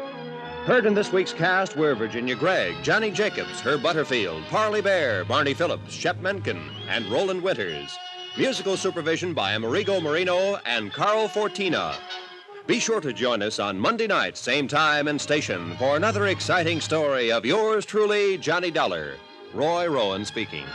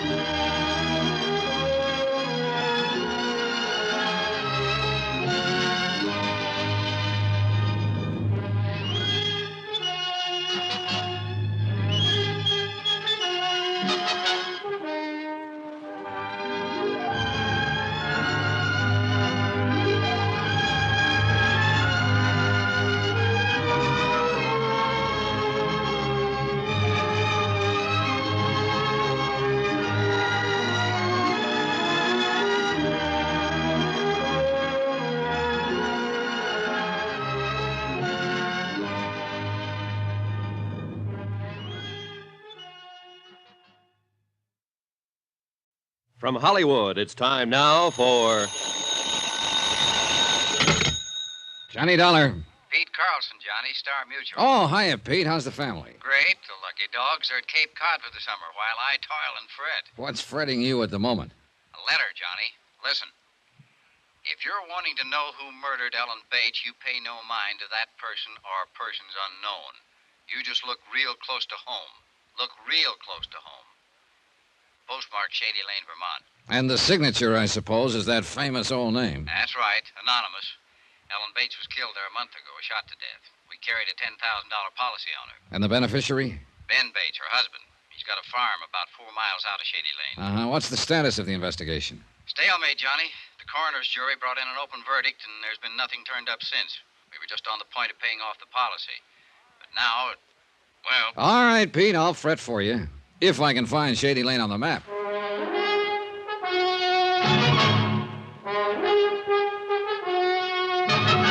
Tonight and every weekday night, Bob Bailey in the transcribed adventures of the man with the action-packed expense account, America's fabulous freelance insurance investigator. Yours truly, Johnny Dollar.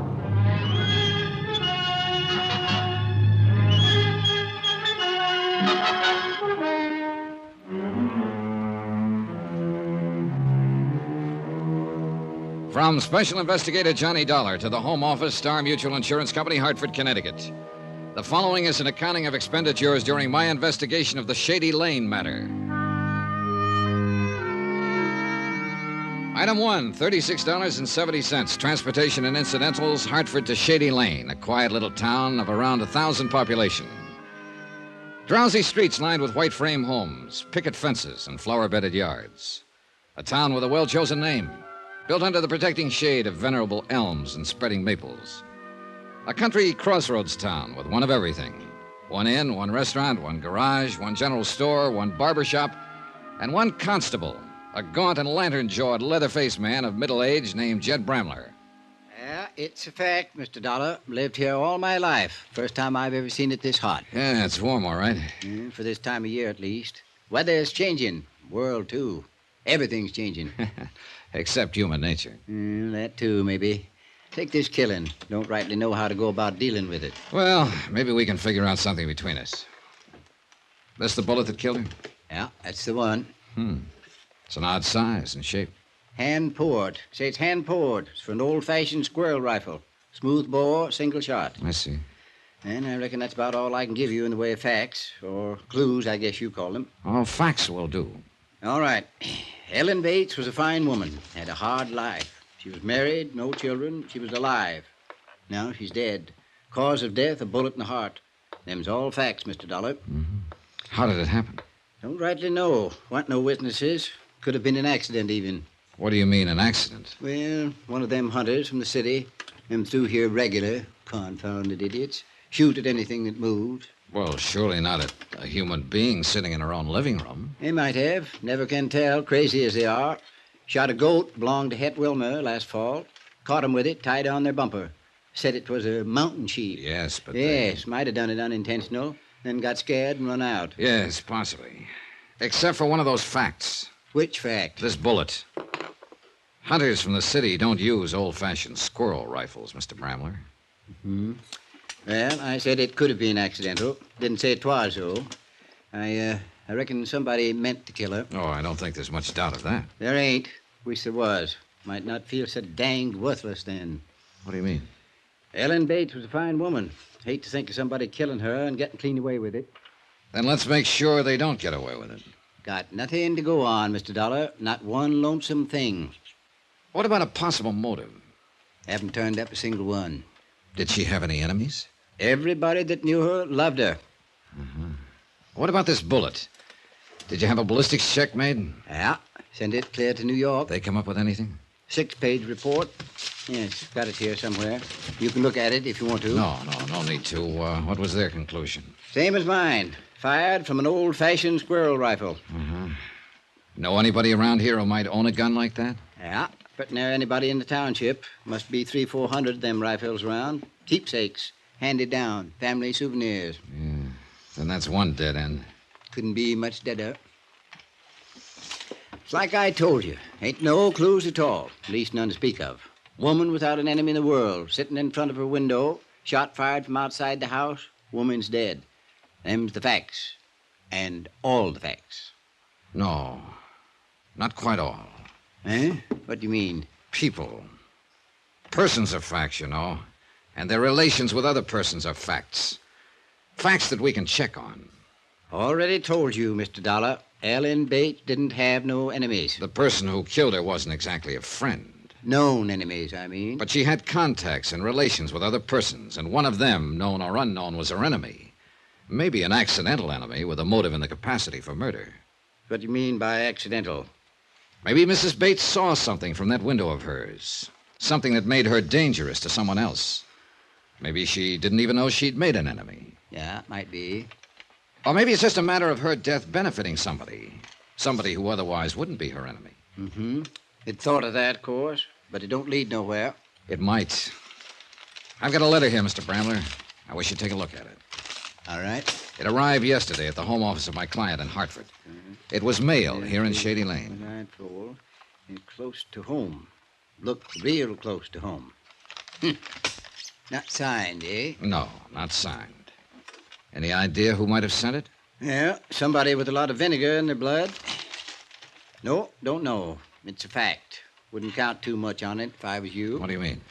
Well, like you just said, a matter of her death benefiting somebody. So? With that insurance policy like it is, the person that'd benefit most would be her husband, Ben Bates. Forget him.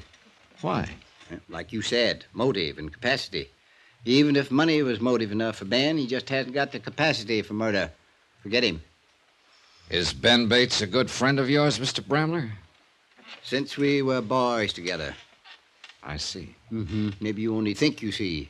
I ain't making allowances for him. Just know him, that's all. Maybe I'd better meet him. All right. Farm's just out of town a ways. I'll drive you out there if you want. Oh, I'd appreciate that. Only one thing, though. You've got an expense account of some kind, ain't you? Sure, that's right. Why? Well, we're not exactly poor folks up here, but we ain't rich neither. And the township is kind of frugal with their money. I see. Going to have to charge you for the car expense if it's all right with you. Oh, sure. That sounds fine. Yeah, well then. Maybe we could make a couple of other calls on the way. Who do you want to see? Well, mostly I'd like to talk to the coroner here and... You already have. Huh? Yeah, I'm the coroner, Mr. Dollar. Well, are we ready? Expense account item 2, $3 even. Transportation and Constable Jed Bramler's car from Shady Lane to the Ben Bates farm. It was a pleasant trip. Summertime, and a country road winding among the farms, climbing lazily over the ridges. The heady, pungent scent of flax and clover, the hum of bees. But I couldn't completely enjoy it. I kept wondering how much real help I could expect from a constable who'd already made up his mind that the top suspect wasn't capable of murder. A constable who was also coroner, and for all I knew, county attorney and district judge. A constable who might even be, just an idle thought, might even be a murderer.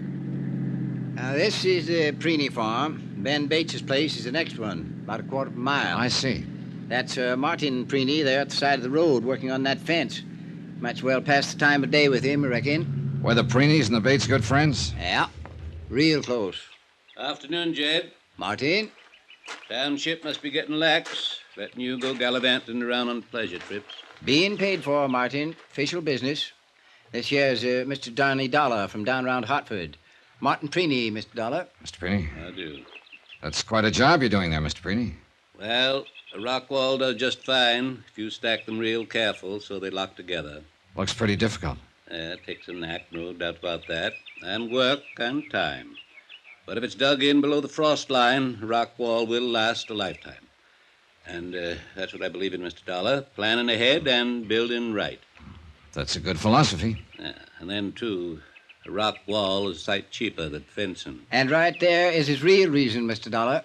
A man that wastes his substance is a fool and a sinner. I believe in prudence. It's your only virtue, Martin. Fiddlesticks. We got callers, Sarah. Come on out here. No, ain't staying, Martin. Just passing. Just a minute, Martin. Just what so-called official business you on, Jed? Murder of Ellen Bates. Mr. Dollar here is an insurance investigator. He's come to look into it. I see. Well, it's a terrible tragedy, Mr. Dollar. Sad thing for the whole township, especially for Sarah and me. Yes, I imagine so. Yeah, they've been good neighbors. Fine people. Folks about to be proud to know. So I understand. Couldn't help feeling sorry for him. Just didn't seem to get ahead in spite of Ben being a good hard worker and all. And then this, on top of all the other trouble he'd had. Well, what do you mean by trouble? Afternoon, gentlemen. Come here, Sarah. Why don't you meet a friend of Jed's, Mr. Johnny Dollar, my wife, Sarah. Mrs. Preeny. Mr. Dollar comes from Hartford. Hartford? Then he's here for... He works for an insurance company. He's given Jed a hand with this Ellen Bates thing. Oh, yes, I see. Well, don't let me interrupt. I just tell him, Mr. Dollar, what good neighbors the Bates have always been. A body couldn't ask for a better friend than Ellen Bates. Mr. Preeny, you said something about all the other trouble they'd had. Yeah, I was referring to Ellen's illness. Why, after that operation last year, she was pertinently an invalid, you might say. Yeah, Ben had to wait on her hand and foot, along with doing for the house and running the farm. A lot of time he spent taking care of her. Now, Sarah. Not half as much time as he spent hanging around that girl. What girl is that, Mrs. Preeny? Why, that little flibberty-gibbet that works at... Sarah! I'm sorry, Martin, but it's true and you know it. Mr. Dollar, I'm afraid my wife is just repeating gossip she's heard. Ben Bates is a fine young man. Any story to the contrary, idle rumors, nothing more. Well, sometimes the best way to stop an idle rumor is to check into it. If you'd care to tell me who she is. I know the girl, Mr. Dollar. Her name is Millie Wells. She's a waitress at the Shady Lane Cafe. I'd like to talk to her. You can when we get back to town. Well, folks, reckon we'd better be getting on. Mr. Dollar, Ellen Bates was a fine woman. Whoever it was killed her. I hope you get him. I believe we will. Oh, and by the way, Mrs. Preeny, the company was very grateful for your letter. My letter? I mean, how did you know it I was... didn't know. I was just guessing. Oh. Nice to have met both of you. See you again.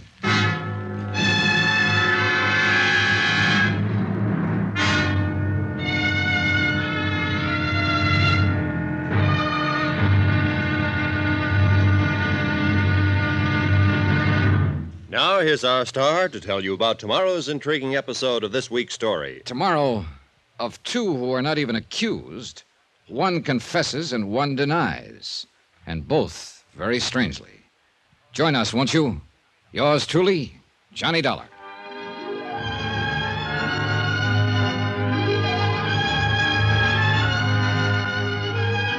Yours truly, Johnny Dollar, starring Bob Bailey, is transcribed in Hollywood. Written by Les Crutchfield. It is produced and directed by Jack Johnstone. Be sure to join us tomorrow night, same time and station, for the next exciting episode of Yours truly, Johnny Dollar. Roy Rowan speaking.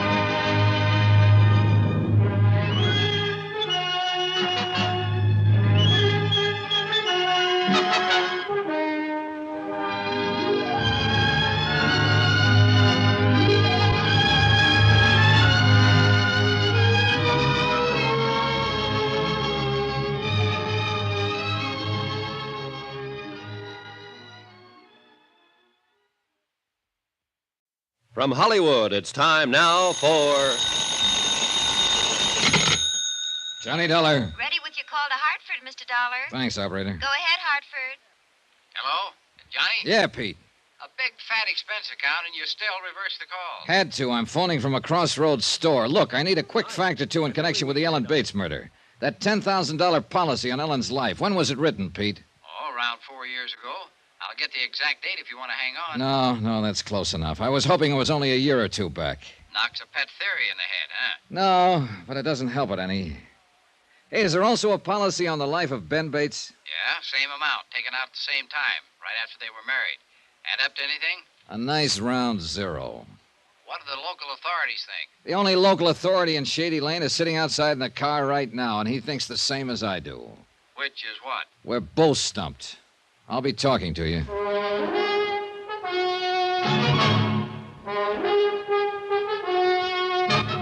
Tonight and every weekday night, Bob Bailey in the transcribed adventures of the man with the action-packed expense account, America's fabulous freelance insurance investigator. Yours truly, Johnny Dollar.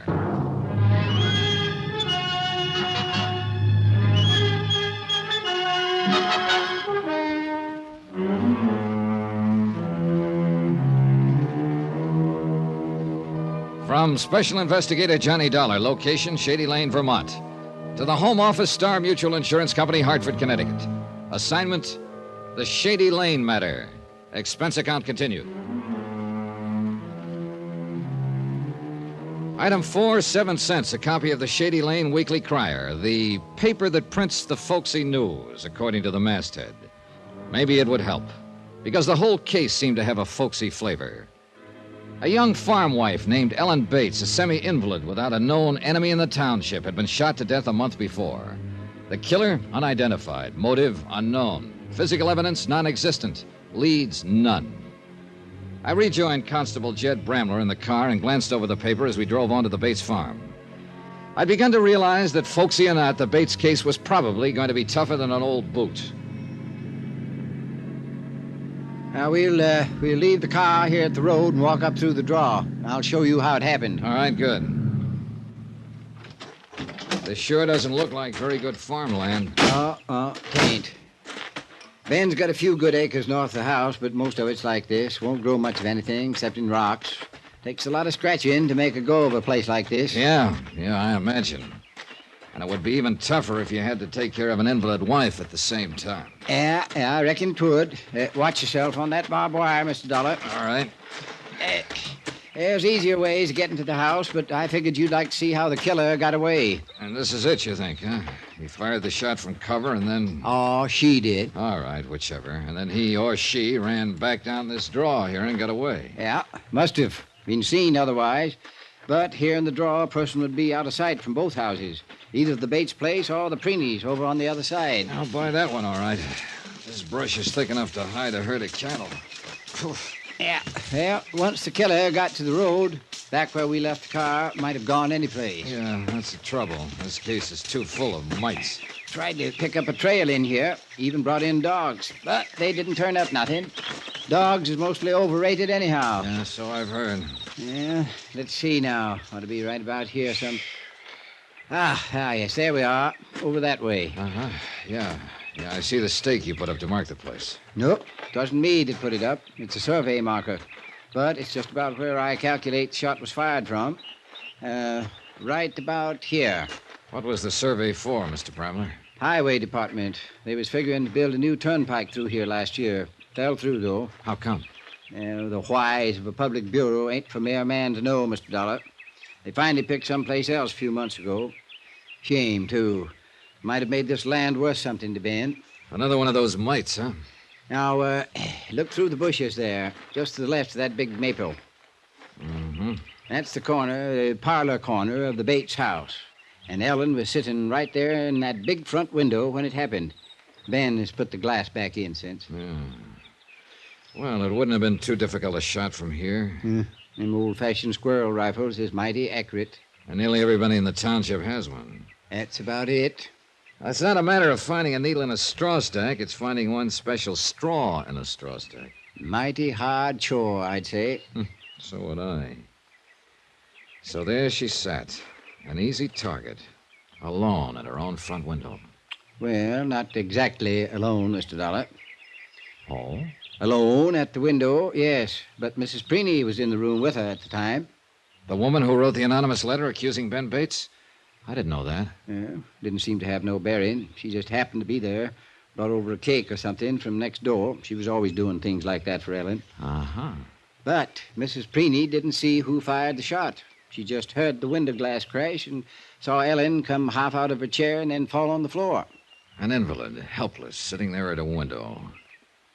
Now, what the devil could a woman like that do to make somebody hate her enough to kill her? Mr. Dollar, if I could answer that, I would have somebody locked up by now. If anybody did hate her, of course. Meaning? Maybe hate wasn't the reason. Got a better one? Oh, I'm just supposing. Done quite a bit of that myself. Hey, tell me something, Mr. Bramler. This waitress at the Shady Lane Cafe, the one Mrs. Preeney made the insinuations about. Millie Wells? Yeah, Millie Wells. Is she pretty? Well, hard to say. Tastes differ.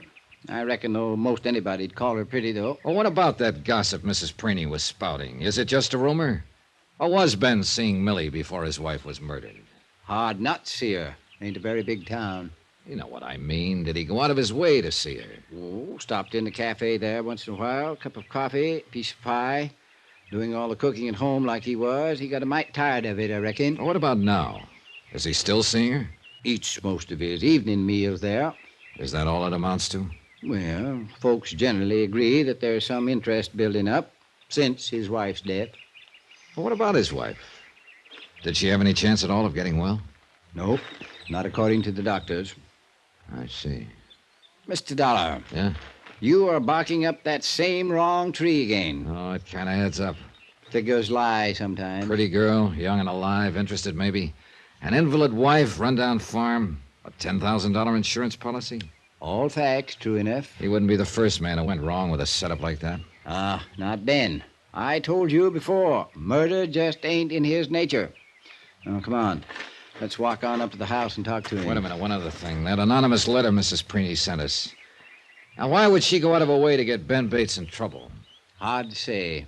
I thought she was a friend of the Bates. Of Mrs. Bates, yes. Ellen. But for some reason, she never has seemed to like Ben very much. I don't know why she done it, Mr. Dollar. But I sure wouldn't put no stock in what she said. It's just her nature. That's all it is. It was late afternoon. Long shadows were beginning to stretch out over the flinty ground. Almost the same time of day that Ellen Bates was killed. Killed by her husband, I was beginning to believe. And yet Constable Jed Bramler swore by Ben, his longtime friend. Human ties, human emotions, just plain folks. And a case that was growing messier and more vague by the hour.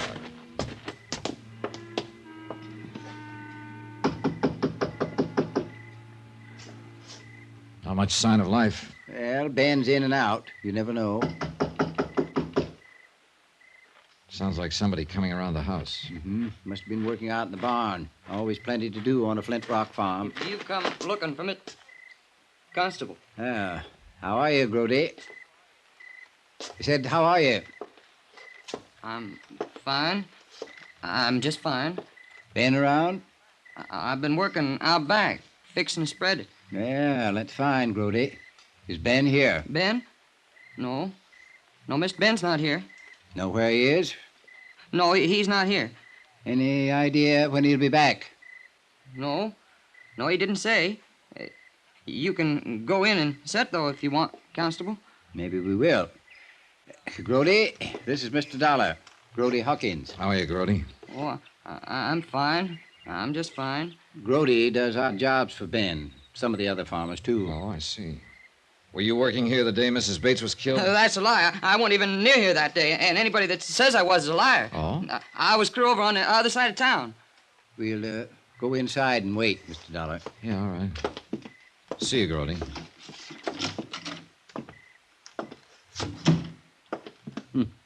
Kind of gets excited when he figures he's being accused something. Yeah. He seems scared of you. Has he been in trouble before? Well, petty stuff, like shooting game out of season. Is he a good shot? Dead shot. Never misses. Fact. We waited in the parlor for a while, the room where Ellen Bates had died. Her picture was still over the mantel. A clear-eyed, sober woman, much younger than I'd imagined. The sun gradually set and the light on the picture grew dim, but Ben didn't come back. We gave up finally and drove back to town. I left Bramler at his office and walked down the street to the Shady Lane Cafe to eat dinner. I'll be right with you, sir. No hurry. You'll be cooler if you sit there by the window. Oh, fine. Thanks. There were a half a dozen tables in the place, all empty. I was the only customer. The girl was pretty and friendly and fitted the description of Millie Wells. The pot roast is awfully good this evening. I think you'll like it. All right. You've made a sale. You're a stranger in town, aren't you? Yeah. I'm investigating the murder of Ellen Bates. I see. Are you by any chance Millie Wells? Yes. Then I guess you're the person I'm looking for. You worked very fast. I thought it would take longer. Oh, I knew you'd find out, of course, sooner or later, but I was hoping Ben and I would have a little time together first. I see. We were fools to expect it, though. Once you've been tagged, you don't have a chance. Did Ellen Bates have a chance? I didn't give her the slightest cause to worry. I didn't let Ben know once how I felt. Not until after she'd been killed. That was very considerate of you. And I know he didn't give me one thought as long as she was alive. It's not in his nature. So I've heard. Doesn't it mean anything at all when a person has been acquitted? Acquitted? Acquitted of what? Of murder. What else? Isn't that why... Oh. I thought you knew. I thought that's what you... I guess maybe you'd better tell me about it, Millie.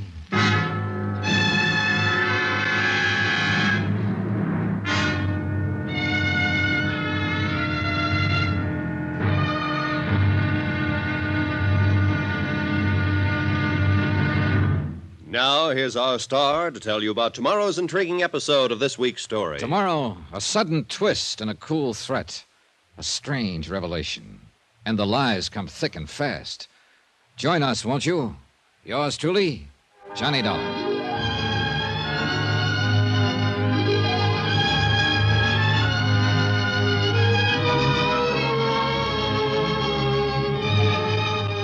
Yours truly, Johnny Dollar, starring Bob Bailey, is transcribed in Hollywood. Written by Les Crutchfield. It is produced and directed by Jack Johnstone. Be sure to join us tomorrow night, same time and station, for the next exciting episode of Yours truly, Johnny Dollar. Roy Rowan speaking.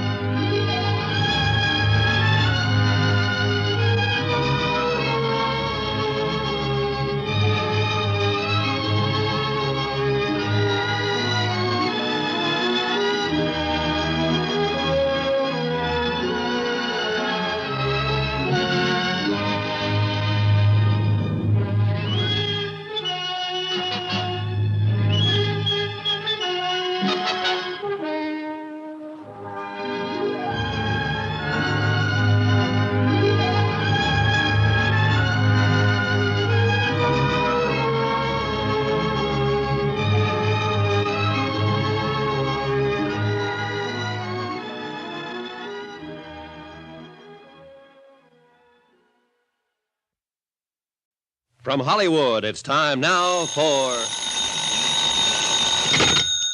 Johnny Dollar. Mr. Dollar. Well, this is Jet Bramler. Oh, hiya, Constable. Reckon I got the wrong number. I was calling the Shady Lane Cafe. Now, you've got it. I'm sitting right here at the counter. Yes, well, but where's Millie, Mr. Dollar? She's busy crying at the moment. I'm waiting for her to get through and hoping she'll confess to murder. Now, you hadn't ought to gone and made her cry that way. Millie is a fine girl. That's the trouble with this whole case. According to you, everybody in this township is fine people, all of them. Ellen Bates was a fine woman, too, and now she's dead. And one of these fine people killed her. I'm going to find out which one, Mr. Bramler, and I'm going to tag him for it. With your help or without it.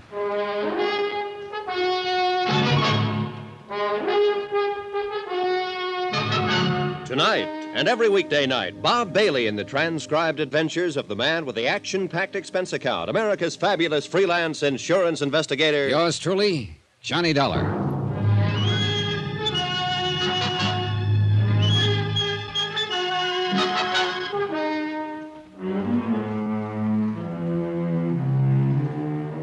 From Special Investigator Johnny Dollar, location Shady Lane, Vermont, to the Home Office, Star Mutual Insurance Company, Hartford, Connecticut. Assignment, the Shady Lane matter. Expense account continued. Item 7, $1.40, one pot roast special at the Shady Lane Cafe, while waitress Millie Wells dried her tears and repaired her face. I thought over what she'd said, what I'd taken for a confession, and tried to fit it in with the other facts in the case, what few facts there were. A young farm wife, a semi-invalid named Ellen Bates, had been shot to death while sitting at the front window of her house. The weapon was an old-fashioned squirrel rifle, a type of gun owned by half the people in the township. Ellen Bates had no known enemies. Her husband, beneficiary of a $10,000 insurance policy on his wife's life, had been accused by a spiteful neighbor of carrying on with pretty waitress Millie Wells. It's a lie, Mr. Dollar. Anyone who says Ben and I were seeing each other or even thought of such a thing before his wife's death is a mean, vicious liar. All right, take it easy now, take it easy. There's no point in getting yourself all worked up and starting to cry again. Ben's a fine man, straight and decent. And it makes me boil to have some low, sneaking gossip try to smear his reputation without reason. It reflects on your reputation a little, too, Millie. I don't care about me. I told you what I've been through. I'm used to it. Do you ever get used to something like that? No, not really. A murder charge isn't an easy thing to forget. You dream about it nights. Prison, the courtroom, the trial, the things they said about you. But you were acquitted, finally. I was acquitted, and I was innocent. But just being tried for murder brands a person for life. What were the details of the case? First, let me tell you about Ben. You haven't met him yet, Mr. Dollar. You don't know him. And I know the line you're thinking along. It's the way things point, Millie. Then things point wrong, that's all. Maybe. Go on. Well, he's been coming in here for the last 6 months. Not often, just every once in a while, just to eat. Does Ben know you stood trial on a murder charge? He does now. He didn't before his wife was killed. We just made conversation, that's all. And since her death? There's been no carrying on, as some people choose to think. One day Ben said, Millie, when this mess is all settled, I'd like very much to see more of you. That's all. That's all. And that's enough. Because I love him. About the trial, Millie. It was 4 years ago, in Chicago. I was working for a family on the West Side as a nursemaid, governess. They were wonderful. What happened? The wife died suddenly, under strange circumstances. It could have been an accident, or it might have been poison. I thought you already knew about it. That's why I blurted it out that way. Oh, I'd have found out anyway, sooner or later. Yes, I know. It was in all the headlines. The same things that they'll be saying about me here. What do you mean? I was accused of murdering the wife because I was in love with the husband. I left the Shady Lane Cafe, and the tortured girl whose secret, close hidden for 4 frightened years, was now the property of a stranger. It was late now, and the town square was dark and deserted. A stark white moon was climbing the eastern sky, and the soft summer night's breath stirred in the leafy tops of the maples, whispering other secrets. Secrets the villagers dared not stay abroad and listen to. A fantasy, sure, pure and simple. Maybe it was a bad slice of pot roast. Anyway, the dim light burning in the office of Constable Jed Bramler brought me back to harsh reality. Come in, Mr. Dollar. Come in, pull up a chair. Okay, thanks. That girl stopped crying yet? Sniffling a little, maybe, but she's practically stopped. For the time being, at least. Mean something by that? You know what I mean by it. I reckon you must have found out about her past, so to speak. You knew about it? Yeah, since the day she come to town. Stopped in to see me, told me all about it. Well, you were keeping it pretty quiet, weren't you? It was told in confidence, Mr. Dollar. All right, but this is a murder case. It don't have no bearing. Millie ain't involved. Would you mind if I had a chance to decide that once in a while? Didn't know you'd be interested. Don't you realize that Millie Wells may be the reason for the killing? Still beating a dead horse, eh? I think that horse is coming to life, Mr. Bramler. You do? The way things stand right now, a prosecuting attorney could go into court with a pretty strong case. The charge, first-degree murder. Accused, your friend Ben Bates. You ain't met Ben yet, Mr. Dollar. No, I haven't met him, but the facts add up. It's an old story. Yeah, it's downright classic. An invalid wife, a pretty girl, a rundown farm that doesn't look as though it's made a profit in years. A $10,000 life insurance policy dangling like a carrot. Yeah, fact is, it's even worse a picture if you're a mind to look at it that way. How? That farm of Ben's ain't only run down, it's mortgaged to the hilt. Oh. Ben needed money for Ellen's operations. She'd had 3 in the last year and a half. He tried every way he knew how to, but the banks wouldn't touch it. Well, in that case... Martin Preeny, his next-door neighbor, come through and helped him out. $7,500. Is the farm worth that much? Nope. Wouldn't bring $4,500 if it was sold tomorrow. That's what I mean. Ben feels pretty obligated. And the $10,000 from that policy on his wife would have taken the pressure off all the way around. Plus, leave him free to marry Millie Wells. All right. I know it adds up that way. I've been studying over this thing for a month now, trying to figure out some other way of explaining it, hoping that somebody would show their hand. Yes, make a move of some kind. And nothing's happened, huh? No. Whoever done it is just sitting tight, waiting. Might be a good thing that you come along. Might jar things loose a little. Yeah. Well, whether I'm right or wrong, one thing we've got to jar loose is that gun. That's a fact, all right. Can't make much of a case against nobody without that gun. You said nearly everybody in the township owned one of those old-fashioned squirrel rifles, the type Ellen was killed with. That's right. Well, what about her husband? Does Ben own one? Nope. Nothing but a shotgun. Yes, I saw it when we were out there this afternoon hanging over the mantel. But at the same time, I noticed something else. What do you mean? That shotgun was resting on a pair of hooks set into the bricks above the fireplace. But the hooks hadn't been put there for that particular gun. Now, they were too far apart. What are you getting at, Mr. Dollar? I think those hooks would fit a squirrel rifle just fine. Ben ain't one to lie. He told me he didn't have a rifle. But that's something else I've been studying about. What do you mean? I kind of half remember seeing a squirrel gun hanging over that mantel in years gone by.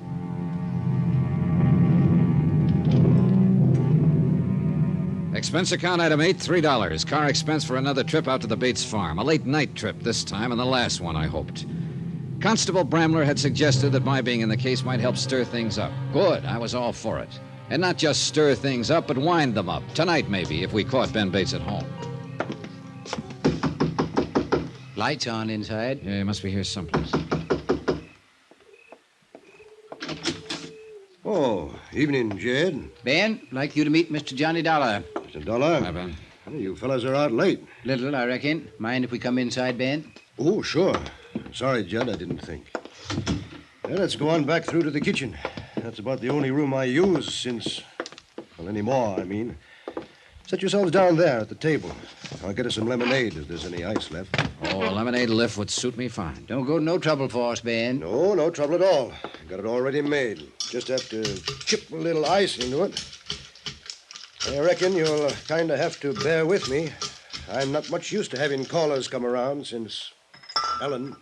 It's all right, Ben. Here we are. You fellas got some business out this way tonight? Fact is, Ben, we come out here to talk to you. Mr. Dollar is an insurance investigator. He's here to find out who killed Ellen. I see.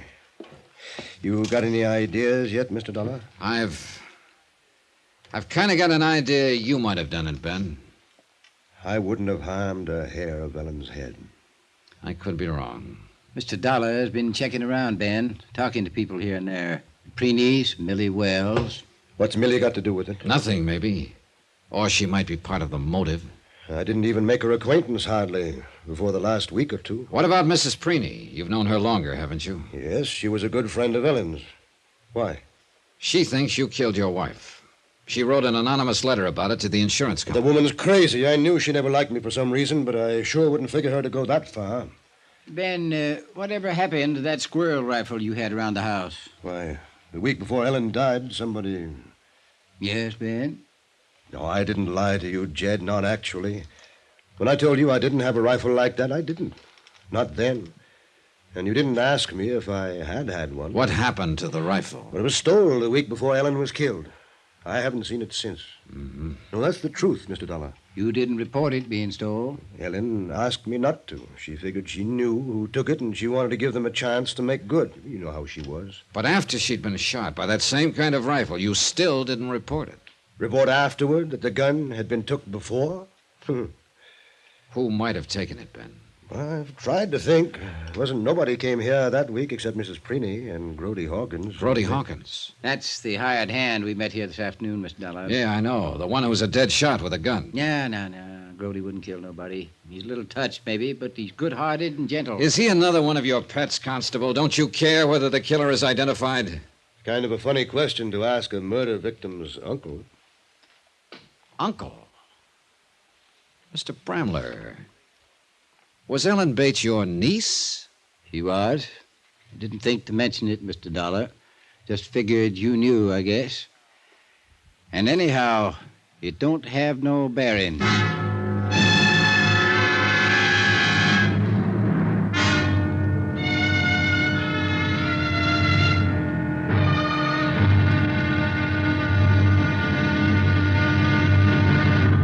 Now, here's our star to tell you about tomorrow's intriguing episode of this week's story. Tomorrow, a slow net tightens and the fish turn frantic, and one of them, at least, is armed and dangerous, as deadly as a shark. Join us, won't you? Yours truly, Johnny Dollar. Yours truly, Johnny Dollar, starring Bob Bailey, is transcribed in Hollywood. Written by Les Crutchfield, it is produced and directed by Jack Johnstone. Be sure to join us tomorrow night, same time and station, for the next exciting episode of Yours truly, Johnny Dollar. Roy Rowan speaking.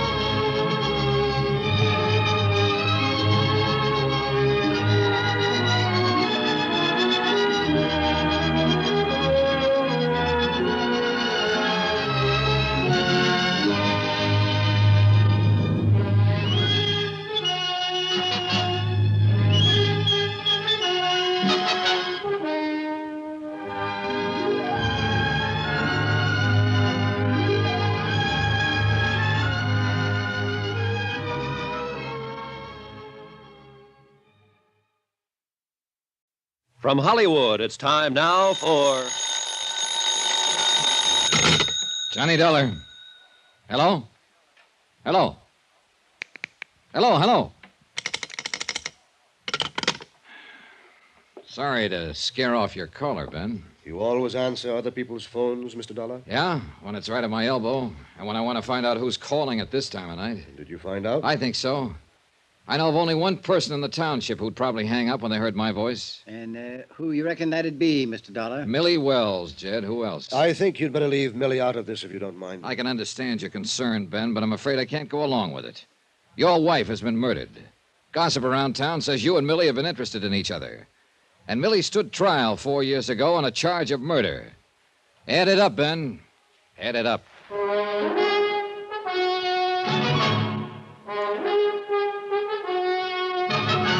Tonight and every weekday night, Bob Bailey in the transcribed adventures of the man with the action-packed expense account, America's fabulous freelance insurance investigator. Yours truly, Johnny Dollar.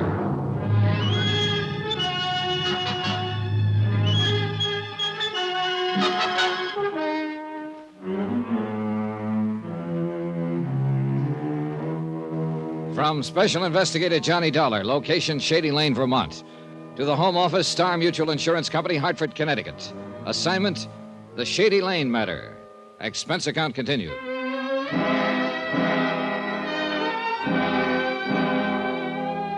It was a messy case, hard to move around in. A small community, and everybody in it was a neighbor or friend of everybody else. Except, of course, the unknown person who'd murdered Ellen, Ben Bates' invalid wife. But the ties were close. Ellen, it turned out, was the niece of Constable Jed Bramler.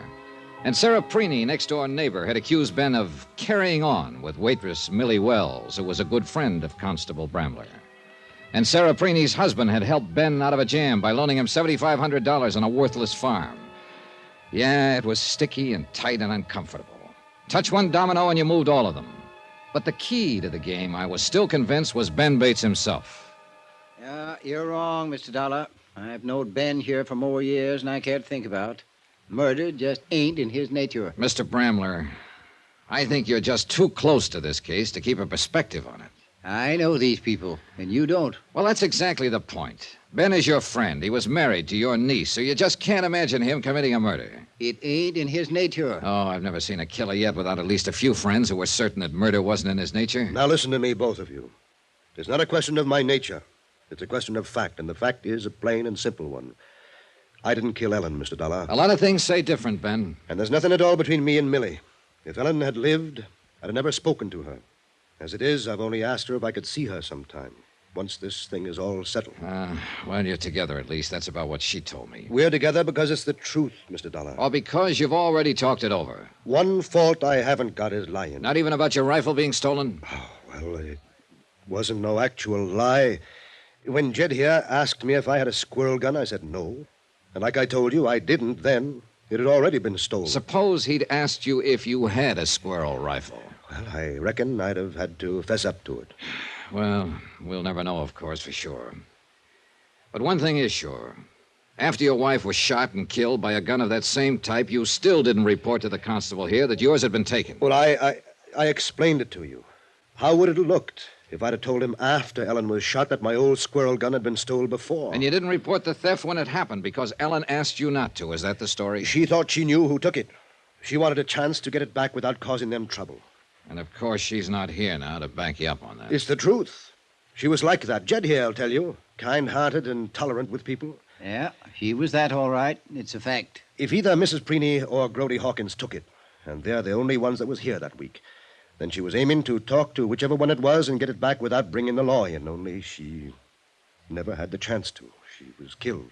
Yeah, and that gun figures in it somehow. It's bound to. Look, we've got to find it, Mr. Bramler. Might take some doing. Then we better get at it. Tonight? Tonight. We got things stirred up now. Let's keep them stirred up. All right. Ben, you claim you're not guilty of this. It ain't a claim. It's a fact. Then who would you say is the most likely suspect? Ellen didn't have a single enemy in this world, as far as I know. There ain't a person in this township that had a reason to kill her. Except you. For the money, you mean? For that life insurance policy? It's worth $10,000. And I'm that kind, you think? A man who'd murder his own wife just to get his hands on $10,000. Ben, I don't know. But there's one thing you can count on. I'm going to find out. Constable Bramler and I left Ben alone in his empty farmhouse, drove back into town. The moon was higher now, and the countryside was dappled in black and silver. And it, too, was empty and silent. We alone moved and made noise as we rattled down the winding dirt road through the flint rock valleys between the sleeping elms and maples. Logic still pointed at Ben Bates, but I'd begun to doubt logic a little. Bramler was right. Murder didn't seem to be in Ben's nature. And I wasn't sure now whether he sat there in his silent house alone with guilt or alone with grief. Brody lives back of the feed store there. What do you mean, back of it? Well, kind of a shack there on the back corner of the lot. They let him live in it in return for keeping an eye on the store at night. Yeah, quite a choice for a night watchman, a kid who's been up several times for petty theft. Mm-hmm. I reckon it does seem a bit odd. Well, let's go see if he's there.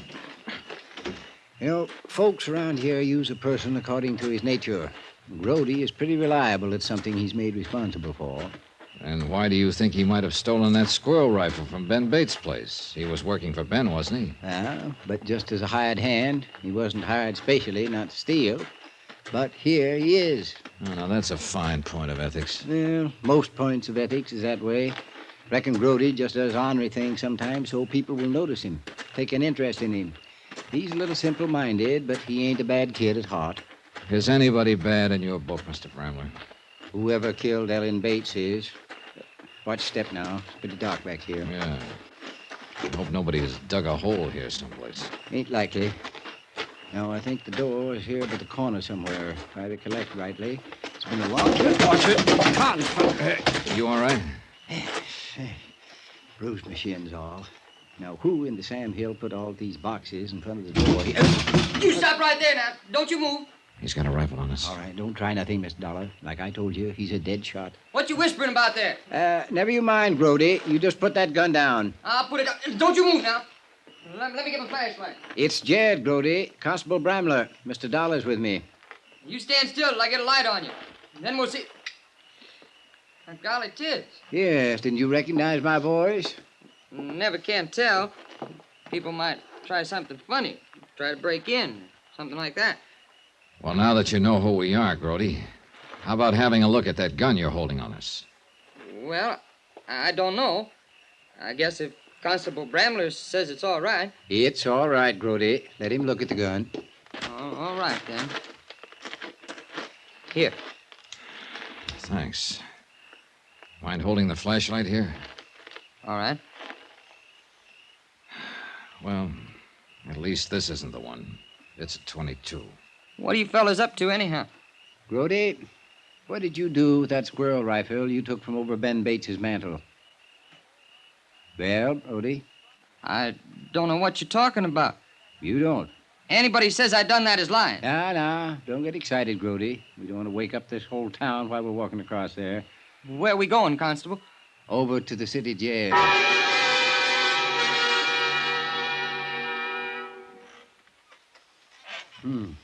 Quiet night. Not even a mockingbird singing out there. I wish that bird back in the cell would do some singing. Yeah, he will. Always gets to bothering him after he's in for a while. 30 minutes hasn't bothered him much. He'll talk pretty soon. Provided, of course, he has anything to talk about.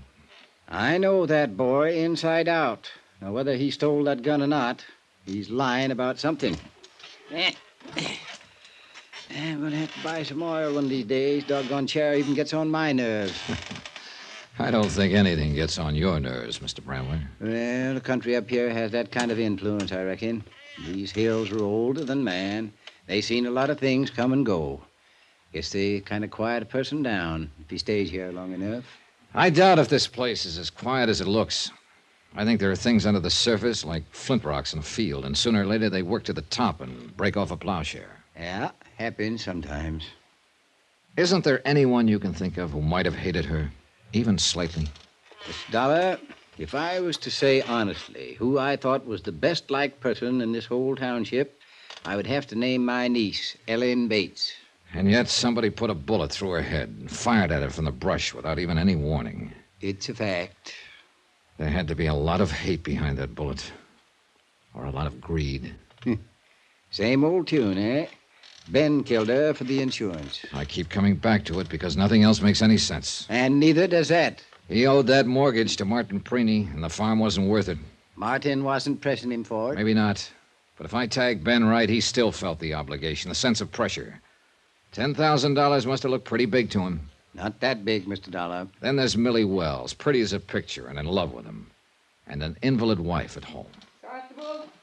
Well, our pigeon's starting to chirp. Mm-hmm. Now, let him think I ain't coming right away. He gets more anxious. Saves time in the long run. Matter of understanding his nature, huh? Something like that. Constable Brandler? What about your nature, Mr. Brandler? Always was kind to my mother. And your niece, too? Meaning? How did you and Ellen get along? Fine. Just fine. Constable! Reckon he must be ready to talk now. It's true. I was lying about it. I stole that gun, all right. But I ain't got it now. Where is it, Grody? I sold it to Mr. Martin Preeny to hang in his house. Martin Preeny? Yeah, can't figure Martin paying money for something to hang in the house. He's too tight-fisted. He gave me $4 for it about 3 weeks ago. That would be after Ellen was shot. And you took the gun the week before the murder. Are you saying that I shot Miss Bates? That gun was in your possession at the time, Grody. Oh, she was the best friend I ever had. The only one in this town that ever treated me like somebody. I wouldn't never done nothing to hurt Miss Bates. You had that gun, the same kind she was killed with. Oh, that gun ain't been fired in years. What? Well, Mr. Bates never did use it. Why, it's even got rust inside the barrel. Grody, for your sake, I hope it has.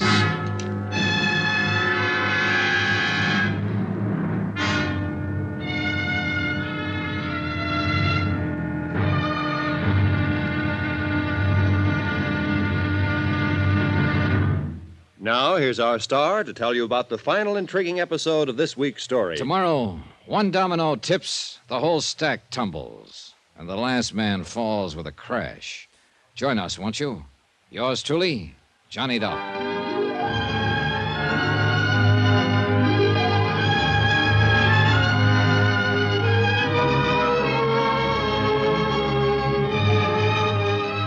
Yours truly, Johnny Dollar, starring Bob Bailey, is transcribed in Hollywood. Written by Les Crutchfield, it is produced and directed by Jack Johnstone.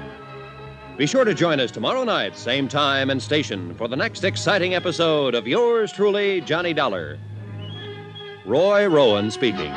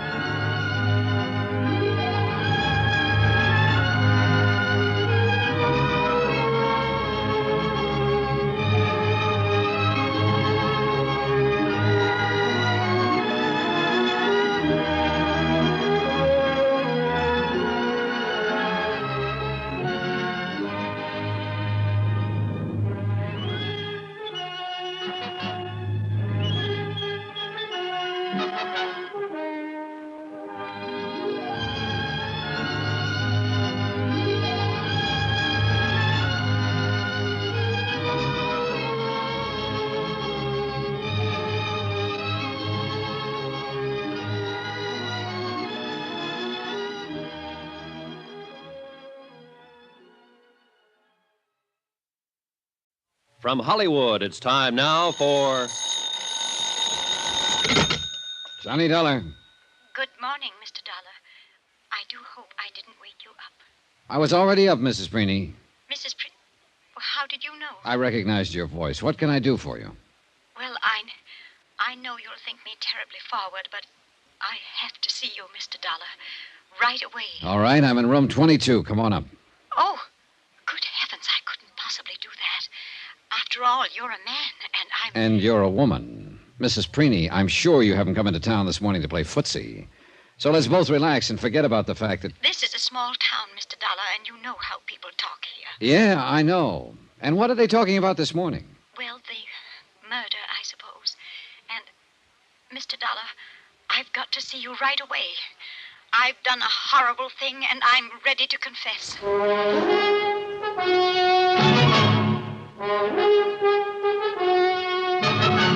Tonight and every weekday night, Bob Bailey in the transcribed adventures of the man with the action-packed expense account, America's fabulous freelance insurance investigator. Yours truly, Johnny Dollar.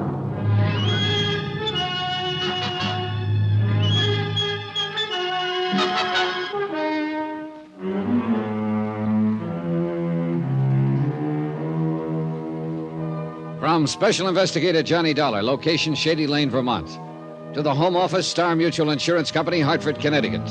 Assignment, the Shady Lane matter. Expense account continued.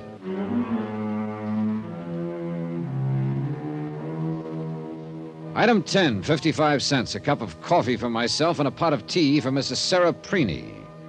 She considered the hotel lunchroom an innocent enough place, and I met her there 5 minutes after she phoned my room. It was Mrs. Preeny who'd brought me into the case by writing the anonymous letter to the insurance company. Ellen Bates, a farm wife with no known enemies, had been shot to death. Mrs. Preeny, her best friend, had implied in the letter that Ellen's own husband, Ben, was guilty. And I was inclined to agree with her. Ben was the beneficiary of Ellen's $10,000 life insurance policy. There seemed to be no other motive, unless Mrs. Preeny was about to confess one.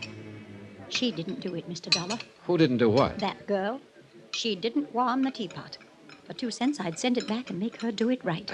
Well, I'm a little pressed for time, Mrs. Preeny. Oh, I'm not going to do it, really. I just said that. I wouldn't want to attract attention under the circumstances. You mean the fact that I'm a man and you're a woman, and apparently the twain hadn't ought to be meeting, in Shady Lane, at least. Well, people will talk, you know.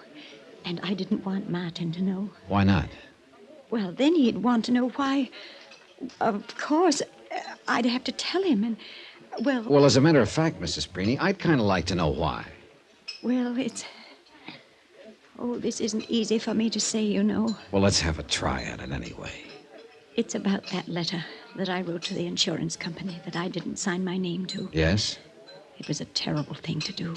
Just terrible. In what way? Why, those things I said about Ben. Mr. Bates, I mean. Insinuating he might have had something to do with Ellen's death. Her murder, I mean. You made some fairly definite statements, Mrs. Preeny. They weren't true, Mr. Dollar. But I'm telling you the truth now. I know Ben didn't have anything to do with Ellen's death. Mrs. Preeny, there were some other things you implied to me, too, you know. Yes, about him and Millie Wells that works at the Shady Lane Cafe. I said they were carrying on before Ellen was killed. I made that up just to hit out at him. Why? I don't know, really. Ellen was wonderful, and I just loved her. But sometimes I'd get to thinking that... Not that my Martin isn't a fine man, you understand. Steady, reliable. You know, you've met him. Oh, yes, I'd say your husband is quite steady and reliable. I didn't want you to think that I was saying anything against him. But life on a farm isn't easy for a woman at the best, Mr. Dollar. Sometimes she gets silly notions, I guess. What sort of notions? Oh, a woman's human. She wants a little warmth, understanding. That's all. Nothing more. You understand what I'm saying. Yes, I think I do. But Ben Bates, well, he didn't even look at me.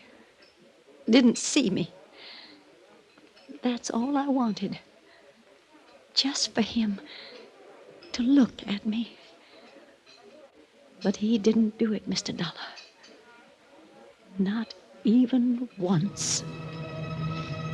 I left her sitting there in the stark, bare wooden booth in the lunchroom, sipping her prim cup of cold tea and trying to hide a red-faced confusion behind the shreds of decent dignity. Constable Bramler was right.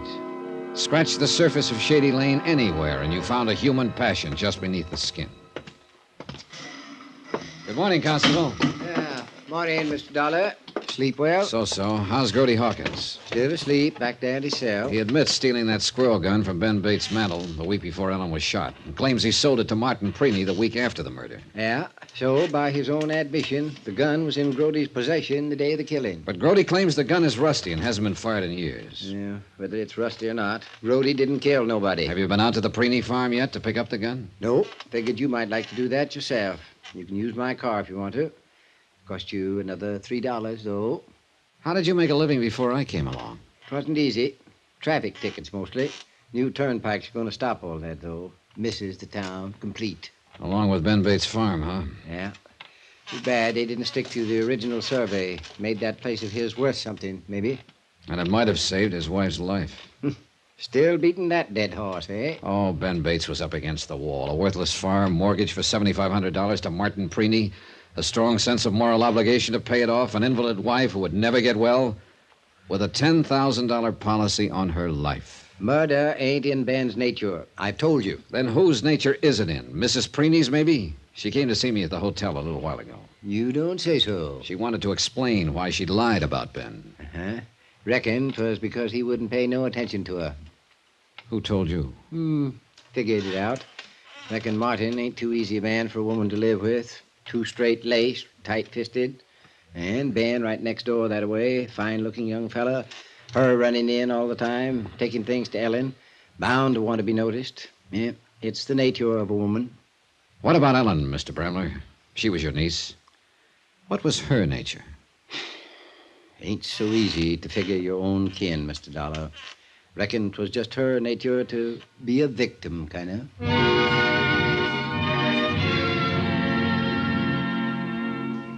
I drove slowly through the early morning countryside, lush and green, still moist from the night dew, and not yet touched by the heat of day. Farm after farm, snug and smug and safe. But Ellen Bates, a woman who never harmed anyone in her life, had lived on such a farm. Yet a bullet had crashed through the window and found her. I'd left the car parked in the yard and walked on up to the porch. The door opened before I had a chance to... Oh! Oh, good morning, Mrs. Preeny. You surprised me, Mr. Dollar. Is your husband at home? Yes, he's in there working on his accounts. I was just going to take some strawberry preserves to Mrs. Thrasher up the road. She hasn't been feeling too well. Sorry to hear it. You're not going to say anything to Martin about... Well, you know what about. I wouldn't think of it, Mrs. Preeny. Thank you. I have to take these preserves to Mrs. Thrasher. You just go right on in, Mr. Dollar. Yes, thanks. Mr. Preeny? In here. Come on in. Sorry to bother you this early in the morning. Oh, Mr. Dollar. Just finishing my accounts for the fiscal year. What can I do for you, sir? Well, unless I've been misinformed, you bought an old squirrel gun from Grody Hawkins a while back. That's right. It's hanging there over the fireplace. Quite a bargain, unless he stole it someplace. As a matter of fact, he did. From your neighbor, Ben Bates. Then I'm out the price. I'll take it over to Ben this afternoon. Mind if I take a look at the gun, Mr. Preeny? I'm trying to check up on Grody's story. No, go right ahead. I'll just finish this total while you're at it. Then we'd have time for a chat. He went back to the ledgers on the table in front of him, and I reached up and took down the rifle, down from its hooks above the mantel. Grody had told the truth. There was rust in the barrel and breech. The gun hadn't been cleaned nor fired in a long time. The hooks over the fireplace were old and rusted, too. They'd been there for years. And suddenly I knew. Find what you were after, Mr. Dollar? I found more than I was after. I found out who killed Ellen Bates. Grody Hawkins? No, not Grody. And not Ben Bates. Even though he is named as beneficiary of that $10,000 insurance policy. What do you mean? It was somebody who stood to profit even more than Ben did from that $10,000. Who? Somebody who made a $7,500 loan out of kindness. That alone should have tipped me off, Mr. Preeny. As Jed Bramler says, it wasn't in your nature. My nature? But of course it wasn't kindness. At the time, it was good business because a turnpike was planned that would make the farm worth double the loan. But the road fell through and you were stuck with a worthless farm, unless Ben could get money to pay you. I imagine that's when you started thinking about murder. Are you accusing me of murder, Mr. Dollar? Those hooks over the mantel have been there a long time. Where's the rifle that hung there before you bought this one from Grody Hawkins? There might not have been one. The neighbors will remember. Let me just put down this final total. Yeah. I had a good year last year. Very good year. I doubt it's going to be that good this year. No regrets, Mr. Dollar. It's like farming. You take risks on drought, frost, insects. Sometimes you make a mistake and lose. I knew I'd made a mistake the second I pulled that trigger. After that, it was just a matter of time. The gun is buried out behind the barn. I'll get my hat.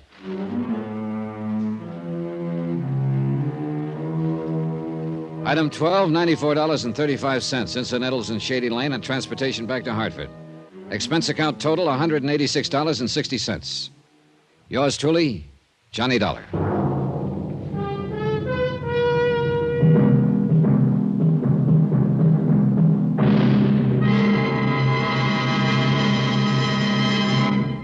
Now, here's our star to tell you about next week's intriguing story. Next week, a diamond, a huge one, the Star of Cape Town. A piece of ice that should have been kept on ice. Join us, won't you? Yours truly, Johnny Dollar.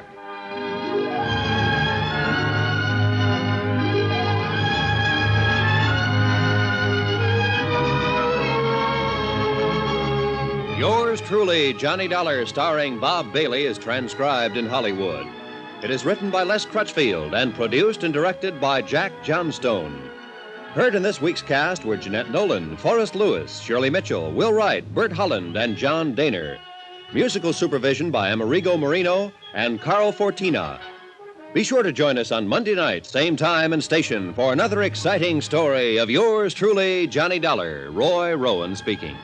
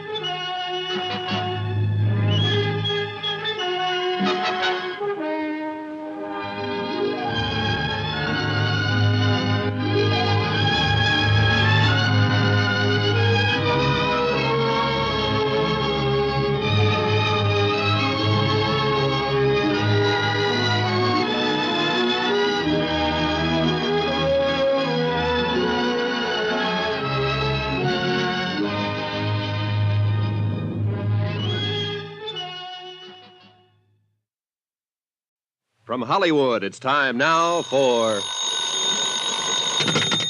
Johnny Dollar. This is Joe McNabb, Johnny. Tri-Eastern Indemnity. Oh, hi, Joe. What's up? The Star of Cape Town. Star of Cape Town.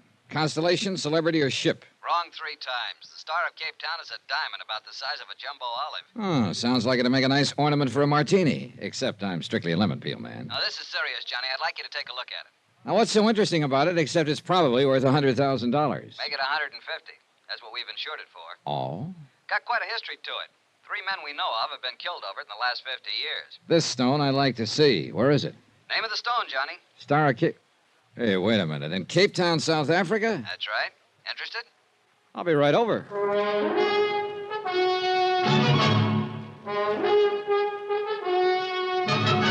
Tonight and every weekday night, Bob Bailey in the transcribed adventures of the man with the action-packed expense account, America's fabulous freelance insurance investigator. Yours truly, Johnny Dollar.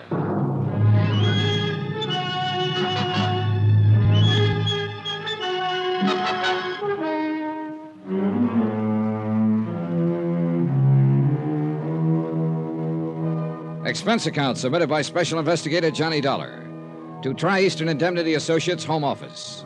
Following is an accounting of expenses incurred during my investigation of the Star of Cape Town matter. Expense account item 1, $1.50 cab fare from my apartment to the office of Tri-Eastern Indemnity Associates. Joe McNabb was waiting for me. Sit down, Johnny. Thanks. So what about the Star of Cape Town? Sounds interesting. You're interested, we're worried. What about it?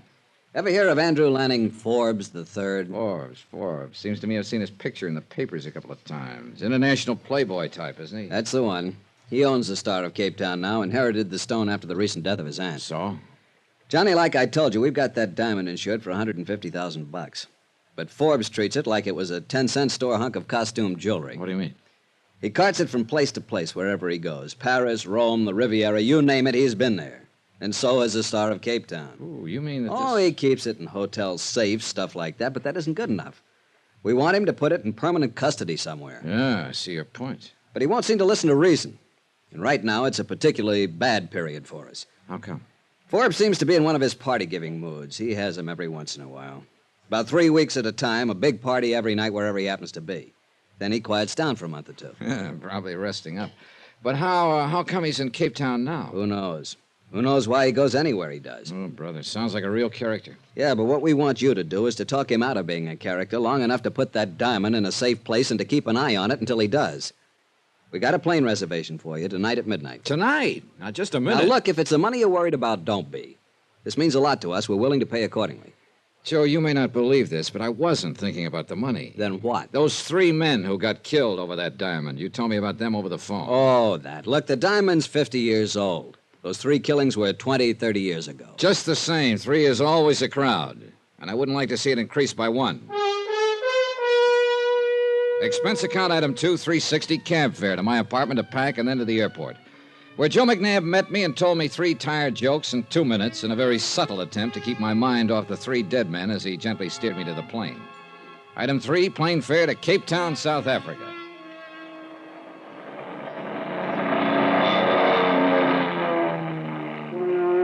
The plane came in over Cape Town in the early afternoon. Off to one side toward the famous Devil's Peak, and down below, the bay glittered like... Yeah, it looked like everything was trying to remind me of that diamond. As if I could forget a stone worthy of $150,000 in the lives of 3 people. Item 5, cab fare to the residence of Andrew Lanning Forbes III. He'd rented a mansion on the side of a hill.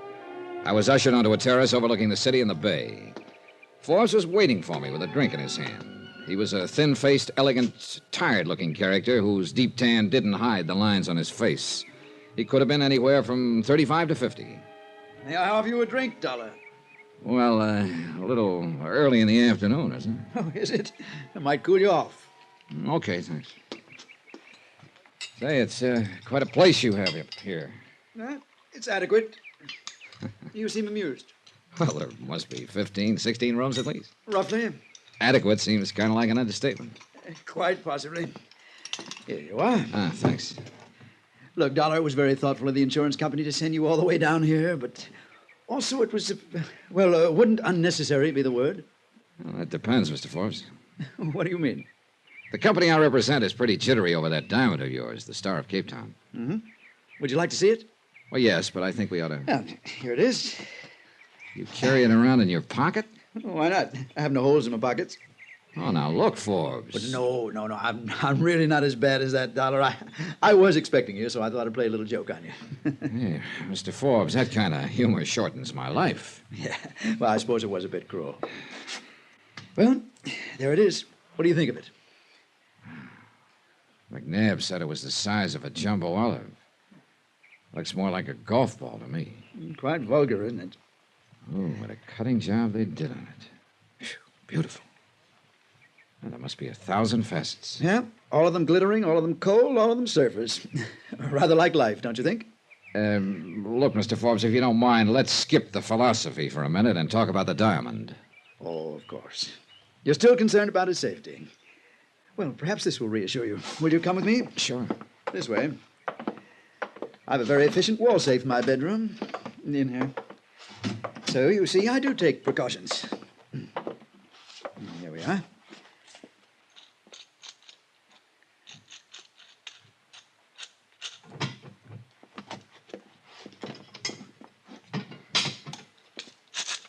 There. Are you reassured now? No. Your bedroom opens off the terrace. It'd be too easy for somebody to get at that safe. Very well, Mr. Dollar. After tonight, I shall place the diamond in a bank vault. That's the best news I've had all day. Yes. Tonight's party will be my last for a while. Party? For Agatha. Who's Agatha? Oh, she's my elder sister. She's on a world tour, arriving here in Cape Town later this afternoon. I'm going to surprise her. Hey, wait a minute. You came all the way here to Cape Town to throw a surprise party for your sister? Well, I wasn't doing anything else at the moment. Why not? Well, I can think of a couple of reasons, but they probably wouldn't sound convincing to you. Probably not. Although they probably would sound convincing to Agatha. Oh? Yeah, she and I are quite different. Half the time she worries about me, and the other half the time she disapproves of me. She considers it quite beneath the dignity of the Forbes name for me to go popping around from place to place like this. I see. She's quite devoted to the cause of the Forbes name. To make sure it keeps standing for, well, whatever it's supposed to stand for. I was never quite sure myself. So you're giving her a surprise party tonight. Will she like the idea? Probably not. That's what makes it fun. Oh, by the way, would you like to come? Well, under the circumstances, I think I'd better. I wonder if I could have a guest list. A guest list? Oh, good heavens. You mean you don't have one? Well, of course not. I just invite people here and there and wait to see who turns up. Then you don't have any idea who all's coming? Absolutely not. Donna, that's the only thing that makes these parties worthwhile. Oh, great.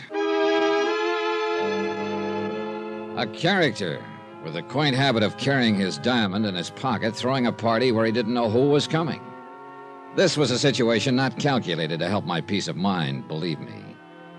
Forbes had his driver take me back to town. I stopped along the way at police headquarters and talked to Lieutenant Van Tile, who agreed to furnish a man to help me keep an eye on the party.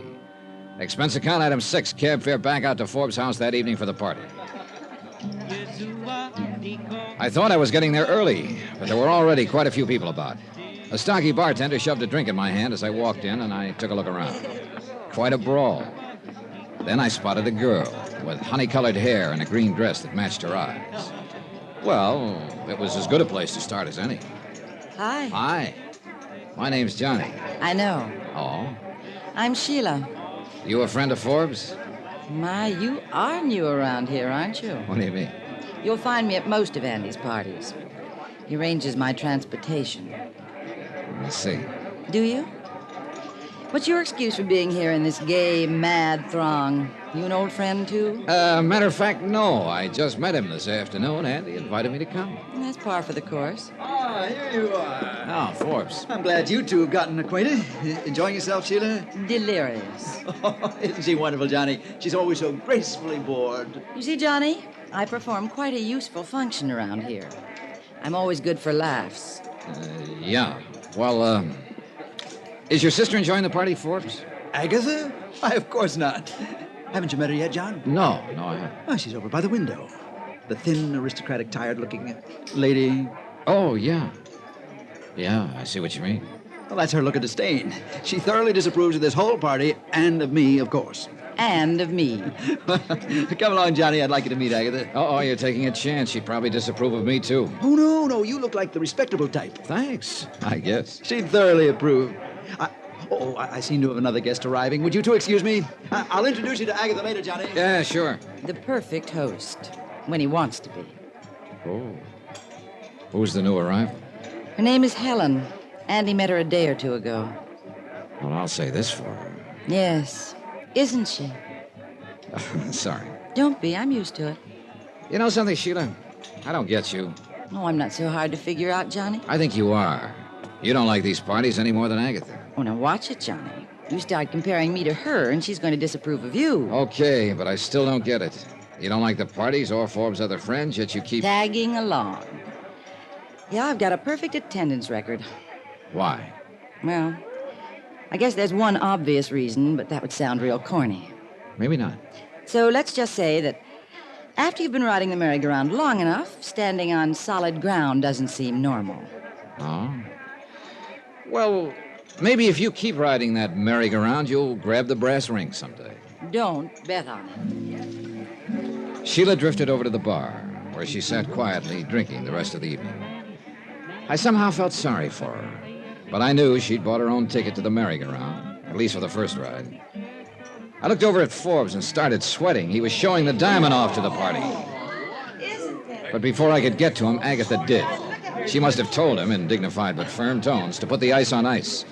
He laughed and took it back to his room, so I relaxed. The party dragged on. Agatha managed to look frigidly pained the rest of the evening, but Forbes was obviously enjoying himself with Helen. They danced, then went out on the terrace. Sheila turned her back and concentrated on her drink. Finally, I went over to the bar. Sorry, Johnny. Looks like the bartender's gone home. That's probably a good idea. Good night. She headed carefully for the door and went out. Then I realized I hadn't seen Forbes for 10 or 15 minutes. I went out on the terrace. Nobody in sight. I walked to Forbes' bedroom door. Mr. Forbes? Forbes? No answer. One lamp was lit. Forbes was on the floor. The knife had gone in low under his ribs. He probably hadn't made a sound. Nearby was the case in which he'd kept the Star of Cape Town. It was open and empty.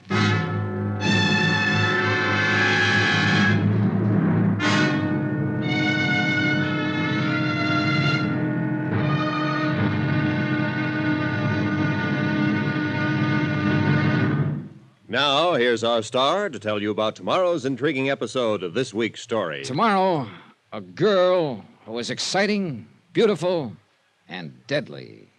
Join us, won't you? Yours truly, Johnny Dollar.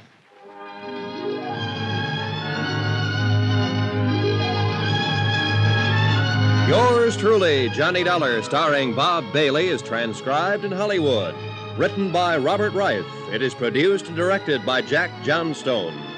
Be sure to join us tomorrow night, same time and station, for the next exciting episode of Yours truly, Johnny Dollar. Roy Rowan speaking.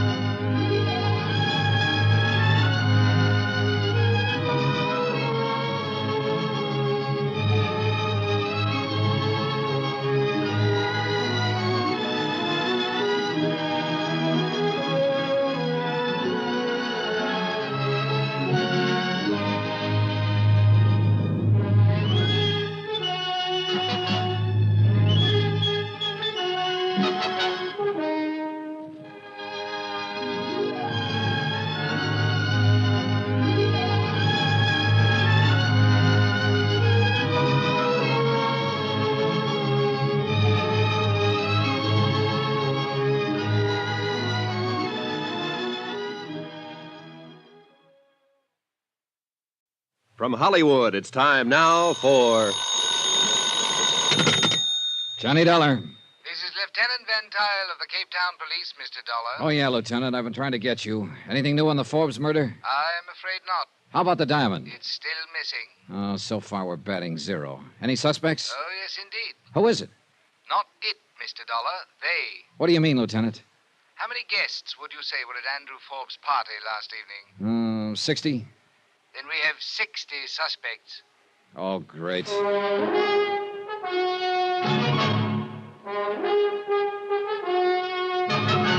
Tonight, and every weekday night, Bob Bailey in the transcribed adventures of the man with the action-packed expense account, America's fabulous freelance insurance investigator. Yours truly, Johnny Dollar.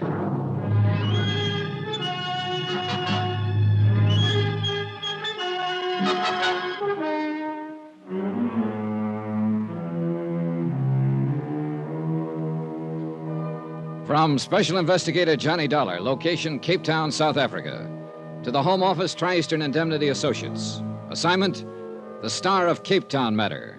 Expense account continued. Item 7, cab fare from my hotel to police headquarters. So far in this job, I'd been a big, brilliant nothing. I figured Lieutenant Van Tile of the Cape Town Police might be able to supply a few answers. But as it turned out, all he had on his mind was questions. Now, Mr. Dollar, suppose you sit down and explain your connection with this affair. Sure, Lieutenant. I can make it short, if not sweet. Andrew Forbes was an international playboy. I am well aware of that. Cape Town has entertained Mr. Forbes before, or vice versa. Well, then you probably also know that he recently inherited a very large diamond known as the Star of Cape Town. Yes? The company I represent was carrying the insurance on that stone, $150,000. They didn't like the way Forbes was flashing it around. They thought he was a bit too careless with it. I was trying to talk him into using a little common sense. And that is why you came here to Cape Town? Yeah, but it looks like I've struck out. Forbes is dead and the diamond's gone. You were at the party from some time before Forbes' murder until afterwards, hmm? That's right. You stayed in the main room the entire time? Well, yeah. Oh, now look, Lieutenant, I'd hardly fly all the way here to bump off a guy. Just questions, Mr. Dollar, just questions. Yeah, but what I need right now is answers. As do I. These other guests at Forbes' party, did you know any of them? No. Well, I met a girlfriend of his named Sheila, and a couple other people who were pointed out to me. Who were they? Oh, Forbes' older sister, Agatha, for one. A real aristocratic type. You can cross her off your list. Oh? Yeah, she disapproved of Forbes, all right, but not to the extent of sticking a knife in him, I'm pretty sure. It would have been beneath her dignity, if nothing else. Besides, she didn't leave the main room during the party either. Then there was Helen. Helen who? Well, I never did find out her last name. She arrived at the party late, and Forbes seemed to zero in on her right away. Zero in? I mean, he spent the rest of the evening with her. They danced for a while, then they went out on the terrace, and... Come to think of it, I never did see her come back inside. And I didn't see Forbes again either until I went to his room and found him dead. I see. We shall try to find this Helen. Can you describe her? Well, I didn't get nearly as close a look as I'd have liked to. Oh? Yeah, from what I could see, a real doll, Lieutenant. Dark hair, turned-up nose, fine complexion. Mr. Dollar, we need an objective description, not an appreciation. Well, at the time, I was more interested in her as a prospect than a suspect. I see.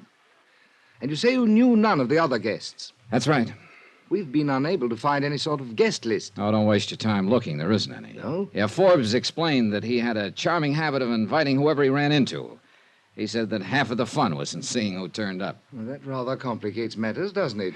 It sure does. Mr. Dollar, diamond thefts are not unknown to us here in Cape Town. No, I imagine not. Here are some photos of known jewel thieves. Mugshots, huh? Please see if you recognize any of these people as having been at the party.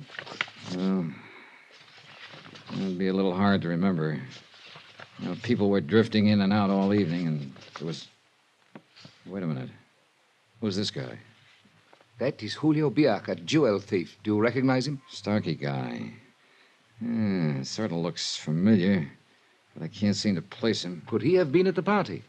Oh, it's possible, but I can't be sure. Perhaps it will come to you later. I hope something comes to me sooner or later. That diamond, for instance. But at this point, I had to admit it didn't look very likely. One murder, 60 suspects. You get better odds than that on a roulette wheel. I left headquarters and decided to walk around a little, see if I could coax up some kind of ideas to my next step. I went down to the waterfront and looked around. Nice view, no ideas. Then, as I was walking along a narrow, deserted street, I realized I had company. The shadow from the top of the building next to me ran along the middle of the street, and I could see a silhouette. I stopped. So did the shadow on top of the building. I started up again. So did the shadow. I started edging out away from the sidewalk for a look. The shadow raised its arms suddenly, and I ducked. A large building tile crashed to the sidewalk right where I'd been a second ago. I jumped for a rickety fire escape over my head and scrambled up to the roof. Nobody in sight, and roofs stretching out in all directions, warehouses, loading sheds. Whoever it was could have been a block away by now. Pretty ironic. Somebody trying to take me out of the ball game when I didn't even know which team had the ball.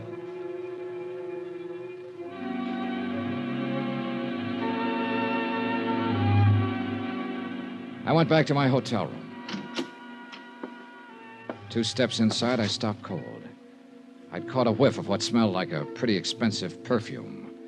It certainly wasn't my shaving lotion. Hello, Johnny. Wow. Sheila. Yeah. Yeah, I remember now. You were wearing that perfume at the party last night. I've been waiting for you. Let's talk. Uh-huh. Any particular subject? Last night? What happened, Johnny? Give me that. You were there, too. You remember. I left before it happened, I think. What do you mean, you think? I guess I had a few too many last night. I don't remember some of it. No? You were making pretty good sense when I was talking to you. Well, after that, I mean. And you were with it enough to react when Forbes and Helen went out on the terrace together. Don't, Johnny. Did you do it? Oh, well, now that's a switch. I'm not kidding, Johnny. You went to his room. There's only one way you'd know that, Sheila. You were outside somewhere watching. Yes. After I left, I went around and back. And? Pretty soon, Helen came out of his room. She was carrying something. Oh, what? Don't worry, it wasn't the diamond. I was close enough to see it. Even if I hadn't been, I guess I'd have known. What do you mean? It was a small bottle of perfume. That was always the first step. Perfume. And always the same kind. Oh. That kind you're wearing. Yes. It's got a great name. Forever. What happened then? I walked around the garden a few minutes, trying to decide whether to have it out with Andy once and for all. I started back toward the terrace, then I saw you heading for his room, so I left. I said, don't, Johnny. If I'd done it, would I have told you I was out in the garden? You would if you were afraid somebody'd seen you there and would tell me about it. Oh? And I suppose you figured out a motive for me, too. Couple of possibilities. You told me you'd been on a merry-go-round with Forbes for a long time. Maybe you couldn't stand the thought of anyone else getting aboard. Helen? That sort of thing's happened before, Johnny. Or maybe you figured the only way to get off that merry-go-round was to get rid of the guy who ran it. And the diamond. That could buy you a lot of rides somewhere else. And I thought I was the cynic. You really have a nice opinion of people, haven't you? I'm afraid most of the people I get myself involved with on these jobs aren't very nice, Sheila. I didn't do it. All right, if you didn't, I'm sure Lieutenant Van Tuyl will find out. I know. I'm on my way there now. Oh? He phoned me an hour ago. I thought I'd stop by and talk to you before I went. Johnny, you don't really think I could do a thing like that, do you? I guess not, Sheila. One thing I am interested in, though. What's that? You're finally off the merry-go-round. How does it feel? It isn't real. That merry-go-round was all I ever knew. She walked out of the room looking, well, empty is the best word I can think of. And I kept wondering what she'd been like before the merry-go-round. The rest of the day I spent composing soothing cablegrams in reply to angry ones from McNabb of Tri-Eastern Indemnity. The inquest was the following morning, but the verdict was no help. Death at the hands of person or persons unknown. Lieutenant Van Tuyl told me that Forbes' sister Agatha had decided to shove off that afternoon on the Southern Empress. So I went down to the dock and aboard ship an hour before sailing, hoping I could get in a word with her. Farewell parties were clogging the lounges and the passageways. I waited outside Agatha Forbes' stateroom until she arrived. Miss Forbes? What? Oh, Mr. Dollar, isn't it? Yes, I didn't have a chance to meet you at your brother's party last night. He told me about you. It's too bad you weren't able to persuade him to put that diamond into safety sooner. Miss Forbes, I wonder if you'd answer a few questions about... I'm very sorry, Mr. Dollar. I am completely exhausted. I don't wish to talk about it. But there are certain... I made my statement to the police. There's nothing further to add. About the diamond, however. There's been too much publicity about the entire tragedy as it is. I have no wish to add to it. I'm very sorry, Mr. Dollar. I shall be in New York in a month or so. Perhaps I shall have recovered from the experience sufficiently by then to talk about it intelligently. Only trouble is, by then the diamond could be in Timbuktu or something. See you later, Miss Forbes. What snapped me into action was a glimpse of a girl at the end of the passageway just entering the lounge. I couldn't be sure, but it looked like Helen. By the time I reached the lounge, she was nowhere in sight. Then I saw another familiar face over in one corner. The mugshot I'd seen at police headquarters, Julio Biak, jewel thief. And now I had him pegged. He'd been the stocky bartender at Forbes' party, the guy who disappeared just before the murder. He spotted me and ducked into a passageway. I went after him. He turned a corner, and that was his mistake, blind alley. So I closed in on him. We circled. Now, I was at the blind end, and that was my mistake because suddenly there was a knife in his hand. He held it low like an expert. Now, Mr. Dollar. Oh, you must have a trunk full of knives, Julio. All I need is one. Just like the one you slipped into Forbes, huh? And you! He lunged at me. I ducked to one side and kicked at the knife. He whirled and dove, but now I had it.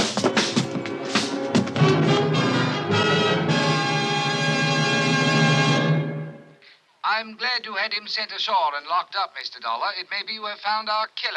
But not the diamond, Lieutenant. It was not on him, eh? Nowhere. And that can mean just one thing. Either Julio is working with somebody who's sailing on the Southern Empress, or he's after somebody aboard who has the diamond. In that case, Mr. Dollar... In that case, the Southern Empress is going to have another passenger, me.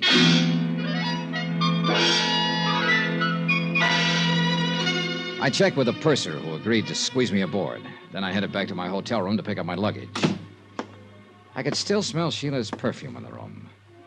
Then as I bent over to lock my suitcase, I spotted a movement out of the corner of my eye. I tried to whirl, but too late. Something hard connected to the back of my left ear, and I went down. And out.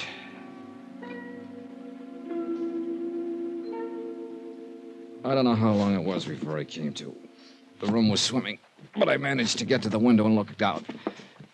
Then I realized somebody had voted me the man they'd least like to take a cruise with.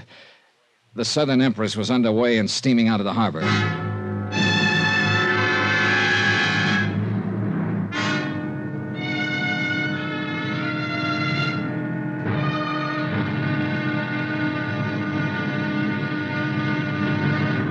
Now, here's our star to tell you about tomorrow's intriguing episode of this week's story. Tomorrow, I take a trip, all right.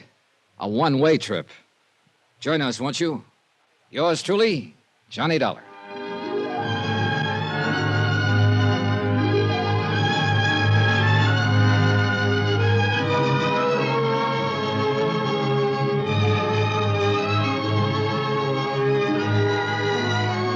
Yours truly, Johnny Dollar, starring Bob Bailey, is transcribed in Hollywood. Written by Robert Reif. It is produced and directed by Jack Johnstone. Be sure to join us tomorrow night, same time and station, for the next exciting episode of Yours truly, Johnny Dollar. Roy Rowan speaking.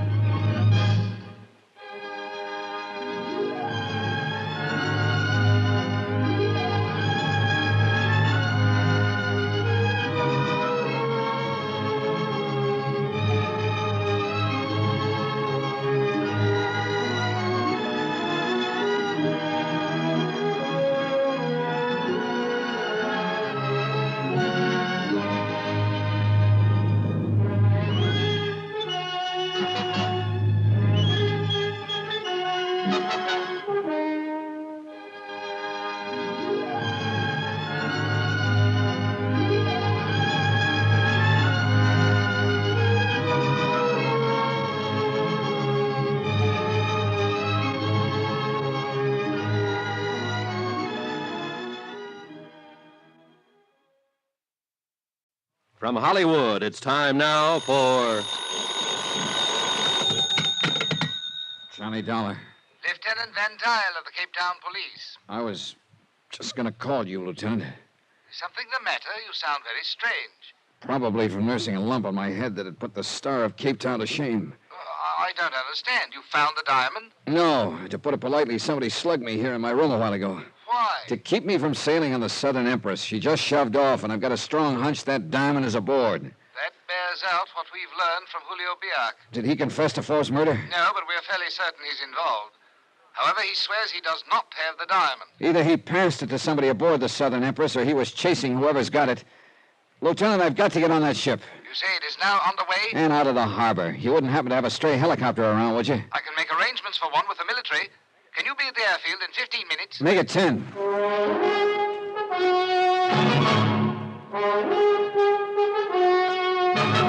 Tonight and every weekday night, Bob Bailey in the transcribed adventures of the man with the action-packed expense account, America's fabulous freelance insurance investigator. Yours truly, Johnny Dollar.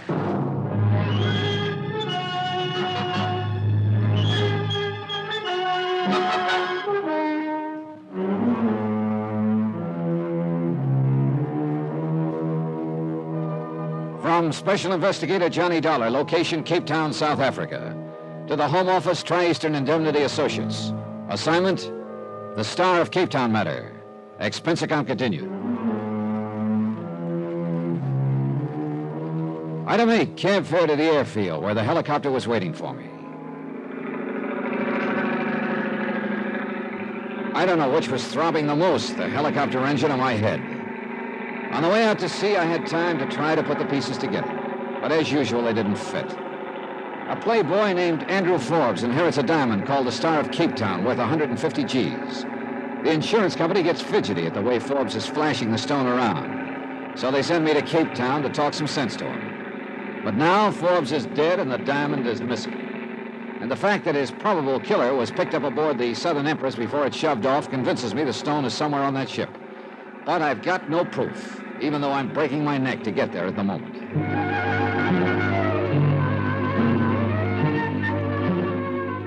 We picked up the Southern Empress about 20 miles out at sea, and the helicopter pilot set me down on deck at the stern. A crowd of passengers had gathered, but I didn't see Forbes' sister Agatha, nor Helen, the girl who'd spent so much time with him the night he was killed. I got me a room, then headed for Agatha Forbes' stateroom. As I stood at the door, I caught a whiff of Forbes' favorite perfume, Forever, the kind Sheila had worn. Yes, what? Wow. It's Helen, isn't it? I don't think we've met, Mr. Dollar, Johnny Dollar. No, we haven't met officially, but we were both at Forbes' party the other night. You wish to speak with Miss Forbes? And you too, Helen. Who is it, Helen? Mr. Dollar. I'll be in my stateroom if you want me, Miss Forbes. Well- Very well, my dear. Just a minute, Helen. Well, Mr. Dollar, I must say you are a persistent person. On my job, I have to be, Miss Forbes. Well, as long as you're here, you might as well sit down. Thanks. I still would rather not talk about what's happened. I can certainly understand that. But if I can throw any light on it, which I doubt very much, then I suppose it's my duty to. One thing I must ask, however. What is it? That there be as little additional publicity as possible. Forbes' name has been dragged through the dirt enough as it is. I'll do my best. Very well. What is it you want to know? Well, several things. First, do you think your brother could have been killed for a motive other than the diamond? Why, I hadn't thought of that. After all, you must admit that a diamond like the Star of Cape Town would be motive enough to the kind of people my brother thought it amusing to consort with. Yeah, you're probably right. But I'm trying to cover all the possibilities. How about your brother's friend Sheila, for instance? I prefer not to discuss her. But do you think she could have done it? I don't know. I'm afraid I wouldn't put anything past her. All right, another thing, Miss Forbes. I was pretty surprised to find Helen here in your stateroom when I knocked. Why? I didn't know you knew her. I have engaged Helen as my traveling companion. Oh? Kind of sudden, wasn't it? As a matter of fact, it was. My brother had told me about her. For one of the few times in his life, he was right about someone. She's a thoroughly nice person. So you hired her? I think I told you before how exhausted I am by all this. I needed someone to make arrangements for me. At the last moment, she decided to make the trip, and I was delighted. Uh-huh. She made up her mind at the last moment, huh? May I ask why all these questions about her? Well, right now, she's pretty high on my list of possible... That's impossible. As far as we know, she was the last person to see your brother alive. And I refuse to believe she could possibly be involved. I hope she isn't. But I've got to run down every lead I can get. If I don't recover the Star of Cape Town, the company I represent is on the hook for $150,000. I have not filed a claim as yet, Mr. Dollar. Nor do I propose to until we reach New York. I shall give you every opportunity to recover the diamond. I appreciate that, Miss Forbes. But I'm afraid it still doesn't leave me much time. I went back to my stateroom. The door was open. But I was sure I'd closed it when I left. Inside was the same lingering smell of the same lingering perfume. Forbes' favorite, Forever. Sheila wore it, but as far as I knew, she was still in Cape Town. Then I remembered her saying that Forbes had given Helen a bottle of it. I also remembered smelling it in my Cape Town hotel room just before I got slugged. I thought then it was a carryover from Sheila's earlier visit. Now I wasn't sure. I started back out of my stateroom just in time to collide with somebody in the passageway. Oh, sorry. Oh, say, partner, you sure took the wind out of my sails. Yeah, well, I'm sorry. I didn't know anyone was out here. Oh, I just passing by, partner. Stacy's the name, Ben Stacy. What's yours? Dollar. On the level? Cross my heart. Well, when I tell people I bumped into a guy named Dollar aboard a boat, I'll mean it, huh? See you around, partner. So he could have been just passing by, like he said. But if so, he moved awfully quietly for a guy his size. I locked my door and headed for the bar. Expense account item 9150, a double martini, which occupied me just long enough to get a couple of things nailed down in my mind. Namely, open stateroom doors and the smell of perfume. Ah, it had to be Helen. No two ways about it. At this point in my brilliant chain of deductions, I made a big mistake. I looked down toward the other end of the bar. And the person I saw sitting there made me realize in one big hurry that my train of thought had just gotten itself derailed. Hello, Sheila. Hi, Johnny. I thought you were back in Cape Town. Why should I be? What's to stay for now? Good question. But you didn't tell me you were leaving. You didn't ask me. Sit down. You must have decided in a hurry. It's the only way I ever decide anything. Oh? Well, you picked an interesting boat to sail on. I suppose you know Helen's aboard. Small boat, isn't it? Oh, look, Sheila, suppose we drop the flip chatter, huh? Okay, Johnny. What do you want me to tell you? That I hate Helen for taking Andy Forbes away from me? Okay, I do. It's happened before, but Andy always came back. What hurts this time is that he was killed before he had a chance to. Sheila... Don't worry. I'll keep out of her way. I won't make any trouble. And, Johnny, do me a favor. What is it? Let's just forget I'm on board. I'd kind of like a decent chance to forget a few things, if I can. Okay. Just one thing, Sheila. Yeah? Were you in my room a few minutes ago? No. On the level? Sure, why? All right, skip it. See you later. Okay. I hope you find your diamond. Thanks.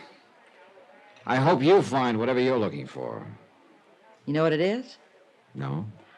I got news for you. Neither do I.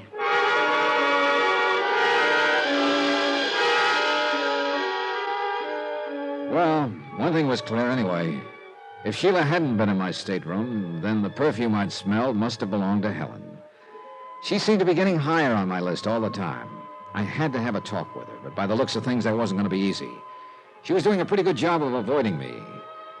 About half an hour later, though, I spotted her topside in a deck chair with Agatha Forbes. Next to them was my old buddy from the wide open spaces. Why, some of the things we got out west you just wouldn't believe. I am certain we wouldn't. I've never been there, but Oh. Hi, everybody. Well, sir, if it isn't Mr. Dollar himself. Now, I ask you ladies, if that isn't just about the most colorful name a fella Good can have. afternoon, Yes, sir. Mr. Dollar. Hope you're a little more rested, Miss Forbes. Thank you, I am.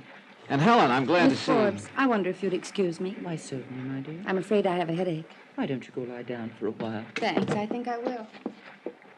Well, now, that's kind of a chilly reception, partner. Looks like the little lady doesn't like you much. Oh, well, you can't win 'em all. Yeah, thanks. I'm sure Helen's simply tired, Mr. Dollar. Mr. Stacy here tells me he was quite a good friend of my brother's. Oh? Why, sure, partner. Andy Forbes and I was the best of buddies. Well, I didn't see you at his party the other night. Well, he asked me, of course, but I just couldn't make it. I tell you, though, dogged if I wouldn't have been there if I'd have known it was going to be old Andy's last party. Oh, excuse me, ma'am. That's all right. How long had you known Forbes, Mr. Stacy? Years, Dollar, years. Old Andy and me was always bumping into each other in the darndest places. Cairo, Paris, Copenhagen. I tell you, it was always a barrel of laughs when we got together. I'll bet. Why, I'll never forget one night in little old Dakar. We're going to be in Dakar in a couple of days, aren't we? I believe so. Oh, yeah. I suppose everybody will be going ashore for You the day. bet! Well, you don't want to miss Dakar. Why, I can show you some places you just wouldn't believe. Oh, yeah, sure. I tell you what, why don't we get up a little party and... Mr. Stacy, it sounds very pleasant, but I'm afraid you'll have to excuse me. I'm not quite in the mood for sightseeing. Oh, I understand. Sure enough, Miss Forbes. Well, Dollar, how about you? We'll see. Yeah. Well, anybody care to join me for a walk around the deck? No, thanks. I gotta keep up my appetite, you know. See you later. But don't you forget about Dakar. It'll be a ball. Yeah, it'll be a barrel of fun. Miss Forbes. Yes? Did your brother ever mention this character Stacy to you? No. Of course, Andrew had many strange friends that he didn't mention to me. Yeah, I'm sure he did.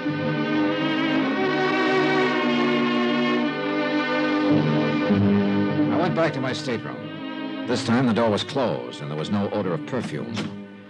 But when I went in, I saw that I'd had a visitor again, and this time he or she had been much more thorough.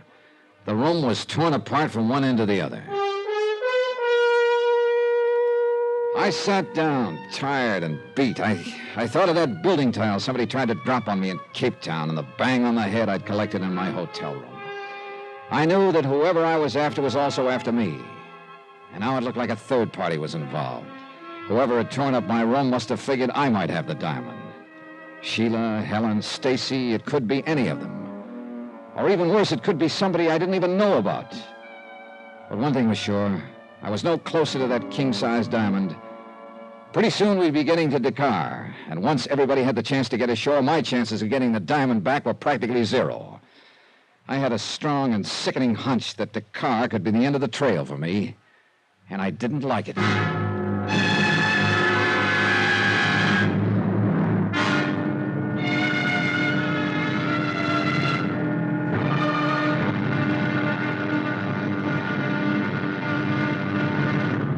Now, here's our star to tell you about tomorrow's episode of this week's story. Tomorrow, my one good lead jumps ship the hard way.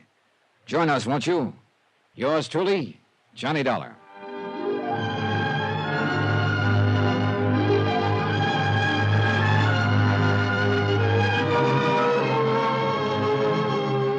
Yours truly, Johnny Dollar, starring Bob Bailey, is transcribed in Hollywood. Written by Robert Reif, it is produced and directed by Jack Johnstone. Be sure to join us tomorrow night, same time and station, for the next exciting episode of Yours truly, Johnny Dollar. Roy Rowan speaking.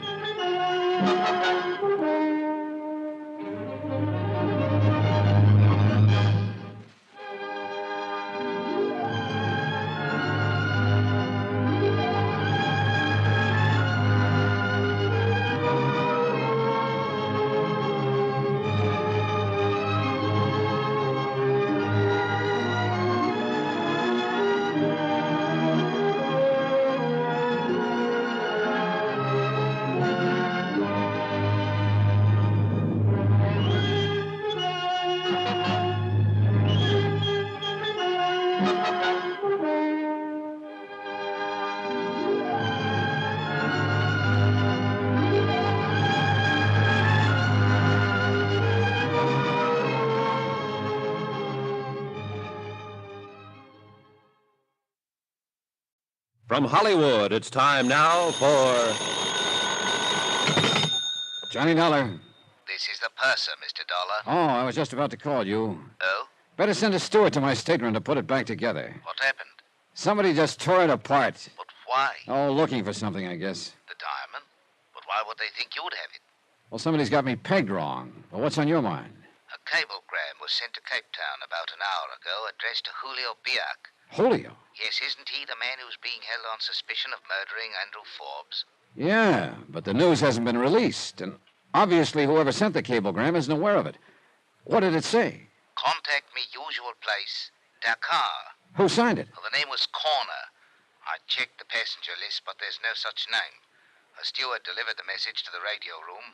I've sent for him. He should be able to tell us who sent it. Nice work, Purser. Could be you just helped me wind up this case.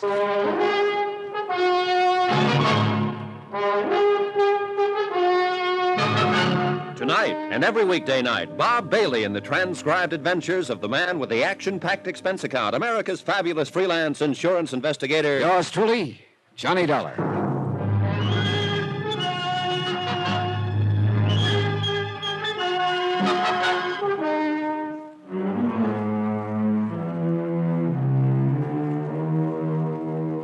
From Special Investigator Johnny Dollar, location at sea, en route Cape Town to Dakar.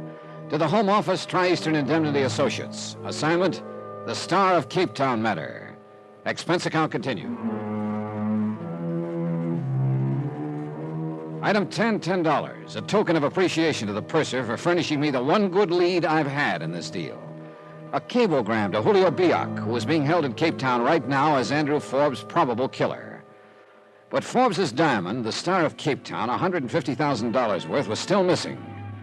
The cablegram indicated that Julio hadn't been working alone on the deal. Whoever sent it was aboard ship and either had the diamond or was looking for it. Before long, I'd know who that someone was. I started for the purser's office. Mr. Dollar. Huh? Oh, Helen. I'd like to talk to you. Well, now, that's a switch. What do you mean? Ever since I got aboard this ship, I've been trying to talk to you, but you weren't having any. I don't know what this is all about, but you've gone too far, Mr. Dollar. Come again? Don't try to pretend. When I found my room all torn up just now, I realized... Oh, hey, wait a minute. Your room's been torn up, too? What do you mean by two? Mine got the same treatment a while ago. I don't understand. I thought it was you who... Look, Helen, I think you and I had better have a little talk right now. I steered her to the bar. Expense account item 11, $5, drinks. I still couldn't figure out which team she was playing on, but I had to find out, and this was the best way I could think of. May I have a cigarette, please? Oh, sure. Here. Thanks. I've been so confused, Mr. Dollar. Johnny. Johnny. Confused about what, Helen? Everything. It's all happened so fast. And then when I realized that somebody was watching me and following me... Look, I think you'd better start from the top. I suppose so. Maybe it'll make sense to you. I hadn't really known Andy Forbes very long. Longer than I had. That party he gave, it was so strange. All those people I didn't know. I mean, well, I guess it took me a little while to realize he was interested in quite a few people. Sheila? I feel sorry for Sheila. I guess she's pretty bitter about everything. But I didn't do anything to encourage Andy, and I didn't realize he was serious about me until the night of the party. And then he told me he was. And he gave me... A bottle of very expensive perfume, forever. Oh. His usual gift? I'm afraid so. I don't care. He wanted me to have it, and it's lovely perfume. I liked Andy. He was completely irresponsible, but in his own strange way, he was nice. So? When they told me the next morning that he'd been killed during the night, I couldn't believe it. And then when the diamond was missing... Yeah? His attitude about the diamond was very strange. How do you mean? He seemed to regard it as an inexpensive trinket. He was so careless with it. Oh, you're telling me. That's why I was sent down to Cape Town, to try and talk him into being more sensible with it. But, Helen, you said something about being watched or followed. Yes. When I left Andy's house that night, I felt that somebody was watching me. Oh? And later I knew somebody had been in my hotel room, and now my stateroom torn apart. What does it all mean? That's a good question. One more thing. Yes? You decided to make this trip rather suddenly, didn't you? I wanted to get away from Cape Town. Miss Forbes was kind enough to offer me a job as her traveling companion for the trip, so I took it. Do you like working for her? Yes. She's really a very nice person, perhaps a little on the dignified side. Yeah. But she's... I'm pretty concerned over the Forbes name. Wouldn't you be, after all that's happened? Maybe. Oh, Johnny, I've got to be getting back and see if she needs anything, but thanks. For what? Talking to you has made me feel a lot better somehow. Good. It's been a big help to me, too. How so? Oh, makes things easier for tonight. They're having a dance. And I'd been figuring how to go about asking you.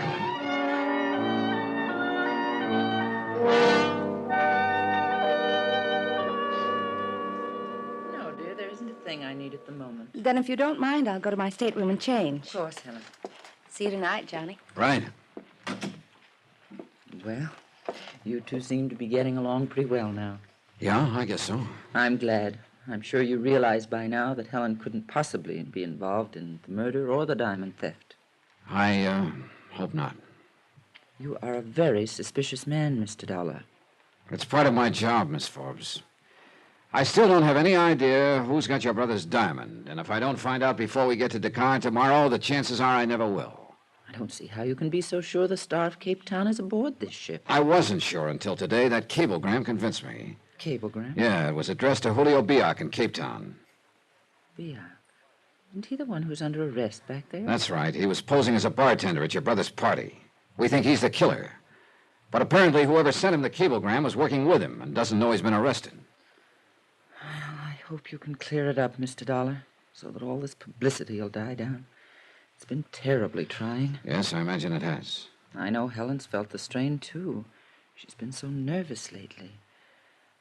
Oh, If what? No, I was just thinking. If only Andrew had met someone like Helen sooner, perhaps none of this would have happened. Maybe not. Had I known she was coming to the party, I don't suppose I'd have tried to talk Andrew out of giving it. She's been the one bright ray in all of this. Oh, if only. But regrets are so futile.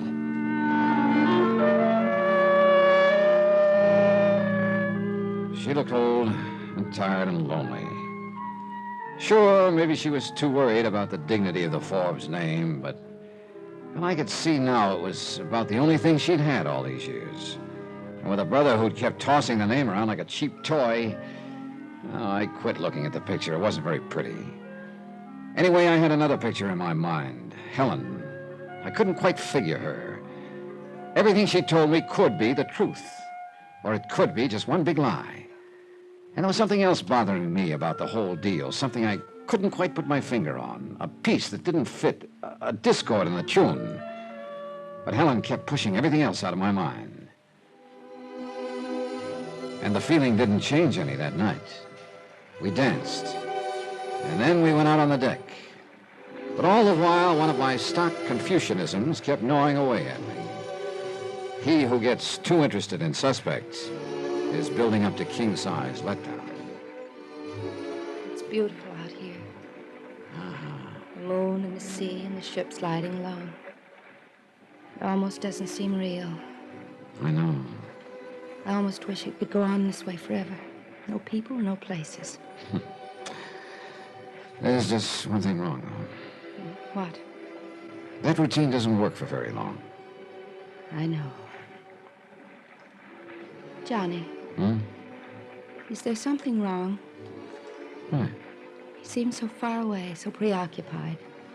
Well, just thinking about a lot of things, I guess.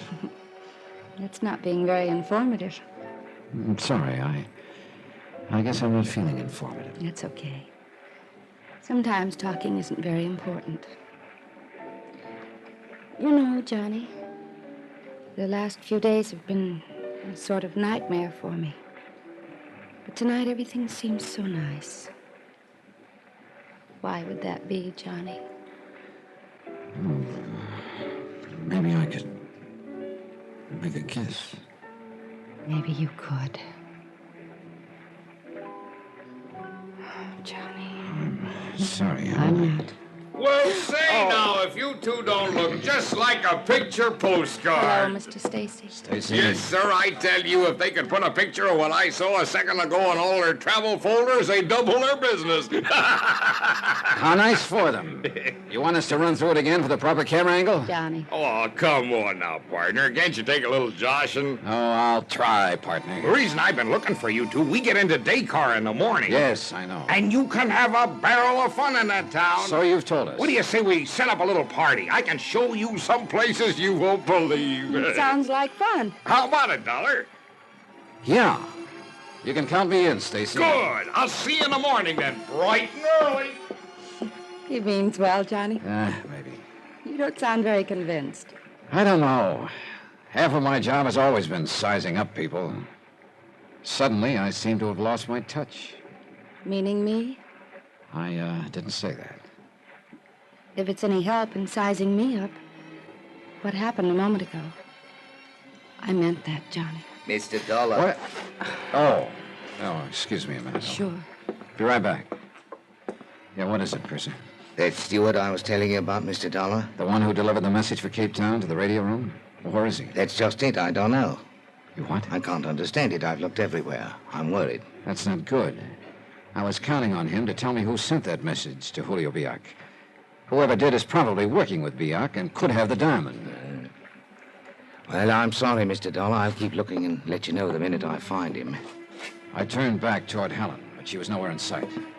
I started along the deck to see if she... Oh, Johnny! What happened? What's the matter? I was walking along the deck. As I passed the lifeboat, somebody stepped out from behind it and grabbed at me. Who was it? I couldn't see. Well, come on, let's take a look. He ran away when I screamed. Oh, I see.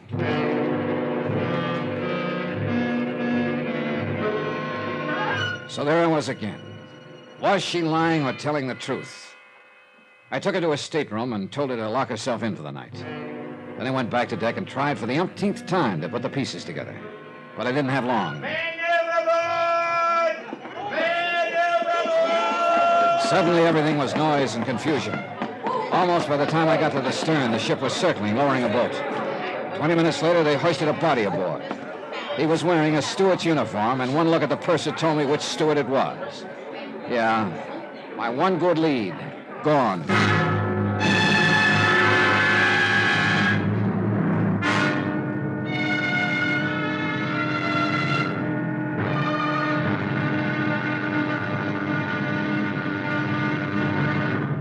Now, here's our star to tell you about the final episode of this week's story. Tomorrow, I finally figure out the deal, only to find that my opponent is holding all the aces. Join us, won't you? Yours truly, Johnny Dollar.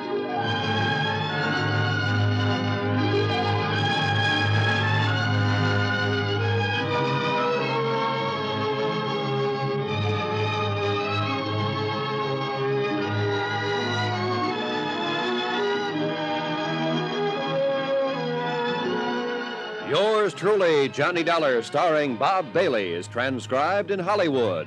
Written by Robert Reif, it is produced and directed by Jack Johnstone. Be sure to join us tomorrow night, same time and station, for the next exciting episode of Yours truly, Johnny Dollar. Roy Rowan speaking.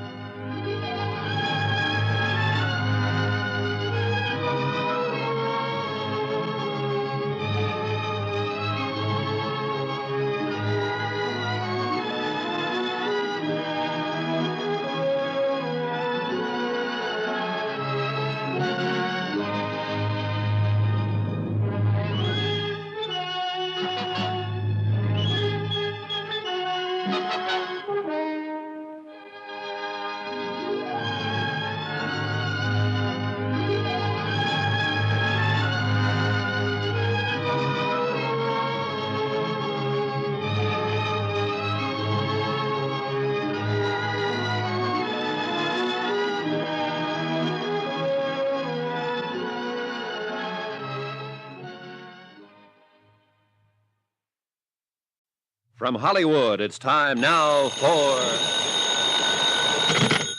Johnny Dollar. This is Ben Stacy, partner. Oh, hi, Stacy. We'll be docking a day car in an hour or so now. Yeah, I know. Don't forget, I'm going to show you and Helen around the town. Okay, I'll be ready. Say, Dollar, that was a little excitement we had aboard ship last night, huh? That steward who fell overboard? That's putting it politely. Oh, what do you mean? I think he got pushed.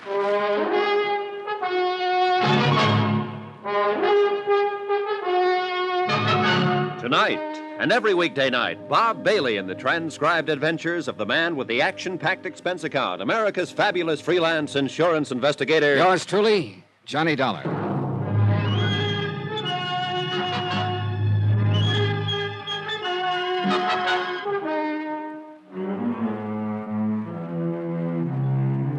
From Special Investigator Johnny Dollar, location at sea on the Southern Empress, en route Cape Town to Dakar. To the Home Office, Tri-Eastern Indemnity Associates. Assignment, the Star of Cape Town matter. Expense account concluded.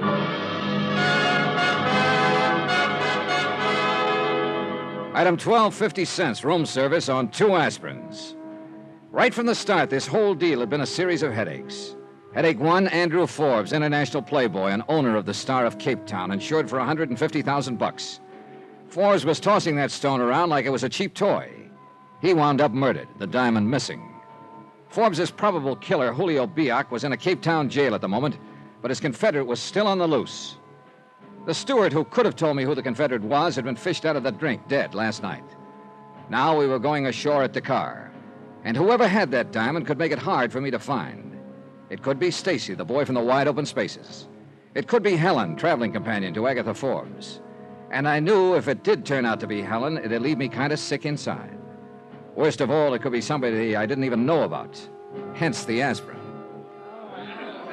Stacy had asked us to meet him at the gangway at 10 o'clock, but he was nowhere in sight when I showed up.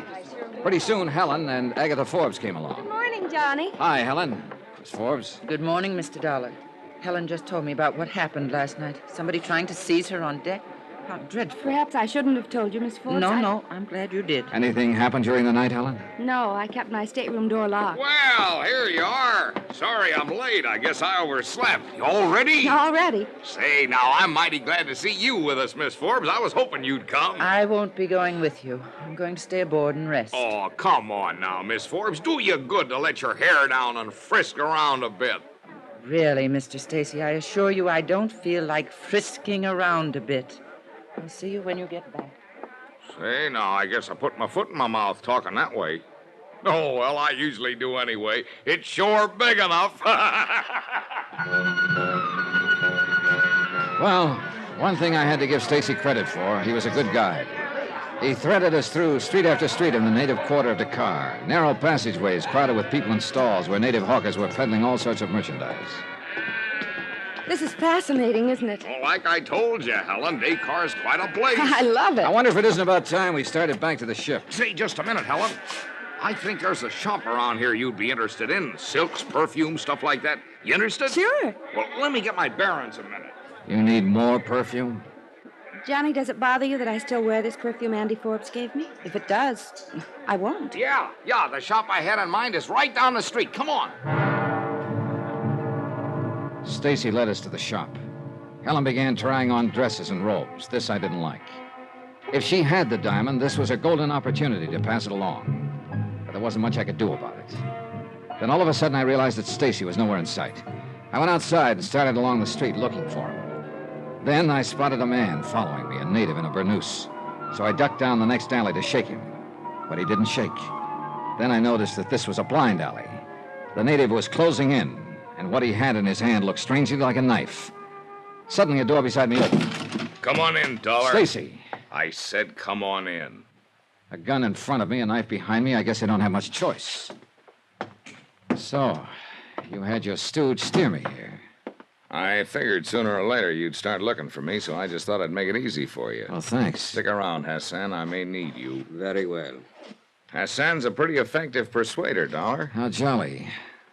So you're the boy I've been after, Stacy. Correction. You're the boy I've been after, Dollar. What are you talking about? A diamond called the Star of Cape Town. Let's have it. Oh, look, don't give me that routine. Forbes was knifed by your buddy Julio Biak in Cape Town. You killed the steward aboard ship to keep him from telling me it was you who sent the cablegram to Julio. Right boy, Dollar. That should mean you've got the diamond. Smarten up, boy. You think I'd have arranged this little reception for you if I already had the stone? Wait a minute. You're the one who was doing all the room searching aboard ship? I'm the one. Now let's have it. I don't have it, Stacy, and I don't know where it is. Oh, you got a real sense of humor, Dollar. So has Hassan. Why don't you show him, Hassan? Very well. Oh! Hey, look, this isn't going to do you any good. It's not going to do your face any good either, Hassan. Hey, look, you... Don't try it, Dollar. I guarantee you'll get yourself shot. Now, look. So you're a nice, brave boy, but you're being foolish. It's no good trying to snow me. I got it all figured out. Just what have you got all figured out? It isn't in her stateroom. It isn't in yours. I searched them both again this morning before we came ashore. That's why I was late. You're talking about Helen? Who else? That's why I steered her to that shop to try on dresses. The little lady who owns it is a friend of mine. She'd have found the diamond if Helen was carrying it. Helen? Yeah, Helen. How do you know she had it? Process of elimination, buddy. She was the only one with Forbes before Julio got to him. I've been watching you and Helen like a hawk, Dollar. There's only one time she could have given you the stone. That was during that tender little clinch on deck last night, right under my nose. Right under? What's the matter, Dollar? Nothing.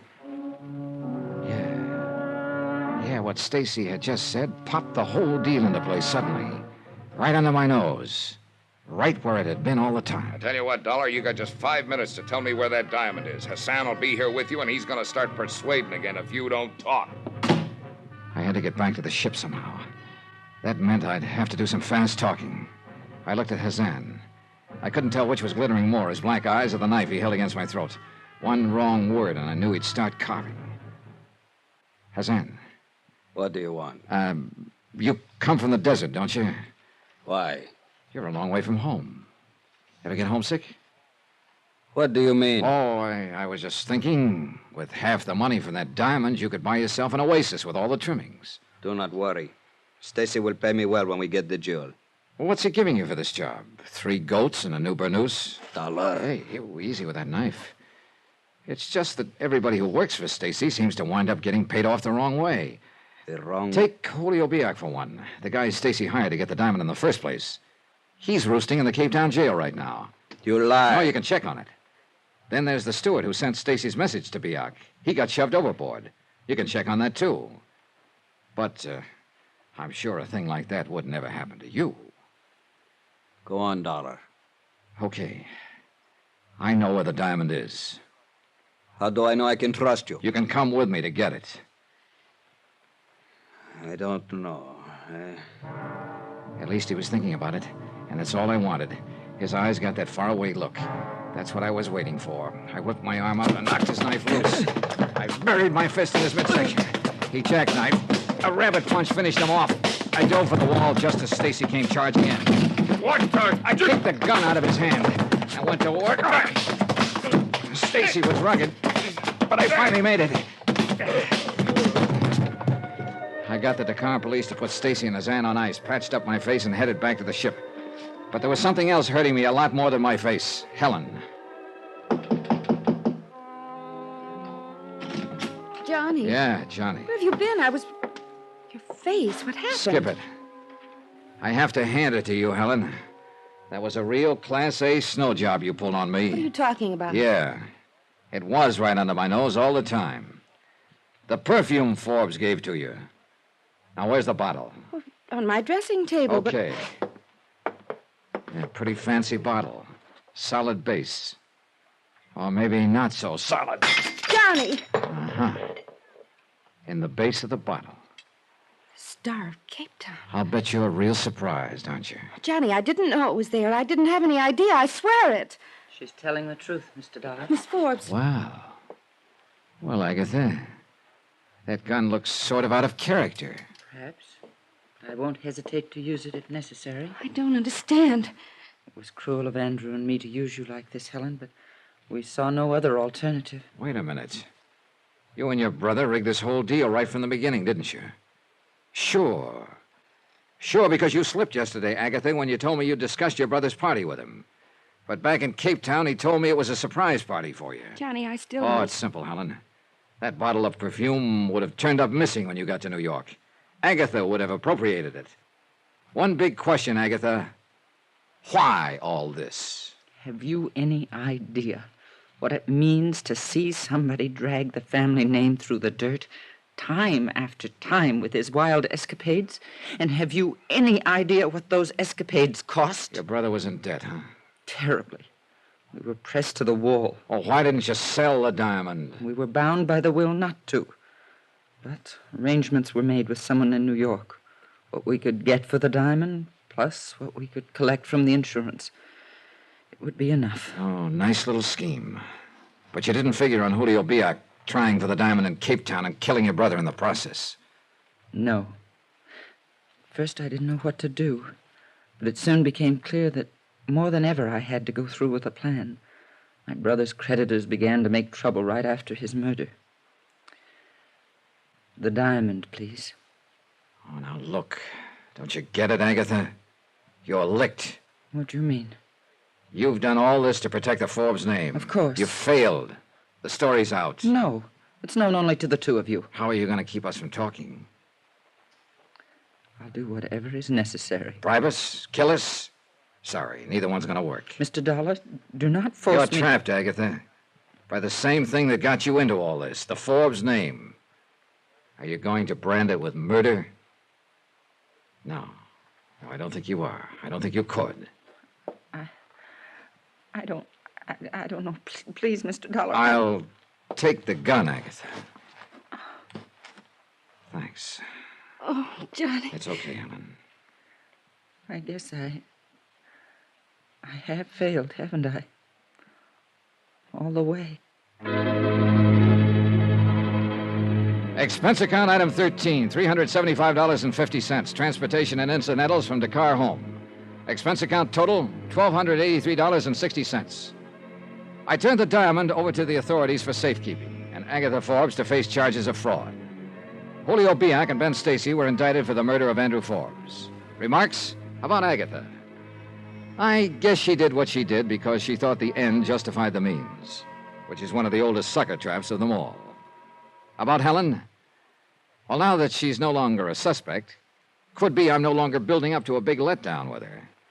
At least it hasn't come yet, and I'm still waiting. And the waiting is real pleasant. Yours truly, Johnny Dollar.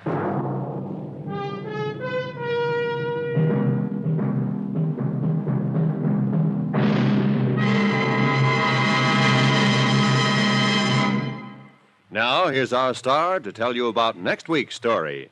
Next week, a yacht that wasn't there and a man who wasn't there. They never were. But that's where I found them. Join us, won't you? Yours truly, Johnny Dollar.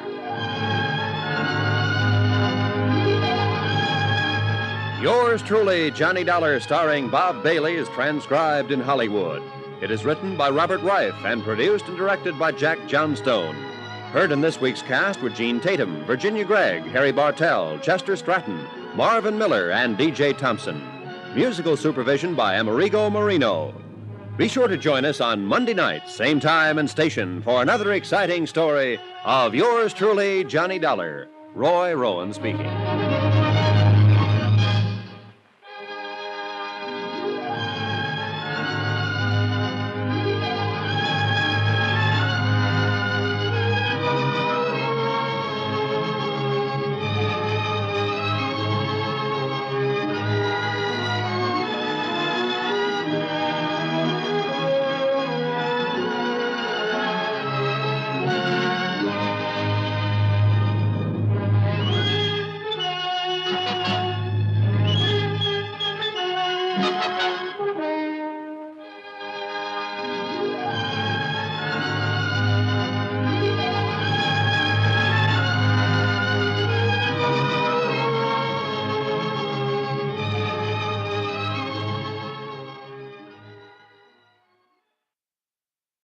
From Hollywood, it's time now for Johnny Dollar. Ralph Kearns, Johnny. Great Plains Guarantee. Oh, hi, Ralph. Johnny, you're 52 years old. I am? 8 months ago, you married a lovely 27-year-old girl. Now I'm with you. A month later, you took out a $50,000 life insurance policy on a chief of police's salary. I did, huh? And who did I name as beneficiary? Your beautiful wife. Who else? So? So, 3 days ago, you were shot to death. I had a feeling it wasn't going to last. And 24 hours later, your wife files a claim on the policy. My friends tried to warn me she was fast. Well, there's the setup. What do you think? The same thing you probably do. In that case, you got just 56 minutes to catch the plane. The town is Greensport, Missouri. And watch yourself. What do you mean? From what I hear, Johnny, it's a wide open town.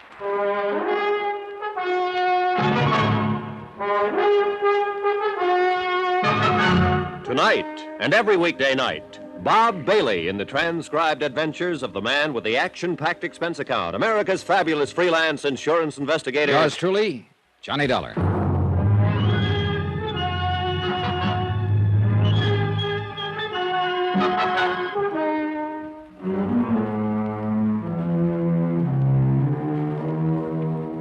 From Special Investigator Johnny Dollar to the Home Office, Great Plains Guarantee Company, Hartford, Connecticut. The following is an accounting of expenditures during my investigation of the Open Town matter.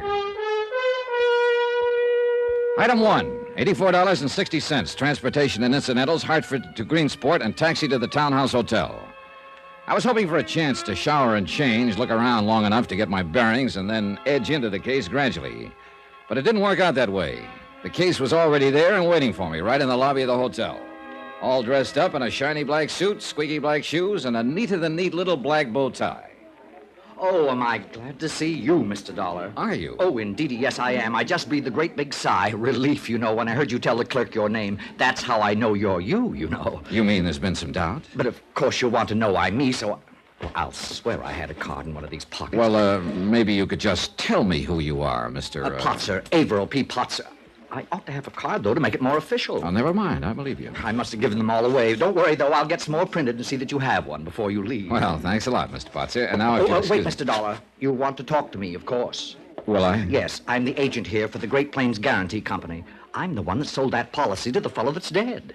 Oh, so that's it. Of course. He wasn't dead then, you understand. Oh, I'm glad to hear it. Feeling pretty lively, as a matter of fact, what with the new young wife and all that. I imagine so, but now just... Mr. Dollar, you've got to do something about that woman. Oh? Oh, she's driving me crazy. She wants her money, she says, $50,000, and she seems to think I'm carrying it around in my pocket. She's kind of anxious, huh? I'll tell you how anxious. Chief Blake was shot about 2 in the morning, and at 3 that afternoon, Marty, that's Mrs. Blake, was down at my office after a claim form. Yeah, I understand it was sent airmail special delivery. Well, she insisted on it. Made me take it straight to the post office as soon as she'd signed it. Pretty cold-blooded about it, huh? Well, I've heard Marty Blake called a lot of different things in this town at different times, but never cold-blooded. You follow me? I think I'm ahead of you. You'll know what I mean, all right, when you meet her. I can hardly wait. Man, oh man, wow.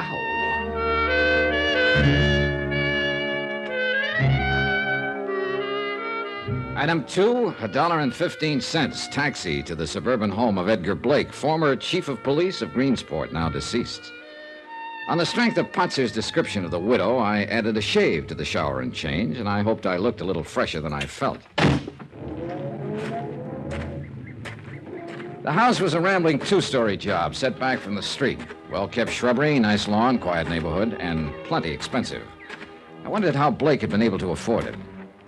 I was halfway up the walk when a man came out the front door. He wavered down the steps, then stopped and waited for me, rocking slightly on his heels.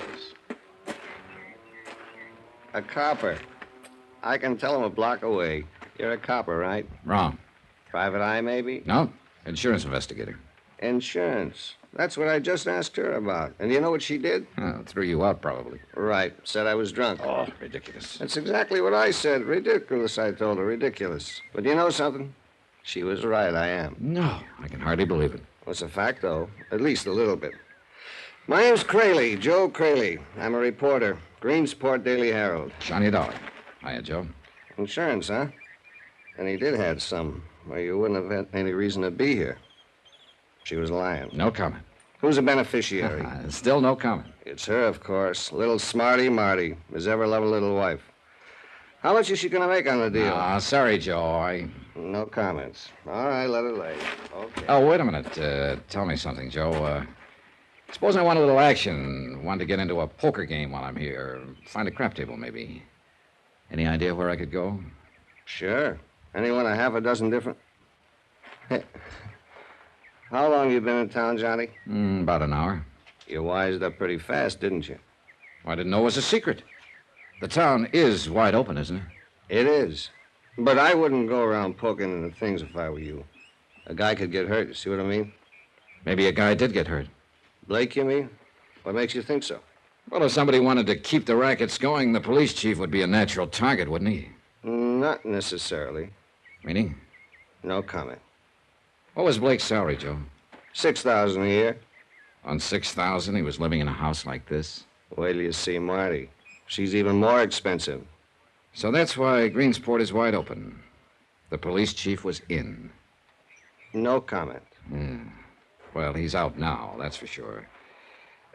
Joe, I'll probably be talking to you later, so... Yeah, do that. Just ask anybody. Joe Crayley, the alcoholic that works for the Herald. I'm always around somewhere.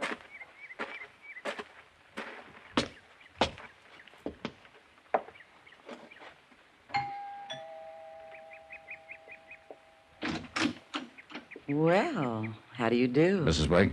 Yes, what can I do? Johnny Dollar. I'm representing the insurance company. Oh, come in, Mr. Dollar. Thank you. Come this way. I'm a little surprised, really. I hardly expected them to pay off so promptly. Well, in that case, you won't be too disappointed. Disappointed? What do you mean? I mean, I didn't come here to pay you anything. Then why did you come? I'm a special investigator, Mrs. Blake. What does that mean? The company would like a little more information about your husband's death. I told them all about it in the claim I sent to them. I know, but sometimes it's necessary. So that's the pitch. They're trying to squirm out of it. Why do you say that? Because they sent you here, that's why. And because they always do.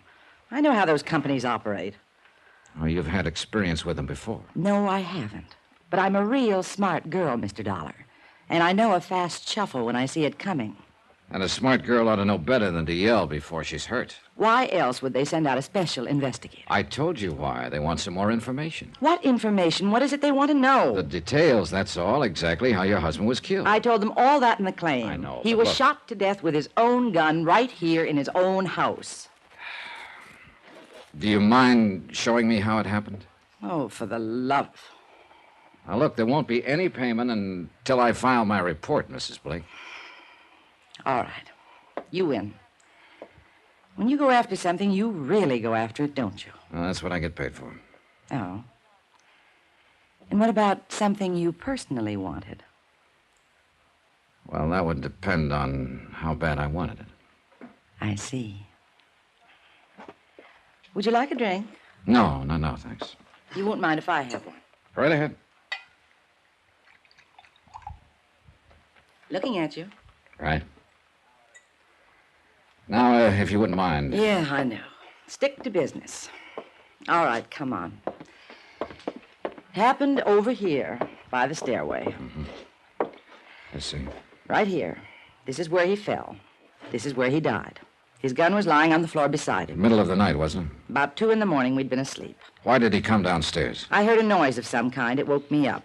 I shook Ed and told him about it, and he came down to see what it was. He was armed? No. His gun was there on the hall table by the front door. Is that where he usually left it? Yes.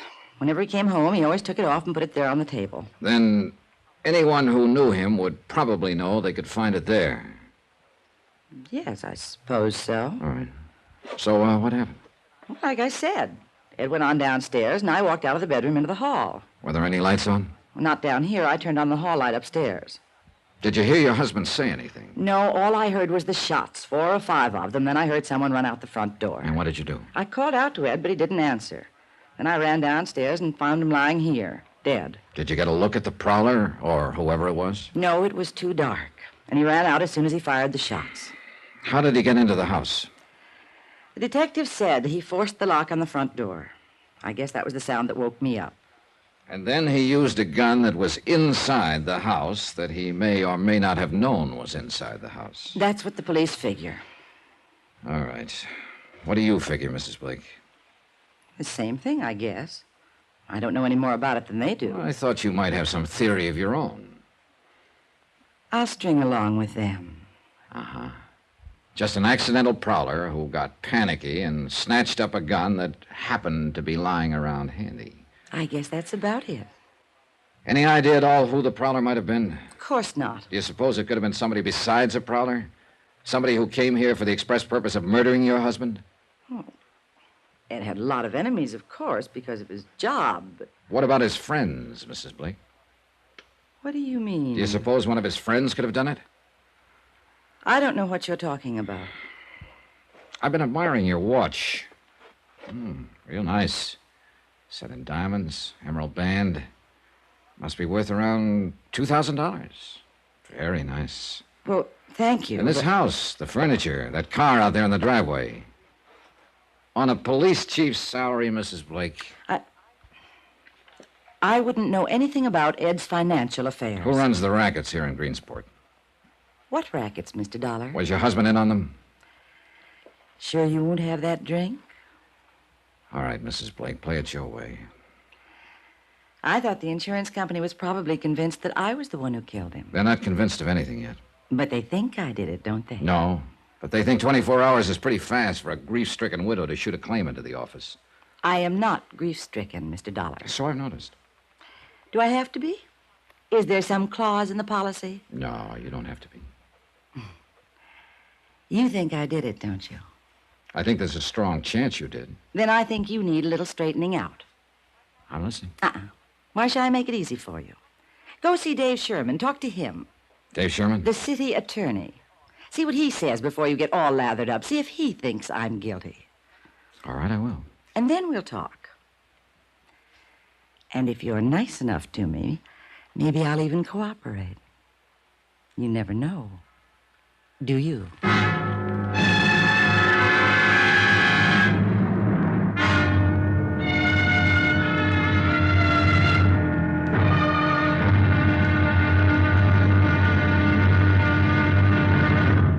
Now, here's our star to tell you about tomorrow's episode of this week's story.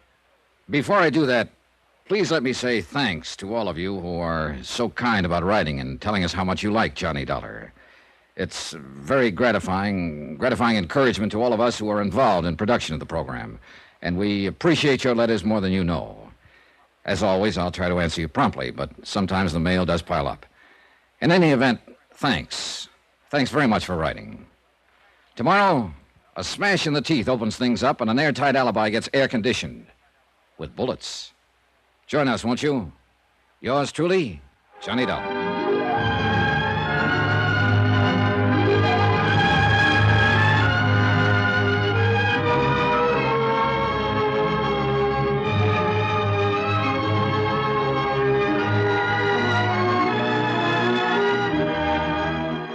Yours truly, Johnny Dollar, starring Bob Bailey, is transcribed in Hollywood. Written by Les Crutchfield, it is produced and directed by Jack Johnstone.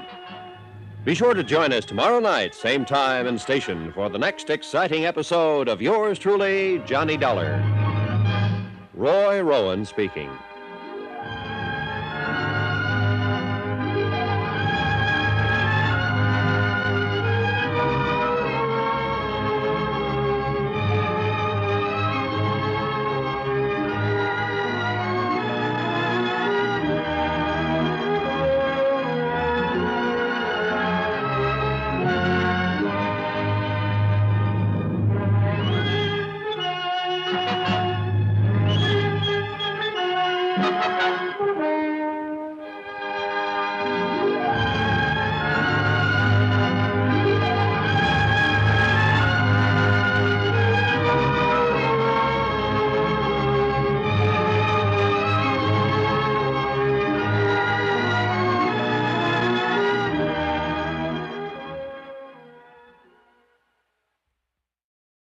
From Hollywood, it's time now for Johnny Dollar. This is Dave Sherman, Mr. Dollar, city attorney. Oh, yes, I've been trying to reach you, Mr. Sherman. Yes, so my office tells me. It's the Ed Blake case, I suppose. That's right. Well, I've already told my secretary to make all the records available. It's not the records I'm mainly interested in, Mr. Sherman. I want to talk to you personally. Oh, why? Because I've been informed that you're able to furnish an alibi for my number one suspect. Marty Blake, huh? That's right. Who informed you, Mr. Dollar? Marty Blake. The lovely widow herself. Right. Well, I guess we'd better have a talk. That's exactly what I was thinking. Yes, if you're dead set on lighting a fuse in this town, I may as well give you some matches. Come on over to the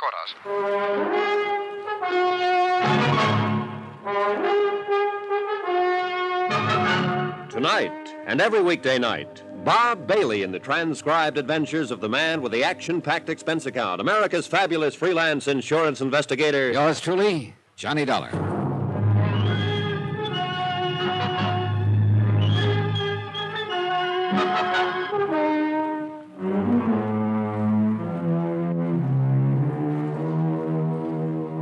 From Special Investigator Johnny Dollar, location Greensport, Missouri, to the Home Office, Great Plains Guarantee Company, Hartford, Connecticut. Assignment, the Open Town Matter. Expense account continued.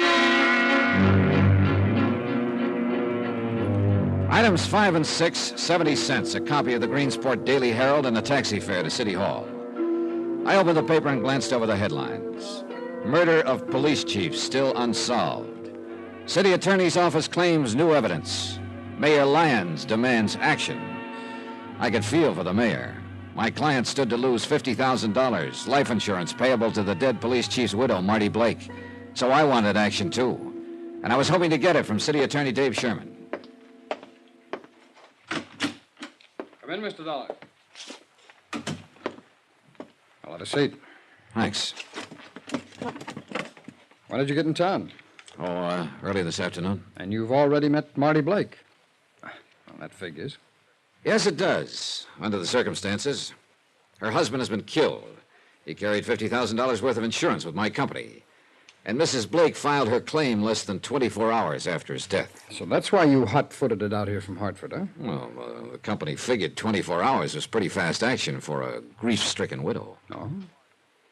I don't imagine Marty is grieving too much. No, she's not. She told me that herself. Marty's about 26 or 7, Ed Blake was in his 50s. Uh-huh. Money, maybe? Well, not until he met her. Then he started to make it. Fast. He had to. That's how Marty likes things. Fast. And then he married her. Well, then she married him. Mm. And now, 8 months later, she's a widow. With an insurance claim for $50,000. Well, she said she liked things fast. Why, I know what you're thinking, Mr. Dollar, but you may as well back up and start all over. You're off on the wrong foot. Oh, how do you mean? This killing? Oh, sure, it worked out perfect for her, made to order. A man could build a pretty good case against her, especially with that 24-hour insurance claim. Yes, that would really cinch it with a jury. I pointed that out to her. Well, I figured as much. Would you mind telling me what happened? Well, her first move was to start turning on the charm. Well, that's one of the easiest things she does, if she thinks it might pay off. And after all, with $50,000 in the offing... Sure. Did she give you any of the details, of the night it happened? It bored her to death to even talk about it. Uh-huh. And you thought she was putting on an act to maybe throw you off? What would you think? Oh, she wasn't, Mr. Dollar, any more than she was sorry that Ed Blake was murdered. Then she's pretty cold-blooded. Well, that's a moot question. Figuratively, yes, I suppose she is. See, she used to be a dancer. Never good enough to make the big time, so she had to, live by her wits and her charm. But you pointed out things that could look pretty black for her if the case ever got to court. That's right. Huh? What happened? She sent me to you. Why? So I could tell you she didn't kill him. Well, it adds up, Mr. Sherman. Yeah, I know. It was late at night, the two of them alone in the house. Her husband shot to death with his own gun. I know, Mr. Dollar, but not by her. Why not? That story about the mysterious prowler has been used before, over and over. Matter of fact, I broke one of them not 6 months ago. Mm-hmm. But in this case, it's true. How do you know? Because you were wrong on one point. They weren't alone in the house. Well, what do you mean? Who else was there? I was. Oh, I see. She's as pure as the driven snow. Well, at least so far as Blake's murder is concerned. Yeah, kind of a neat setup, isn't it? Huh? Instead of prosecuting attorney, you're the star witness for the defense. Yes, I suppose if it came to that, I'd have to be. I was there when it happened. So that's why she sent me to you, so I could hear it straight from the horse's mouth. That's about it. Well, she couldn't have a much better alibi than the city attorney himself. Thank you. Oh, she's in the clear, Mr. Dollar. How did you happen to be there at 2 o'clock in the morning? I was spending the night. Ed and I were planning to leave early on a fishing trip. Oh, I see. Like to tell me all about it? Certainly. We'd all gone to bed around midnight. It was a few minutes before 2 I woke up. I heard Marty and Ed out in the hall just outside my room. I opened my door, and just then Marty snapped on the hall lights. A second later, the shots blasted downstairs, 5 quick ones. Where was she standing at the time? By the door of her room, not 10 feet away from me. So you see, Mr. Dollar, she couldn't have done it. So, that's that. She can thank her lucky stars you were there. Oh, Marty's always been lucky. Have you known her a long time? 3 or 4 years. Ever since she came here to Greensport. You and Blake were pretty good friends, I suppose, huh? No, as a matter of fact, we didn't have too much use for each other. Oh? Oh, I know it doesn't make sense, going fishing together and spending the night in his home, but... Well, I know what you're thinking, Mr. Dollar. Do you? Yes, you're thinking maybe I need an alibi as much as Marty does. Well, it is that kind of an alibi. It works equally well for either of you two. Yeah, only I don't need an alibi. Blake and I had our little differences, that's true, but they weren't serious enough to be a motive for killing him. Maybe Marty herself could be a motive. In what way? How old are you, Mr. Sherman? 33. Why? And Marty Blake is 27. And a beautiful girl. Her husband was around 52, I believe. Wrong guess again, Mr. Dollar. I've known her too long, and what's more important, I know her too well. Meaning? Well, sure, she's a knockout. I was nuts about her once. She's a summer night, wild honeysuckle and a handful of stars, but there's one great big catch to it. And that is? She's got a built-in jukebox, hidden way inside of her, and when you put in money, it plays real pretty music. When you don't, nothing. Ed Blake found out. And still went on putting in money? He liked the music. Then that's why he got mixed up in the rackets. Police chief's salary was... Well, Mr. Dollar, you do get around, don't you? Was Blake running them or just taking orders? Now, what makes you think there are any rackets here? Maybe it was just a guess. Oh, who told you about them? It's funny, I can't seem to remember at the moment. I just bet you can't. Suppose you answer my question, Mr. Sherman. Who's behind the rackets here in Greensport? Just a minute. Who did I Blake haven't get even his said orders it. from? Or was he the one who gave Now, the wait orders? a minute, Mr. Dollar. Just take it easy. Dave, I wonder if you'd mind going over that report on... Oh, sorry, I didn't know you had... No, that's all right, Will. Come on in. This is Johnny Dollar. Mr. Dollar, it's Mayor Lyons. Mr. Dollar? Mr. Dollar's an insurance investigator, Will. He's here to look into Ed Blake's death. Terrible tragedy, Mr. Dollar. We'll appreciate all the help you can give us. Well, so far, Mayor, I'm afraid that doesn't amount to very much. The only theory I had just blew up in my face. Oh? What was this theory? Well, Mr. Dollar suspected Marty Blake of the killing. Well, Dave, didn't you tell him that you Yes, he told me, Mayor. That's when it blew up in my face. Well, at various times in the past, Mrs. Blake might have been, as one might say, a bit indiscreet. But to consider her capable of cold-blooded murder is utterly unthinkable, sir. Particularly when she was standing just 10 feet away from the city attorney at the time. Well, yes, that's true, of course. Just what is the official theory on the shooting, gentlemen? Well, at the moment, I'm afraid we haven't any. I'll tell you, Mr. Dollar. When we find Shorty Wells, we'll have the killer. Shorty Wells? A local hoodlum. Blake got him sent up the river a couple of years ago, and Shorty swore that he'd get Blake for it if it was the last thing that he ever did. Oh, well, now that's a fairly common threat, though, for a criminal to make. Yeah, and usually it's nothing but talk. But Shorty was paroled just last week, Mr. Dollar. He was seen around town the morning before the killing, and we haven't been able to locate him since. I see. Wells did it all right. There's not the least doubt in the world.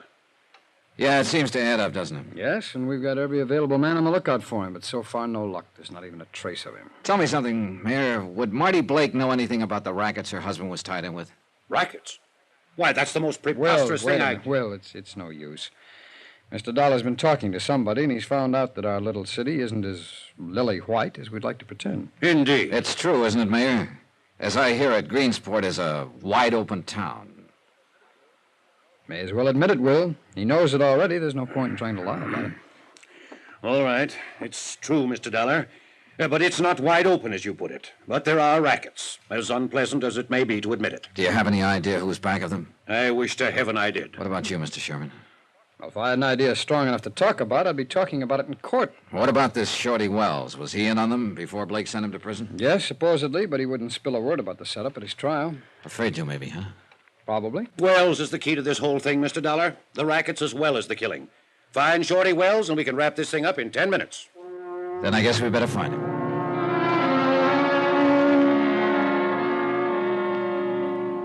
Standard theory number 2. An ex-convict with a grudge. Number 1, young pretty wife, middle-aged husband, big insurance policy hadn't panned out too well. And I wasn't too sold on the second one. It was just too pat somehow. And the fact that Shorty Wells was missing didn't mean much. If I were an ex-con just out of prison and had threatened a man who was later murdered, I'd be missing too. And yet the pat answer was sometimes the right one. The case was still like the town itself, wide open. I walked out of City Hall, started down the sidewalk toward the taxi stand. I didn't know what move to try next. Technically, of course, I was out of it. Since the beneficiary had an ironclad alibi, she'd get paid regardless of who actually did kill Blake. I didn't pay any attention to the horn the first time, but when it sounded again, I turned to look. She was parked at the curb a few yards away. Marty Blake. I've been waiting for you, Johnny. Have you? Yes. I wanted to talk to you. You didn't earlier. Well, I guess you just rubbed me the wrong way. You weren't very nice to me, you know. Sorry. You've talked to Dave Sherman, I suppose. Yep. He gives you an airtight alibi. Why didn't you tell me he was there that night when I talked with you this afternoon? I might have. If you'd been nicer to me. Oh, I see. You'd have checked it with him anyway. Yeah, I suppose I would have at that. Well, now that you know I'm not a murderess, maybe we can get to be friends, Johnny. You think so? You're still not being very nice. I am always politely respectful toward new widows, Mrs. Blake. At least until after the first week. I told you I didn't care about Ed. Who do you care about, besides yourself? Shorty Wells, by any chance? Shorty Wells? Who told you that? Then you know him, huh? Of course I know him. As I used to know him. Where is he now? How should I know? What are you trying to pull? If you think for 1 minute that you're... Get down, quick! right, Mrs. Blake? Yes, I guess so. Those shots. Johnny, somebody was trying to kill you. How do you know it was me they were shooting at? What? Maybe they were out to kill you, Mrs. Blake.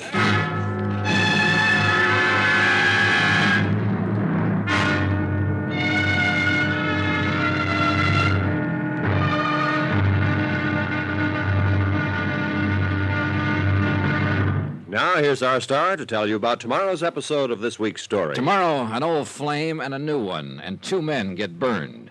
One becomes an alcoholic, the other a human torch. Join us, won't you? Yours truly, Johnny Dollar. Yours truly, Johnny Dollar, starring Bob Bailey, is transcribed in Hollywood. Written by Les Crutchfield, it is produced and directed by Jack Johnstone. Be sure to join us tomorrow night, same time and station, for the next exciting episode of Yours truly, Johnny Dollar. Roy Rowan speaking.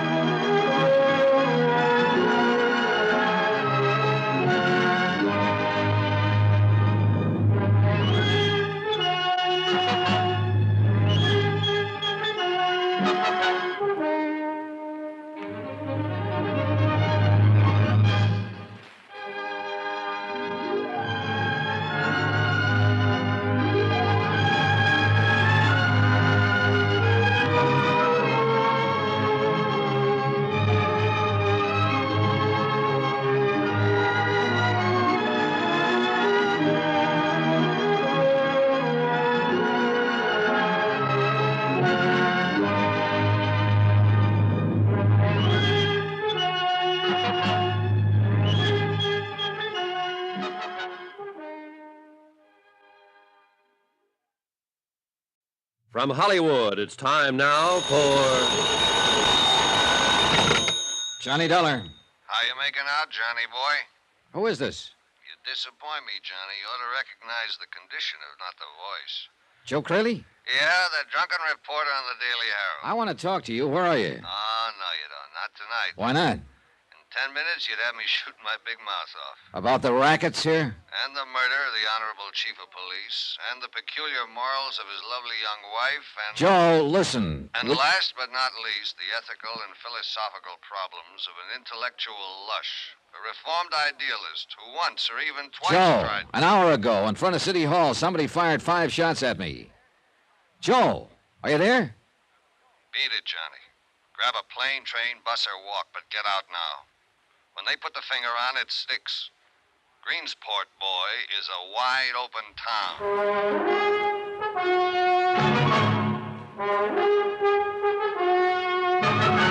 Tonight, and every weekday night, Bob Bailey in the transcribed adventures of the man with the action-packed expense account, America's fabulous freelance insurance investigator. Yours truly, Johnny Dollar.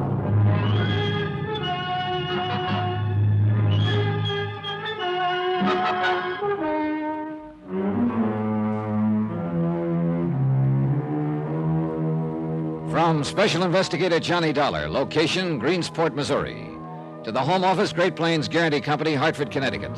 Assignment, the Open Town Matter. Expense account continued.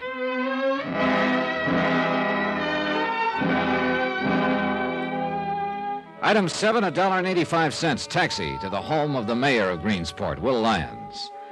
I decided to go straight to headquarters, so to speak. Joe Crayley, professional reporter and semi-pro drunk, might have been able to help, but I didn't know where to find him. So far, I had a lot of questions, no answers. Police Chief Ed Blake had been shot to death in his own home with his own gun. His young widow, Marty, and City Attorney Dave Sherman had been present and both told the same story, mysterious prowler. Supposedly, the prowler was Shorty Wells, an ex-convict with a grudge against the murdered chief. But Shorty was missing, and the case was at a standstill. So I went right to the top, to Mayor Lyons. Come in, Mr. Dollar. Come right in. Thanks. My wife is going out this evening, committee meeting at the Women's Club. We can talk here in the library, if you don't mind. All right, fine. Take a chair there. Yeah, well, Mr. Dollar, I will say it's a pleasure to see you safe and sound. Oh, you heard about the shooting, then? I heard the shots from my office. Then the acting chief of police phoned me a few minutes later. Well, does he know yet who did it? Not the slightest. There were no witnesses. At least none who cared to talk. Car took off at high speed and then just disappeared. Like Shorty Wells. Fine. I sympathize with your feelings, Mr. Dollar. I'd feel the same way if I'd been made a target of. But you can rest assured, sir, that every facility of law enforcement in this town is working round the clock to bring the culprits to justice. Yeah, well, that's very comforting, Mayor. But actually, I'm not sure I was the target. What do you mean? Well, when I left you and Dave Sherman and came out onto the sidewalk, Marty Blake was waiting for me in her car parked at the curb. She'd been there about 20 minutes, she told me. Yes, but whoever fired those shots had the setup planned, worked out. And I don't think they could very well have planned it for me. Why not? My schedule wasn't predictable enough. They didn't know when I'd leave City Hall, whether I'd be alone or not, or what I'd do when I stepped outside. It's a point, all right. Marty, on the other hand, had been there for 20 minutes. Plenty of time to arrange the thing. But why? Why should anyone want to kill her? Well, there you got me. I don't know. After the shooting, of course, I had a police officer assigned to guard duty at her home, but I regarded it as merely a routine precaution. I was certain that the attempt was made on your life, Mr. Dollar. Well, those bullets came too close to both of us for very much peace of mind. Well, at least Mrs. Blake has protection now. Oh, yeah. Unless that police officer himself knocks her off. Well, you're joking, of course. Mayor, that's the worst thing about this whole case. I don't know whether I'm joking or not. But surely you don't think... And are you certain of which ones you can trust in the attorney's office, the police force, in your own department even? Not entirely, no. With the rackets as wide open as they are here, some of the men around you are bound to be involved. I know. It stands to reason. Every raid we've ever attempted has been tipped off before we even got started. Blake tried while he was alive. Dave Sherman tried. I even organized two myself. Told nobody about them. Brought in state police to carry them out. Same result. Say, what about Blake? He must have been in with the mob to live on that lavish scale he did. I suppose so. Dave and I suspected him at times, but we could never turn up any actual evidence. Were he and the city attorney friends? Ed and Dave? No, they couldn't get along at all. And yet, the night Blake was shot, Dave Sherman was staying overnight in his home. Yes, I know. I've thought myself it was a little odd. Dave says Blake had asked him to, invited him to go on a fishing trip the next morning. A fishing trip? And yet they couldn't get along. I know. I can't explain it any more than you can. Any chance Dave Sherman was the intended victim that night instead of Blake? I really don't see how, Mr. Dollar, in view of the circumstances. Blake was killed when he heard a prowler and went downstairs to investigate. No one could have expected Dave to do something like that. No, I guess not. It was just an idea. I've thought of all kinds of outlandish possibilities myself, but it always comes back to the same thing. Shorty Wells. Yeah, the ex-convict who swore he'd get Blake when he went to prison. He was paroled just the week before, Mr. Dollar, and he was seen in town the day before the killing. And nobody has found hide nor hair of him since. Yeah, it adds up all right. But somehow I still can't buy it. Maybe it just adds up a little too well. 3/4 of the criminals who are sentenced make threats like that, but it's a rare one who carries it out. Rare, yes, but not unknown. Oh, true. I admit he's a strong possibility. But when I hit town this afternoon, I thought Marty Blake was a strong possibility, until the city attorney himself came up with an airtight alibi for her. Why did you suspect her, Mr. Dollar? Insurance. A $50,000 policy on Blake's life. His wife's the beneficiary. Well, I don't imagine $50,000 will last Mrs. Blake very long. Hey, tell me something, Mayor. Are she and Dave Sherman close friends? At one time, yes. In fact, Dave was pretty serious about her. But after she married Blake last year, Dave turned against her completely. I see. I don't think he'd risk an alibi for her out of friendship, if that's what you're thinking. Oh, I don't know exactly what I'm thinking. Mostly I'm just guessing. I've been doing that 2 years now, Mr. Dollar. Guessing, figuring, trying to spot the leader behind these rackets. Not knowing which officials I could trust. Mayor, is Dave Sherman one of those you can trust? I'm not sure.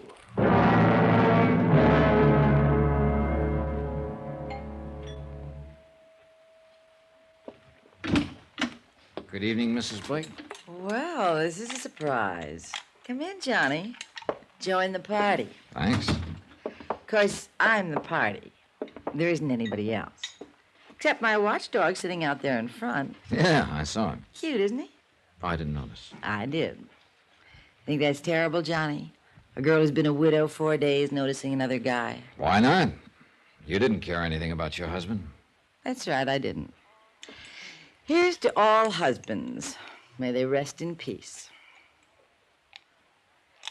He's a cute cop, all right. You know what? I asked him to come inside and have a drink with me, and he actually blushed and stammered. Now, wasn't that cute? Devastating. Would you blush and stammer, Johnny? No, I'd take the drink. Which I will, by the way, if you don't mind. Here. Make me another one, too. All right. What's the reason for this one-woman celebration, Mrs. Blake? I said, what's the... I heard you. And you can call me Marty if you want me to answer you. All right, Marty. Why the lonesome gal routine? It's not so lonesome now, Johnny. Oh. Here's your drink. Used to getting shot at. Shot at how, Marty? Like we were this afternoon? Or like your husband? Everybody can't be lucky. Maybe Ed just didn't live right. Well, he's not living anyway now. I'll bet you know how to live, Johnny. Oh, sure. I got a system. Tell me about it. Well, the first thing I do is hook up with the rackets so I can buy my wife lots of expensive gifts. Why don't you lay off that stuff? Why don't you try being nice for a change? Well, that's not part of my system. I didn't kill him. You know that now. So why don't you relax and be human? Oh, the last time I relaxed around you, I caught the breeze off of 5 bullets. You're breathing, aren't you? I might not be if they'd been after me instead of you. So you're still on that kick? Oh, it figures, Marty. I'm no threat to anybody, not yet. I don't know enough about this mess. And you're saying I do, I suppose. I think so. Now, who'd want to get you out of the way, Marty? To keep you from talking, maybe. Don't you ever give up. All right, tell me this. Did Dave Sherman really see that shooting? Or is he just giving you an alibi? Why don't you ask him? Or is he giving himself an alibi by any chance? You're crazy. Maybe. Where's Shorty Wells? What? I said, where is Shorty? I heard what you said. Well, then suppose you tell Get me. out. What are you so upset Get about? out of here right this minute. Get out, or so help me, I'll throw Take this- it easy, Marty. What's that cute cop going to think? I don't care what anybody thinks. You get out of here and get out fast. Item 9, $14.40. Drinks, tips, and transportation for a local expedition in plain and fancy pub crawling. I was looking for Joe Craley, disillusioned idealist and erstwhile reporter on the Greensport Daily Herald. I found him on my 3rd martini. He was on his 7th. How, Johnny? How'd you do it? Do what? How'd you find me? Called your paper. They gave me a list of your hangouts. I had 4 more to go. A reputation is a wonderful thing. Keeps you from staying off the straight and narrow. He's looking at you. Right. Joe, tell me about Marty. Tell you what about her? Everything you know. What for? She's got an alibi. Oh, yeah, I know all about it. But you still won't give up. Well, she hates champagne, but she always orders it. Why? Because it costs more. I see. She's every man's dream, Johnny. A pink and gold doll in spangled tights, and she's a 4-star tramp. She's an ex-dancer, isn't she? She's an ex-lot of things. Ex-girlfriend of Shorty Wells. Ex-girlfriend... Girlfriend of Shorty Wells? Sure. Ed Blake took her away from him. That's why Shorty threatened to kill him. Said Blake was framing him. Maybe he was, I don't know. Anything could have happened with the police they got in this town. Crooked? Is that what you're trying to say? Some of them are that. The rest of them are useless. Like that business with the gun. What gun? That Ed Blake was shot with. They found it lying beside his body, his own gun. They just assumed he'd shot it out with the killer. It was 2 days before they realized he'd been shot with that gun. That Blake hadn't used it, the killer had. Wait a minute. Do you think Shorty Wells and Marty could have planned the thing together? Johnny, I wouldn't put anything past that dame. Why do you hate her so much, Joe? Guess again, my friend. I don't hate her. I'm in love with her, always will be. Joe. Yeah, before she met Shorty Wells, she used to be my girl. Gives you something to think about, doesn't it, Johnny?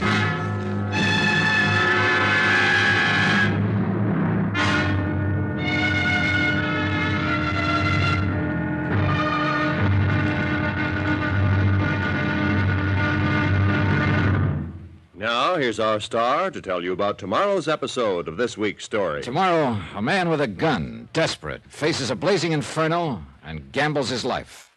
Join us, won't you? Yours truly, Johnny Dollar.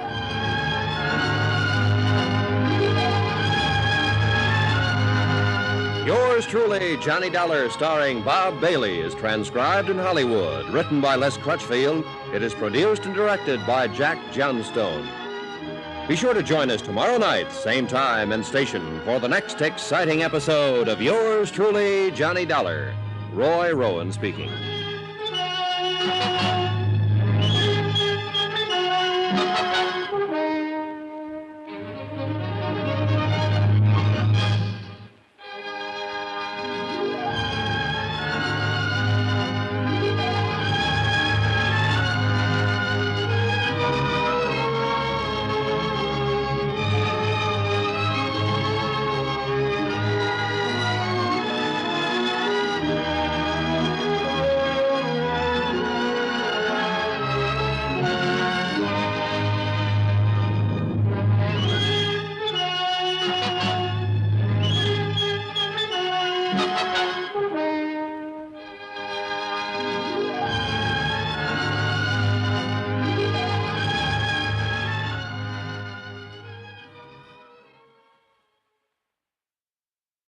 From Hollywood, it's time now for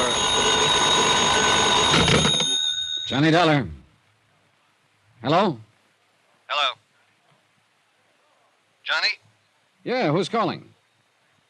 Hello? Hang on a second, Johnny. Look, what the devil? Is that you, Joe?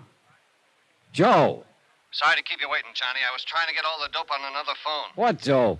And how did you sober up so fast? There's a big story breaking, boy, and lush or not, I'm still a reporter. Then go somewhere and report. I'm going to bed. You want to bet? Now, look, Joe. Nobody sleeps in Greensport, Johnny. It's a wide open town. Racket, shootings, a murdered police chief with a lovely widow. Sure, fine. So what's the big story? A fire, boy. House burning down. Flames 50 feet high. 3 alarms. Put your clothes on and let's get going. You get going. The only big story I'll be interested in is when Marty Blake is charged with murder. Johnny, that's where the fire is. At Marty Blake's.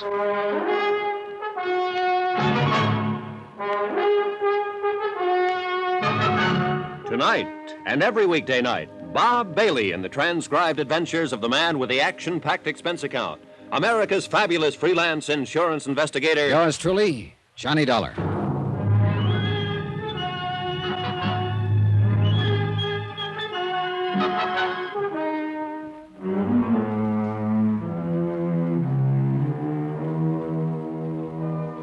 From Special Investigator Johnny Dollar, location Greensport, Missouri.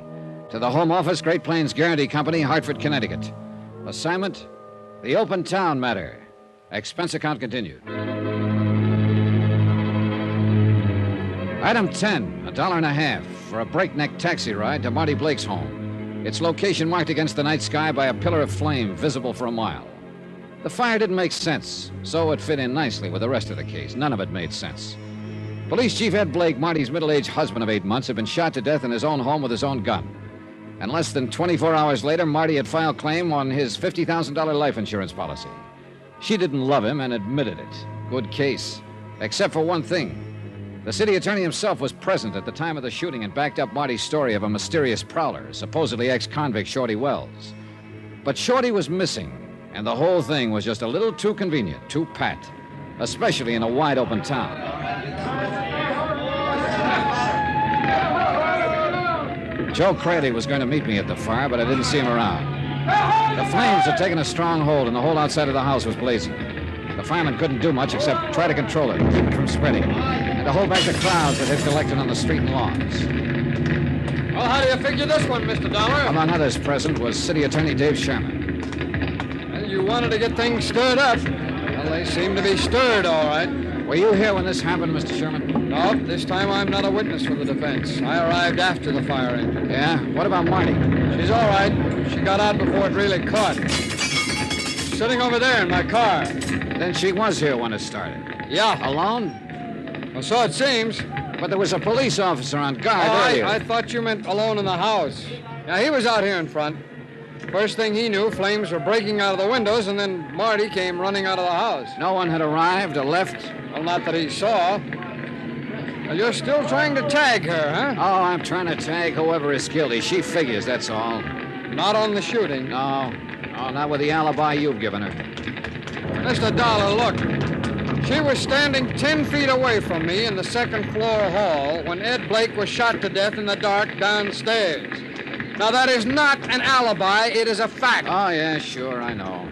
Unless, of course, I'm lying. All right, are you? Why? For old time's sake, maybe. You were in love with her once, Mr. Sherman. Oh, I could name 24 guys around this town who were. Once. Yeah. Shorty Wells, for instance. That's right. That's why Shorty threatened to kill Blake when Blake sent him to prison. He claimed he was being framed out of the way to give Blake a clear field. Go on. Well, Shorty's a hoodlum. He was guilty as charged, all right. But Blake was in on the rackets, wasn't he? Well, it would seem that way. Then there's also Joe Craley. Marty was his girl at one time, wasn't she?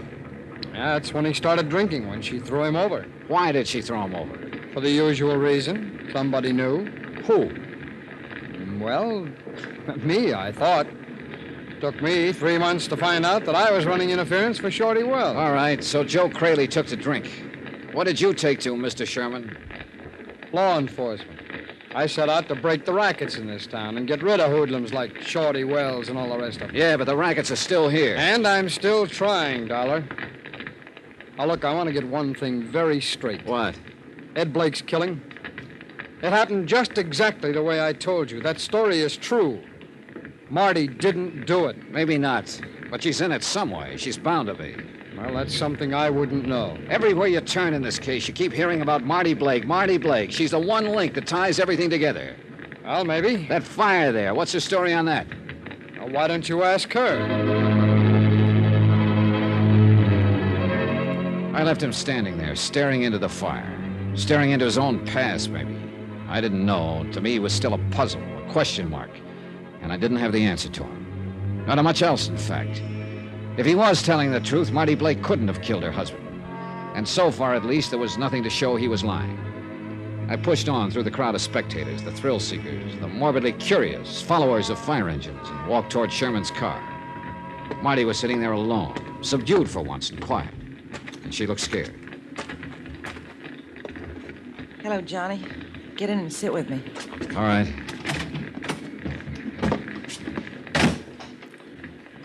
Just look at it. Isn't it terrible? Yeah, it is. It'd be worse if you were in it. Well, I was when it started. Just how did it start? I don't know.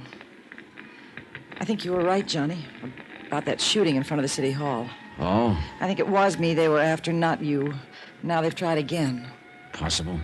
There's no other reason for burning down my home. Who do you mean by they, Marty? Who? I don't know. Whoever killed Ed, I guess. If you know, you'd better tell me while you still can.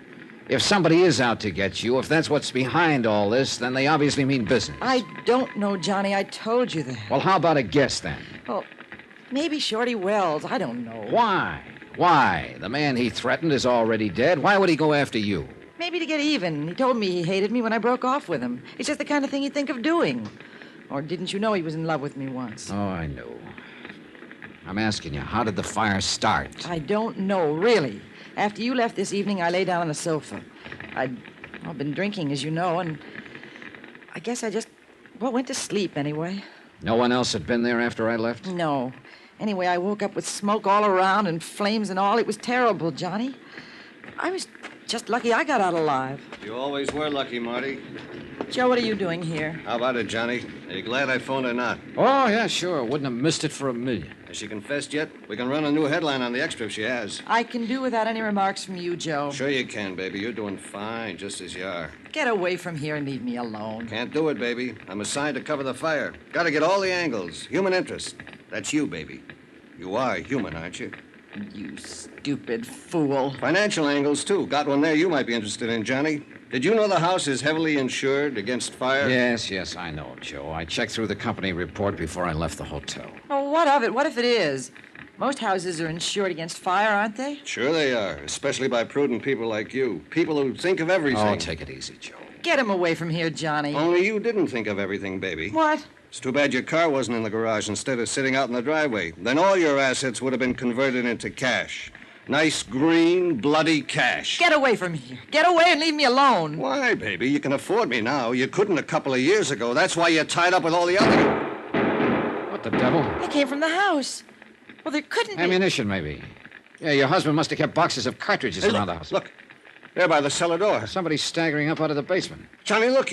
He's got a gun in his hand. It can't be. He's fallen down on the ground. Come on, Joe. Oh, man.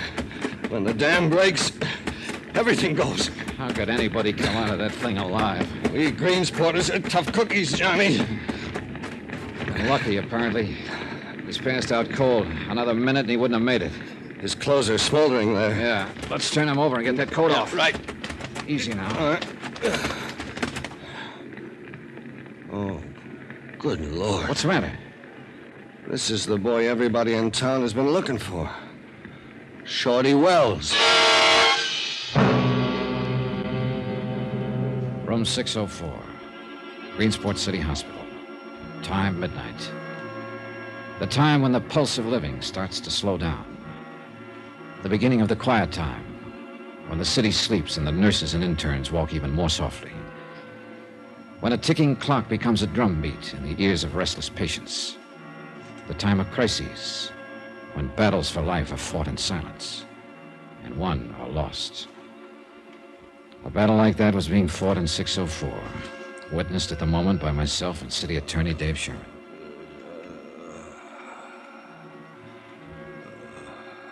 Well, this is always the tough part. The slow part of waiting it out. Maybe a long wait, Mr. Sherman. Nearly 3 hours, and he still hasn't regained consciousness. You know, I can't understand where he's been hiding out since Blake was shot. Yeah, well, it's hard to tell. I've turned this town upside down, I tell you. I just can't understand it. Oh, I can't understand a lot of things. It's just another one of a lot of things about this case that are hard to figure out. Well, it's tied up with the rackets, that's what I'm sure of. I'm not sure of anything about this mess. Yes, if we could just tag the person behind them, we could wrap it up. If we could only... Oh, excuse me. I'll get it. Dave Sherman speaking. Oh, yes, Mayor. Oh, Dr. Morton says he may hang on for a day or two, but as far as pulling through it, he hasn't got much chance. Oh, he hasn't been conscious at all yet. Yes, I'll keep in touch. I'll let you know the minute there's an... All right, Mayor. Good night. Mayor Lyons, huh? Yeah. He's a real fuss budget sometimes. He ought to go to bed. Wait a second. Hey, he's trying to talk. Oh, false alarm again. Dollar, do you think he started that fire? Oh, I don't know. If he did, he got caught in his own trap. I just can't figure what he'd hope to gain by doing Hi, anything. Johnny. Dave. Hi. Has he been able to talk yet? Not yet, Joe. Get your story found? Just under the wire. Of course, it consisted mainly of questions. Well, Shorty Wells has the answers. If he were only able to give them out. I can't figure him firing those shots, Johnny. I can't either. He fired them before he came out of the blaze. He apparently wasn't trying to shoot anyone. He couldn't even see anyone the way he's burned.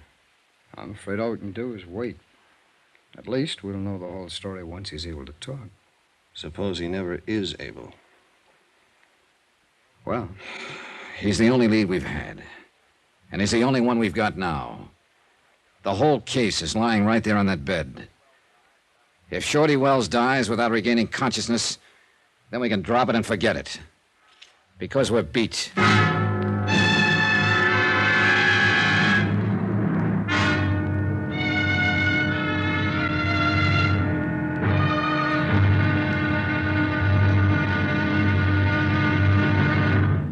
Now, here's our star to tell you about the final episode of this week's story. Tomorrow, death strikes again, lashes out violently, and mistakes its target. And a wide-open town blows sky high. Join us, won't you? Yours truly, Johnny Dollar.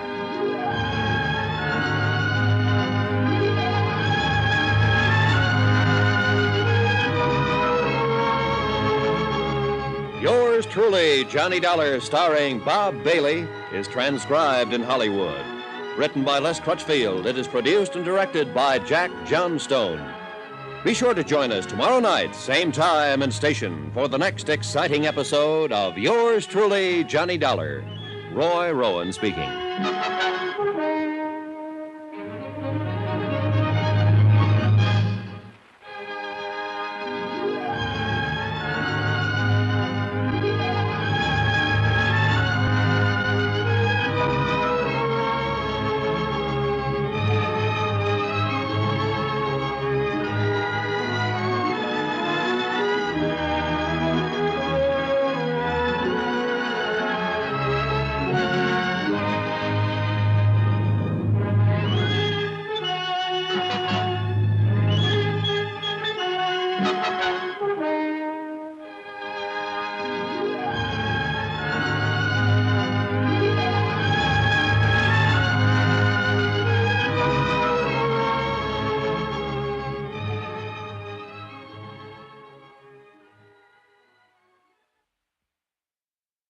From Hollywood, it's time now for...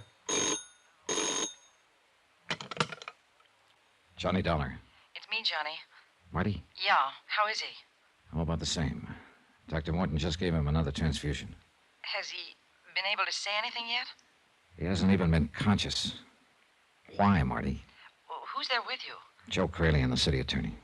Look, Johnny, I've got to talk to you right away. All right, go ahead and talk. No, not on the phone. All right, it's room 604, City Hospital. Come on over. Not with them there. Why don't you come meet me? Because Shorty Wells is the key to this whole case. If he's able to talk before he dies, I want to be here to listen. Suppose I tell you I'm ready to talk, Johnny. Are you telling me? I'm in an all-night lunchroom right across the street from the hospital. Can you come over here? All right, Marty. I'll gamble with you. Be there in 5 minutes.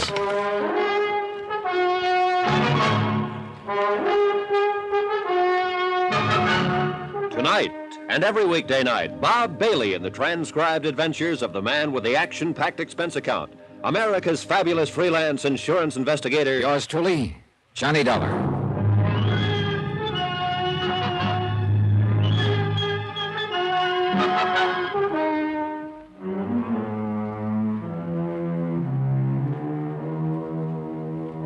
From Special Investigator Johnny Dollar, location Greensport, Missouri, to the Home Office Great Plains Guarantee Company, Hartford, Connecticut. Assignment, the Open Town Matter. Expense account, final page. I hung up the phone more puzzled than ever, and heaven knows the case had been puzzling from the start. Marty Blake, young widow of the murdered police chief, had been completely uncooperative and unwilling to talk. And now she was reversing her field. Why? Her house had burned to the ground earlier in the evening, and Shorty Wells, number 1 on the city attorney's wanted for murder list, had been found trapped in the flames. Maybe this had something to do with Marty's phone call. She'd been my number 1 suspect at first, since she stood to collect $50,000 as beneficiary of her husband's life insurance. But then the city attorney himself, Dave Sherman, had provided her with an airtight alibi, and I'd reluctantly let her off the hook. Now this. I didn't know what she was up to, and I couldn't afford not to find out.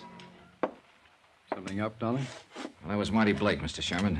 She's in a lunchroom across the street. She wants to see me. Oh, what about? She didn't say. Well, go ahead and talk to her if you want to, Johnny. I'll call you if Shorty starts to regain consciousness. All right, thanks, Joe. I'm sticking right here myself. This one I'm going to follow personally. Well, if you really want to break the rackets in this town, your answer is lying right there in that bed, Shorty Wells. I think you're right, if he's ever able to talk. And if your police laddies don't fall over their own feet again, the way they did on that gun business when Ed Blake was shot. That mistake was partly justified, Joe. It was the chief's own gun that was lying beside his body. It was natural to assume that he'd exchanged shots with a prowler. Yeah, but 2 days to realize he'd been shot with his own gun. All right. They fouled up, I admit it. And the ones who aren't stupid are crooked. Every raid you try to pull has been tipped off in the I inside. know it. Even when Mayor Lyons brought in state police, the whole plan was tipped. Which you took great pleasure in pointing out in your news All right, story. you guys, look now. I'll leave you two to settle this. Stick on this guy like a leech. And if he shows any sign of coming to and talking, let me know right away, will you? Yeah, we're good. Yeah. I'll see you later.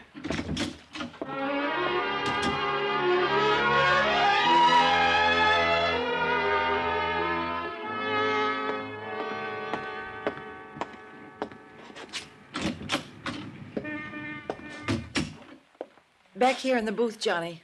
Right. Well, what's on your mind, Marty? Sit down, Johnny. Here, come on. Why not? Well? The waiter's in back if you'd like some coffee or something. No, thanks. Okay, now what is it? What is what? You had to talk to me right away. How I talk? Johnny, I'm not too hard to take, am I? No, you're a pink and gold doll. Wild honeysuckle and a handful of stars. At least that's what a couple of guys said today. I don't care what a couple of guys said. What do you say, Johnny? I guess the description fits, as far as looks are concerned. And if that's all you want to talk about... No, wait, Johnny. I'm in the clear on this. You know that. The night my husband was killed, I've got an alibi nobody could shake, right? Well, I'm pretty well convinced you didn't pull the trigger, if that's what you mean. And you could convince the insurance company, too, couldn't you? If you would. Oh, yeah. Yeah, they'd go pretty much in my reports. But I don't see... Why don't we get this settled and over with? Why don't you be nice, Johnny, and turn in a real good report? Oh, so that's the pitch. Well, it's not a pitch. I didn't do it, so why can't you tell them so? Why don't we get some more answers first to a lot of questions? Explain a few odd angles, maybe. Like what? Like the fact that you heard the noise and woke up, that you sent your husband downstairs, that you turned on the light behind him and made him a perfect target for whoever held a gun. Johnny, Like the fact that you filed your insurance claim less than 24 hours after your husband was killed. Suppose we hear what Shorty Wells has to say before I make any report. What if Shorty dies without talking? Well, in that case, I guess you will be in the clear. Because right now, he's the only lead I've got. Now, if you'll excuse me. Johnny, make that report. Make it now. Sorry. I'll give you $10,000 out of the insurance. Oh, you are anxious, aren't you? I just want to get it settled. Sit down, Johnny, and let's talk about it. Yeah, Joe, what is it? Firemen I know just came by the hospital, Johnny. They found out why Shorty fired those shots just before he ran out of the blazing house. Why? That cellar door was padlocked on the outside. He had to shoot the lock off to get out. Then he probably didn't set the fire after all. Not if he was locked in the basement. What about that, Marty? Was he the one who was supposed to die in the fire? If he was hiding out in my cellar, I didn't know anything about it. Just another one of those odd angles, huh? Oh, stop it. Johnny, by the way, what do you want to see me about? See about? What do you mean? Well, yeah, the nurse said you phoned the hospital. Said you wanted me to meet you here. You mean you didn't? Come on, Joe, let's get back there.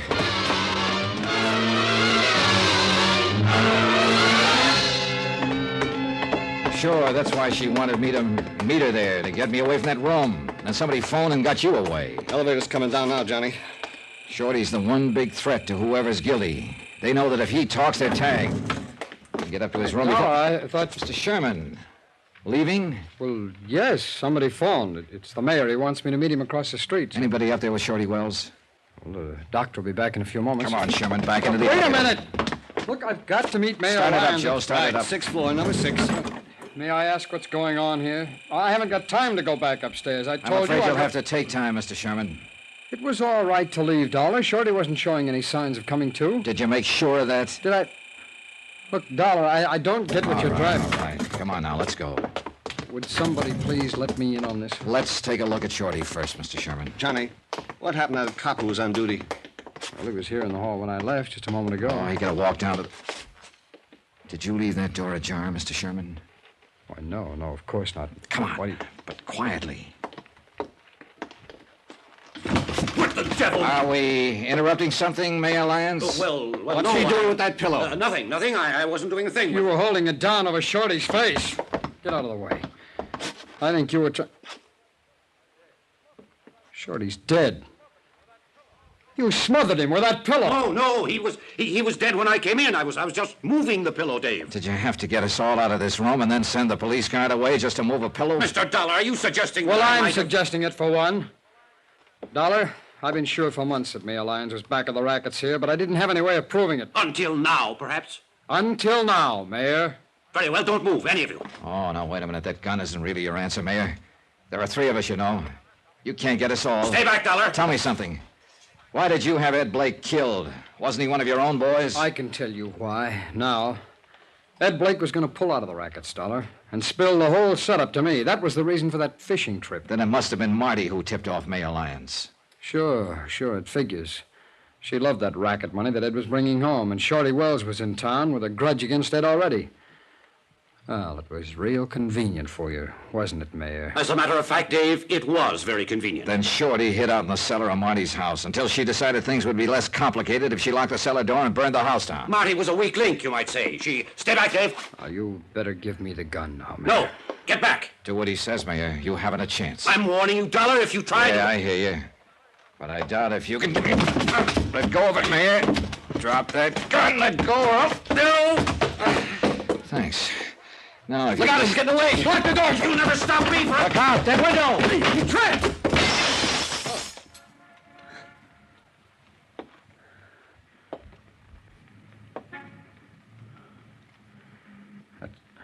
That's 6 floors down. Yeah. Well, he got out of being prosecuted. As a matter of fact, there's nobody left to prosecute. You want to bet?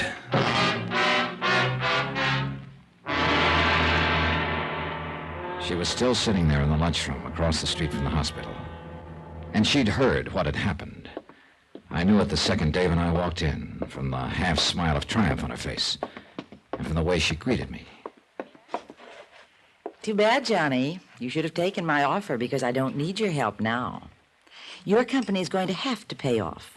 I'm really in the clear now. You are, huh? And poor Dave, with nobody left to prosecute. He still has you, Marty. Accomplice to your husband's murder. Johnny. Shorty died without talking. Mayor Lyons is dead. No witnesses, no case. Sorry, Marty. There is a witness. Oh? Who? You. What are you talking about? What's that paper? Well, you intended it to be an insurance claim. But actually, it's more of a confession. Signed and witnessed. What? You were over-anxious, Marty. And you filled it out in complete detail. It says, we found my husband's body at the foot of the stairs. That's right. That he'd been shot and killed with his own gun. Well, it's true, isn't it? That's what happened. Yeah. But this claim was in the main office of the insurance company less than 24 hours after your husband was killed. The police didn't find out he'd been shot with his own gun until 2 days later. Real neat confession, huh, Marty?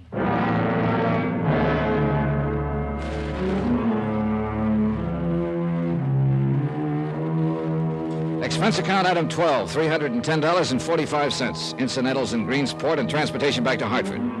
Expense account total, $516.20.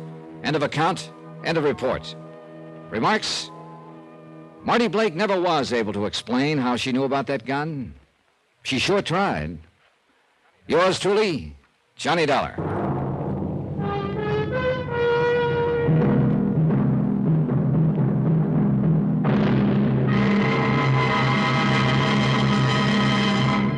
Now, here's our star to tell you about next week's story. Before I do that, please let me say thanks to all of you who are so kind about writing and telling us how much you like Johnny Dollar. It's a very gratifying experience. It's encouragement to all of us who are involved in production of the program, and, well, we appreciate your letters more than you know. As always, I'll try to answer you promptly, but sometimes the mail does pile up. In any event, thanks. Thanks very much for writing.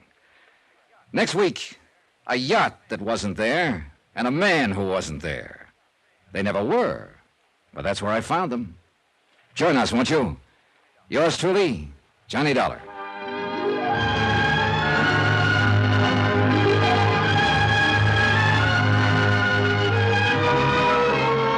Yours truly, Johnny Dollar, starring Bob Bailey, is transcribed in Hollywood. It is written by Les Crutchfield and produced and directed by Jack Johnstone. Heard in this week's cast were Gene Tatum, Paul Dubov, Joseph Kern, Stacey Harris, and Russell Thorson. Musical supervision by Amerigo Marino. Be sure to join us on Monday night, same time and station, for another exciting story of Yours truly, Johnny Dollar. Roy Rowan speaking.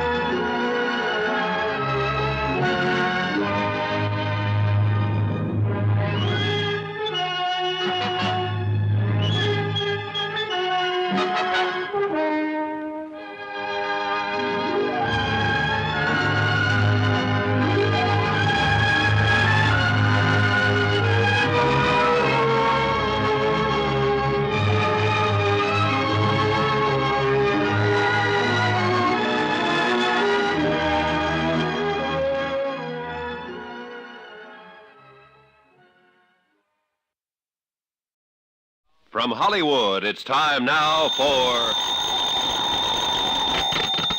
Johnny Dollar. Hi, Johnny. Say, didn't you tell me one time that you're quite a nut about fishing? What's that? Pat McCracken at Universal Adjustment Bureau. Doggone it, you know you spiked my plans for a fishing trip just a few weeks ago. Oh, yeah. All right. What's on your mind? Big fish, real big fish. You ever hear of Douglas R. Landfear? Millionaire playboy, sportsman, yachtsman? That's the one. Well, didn't I read somewhere that Yeah, he you was... sure did, Johnny, at the bottom of the deep blue sea. And a $400,000 claim has been filed. You interested? An expense account based on that will be a pleasure.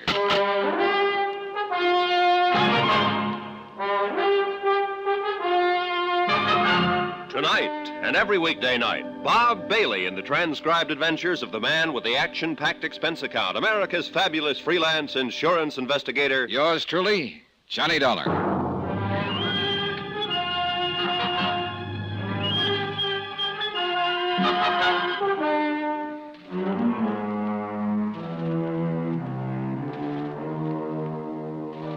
From Special Investigator Johnny Dollar to Universal Adjustment Bureau, Hartford, Connecticut.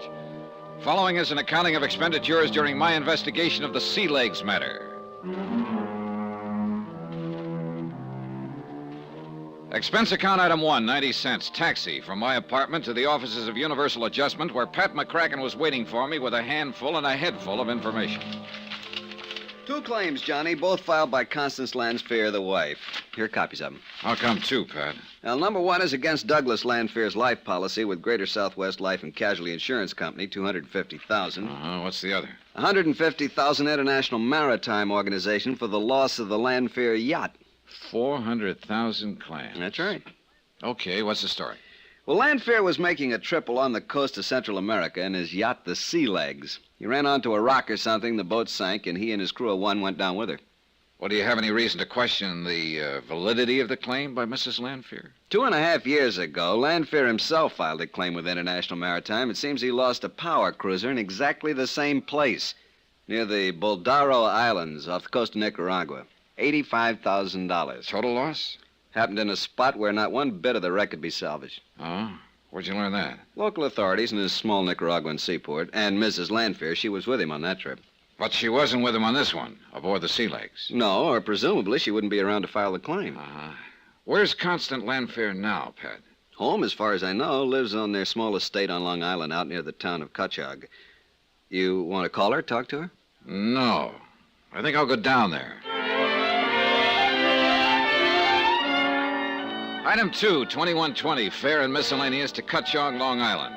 Item 3, a buck even for a taxi from the little station to the Landfear estate.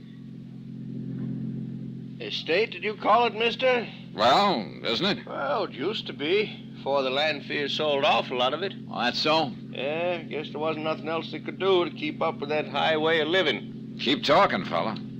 Well, the old man, Landfear's father-in-law, well, he had plenty, I guess.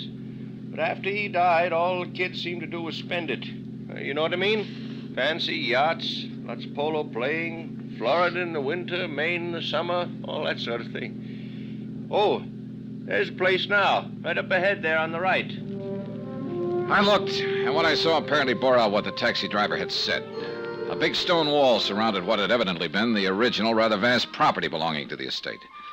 Square in the middle of it sat what was probably once called a mansion. But small, new, modern homes were crowding in on the old house.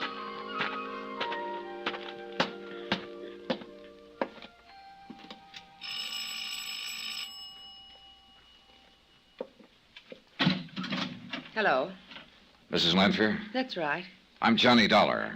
I'm representing the Universal Adjustment Bureau in Hartford. Oh, yes, of course. In connection with the insurance. Yes, ma'am. Well, won't you come in, please? Right in here, Mr. Dollar. And do pardon the looks of the place. I'm afraid I've neglected things somewhat since... Well, sit down, please. Thank you. I hope you don't mind answering a few questions, Mrs. Landfear. But since you've already filed claims on the insurance policies, well, I'll try to be as brief as possible. I don't want to seem cold-blooded about it, Mr. Dollar, but the initial shock of losing Doug and the loss of the yacht is past. There's nothing to be gained in just sitting around feeling sorry for myself, particularly in view of the day-to-day problems I have to face. What problems, Mrs. Lanfear? To be perfectly blunt about it, financial mostly. Well, I must say your attitude is very commendable. It's a necessary attitude under the circumstances. Now, what may I tell you? If you're sure you don't mind talking about it, I'd like to know all I can about the circumstances surrounding the sinking of the yacht. Well, I don't quite know how to start. We were on just a pleasure cruise. You were along on this trip? Yes. That is up until the day it happened. Oh, why did Doug ever have to... I'm sorry, Mr. Dollar. Well, we were just taking our time, cruising south along the east coast of Central America, doing a little fishing. We'd often taken the sea legs down there. That's the yacht? Yes, a motor sailor. Here, on the wall. This is a picture of her. That's Doug on deck. Oh. Isn't she beautiful? 68 feet overall, 20-foot beam, solid teak decking, everything. Yes, that is a good-looking boat. It's terrible to lose something as nice as that, isn't it? Yes. Anyhow, along the coast of Nicaragua, Doug decided to put in at San Juan del Perro. That's where the sea legs had originally been built. But the sandbar formations have almost ruined San Juan as a port, so we went on up to Bluefields. Oh, yes, I understand that's now the best seaport on the Caribbean side of Nicaragua. You know that country down there? Only from what I've read. Oh. But go on, please. Well, while we were there, he had some work done on our radio equipment. We'd had trouble with it on the way down. Uh-huh. When the work was finished, of course, he wanted to try it out. He'd found a radio amateur in Puerto Gardo, so he asked me to stay on shore while he and the skipper went out to sea.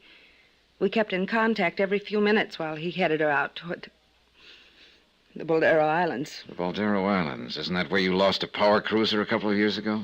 Yes, the Connie O, named after me, and I begged him not to go out there again. Why, Mrs. Lanfear? Because of the treacherous currents between the two little islands, the great deep that lies between them. A terribly dangerous spot with pinnacles of rock that reach up almost to the surface. Well, why did he go out there again? To prove a point. That's all, to prove a point. Look, I'm afraid I don't follow you.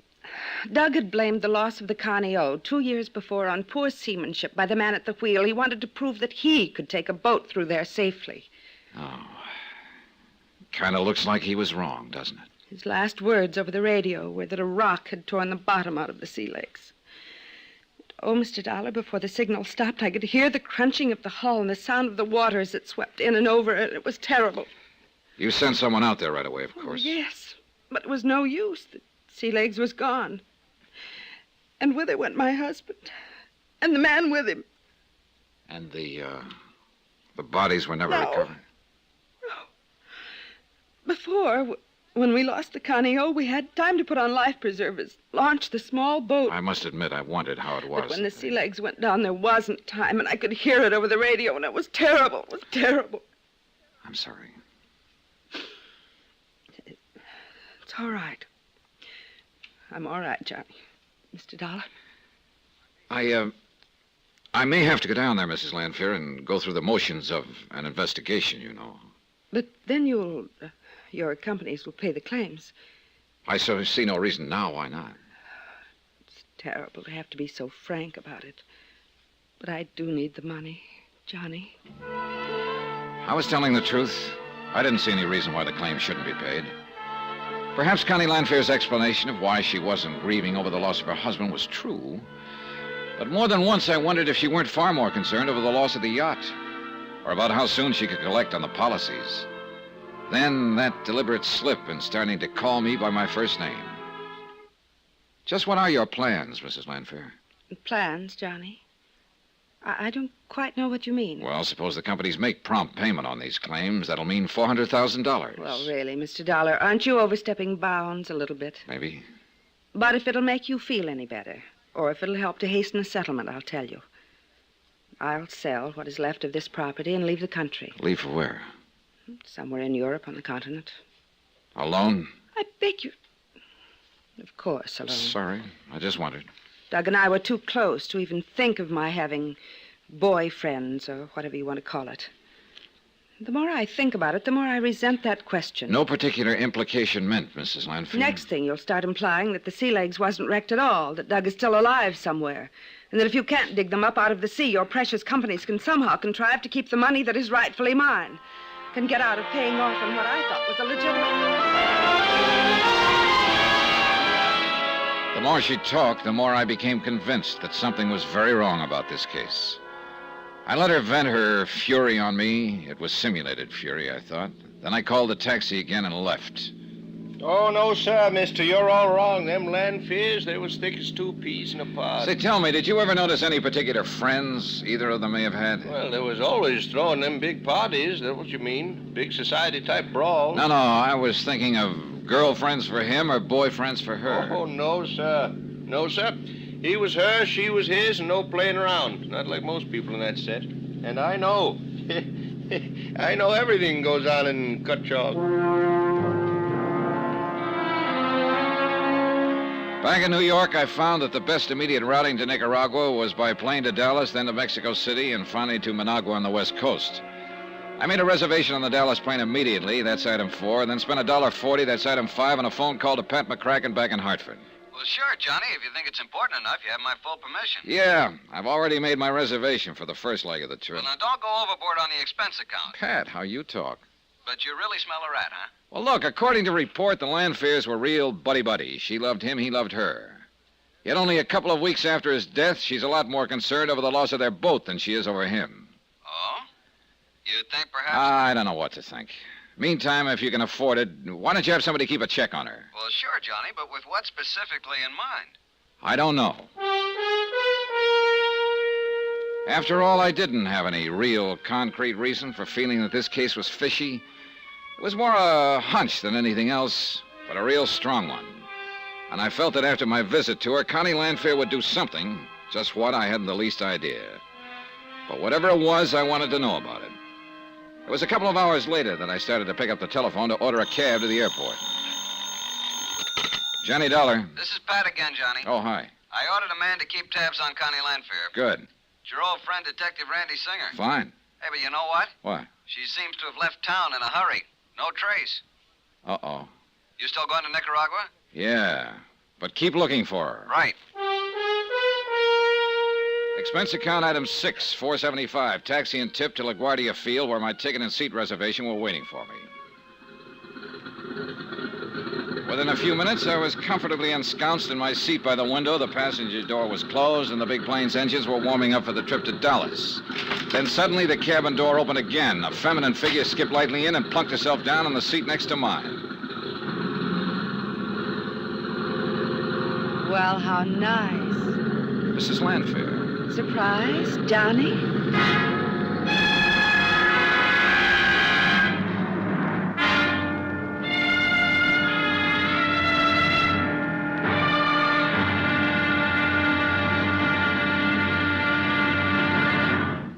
Now, here's our star to tell you about tomorrow's episode of this week's story. Tomorrow, the seeds of suspicion really begin to sprout, with the help of one of the wildest characters I ever met. Join us, won't you? Yours truly, Johnny Dollar.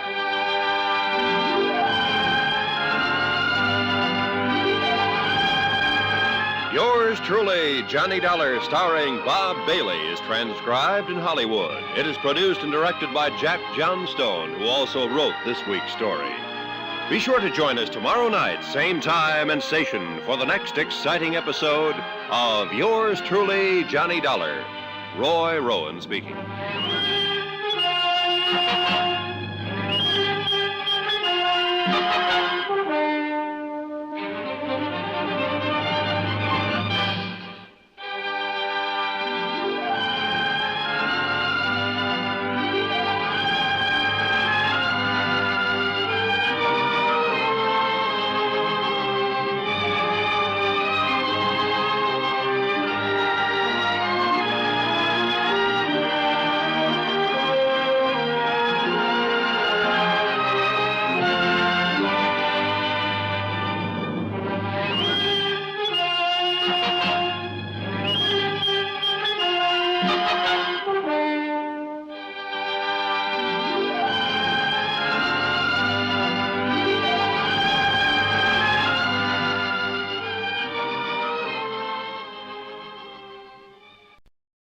From Hollywood, it's time now for...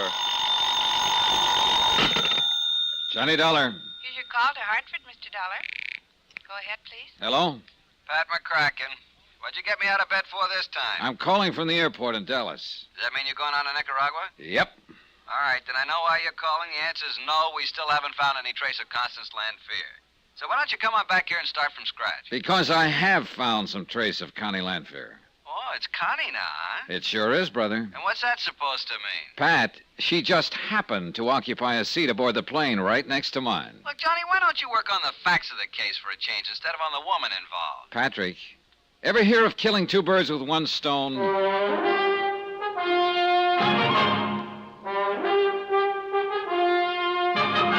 Tonight, and every weekday night, Bob Bailey in the transcribed adventures of the man with the action-packed expense account, America's fabulous freelance insurance investigator. Yours truly, Johnny Dollar.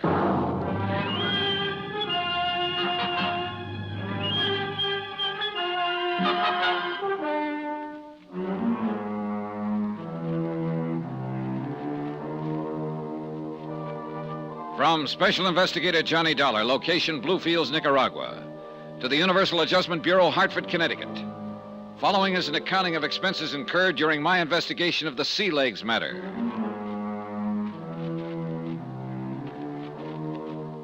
Expense account item 8, 525, late supper at the Dallas airport for Connie and myself during the wait for our midnight plane to Mexico City, which we finally boarded and which finally took off. And on this trip, I learned no more, no less from Connie than I had on the flight from New York to Dallas. For instance... Doug and I were so close in everything. Same friends, the same interests. That's why we always took the long yachting trips together. Did everything together.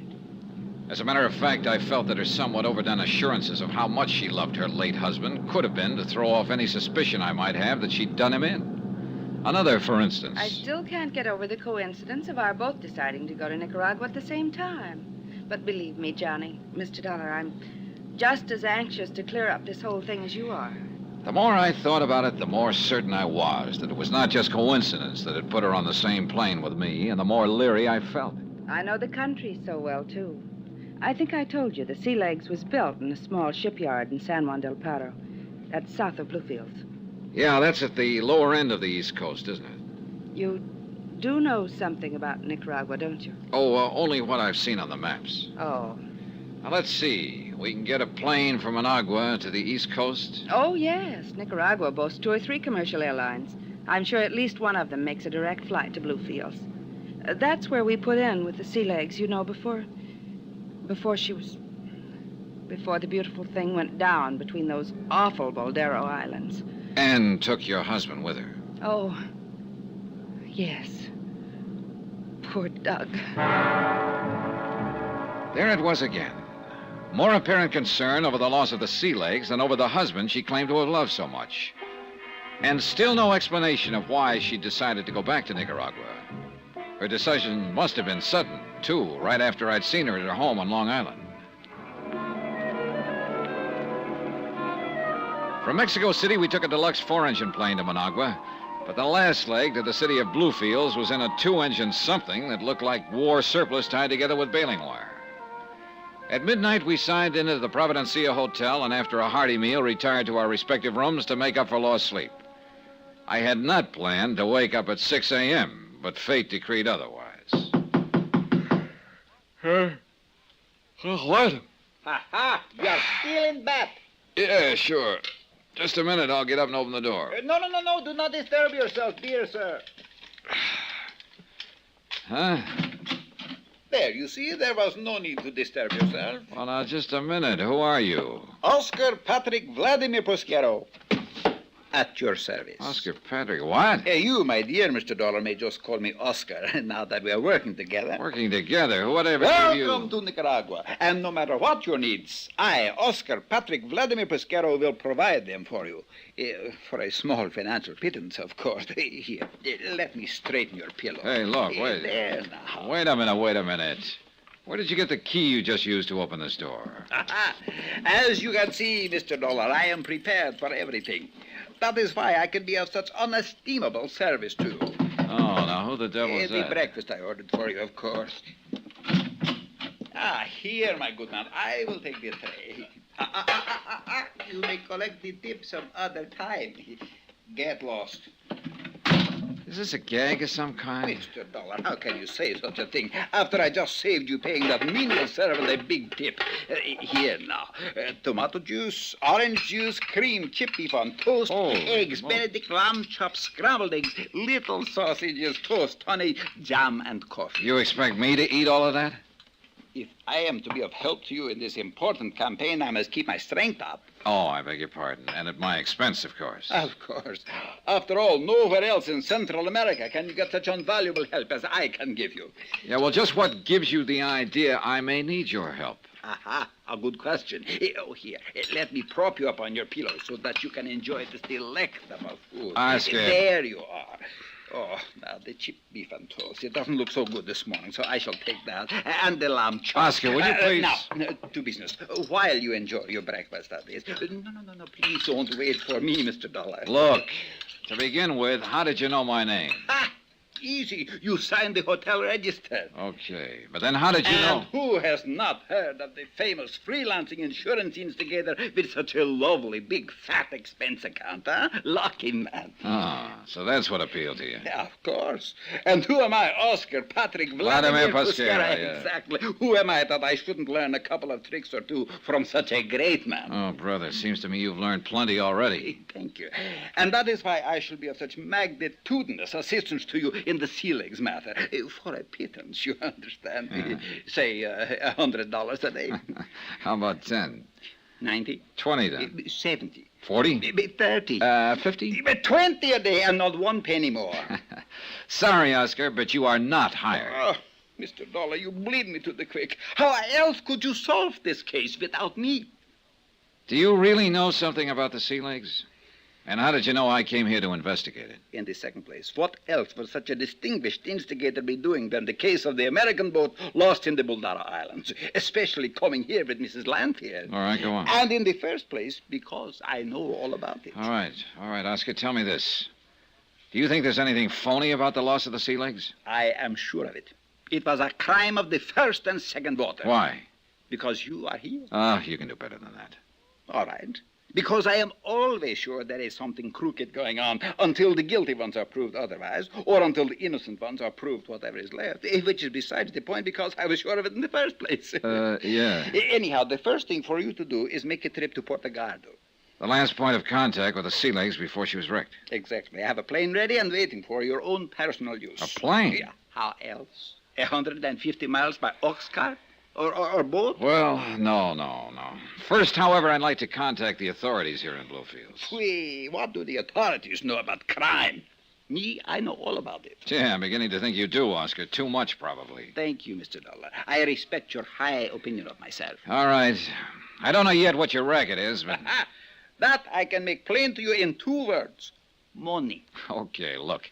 If you can get me a small plane... Here, good sir, is the address to give to the taxi driver when you are ready to go to the airfield, where I shall be waiting for you. Oh? Not the big airport? No. That is where the lady, Mrs. Lanfair, would expect you to look for transportation. Oscar, you are the craziest. Thank you. I knew you wouldn't want her coming along, and if she ever gets in your way during your campaign... You'll keep her out of my way. Yes. At my expense. What else? I'll tell you something, Oscar. If there is a wrong angle to this case, I can't help wondering if she isn't a part of it. You read my mind. You see, we are like brothers under the chin. You say you have a plane all ready to go, A charter plane. Then we can be on our way before Mrs. Lanfield knows we've left. Hey, you want to set the tray over there so I can get up? Oh, yes, of course. I'll set it right over here on the... Hey, wait a minute. What are you going through my pockets for? Oh, just accepting a small tip for bringing up your breakfast. Thank you.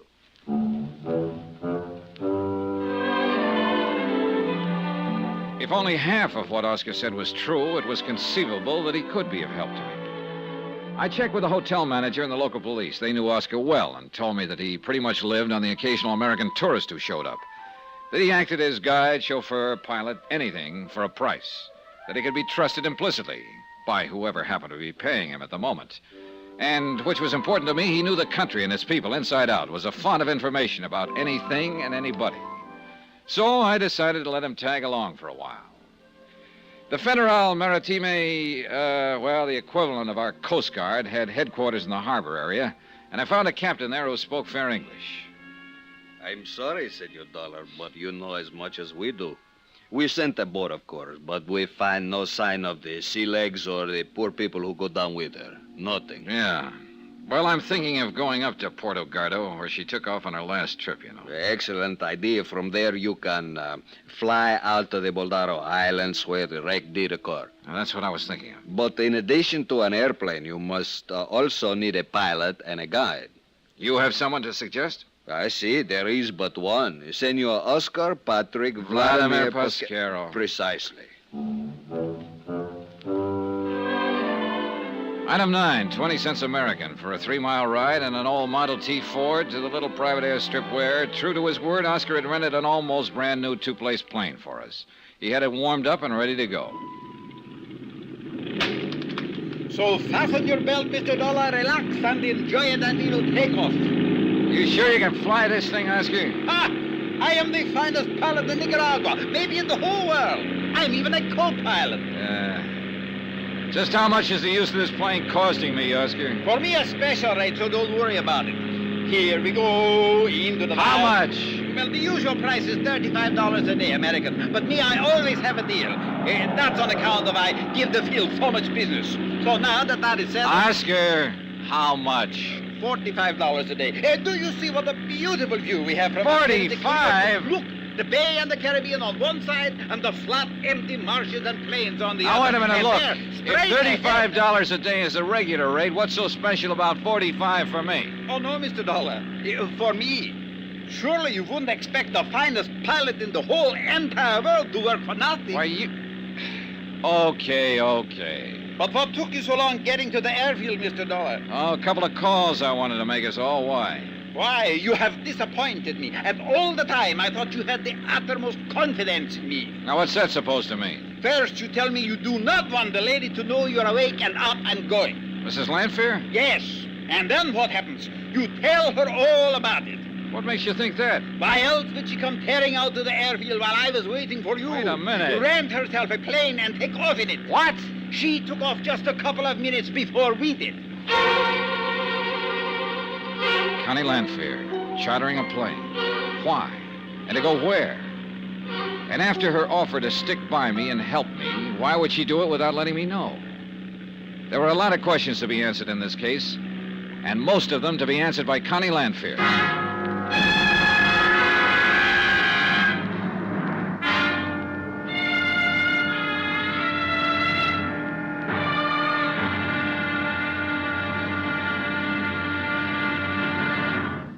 Now, here's our star to tell you about tomorrow's episode of this week's story. Tomorrow, the sea, the rocks, and dear old Mother Nature bring some pretty startling facts to light.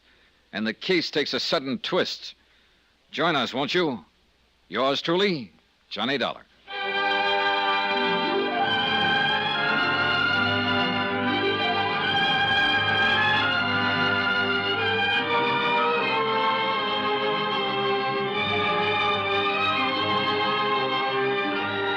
Yours truly, Johnny Dollar, starring Bob Bailey, is transcribed in Hollywood. It is produced and directed by Jack Johnstone, who also wrote this week's story.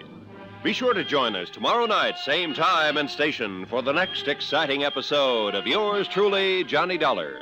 Roy Rowan speaking.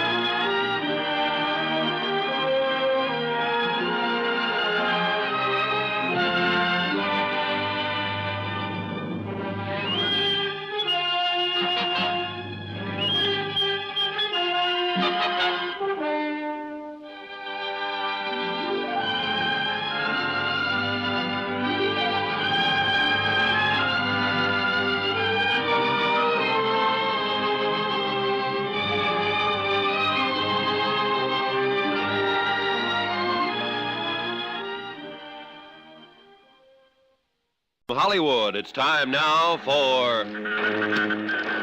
Johnny Dollar. You hear me?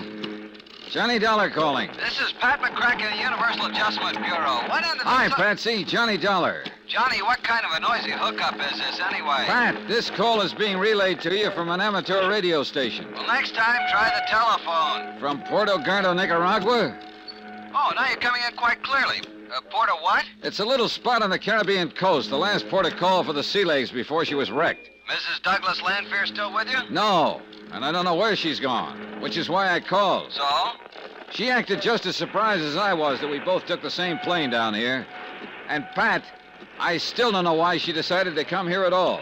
Maybe she doesn't like the idea of your going down there to investigate the case. She wouldn't admit it, of course, but that's what I think. You think she may try to obstruct your investigation? Right now, I don't know, because she suddenly chartered a small plane and disappeared. To work her way back here to the States? Your guess is as good as mine. Look, why don't you hire a watch on her place on Long Island? And if she shows there, call me at the Hotel Providencia. It's in the city of Bluefield. Nicaragua? Right. In any event, you think her claims for insurance on the Sea Legs and on Douglas Lanfear are fraudulent? Pat, at this point, I don't know what to think.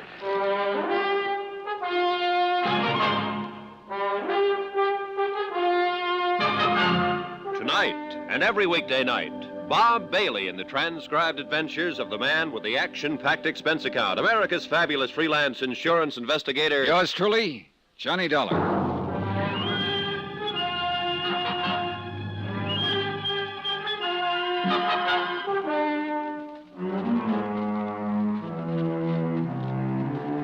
From Special Investigator Johnny Dollar, location San Juan del Perro, Nicaragua, to the Universal Adjustment Bureau, Hartford, Connecticut. Following is an account of expenditures and report of activities during my investigation of the Sea Legs matter. Pat, I lied to you during that radio contact a few minutes ago.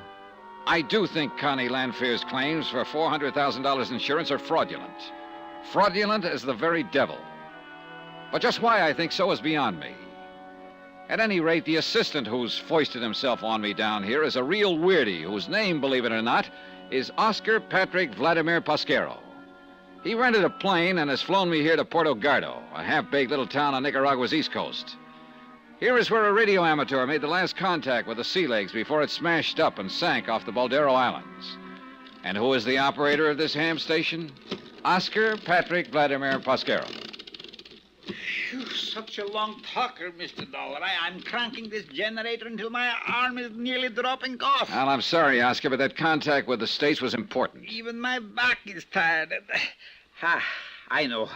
I'll make an expense account to you. Say $10. You try that, and I'll fly back to Bluefields without you. Oh, please, Mr. Dollar, no joking, please. Who's joking? What, without me, you would be a lost soul in this vile country. Hey, tell me something. Why did you ever set up a transmitter in this isolated fishing village? I should set it up in Bluefields? Ha! They even wanted me to have some kind of license up there. Disgusting. And a waste of money, too. Now, that reminds me. Do you have a pilot's license? Who needs a pilot's license when those little planes practically fly themselves? Besides, a pilot's license costs money, too. Well, I have one, so from here on in, I stay at the controls. No confidence in me, no confidence in you. What a smirch on the good name of Oscar. Okay. Now, let's get out to that flat where you parked the plane. I want to fly over the spot where the Sea Legs went down. You see how invaluable I am? Huh? Without me, you wouldn't even know where to look for the Boldero Islands. You know darn well, all I have to do is look at the charts in the cockpit of the plane. But, Mr. Dollar, that wouldn't be fair.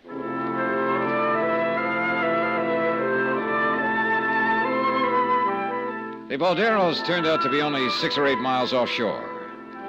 2 narrow little rocky islands that poked up out of the sea to keep each other company in the vast, quiet blue expanse. One of them was perhaps a mile long, and the other, just a couple of 100 yards away and stretching parallel to it, was even smaller. Sure, to a man at the wheel who was unfamiliar with these waters and without charts, the Bolderos could conceivably be a menace to navigation. In the dark of the night, that is. Oscar? Yes, sir? Do you remember what time of day it was when the Sea Legs went down? Of course, I remember anything. Names, dates, places. Well, how about the Sea Legs? Of course, I was talking to her by radio. Well? Such a lovely day, too, just like today. You know, Mr. Lanfear even promised to take me fishing after we finished the radio contact testing. What time? He even promised we would... Oh, It was exactly 10:21 a.m. when the radio signal from the yacht suddenly cut off. You're sure of that? Yes, sir. We were talking away back and forth, and then pip! Nothing. 10:21.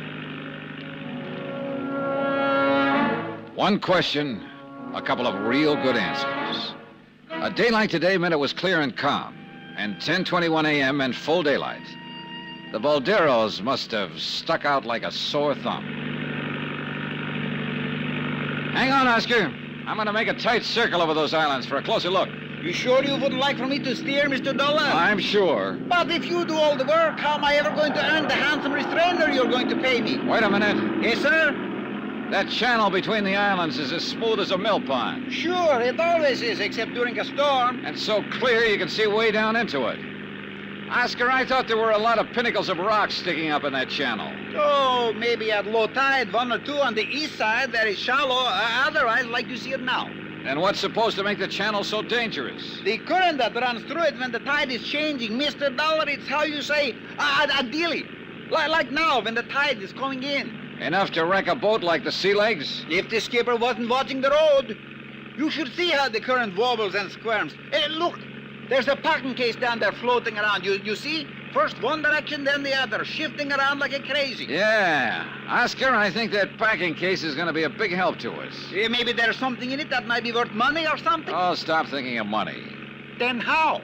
We're going to see just where the current delivers that packing case. You want to know where that packing case will be ending up? That's what I said. Then steer back to Portugaldo, to the beach in front of my superlative radio station. Huh? Sure. How else do you think I got all the lumber and furniture and stuff from my radio shack?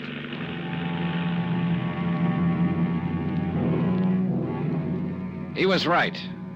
From the air, we could see that every bit of flotsam passing through the Baldero Island Channel on a rising tide wound up in the tiny cove on the shallow sandbar directly in front of Oscar's radio shack.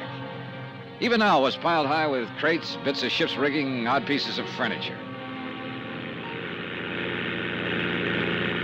That junk stay down there forever, Oscar? No, Mr. Dollar. Once a month, a real big high tide comes along, and presto, I have a clean front yard again. But I always make a trip up here before then. What do you mean? Sure, that's why I'm Nicaragua's #1 beach brusher. Oh, stop being corny. What do you mean beachcomber? So I have to brush the sand off everything I pick up down there. So you didn't laugh. What do I care? Anyhow, you should see some of the valuable things I pick up to sell to the natives. Well, tell me, 2 years ago, when the Landfear's other boat went down. You should have seen it. Everything that could float ended right up in my front yard. It was beautiful. How about when the Sea Legs was wrecked? You know, that's very funny, Mr. Dollar. There was nothing. Nothing at all. I don't understand it. Well, I think I do. I think I'm beginning to understand a lot of things about this case. Hang on, Oscar. We're flying back to Bluefield. Expense account item 12, 30 cents American. Taxi from the private airport where we'd rented the plane to the headquarters of the Federal Maritime. I never will get that straight. Call it the Coast Guard and Captain Ramirez. Si, senor. On July the... here it is. The date? And at 10:21, Captain. See, the tide at 10:21 was just after what you call neap. So it was neat. It was pretty. What does that mean? Oh, shut up, Oscar. Yeah, I see, Captain. Neap tide at 9:40. So it was coming in, rising, huh? Si, senor Dollar. Rising, up. Good. Thanks, Captain. Here, buy yourself a cigar. Buy yourself a whole box. Gracias, senor. Gracias. Come on, Oscar. Sure, Mr. Dollar. Nothing for me? Later. Come on. We're going back to the airfield. And from there, we're going to fly down the coast again. But, Mr. Dollar... And I feel so good, I may even let you fly that plane this time. For a small pittance, even? For a small pittance, even. Now, drag out your best dialect and call that taxi over here.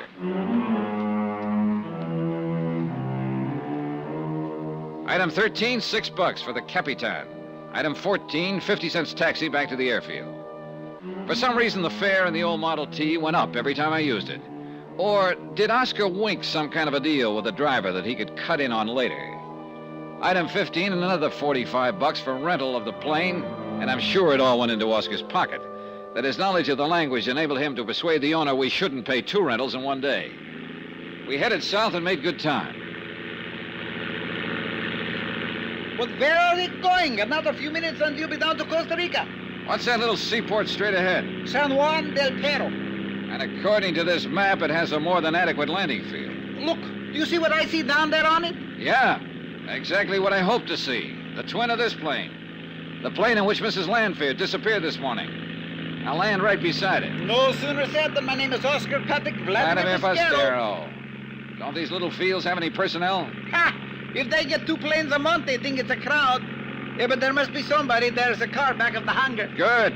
Then we'll have transportation into town. You still haven't told me why you decided to come here. Was it because Mrs. Lanfear did? That was something I didn't know until I saw that plane down there. All right, easy now. Don't land too close to it. I am in perfect control. Here we go. No, Oscar, it was a hunch, based on the fact I remembered that the Sea Legs was built in this town. Hey, nice landing. Thank you, Mr. Dollar. Maybe a little extra bonus for such a good job. If you don't of landing. stop talking about money, you're going to have to find yourself a... See, am I crazy? Isn't there someone in the cabin of that other plane? Hey, the car, it's coming over to meet us. Hey, watch it, Oscar. That darn fool is heading right across our landing pad. Huh? Look on the engine. Is he crazy? Can't he see us? Hey, swing hard, but don't flip us. Come on, more throttle. It's already there. Then straighten out. Take off. I can't. What'll I do? What'll I do? Let me hit those controls and hang on. Here he comes. He'll hit our gear. Hang on.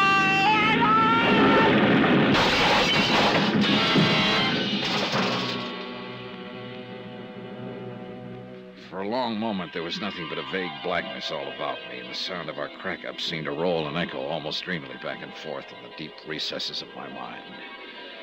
Then, slowly, hazily, I seemed to hear some of the sound.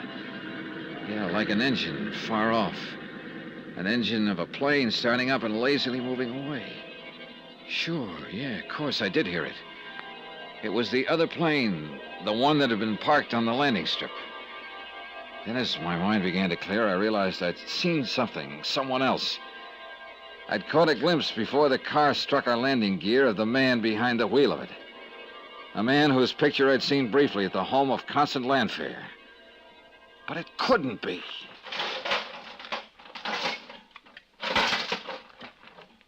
Oh, Mr. Dollar.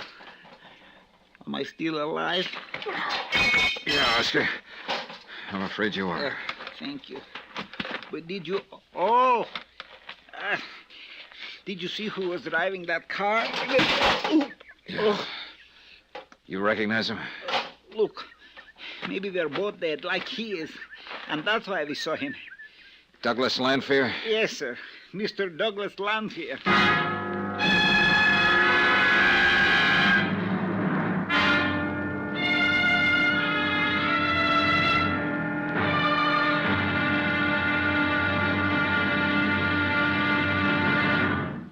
Now, here's our star to tell you about tomorrow's episode of this week's story. Tomorrow, the dark back streets of San Juan del Perro yield some valuable information and a threat of sudden death. And believe me, it isn't an idle threat. Join us, won't you? Yours truly, Johnny Dollar.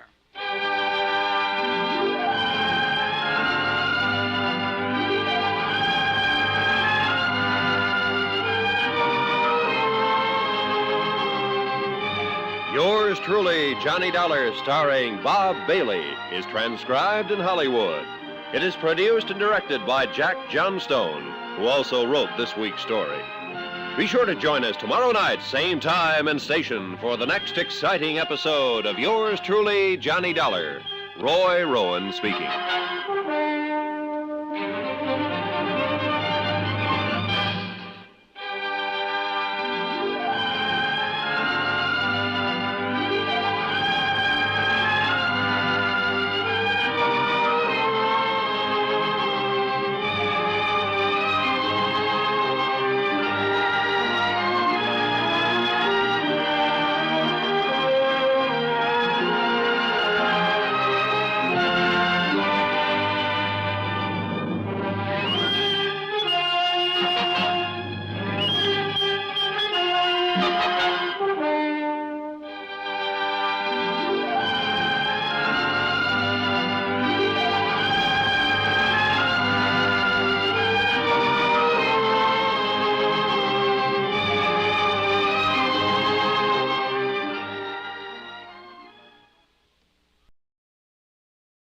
From Hollywood, it's time now for... Johnny Dollar. Alguien le llama de los Estados Unidos. Huh? Johnny? Yes. Pat McCracken, Universal Adjustment in Hartford. Oh, hi, Pat. Now listen, as you requested, I had a man sent out to Mrs. Lanfear's Long Island home to see if she'd returned. I suspicion wrong, Pat. She's still here, very much so. Will you listen? Shoot. The man was a little over-ambitious. Let himself into the house through a basement window. So? While he was there, the telephone rang. He wasn't crazy enough to answer it. Crazy like a fox. It was long distance from right where you are now, San Juan del Perro. And, Johnny, I suspect it was from the man on whose policy she's made a claim for $250,000. Her dear departed husband, Douglas Lanfear. Right. And if so, her claim on him, at least, is fraudulent. So see if you can dig up some proof. Brother, I have it. The man is anything but dead. Huh? It was Douglas Lanfear who wrecked our plane when we tried to land here a few hours ago. Then, Johnny, get him. Sure. If he doesn't get me first.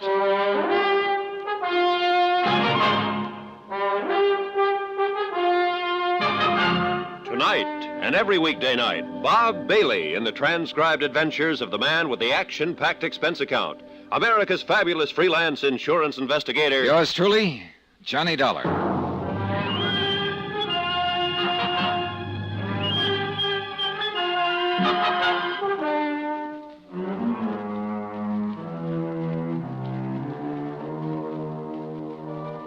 From Special Investigator Johnny Dollar, location San Juan del Perro, Nicaragua, to the Universal Adjustment Bureau, Hartford, Connecticut.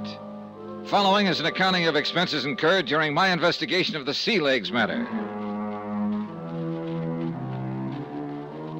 $250,000 insurance claimed by Mrs. Constant Lanfear for the death of Douglas Lanfear. An additional $150,000 for the loss of the yacht, the Sea Legs. Claim number 1 now proved to be fraudulent. As for number 2, the claim on the yacht. Expense account item 14, $2 American.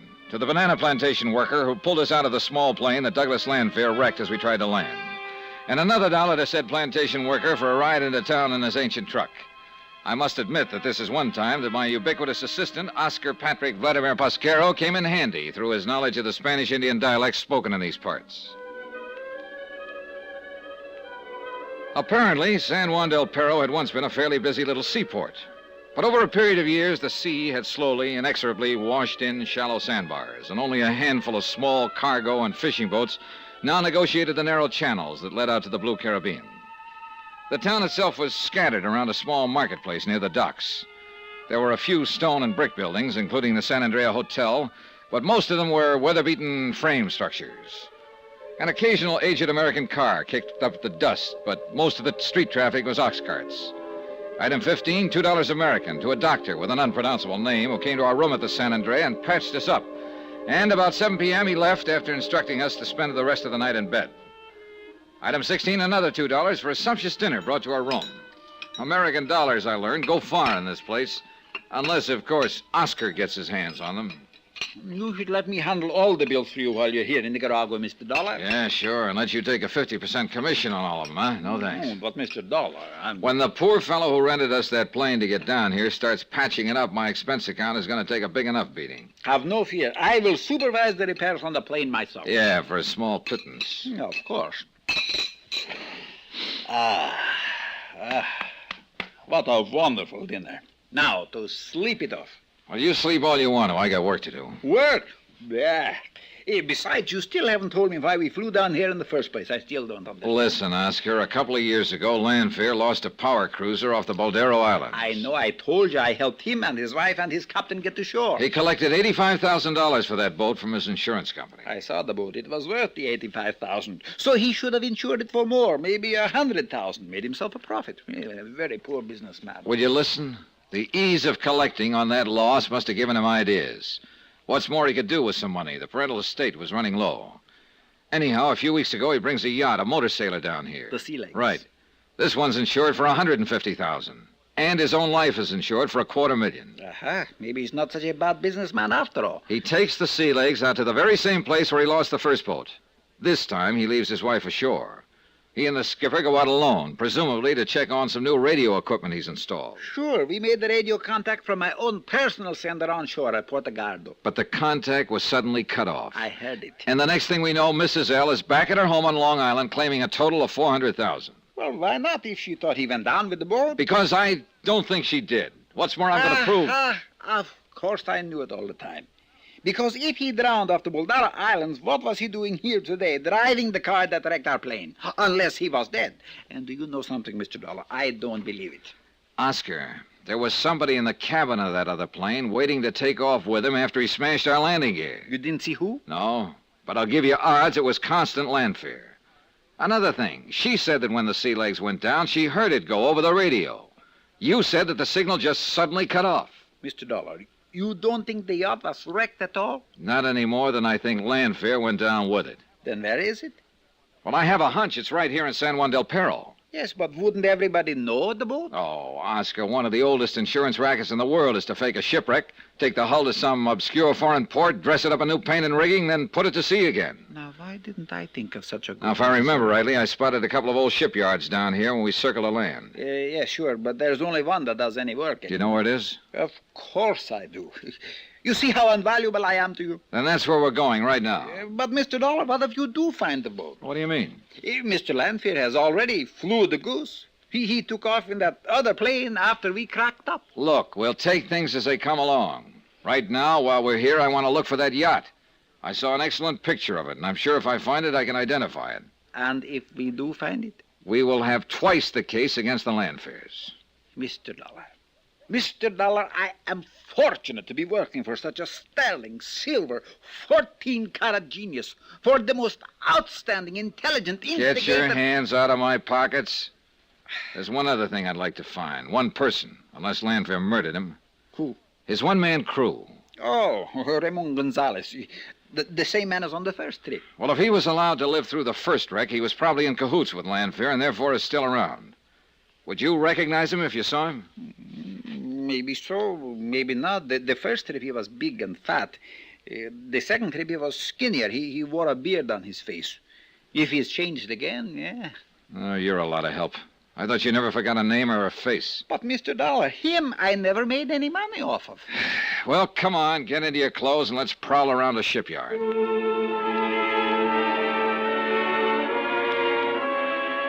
It was only a few minutes after 8, but the town was practically asleep, except for an old saloon down near the docks. Quietly, so not to disturb the snoozing night clerk, we let ourselves out of the hotel and headed for the waterfront. The night was clear and moonlit, so we had no trouble finding the way. I glanced hopefully into the open door of the dockside saloon as we passed it, and I chuckled at the incongruity of the music blaring away. But, of course, saw no one that... Wait a minute, Oscar. Yes, sir? At that table in there, drinking beer. Hey, can one of them be the Raymond Gonzalez you mentioned? So who can tell from here? In San Juan del Perro, there must be 100 who are skinny and wear a dirty little beard on their face. Could you tell from close-up? Sure. Would he recognize you? So what? Well, it might not be very healthy for you. Mr. Dollar, working on an important campaign for you, my dearest friend, I would gladly lay down my life for you. For a small pittance, of course. Of course. Anyhow, how would he know I am working for you? Okay then. Saunter in and take a look. Okay. I'll wait right here.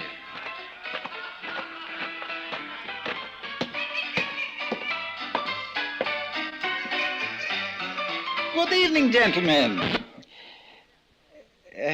It's a nice weather we're having, huh? Es buen día, no?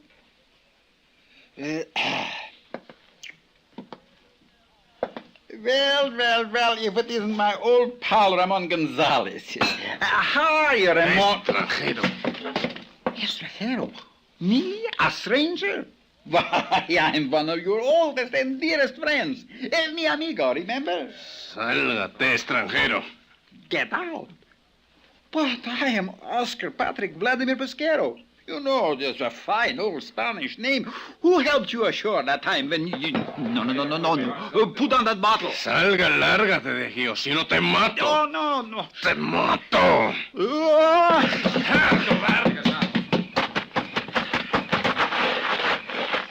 Dollar. Mr. Dollar. Yeah, I don't think they liked you to interrupt their little beer party. He threatened me with a knife. He said he would kill me. Is he Ramon Gonzalez? Who? Yeah, oh, yes, I'm sure of it. You see, Mr. Dollar, he did not go down with the ship. You're telling me. Well, aren't you going to do something about him? Later, if I locate the sea legs. Cautiously, quietly, looking back over my shoulder now, we prowl through the old shipyard. And finally, led by the smell of fresh paint, I found it. The once clean white hull was painted a gaudy red and blue and given the appearance of age. The mahogany rail and taffrail had been replaced with iron pipe. The beautiful teakwood deck painted a dirty gray.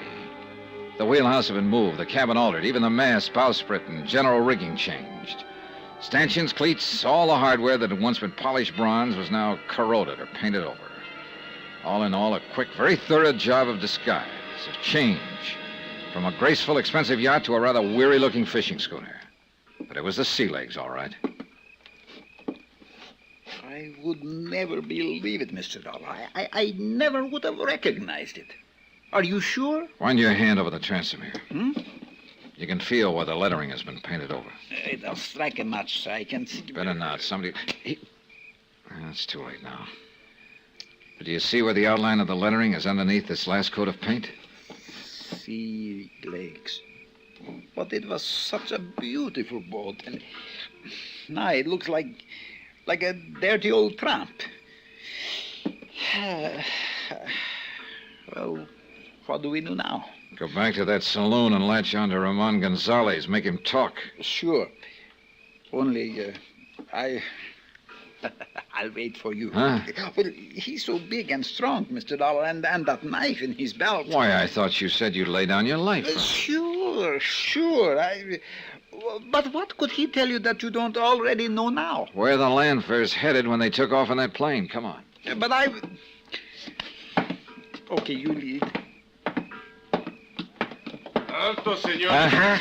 Mr. Dollar, it's him. You light a match to show me the way. Gracias. I was afraid of that. Look, the knife in his hand. Oscar, if he makes one move to throw it, pull the trigger. Trigger? What trigger? Am I good? No, I swear But I have a couple of fists.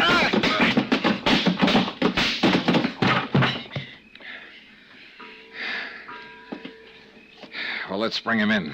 Bring him to so I can question him. No. Let's get out of here. Please, Mr. Dollar, he may have a friend around. Right, Oscar, he has. And this one carries a gun aimed straight at Mr. Dollar's back. Well, Mrs. Landfair. Surprised, Johnny?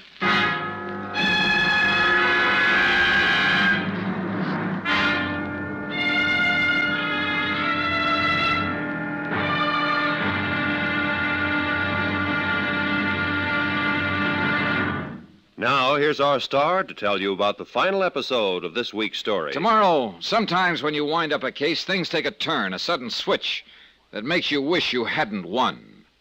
Join us, won't you? Yours truly, Johnny Dollar.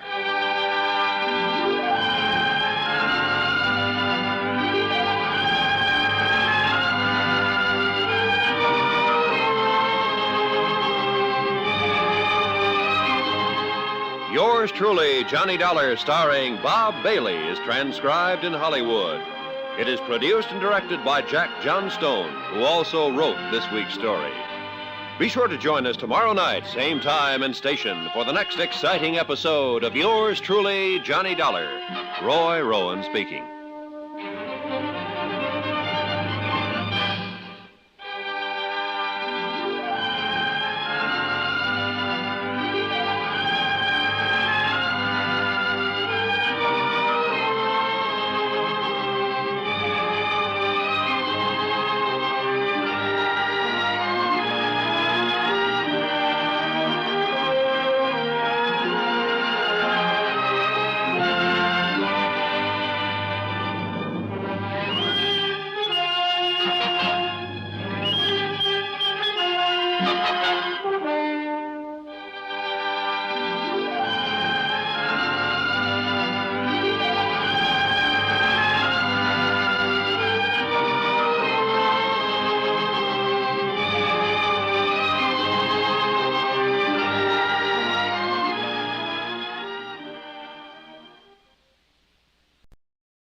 From Hollywood, it's time now for...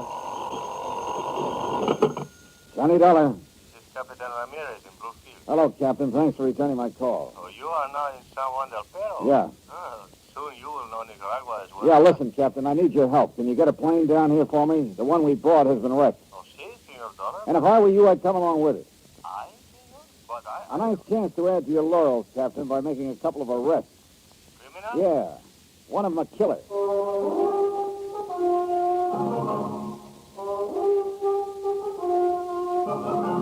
Tonight, and every weekday night, Bob Bailey in the transcribed adventures of the man with the action-packed expense account. America's fabulous freelance insurance investigator. Yours truly, Johnny Dollar.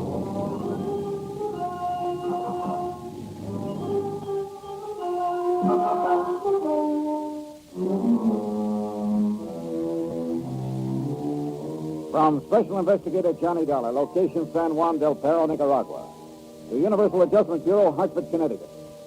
Following is a final accounting of expenses and report on my investigation of the sea legs matter.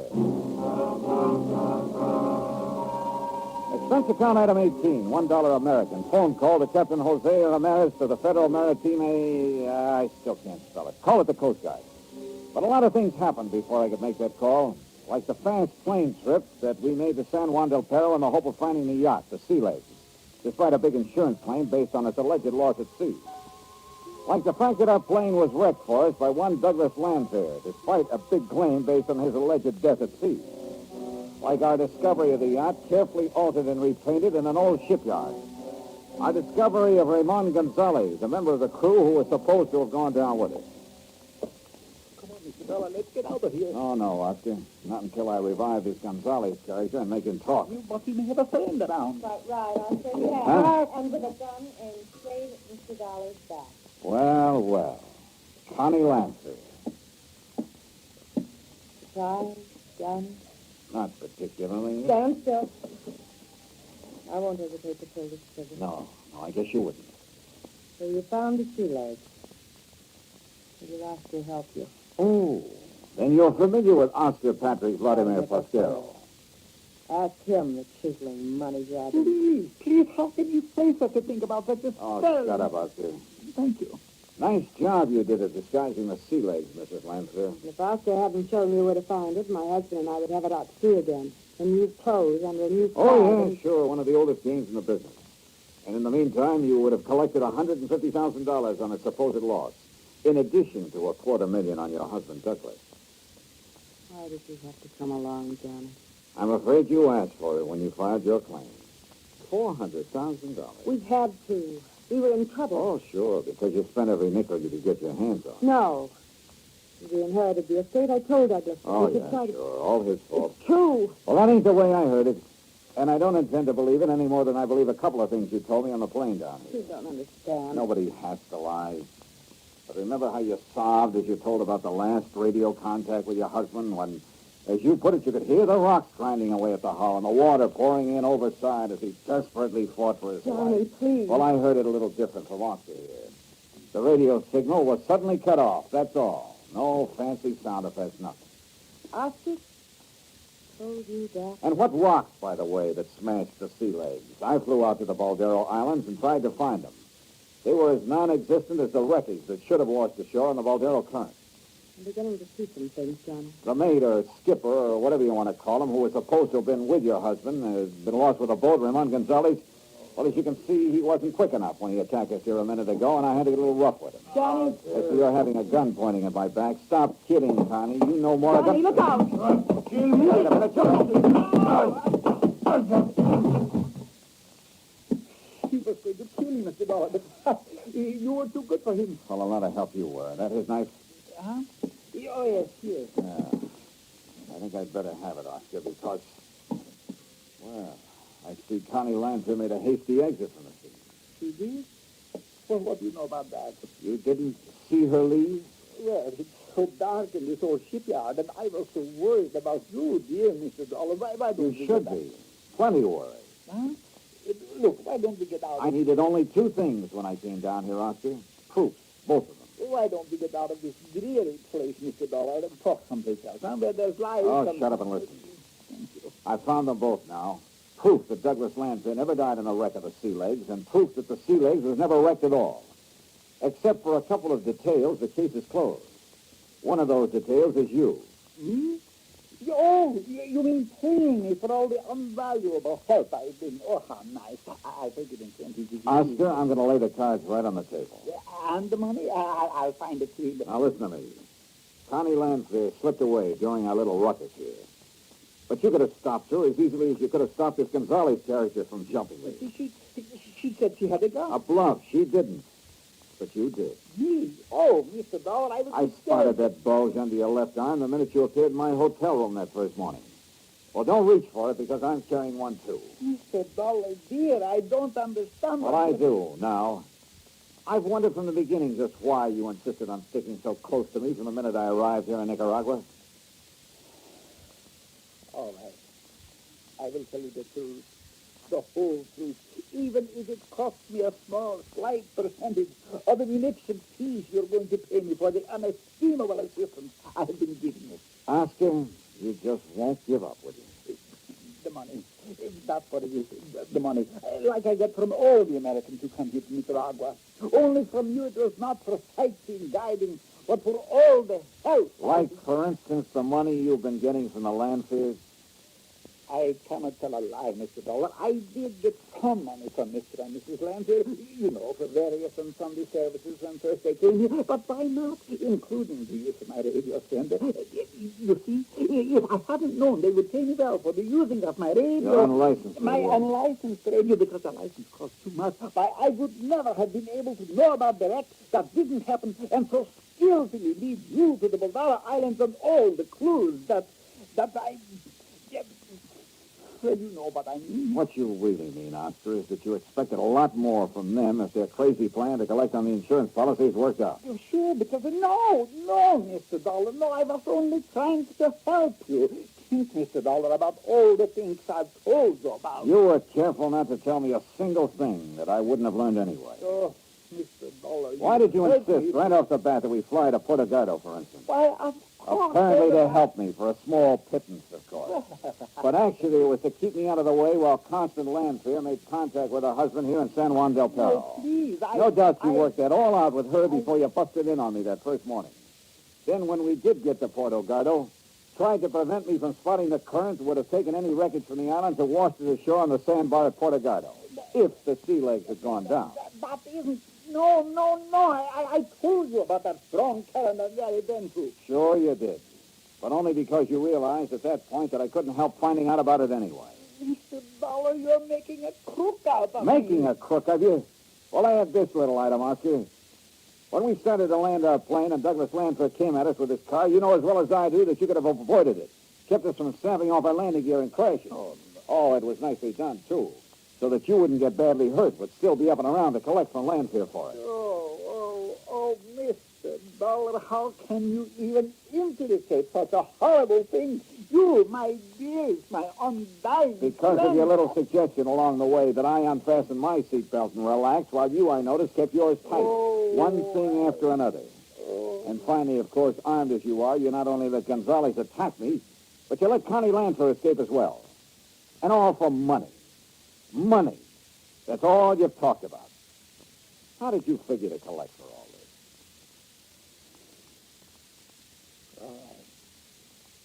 this? It's true.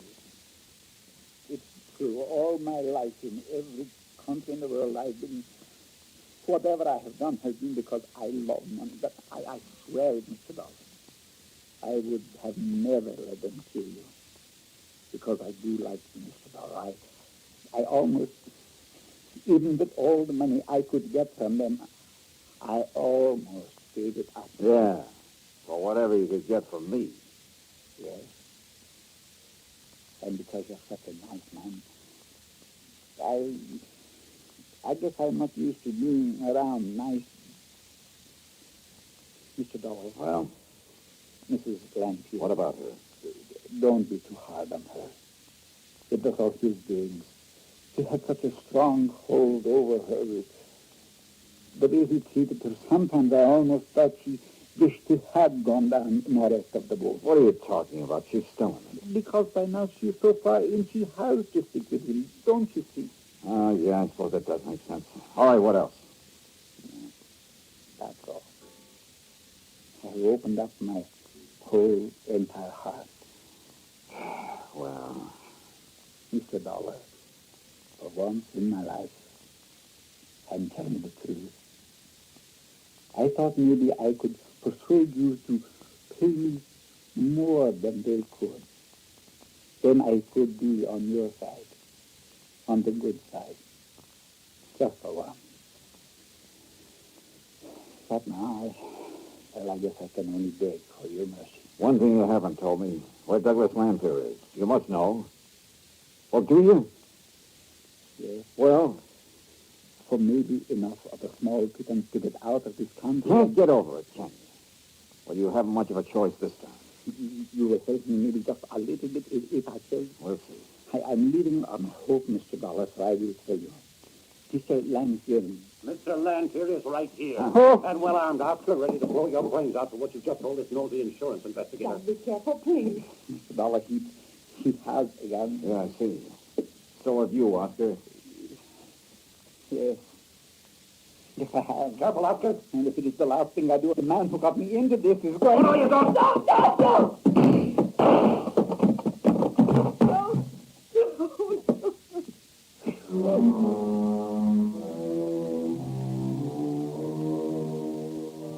So, it was after that I called Captain Ramirez of the Federal Maritime. Someday I'll learn that word. And let him take charge. Extradition proceedings for Connie are underway. The U.S. courts will have to take over with her. And Doug Lanphier's body is being shipped to the States. Oscar's body? Well, I left some money with Captain Ramirez for a decent burial. Expense account total, $841.95. Remarks? I wonder what kind of a deal Oscar Patrick Vladimir Pasquero was able to make at the pearly gates, or wherever he was headed. And you know something? I kind of hope it was a pretty... Well, at least I hope it wasn't too bad a deal. Yours truly, Johnny Dollar.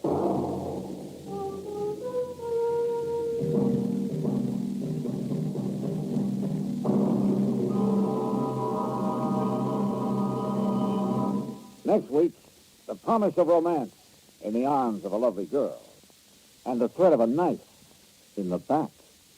Join us, won't you? Yours truly, Johnny Dollar.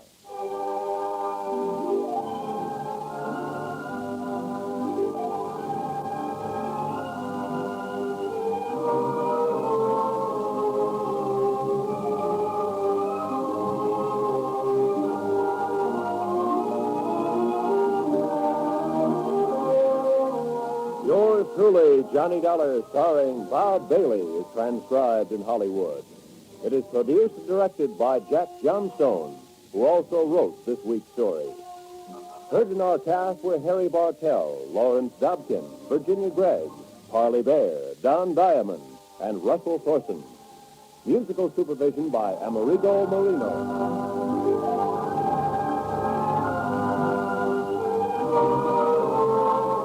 Johnny Dollar has come to you through the worldwide facilities of the United States Armed Forces Radio and Television Service.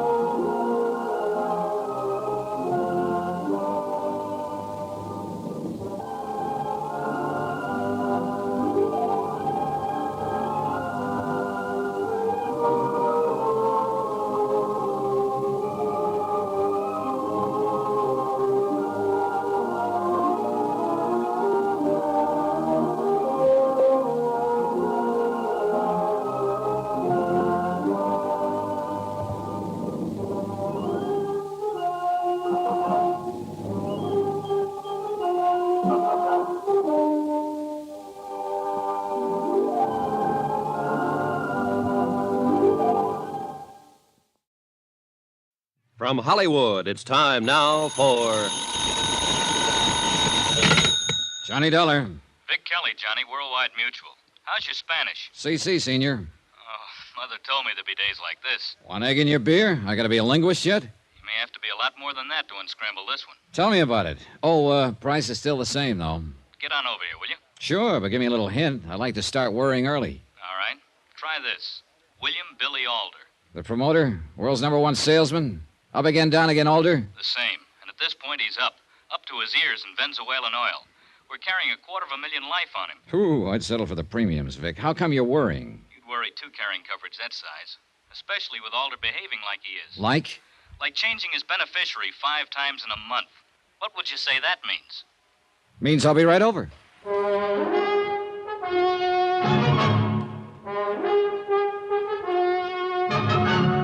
Tonight and every weekday night, Bob Bailey in the transcribed adventures of the man with the action-packed expense account, America's fabulous freelance insurance investigator. Yours truly, Johnny Dollar.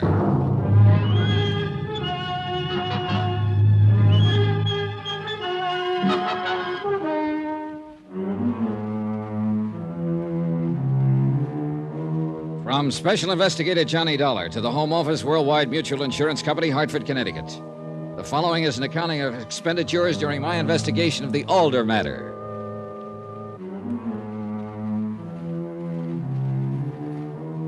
Expense account item 1, $1.35. The price of being taxied to Vic Kelly's office at Worldwide Mutual. For a normally easygoing fella, Mr. K had a bad case of how did I ever get into this? $250,000. That's a big policy. Big. You look like the claim's already been filed. Smile a little, Dad. Yeah, sure. At least fill me in. How much do you know about Billy Alder? Oh, just surface stuff, what the headlines say. Promoter, wildcatter, super salesman. Fellow with a flair for selling anything. Why? Well, that's what's rough. I can't give you too much more than that. He's been in a dozen different businesses, headed up a half a dozen corporations, a couple of bankruptcies, even a nasty court case. He's been flat broke, and 6 months later, been a walking blue chip. Been up and down more times than a yo-yo. Oh, that's a nice life if you can take it. But, feast or famine, he does everything big. Like the $250,000 policy, huh? Well, it didn't seem out of line 3 years ago. It still doesn't. Not with the kind of money he's dragging out of the ground in Venezuelan oil. Hey, this changing of beneficiaries, when did it begin? A little over a month ago. In succession, it's been his wife, his daughter, a brother, back to the wife, and now it's his daughter again. Sounds like a woman trying to make up her mind about a dress. Price tag's a little different. What does it sound like to you? Give me a chance to get down there and look, would you? I mean off the top of your head. Oh, sounds like he's worried. Like he shouldn't buy any long-playing records. Look, Johnny, there's a clause in the policy that lets us investigate irregularities. Go take a look. Just don't expect him to cooperate. He's a big operator-type fella. I don't know. I never met him, but I like him already. What? His style. Any man who uses a slogan like, we lose a little on each deal, but think of the volume. Well, he's for me. I gotta keep him alive. Expense account item 2, $329.88. Airfare and incidentals to Caracas, Venezuela. It was about noon Sunday when the big plane lazed in over the Caribbean shoreline, pointed its nose for the Maguita Airport in Caracas.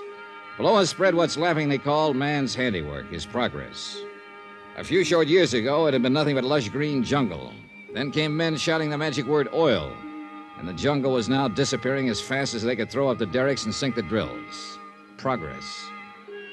A taxi to the Hotel Parayo and a good lunch adds up to item 3, $4 even. I was ready for business.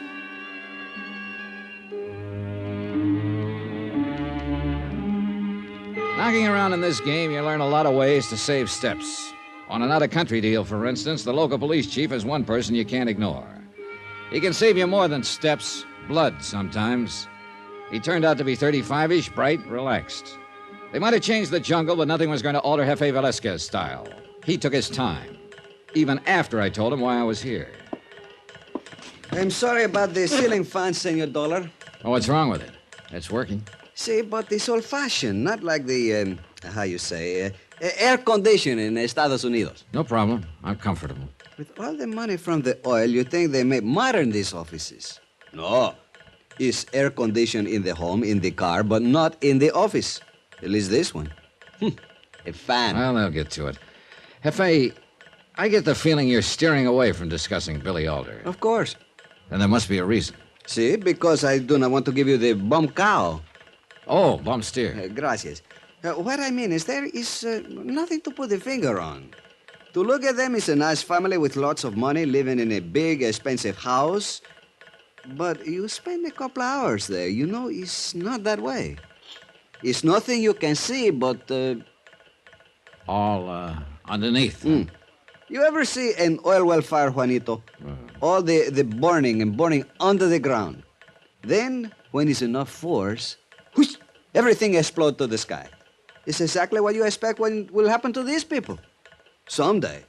And still, it's hard to figure exactly why. Well, that is all. Yeah. Well, thanks. I appreciate what you've given me. Now, what's the best way to get to the house? You go there, huh? That's where the job is. It's easy enough to get to. I tell you how. You mind if I ask a question, amigo? Shoot. In your own office, you got a fan or air condition? When I left him, he was even weighing the idea of spending his own money for an air condition. I went right on spending company money. For instance, item 4, $39.55 deposit and first day's rental on a U-Drive automobile. A 20-minute drive over the autopista, that's a 6-lane mountaintop freeway, less traffic jams, brought me to La Guiara, a clean, scrub-looking suburb on the edge of the Caribbean. The older house wasn't hard to find. Huge and impressive, it sat all by itself on a high promontory jutting out into the sea. I suddenly found that I'd become J. Dollar Intruder, because in the doorway of the house, a very luscious young lady was being enthusiastically and expertly kissed by a handsome young man. My cough must have been pretty frightening because the boy took off around the house like a quarter horse. Not so the girl. She glared angrily as she came toward me. I hope you're satisfied. Well, embarrassed is a better word. I'm sorry about my timing. I'll bet you are. Well, look, miss, Happy now that you've got something to tell my father? Well, go ahead and tell him. If you'd only slow Then down a while minute. you're at it, tell him something else, that he can hire as many detectives as he likes. It still won't keep me from seeing Paul. Well, looks like you'll need track shoes to see him now. Very funny. Assuming that was Paul. Look, I don't... Assuming. Oh, now look, lady, you never gave me a chance to explain. Not too hard to figure who you think I am, but I'm not. My name is Johnny Dollar, and you're right about only one thing. I do want to see your father, but not for the reason you think. Okay? But I'm sorry, Mr. Dollar. Good. Are we friends now? I'm Peggy Alder. Yeah, I figured as much. Would you like to come in and wait, Mr. Dollar? Wait? My father isn't home at the moment. He shouldn't be over an hour, though. Fine.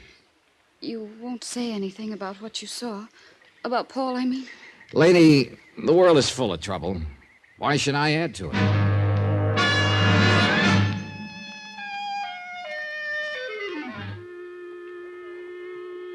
Billy Alder's selling methods may have been wild, high-pressure stuff, but there was taste in his home. And when Peggy Alder put a drink into my hand and led me out to a patio, I was ready to get a drill and go oil hunting myself. Patio? It was a small, exclusive, man-made mountaintop, 600 feet down to the Caribbean on 3 sides. If you were going to have troubles, this was the place to ponder them. Peggy Alder still didn't trust me completely. Inexpertly, she tried to dig out my reason for being there. Gave up after a while, then excused herself when her father showed up an hour later. I'm glad you're here, Dollar. What's wrong? Oh, just surprised. Guess I expected to be tossed out. Why? Kind of delicate asking a man why he changes beneficiaries like some men change suits. I read the policy. Your company is allowed to ask. We appreciate your feeling that way. But it says nothing about my having to answer. No, that's right, it doesn't. But it's hard not to draw conclusions. Such as? You're afraid somebody is, shall we say, gunning for you. But you don't know who.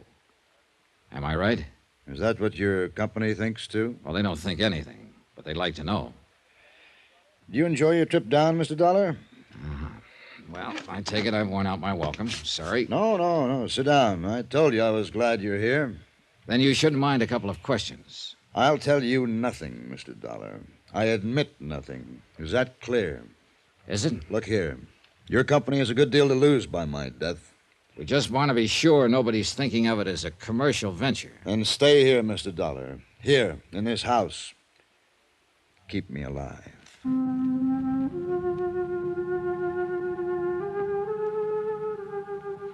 Behind the calm, controlled demeanor, Billy Alder was loaded with fear. The worst kind of fear. The grinding, implacable kind of terror that for some reason has to be hidden. 2 hours later, my bags had been sent for, and I was comfortably settled in a guest room only slightly larger than Pennsylvania Station. By dinner time that night, the only other people I'd seen in the house were the servants. Alder, his daughter, and I sat down to eat alone. I must apologize for Mrs. Alder's absence, Mr. Dollar. She went to the bullfights today. She's staying in town for dinner with the others. The others? We have several guests staying with us. Charming people, Mr. Dollar. Wait till you meet them. I think we can do without that kind of talk, Peggy. You defending them, Father? Guests. Don't you mean leeches, parasites? That'll do. At least they'd have the manners not to start a thing like this in front of Mr. Dollar. You may be excused any time you like. Gladly. Incidentally, thank you for disobeying my orders to keep Paul Kincaid away from this house. You told him after you promised. Mr. Dollar told me nothing. You seem to forget that servants have eyes and ears. I'm sorry. Didn't mean to embarrass you, Mr. Dollar. That's all right. Kids. Can't do anything with them these days. Headstrong, no sense of values. That Paul Kincaid, an oil field foreman. Can you see him fitting in as Peggy's husband? Into Billy Alder Enterprises? Quite a step up, if he can make it. Believe me, he never will.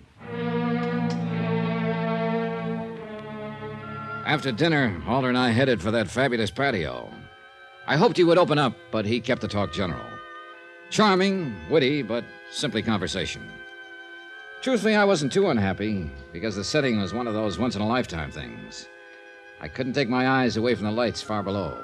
The glittering shoreline stretching from Carneiro all the way to Puerto Cabello. That's when it happened. The bullet smashed into the wooden canopy support just inches from Alder's head. So close that the splinters flew, buried themselves in his cheek. Mr. Alder, you all right? I think so. Stay here. I raced back through the house, headed for the front entrance as fast as I could. Outside, I tried to stare through the darkness into the only direction from which that shot could have come, the rolling jungle slope of the promontory. Sure, it looked deserted, but I knew it wasn't. Someone had to be out there, with 5 more bullets in his gun and murder in his heart.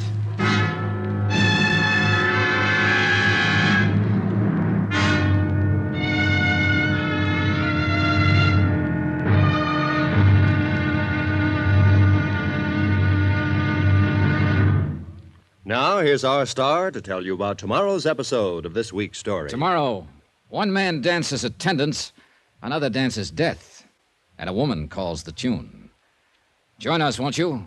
Yours truly, Johnny Dollar.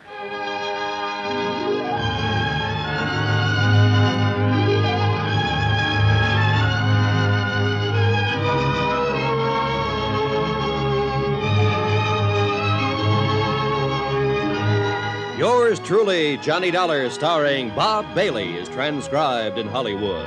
Written by Tony Barrett. It is produced and directed by Jack Johnstone. Be sure to join us tomorrow night, same time and station, for the next exciting episode of Yours truly, Johnny Dollar.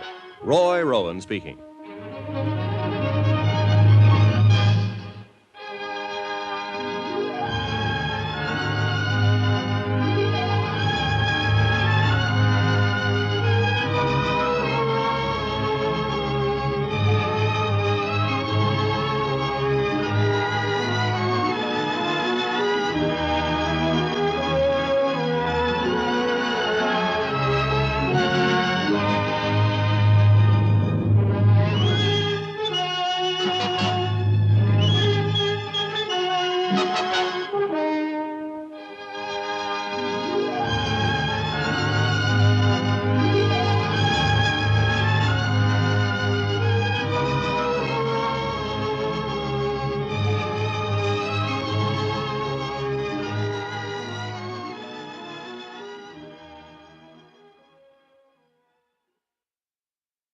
From Hollywood, it's time now for...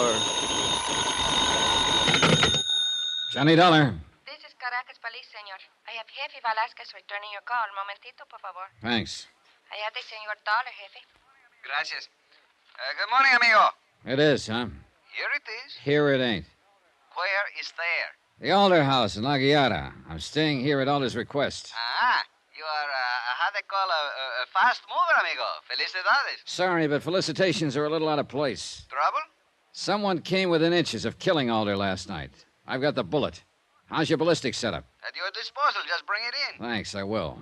Maybe it's got something to say. I hope you're right. But, amigo. Yeah?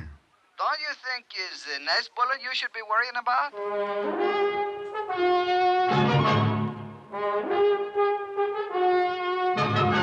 Tonight and every weekday night, Bob Bailey in the transcribed adventures of the man with the action-packed expense account, America's fabulous freelance insurance investigator. Yours truly, Johnny Dollar.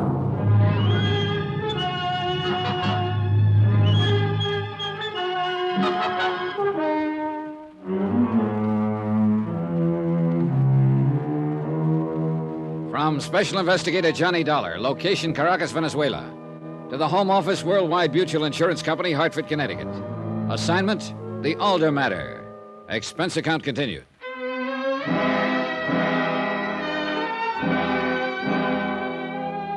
Expense account item 5, $5 even. Tip to one Nachos Gomez, servant in the big Alder house. For a good reason. He hadn't liked the idea of my prowling the slope alone last night looking for someone with a gun. He'd insisted on joining me. True, we hadn't found anything, but he'd been there. $5 isn't much to pay for a friend, and I had a feeling I could use one. I ate breakfast alone. Alder had already gone to his office, and the rest of the house was asleep. Nacho's breakfast tray rattled when he saw the money. For me, Senor Dollar, why? Oh, call it appreciation. You didn't have to follow me out there last night. Well, you could have been hurt, Senor. You don't know the slope is a long drop to the bottom. Yeah, and lumpy. I didn't expect money. I did not do it for that. I know that. Go ahead, take it. Mil gracias. Something... I tell you something, senor. When you go running out there last night, I was sure you would find nobody. Oh, why? Well, you saw for yourself. Too much, how you call it, bushes, too thick. They could be standing right next to you and you wouldn't know. Then why did you come streaking out after me? I told you. It's a long way down. One wrong step and psst. In the States, that's an old joke. The punchline is, watch that first step. It's a beaut.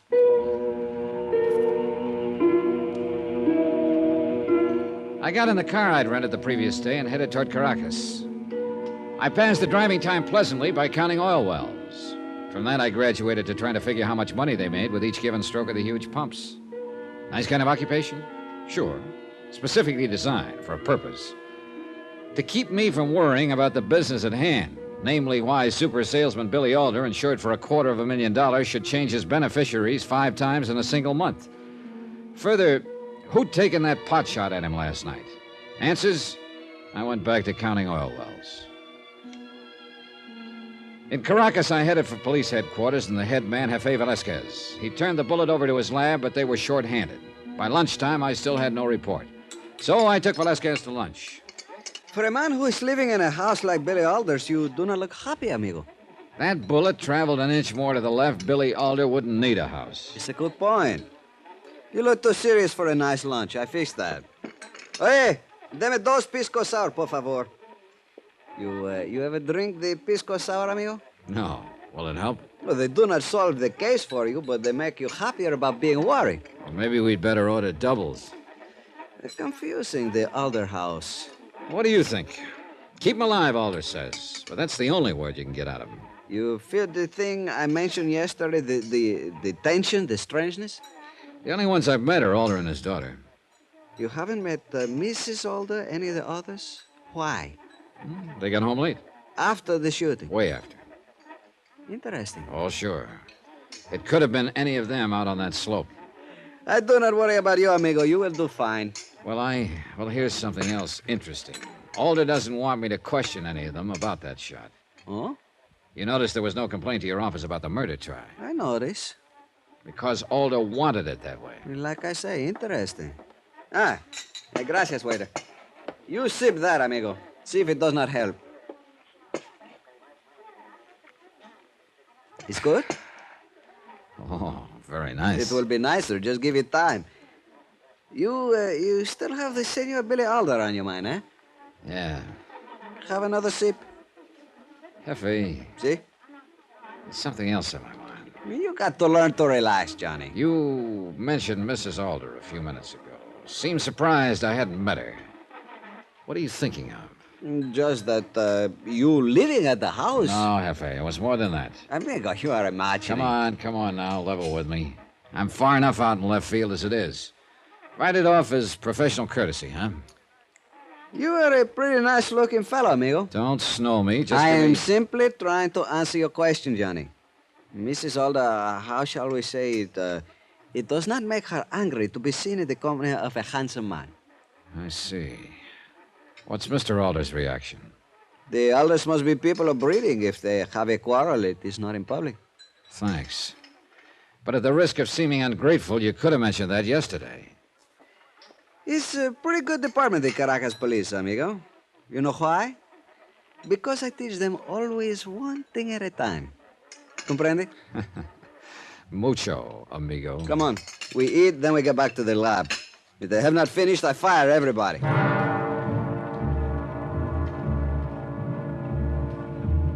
Expense account item 6, $14.85. Velasquez drank enough pisco sours to float the Normandy. Back at the police lamp, I wished I'd kept pace with him, because all they could tell from the bullet was that it had come from a Luger. And Velasquez pointed out there must be a couple of thousand Lugers in Caracas. I headed back for the Alder house at La Guerra. Unless the members of that happy household slept all day, somebody should be alive and stirring. And they were people I wanted to meet badly. But I almost didn't make it. As I approached the main gate, I noticed another car parked along the side of the road about 50 feet from it. Suddenly, it roared into life, shot forward, screamed to a stop, and cut me off, almost piling me into the entrance pillars. You darn fool, what's the matter with you? Plenty. You know who I am, Dollar? I know this. If you ever try a stunt like that again, I'll ram those pearly teeth right down your throat. Tough guy, huh? There's an easy way of finding out. Well, we'll get to that in a minute. I asked you if you knew who I am. Sure I do. Paul Kincaid, the lad who was smooching with Billy Alder's daughter yesterday. You taking bows? You just couldn't wait to tell Alder about it, could you? Your girl's been telling you lies, Kincaid. I just happened to be there. If you don't want to be seen, don't neck in doorways. Now, just a minute, Dollar. And speaking of people in wrong places, I thought you were a foreman in the oil fields.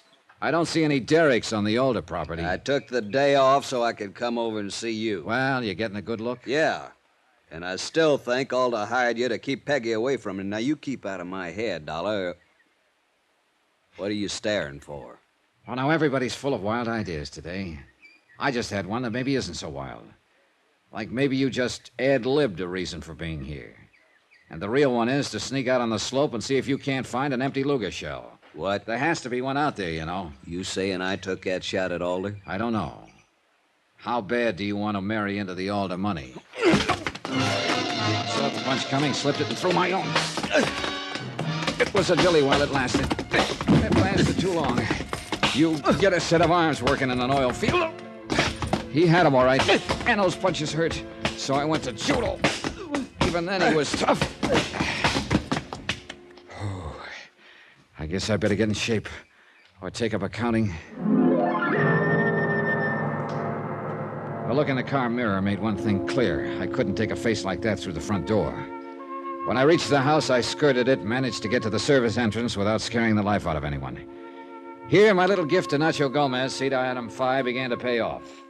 He hustled me up to my room by the back stairs, and without waiting to be asked, he got busy with bandages and things. You win, senor? Oh. Would you believe it if I said yes? Only through politeness, I think. Oh, perdóneme, senor. That one was pretty deep. Caray. Yeah, what's the matter? I was just thinking, if you really win, I hate to see the loser. Thanks, but I can do it without seeing him again. That is about the best I can do, senor. Yeah, well, okay, thanks. Oh, no es nada. Con su permiso, senor. Sure, just tell me one thing, will you? Is anything going on downstairs? Well, how do you mean, senor? Well, that racket we hear coming up. Racket? Oh, you mean El Montante. Montante? The bullfighter? The finest matador in the world, senor. Did you not know he's the guest of the house? He's staying here? Oh, sí. The senor and Senora Alder, they're big aficionados. They love the corrida. New style, isn't it? Fighting bulls in the house? No, senor. Montante, he just gave a demonstration of the passes. with the cape, you know? Uh-huh. Oh, it's beautiful. Why you not go down and watch, senor? You see, you will enjoy. It's lovely, the fine bullfighter. Anybody ever asked the bull about that? After Nacho's gentle ministrations and a quick change of clothes, I must confess I looked slightly more like a human being again. Slightly. Anyhow, I wandered downstairs, headed for the huge living room. And it was like walking into another world, alive and pulsating to the music from a record player. 5 or 6 people stood around, hypnotically beating time, their eyes glued to the great El Montante, a handsome Spaniard who skillfully worked a bullfighter's cape in the center of the floor. Nacho hadn't exaggerated. Montante was beautiful to watch. But the feeling wasn't unanimous. Billy Alder and his daughter Peggy were the only people in the room I knew, and though they beat time with the others, they both shared the same expression on their faces. Intense dislike for the man with the cape. As I shifted my attention to them, a woman tore reluctant eyes away from the matador and moved quietly toward me. She wasn't really beautiful, but tremendously chic, for want of a better word, and that made her seem beautiful.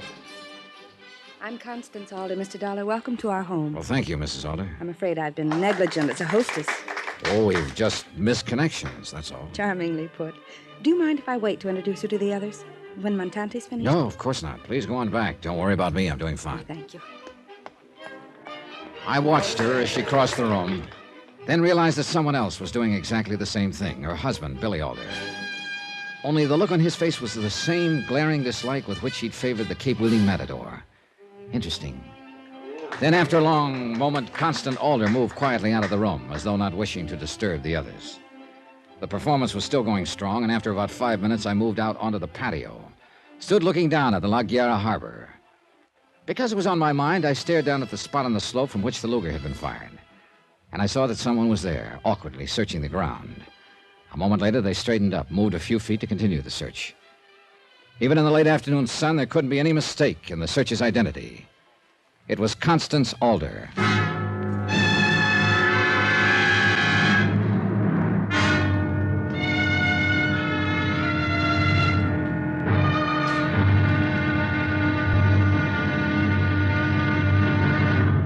Now, here's our star to tell you about tomorrow's episode of this week's story. Tomorrow, 2 sides of the same old yarn.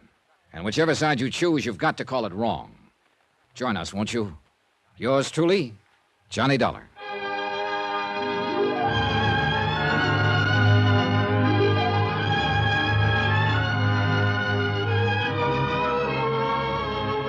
Yours truly, Johnny Dollar, starring Bob Bailey, is transcribed in Hollywood. Written by Tony Barrett, it is produced and directed by Jack Johnstone.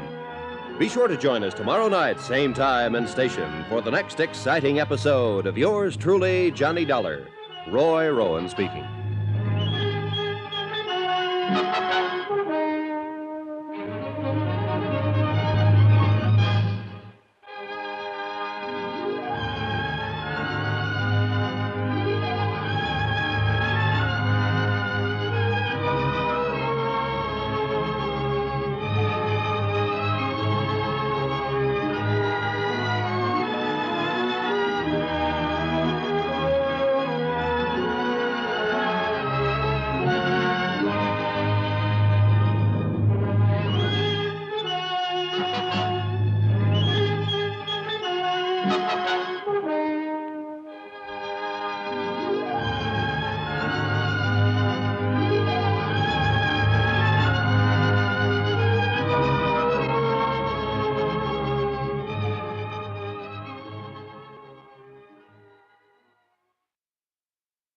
From Hollywood, it's time now for...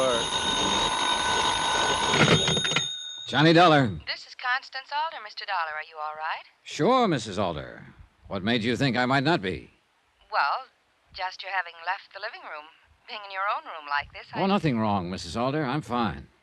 I'm sorry El Montante took so long with his cape handling demonstration. I hope you weren't bored. Not in the least. He's very good. But you did leave. That isn't necessarily a sign of boredom, is it, Mrs. Alder? You left before I did. Yes, of course. The hostess has to keep busy, you know. Sure. And like I said, I wasn't bored. I only left because I wanted a little air. I went out on the patio for it. I'm Wonderful spot, Mrs. Alder. You can see everything. The harbor, the slope down from the house, even anyone who might be on it. I want to see you, Mr. Dollar. Talk to you. That figures. Where? Your car. Half an hour.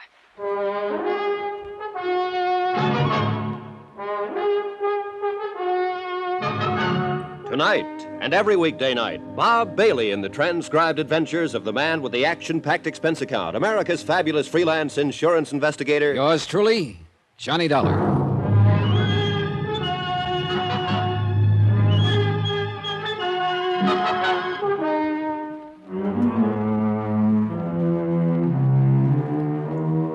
From Special Investigator Johnny Dollar, location Caracas, Venezuela, to the Home Office, Worldwide Mutual Insurance Company, Hartford, Connecticut. Assignment, the Alder Matter. Expense account continued.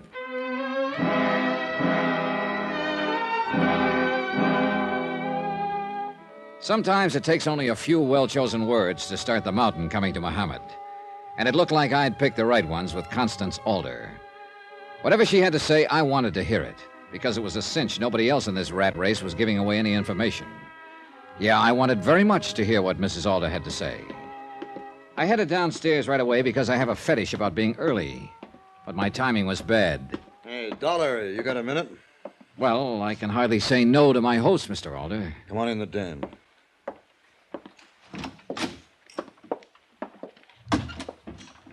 Anything the matter?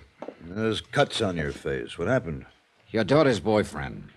Paul Kincaid? Yeah, he's got the idea you hired me to bust up their little romance. He didn't like it. That idiot.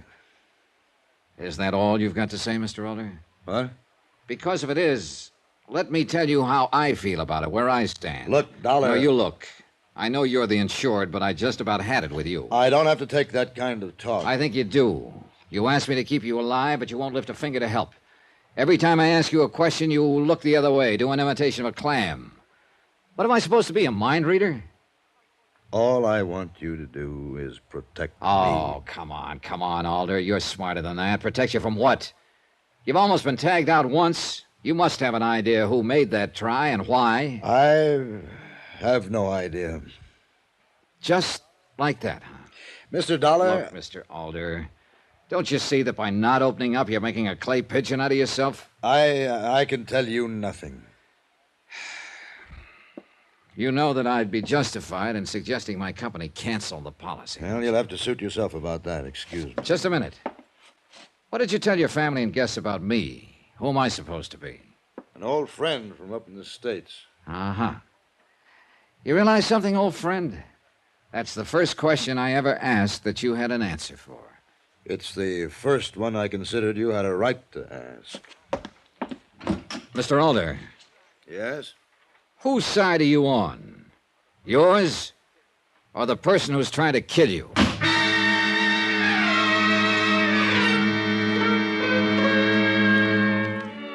Oil-rich Billy Alder, business mind par excellence, super salesman deluxe, the man who could sell or talk you into anything. But could he say one word that might keep another bullet from coming his way? It sure didn't look like it. I left the den, was just starting out to my car to meet Mrs. Alder. I must have been real anxious for our chat because I suddenly realized I'd forgotten my car keys. I hurried back upstairs and at the top almost bowled over a woman who was about to come down. Oh, I'm so sorry. My fault. That's all right. No, I should have looked where I was going. Here, are you hurt, Miss? It's perfectly all right. Excuse me, please.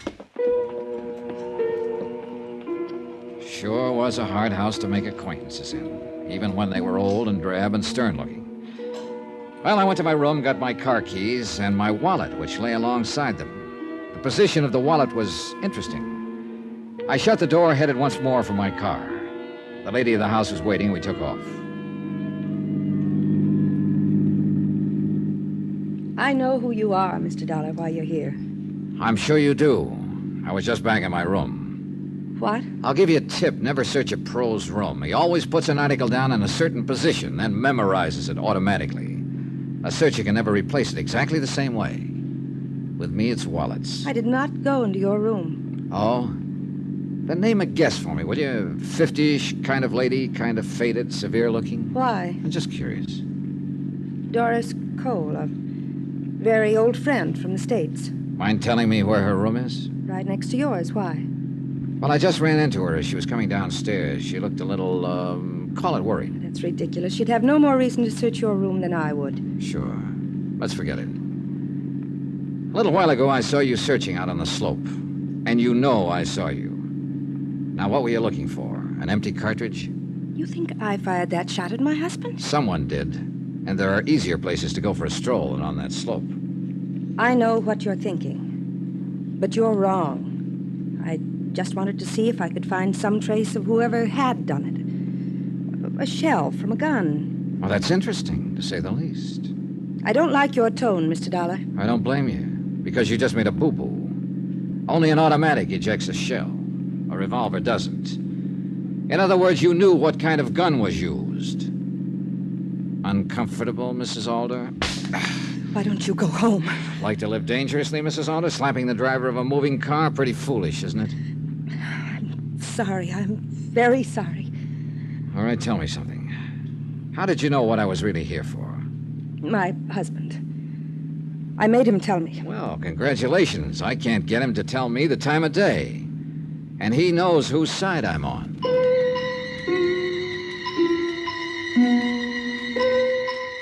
We rode back to the house without exchanging another word, and one thing was obvious.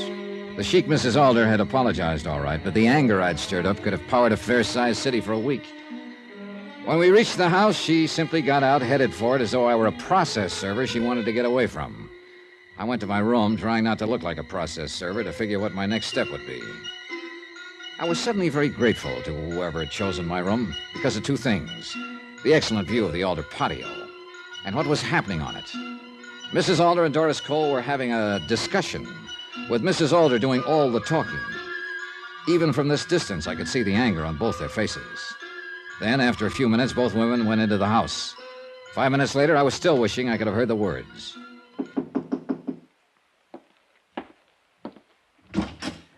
Well, Miss Cole, won't you come in? Well, I only stopped for a moment. Glad you did. I just wanted to apologize for my behavior when we ran into each other on the stairs a little while ago. Oh, nonsense. It was my fault. No. I meant, well, I was so brusque and, well, I just don't know what I could have been thinking of. Oh, you were nothing of the kind. Don't worry about it. You're very nice about it. Very nice. Well, excuse me now, won't you? Oh, sure thing, Miss Cole. Thanks for taking the trouble. Yes. I watched her as she hurried down the hall. An awkward woman who left you with one strong impression, that she had little feel for the social graces. The impression was emphasized about 2 minutes later by a second visitor, one who knew all about the social graces, Constance Alder, all smiles and charm. I'll bet you thought we ran out of food, Mr. Dollar. I was kind of wondering. Blame El Montante. Does he eat everything in the house? Oh, not quite. He just refuses to allow dinner to be served. Insists that tonight he's the host, that it's his evening. Oh, what does that mean? Dinner in town, the highlight matches, and night clubbing afterward. He simply won't be refused. Insists that everyone in the house be his guest. Sound attractive? Well, it would be pretty hard to say no to an offer like that. Good. Don't be long. Everyone's dressing like mad. Should be quite an evening. It was. Montante was acknowledged to be a great matador. He had just as much class outside the arena. He ordered a dinner, and it was gourmet time. He placed our bets at the highlight matches, nothing but winners. And at the nightclub, nothing but champagne. For a group of people living in a house loaded with tension, it was a ball. And a lot of it was because of the matador's quiet, easy manner. He was a man who knew how things should be done and did them. It was pretty tough not to like him. Constance Alder seemed to feel the same way, her eyes always on him. But the matador himself was never once out of line. Never said or did anything that could possibly offend Billy Alder. And for a busy host, he was observant. I found that out while the others were dancing. Perhaps I can answer the question, Senor Dollar. I haven't asked one, Senor Montante. In words, no. But it's not difficult to interpret. You watch Mrs. Alder, then me. Then a question is in your eyes, no? You're a pretty sharp fellow, Senor Matador. And a gentleman, senor. I do not pursue other men's wives. The question is answered? Partly. What happens when you're the pursued? I see. Senor Dollar, women with money but without great beauty, they try to compensate. each in her own way. Hers is not unusual. Acquisition. The company and attendance of a man who is presentable, admired. I am not unknown in the arena, so for the moment it is my company. Tomorrow, a better-known companion, if one should appear. As simple as that. It's sad, no, senor? And a little embarrassing. Thanks. And I'm the one who's embarrassed. I thought your eye was on the Alder fortune. Senor, you know what I receive for a Sunday afternoon in any Latin American country? $10,000. Sometimes more. Your question is answered, senor? Well, not quite. Where does a fella take bullfight lessons? Like I said, the evening was pleasant, but it was still a job. Watching Doris Cole now, awkwardly dancing with Billy Alder, I kept thinking of her argument with Mrs. Alder, her furtiveness. I felt sure she'd been the one who'd searched my room, and there would never be a better chance to return the compliment. So I developed a sudden killing headache, and over the protests of the others, said goodnight and grabbed a cab for the Alder house in Aguilera. In Miss Cole's room, I did a hurried but thorough search and came up with two things that proved real interesting. A passport with Doris Cole's picture, but made out to one Dora Jansen, and an unsigned letter postmarked New York. In a quick scrawl, it said simply that the Caribbean Star would arrive in La Guerra on the 17th. I'm sorry about your headache, Mr. Dollar, but there is no aspirin in my room.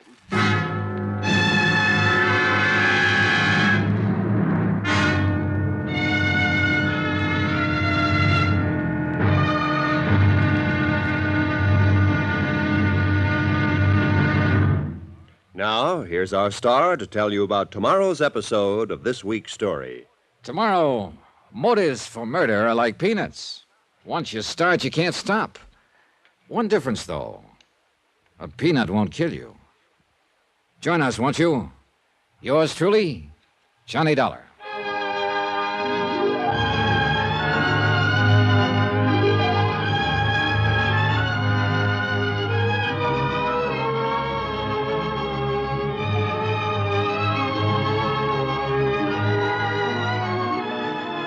Yours truly, Johnny Dollar, starring Bob Bailey, is transcribed in Hollywood. Written by Tony Barrett, it is produced and directed by Jack Johnstone. Be sure to join us tomorrow night, same time and station, for the next exciting episode of Yours truly, Johnny Dollar. Roy Rowan speaking.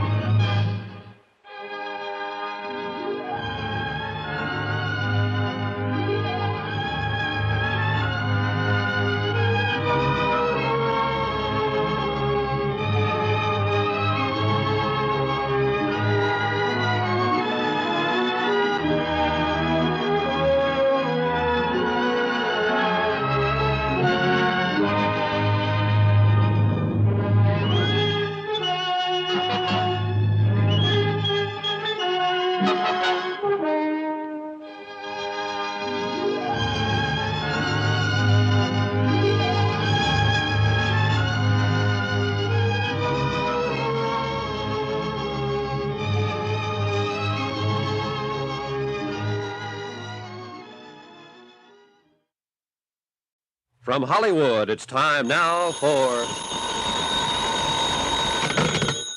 Johnny Dollar. Dollar? There's Alder here. Must be something the matter with the house phone. I thought I rang a different room. Doris Cole's room, Mr. Alder? Well, yes. That's what you got. Now, see here, Dollar, you're not questioning that woman, badgering her. We were simply discussing two headaches and the value of aspirin. Want to speak to her? I just wanted to be sure everything was all right. Both of you running out of the nightclub with headaches like that. Oh, everything's fine. I'd like to speak to you, though. Sorry, it's late. I have a long day tomorrow. I'm afraid it's important. Good night, Dollar. Are you thinking of arresting me, Mr. Dollar? I'm not a policeman, Miss Cole. You act like one. Answering my phone, sneaking into my room while I'm gone. That evens the score, then. You had a quick look through mine earlier in the day. Mr. Dollar. Just what were you looking for, Miss Cole?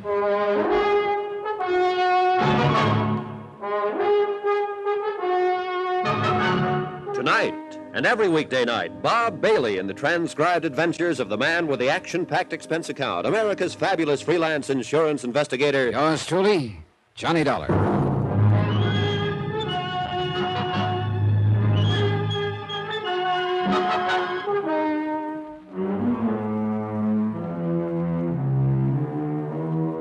From Special Investigator Johnny Dollar, location Caracas, Venezuela, to the Home Office Worldwide Mutual Insurance Company, Hartford, Connecticut. Assignment, the Alder matter. Expense account continued. Back in my own room, after saying goodnight to a sullen Doris Cole, I didn't feel the slightest qualms about having invaded her room and lying about the reason for it. Why should I? The people in the Alder house didn't seem too concerned with the truth. In fact, the whole case seemed to be a question of lie or say nothing. Consider, Billy Alder had been shot at, indicating he had a good reason to change beneficiaries 5 times in a month. And still, he was the original say-nothing fella. Keep me alive was all I could get out of him. His wife had lied, his daughter had lied, and Doris Cole, an old friend of the family, had just proved to be a walking lie. The passport I'd found in her room had her photograph, all right, but it said she was Dora Jansen. An unsigned letter in the same drawer had stated simply that the Caribbean Star would dock tomorrow. I got into bed, and an odd thought hit me. If the Caribbean Star didn't dock, would the steamship company have joined the Liars Club, too? Expense account item 7, 10 cents. One newspaper bought on the La Guiara docks early next morning. My Spanish is pretty nothing, but I could read the important thing, that the Caribbean Star was due at noon. With time to kill, I drove into Billy Alder's office in Caracas. He hit the ceiling when I told him about Doris Cole's passport. I was suddenly glad I'd mentioned nothing about the letter. Dollar, how dare you search the room of a guest in my house? How dare you? Just returning a courtesy. What? Mine was searched thoroughly. Well, that still isn't any reason for your behavior. Oh, one-way ethics, Mr. Alder? I've told you repeatedly, Dollar. There's only one reason I want you here. I know. Keep you alive. But how? With handcuffs on? Now, suppose I told you to find some oil, then refused to let you dig any holes in the ground. You'd begin to smell a rat, wouldn't you? What are you talking about? Just about everything in this. Look, I have a very busy day. Who is Dora Jansen, Mr. Alder? And why does she call herself Doris Cole? You're making too much of nothing, Dollar. It isn't a crime to use another name. That depends on the reason, doesn't it? She's an old friend. Oh, who isn't? Dollar, Aren't you tired of that tune? For a man who's afraid for his life, you've got more old friends than anyone I ever knew. Also, I haven't noticed anything particularly friendly between you. Yeah, she's not a well woman, Dollar. I don't want you bothering. You don't want me bothering anyone. Exactly. Not even the one who fired that shot at you. So I can't help getting an impression that you have a pretty good idea of who it might have been. I told you I was busy, Dollar. Yeah, but it's what you haven't told me I keep thinking about. Dollar. What? Did you find anything else in that room beside the passport? Why, Mr. Alder, what's happened to your sense of ethics? There was still plenty of time before the Caribbean Star would be docking, and Billy Alder's reaction had dictated my next move. The cable office in La Guiara suddenly seemed like a very important place to visit. There were too many silent mouths in Caracas, and I needed one that had something to say.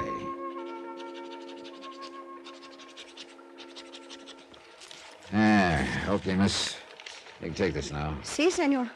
How you like this to go? Don't spare the horses. Okay. Cable, rush. Si.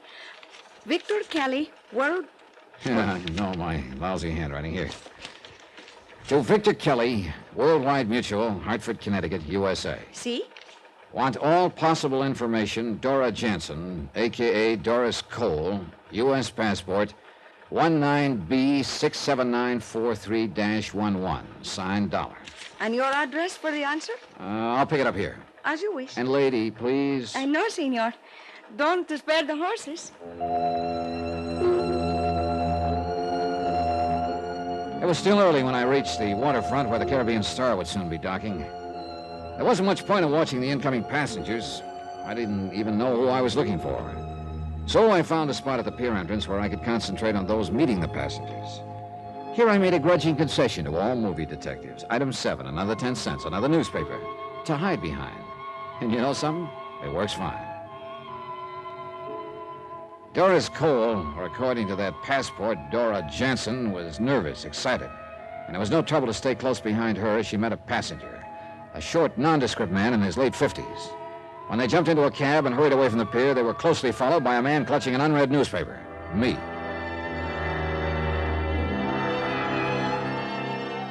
The trip was a short one, about 6 or 7 blocks away. The cab in front pulled up at a cheap hotel on the waterfront. I circled the block once, got rid of my cab, and wandered into the dismal lobby.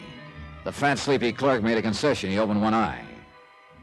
See, you look for something. Yeah, that gentleman who just came in, I had an appointment with him. Oh, darn it, I must have left the slip of paper with his name on it in my hotel. I can't find it. It's too bad. You know, the gentleman who just went up to room. Yeah. You want me to say the number now, huh? Don't you think I ever been to a movie? Oh, no, really, you can save me a lot of embarrassment. You've got it right there on the register. See? Mind if I have a look? I mind. Look, friend. When was the last time you got anything for free, friend? Oh, why didn't you say so? I was trying not to offend you. Here. Here, let me see. You play blackjack, senor? How you call it? 21? Yeah, why? Like they say. Hit me again. Oh, you're rubbing it in. See? You want to do business or no? Item 9, $10. Market schmear, schmooze, or just plain graft. He pointed an oversized forefinger at a name on the ledger, lost interest in me, went back to sleep. Arthur Singer, it said, room 8. I went up the stairway. A few seconds later, I moved as quietly as I could down the grimy second-floor hallway, stopped at the door of number 8. At first, I heard nothing. Then, after a long minute, the voices began, angrily, as though resuming an old argument. I don't know. Then let me handle it. No, but what about him? Suppose he What knows. if he does? You want it all to go for nothing. Now, you listen to me. I know what I'm doing.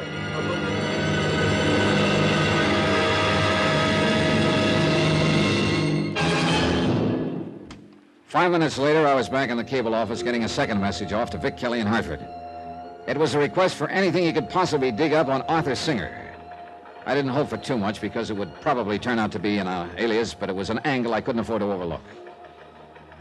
You're not back for answers so soon, senor. Oh, no, I just want you to get this one off. Same fella. And same way, no spare the horses? That's it. And thanks. It's nada. Oh, senor, I want to ask you something. Shoot. Your business partner, did I do something to displease him? He seemed so angry. My who seems so what? Well, he was so nice at first, but after he read the message... Wait a minute, hold everything. First of all, I have no business partner. Oh, then I make terrible mistake. Oh, just tell me what happened. Well, this man, he come in less than a minute after you leave, was very nice. Yeah? Said he was your business partner, that he'd just leave you. You were worried because you forgot whether you say something in the message you just sent. Then you asked him to check it for you. Uh-huh. He seemed to know what he was talking. So you showed it to him. Then? That is when he got so angry. He just put it down and leave. What did he look like? A little less tall than you, and he have gray hair. Eyeglasses? See, eyeglasses. Gray suit? Si, senor. Gray suit. You know him. I'm beginning to wonder if anyone really does. I am so sorry for my mistake, senor. Oh, forget it. It wasn't your fault. Just send that second message. Si, senor. About the answers. Send them to me at William Alder's house as soon as you get them. Maybe we'll read them together. Sure. Billy Alder was my new business partner. Alder, the original close-mouthed fella. But it looked like there was nothing wrong with his brain or his eyesight. Then suddenly I didn't mind that he'd read my message to Vic Kelly, because a frightened man usually reacts at the extreme ends of the scale. He'd been at the let's do nothing end. Maybe he'd now go the other way. There was one more step I could make on the waterfront, so I made it. My credentials presented at the steamship offices got me a look at the passenger list of the Caribbean Star. The name Arthur Singer wasn't on it. I started down the small waterfront street to where my car was parked. My mind was full of Billy Alder and the pieces of this crazy puzzle, tugging one way, pulling another. Trying to make sense out of it somehow, I used some sort of slide rule where logic could be a solid base. No matter how I twisted it, I knew one thing. It just wouldn't work. I didn't have enough yet to make it work. I was just reaching for the door handle when I saw his reflection in the car window. The man who'd sneaked up behind me, blackjack raised high in the air. The blackjack was just insurance. He was tough enough without it. I finally worked him to the side of the car, managed a half Nelson, and let the car door workers my blackjack. 5 seconds later, an officer came rushing up, and 5 minutes later, I sat in the office of Jefe Velasquez, chief of police. You feeling all right now, amigo? Yeah, sure. What did you get out of that blackjack artist? Just what I expected. Still won't say who hired him, huh? You have to understand this kind of fellow, amigo. I do, huh? What I mean, he's asesino pequeño, you know? Cheap hood, mobster? Si. For extra 2 bolivar, maybe 3, he would blackjack his mother. He claims he does not know who hired him, that he is to get his money in a letter. That went out with spats. Okay? I say he's lying. Of course, but he will stick to the story because he knows he will get the same sentence whether he tells or he does not. A cheap hood won't usually cover for somebody else. This kind does, amigo. Otherwise, he would never be hired again. I'd give a lot for a few minutes alone with him, Jefe. Sorry, Juanito, but I like my job. Just wishful thinking. Not hard to understand. Well... You are leaving? Not getting anywhere sitting here. You sure you haven't got business somewhere else? I got an awfully big yen to talk to that thug. You know, I got a hunch. Forget it, amigo. It's like I say. If you ask him on a Monday what is the day, he must tell you Tuesday. You could beat him to death, he will still say Tuesday. Is the way they think. Jefe, a favor. If I can. Suppose I don't prefer charges. Would you put a tail on him when he leaves? Johnny. Look, I know it's 1,000,000 to 1 against the hood doing a rough-up without the money in hand, but if he hasn't collected you... Come, amigo, like you say, 1,000,000 to 1. I know I'm grabbing at straws, but just in case, Jefe. Come on, huh? Okay. Good, thanks. Hey, where do you go? Back to the cable office. Oh? Yeah. And if a man in Hartford has nothing to say, I've got a permanent seat behind the 8 ball.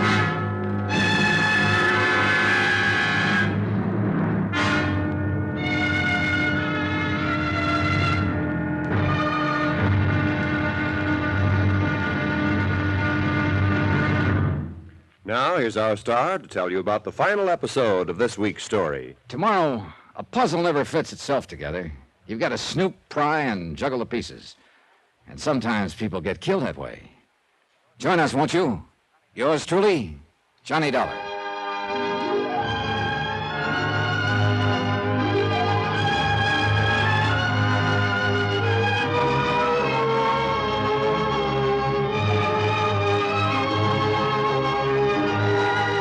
Yours truly, Johnny Dollar, starring Bob Bailey, is transcribed in Hollywood. Written by Tony Barrett. It is produced and directed by Jack Johnstone. Be sure to join us tomorrow night, same time and station, for the next exciting episode of Yours truly, Johnny Dollar. Roy Rowan speaking.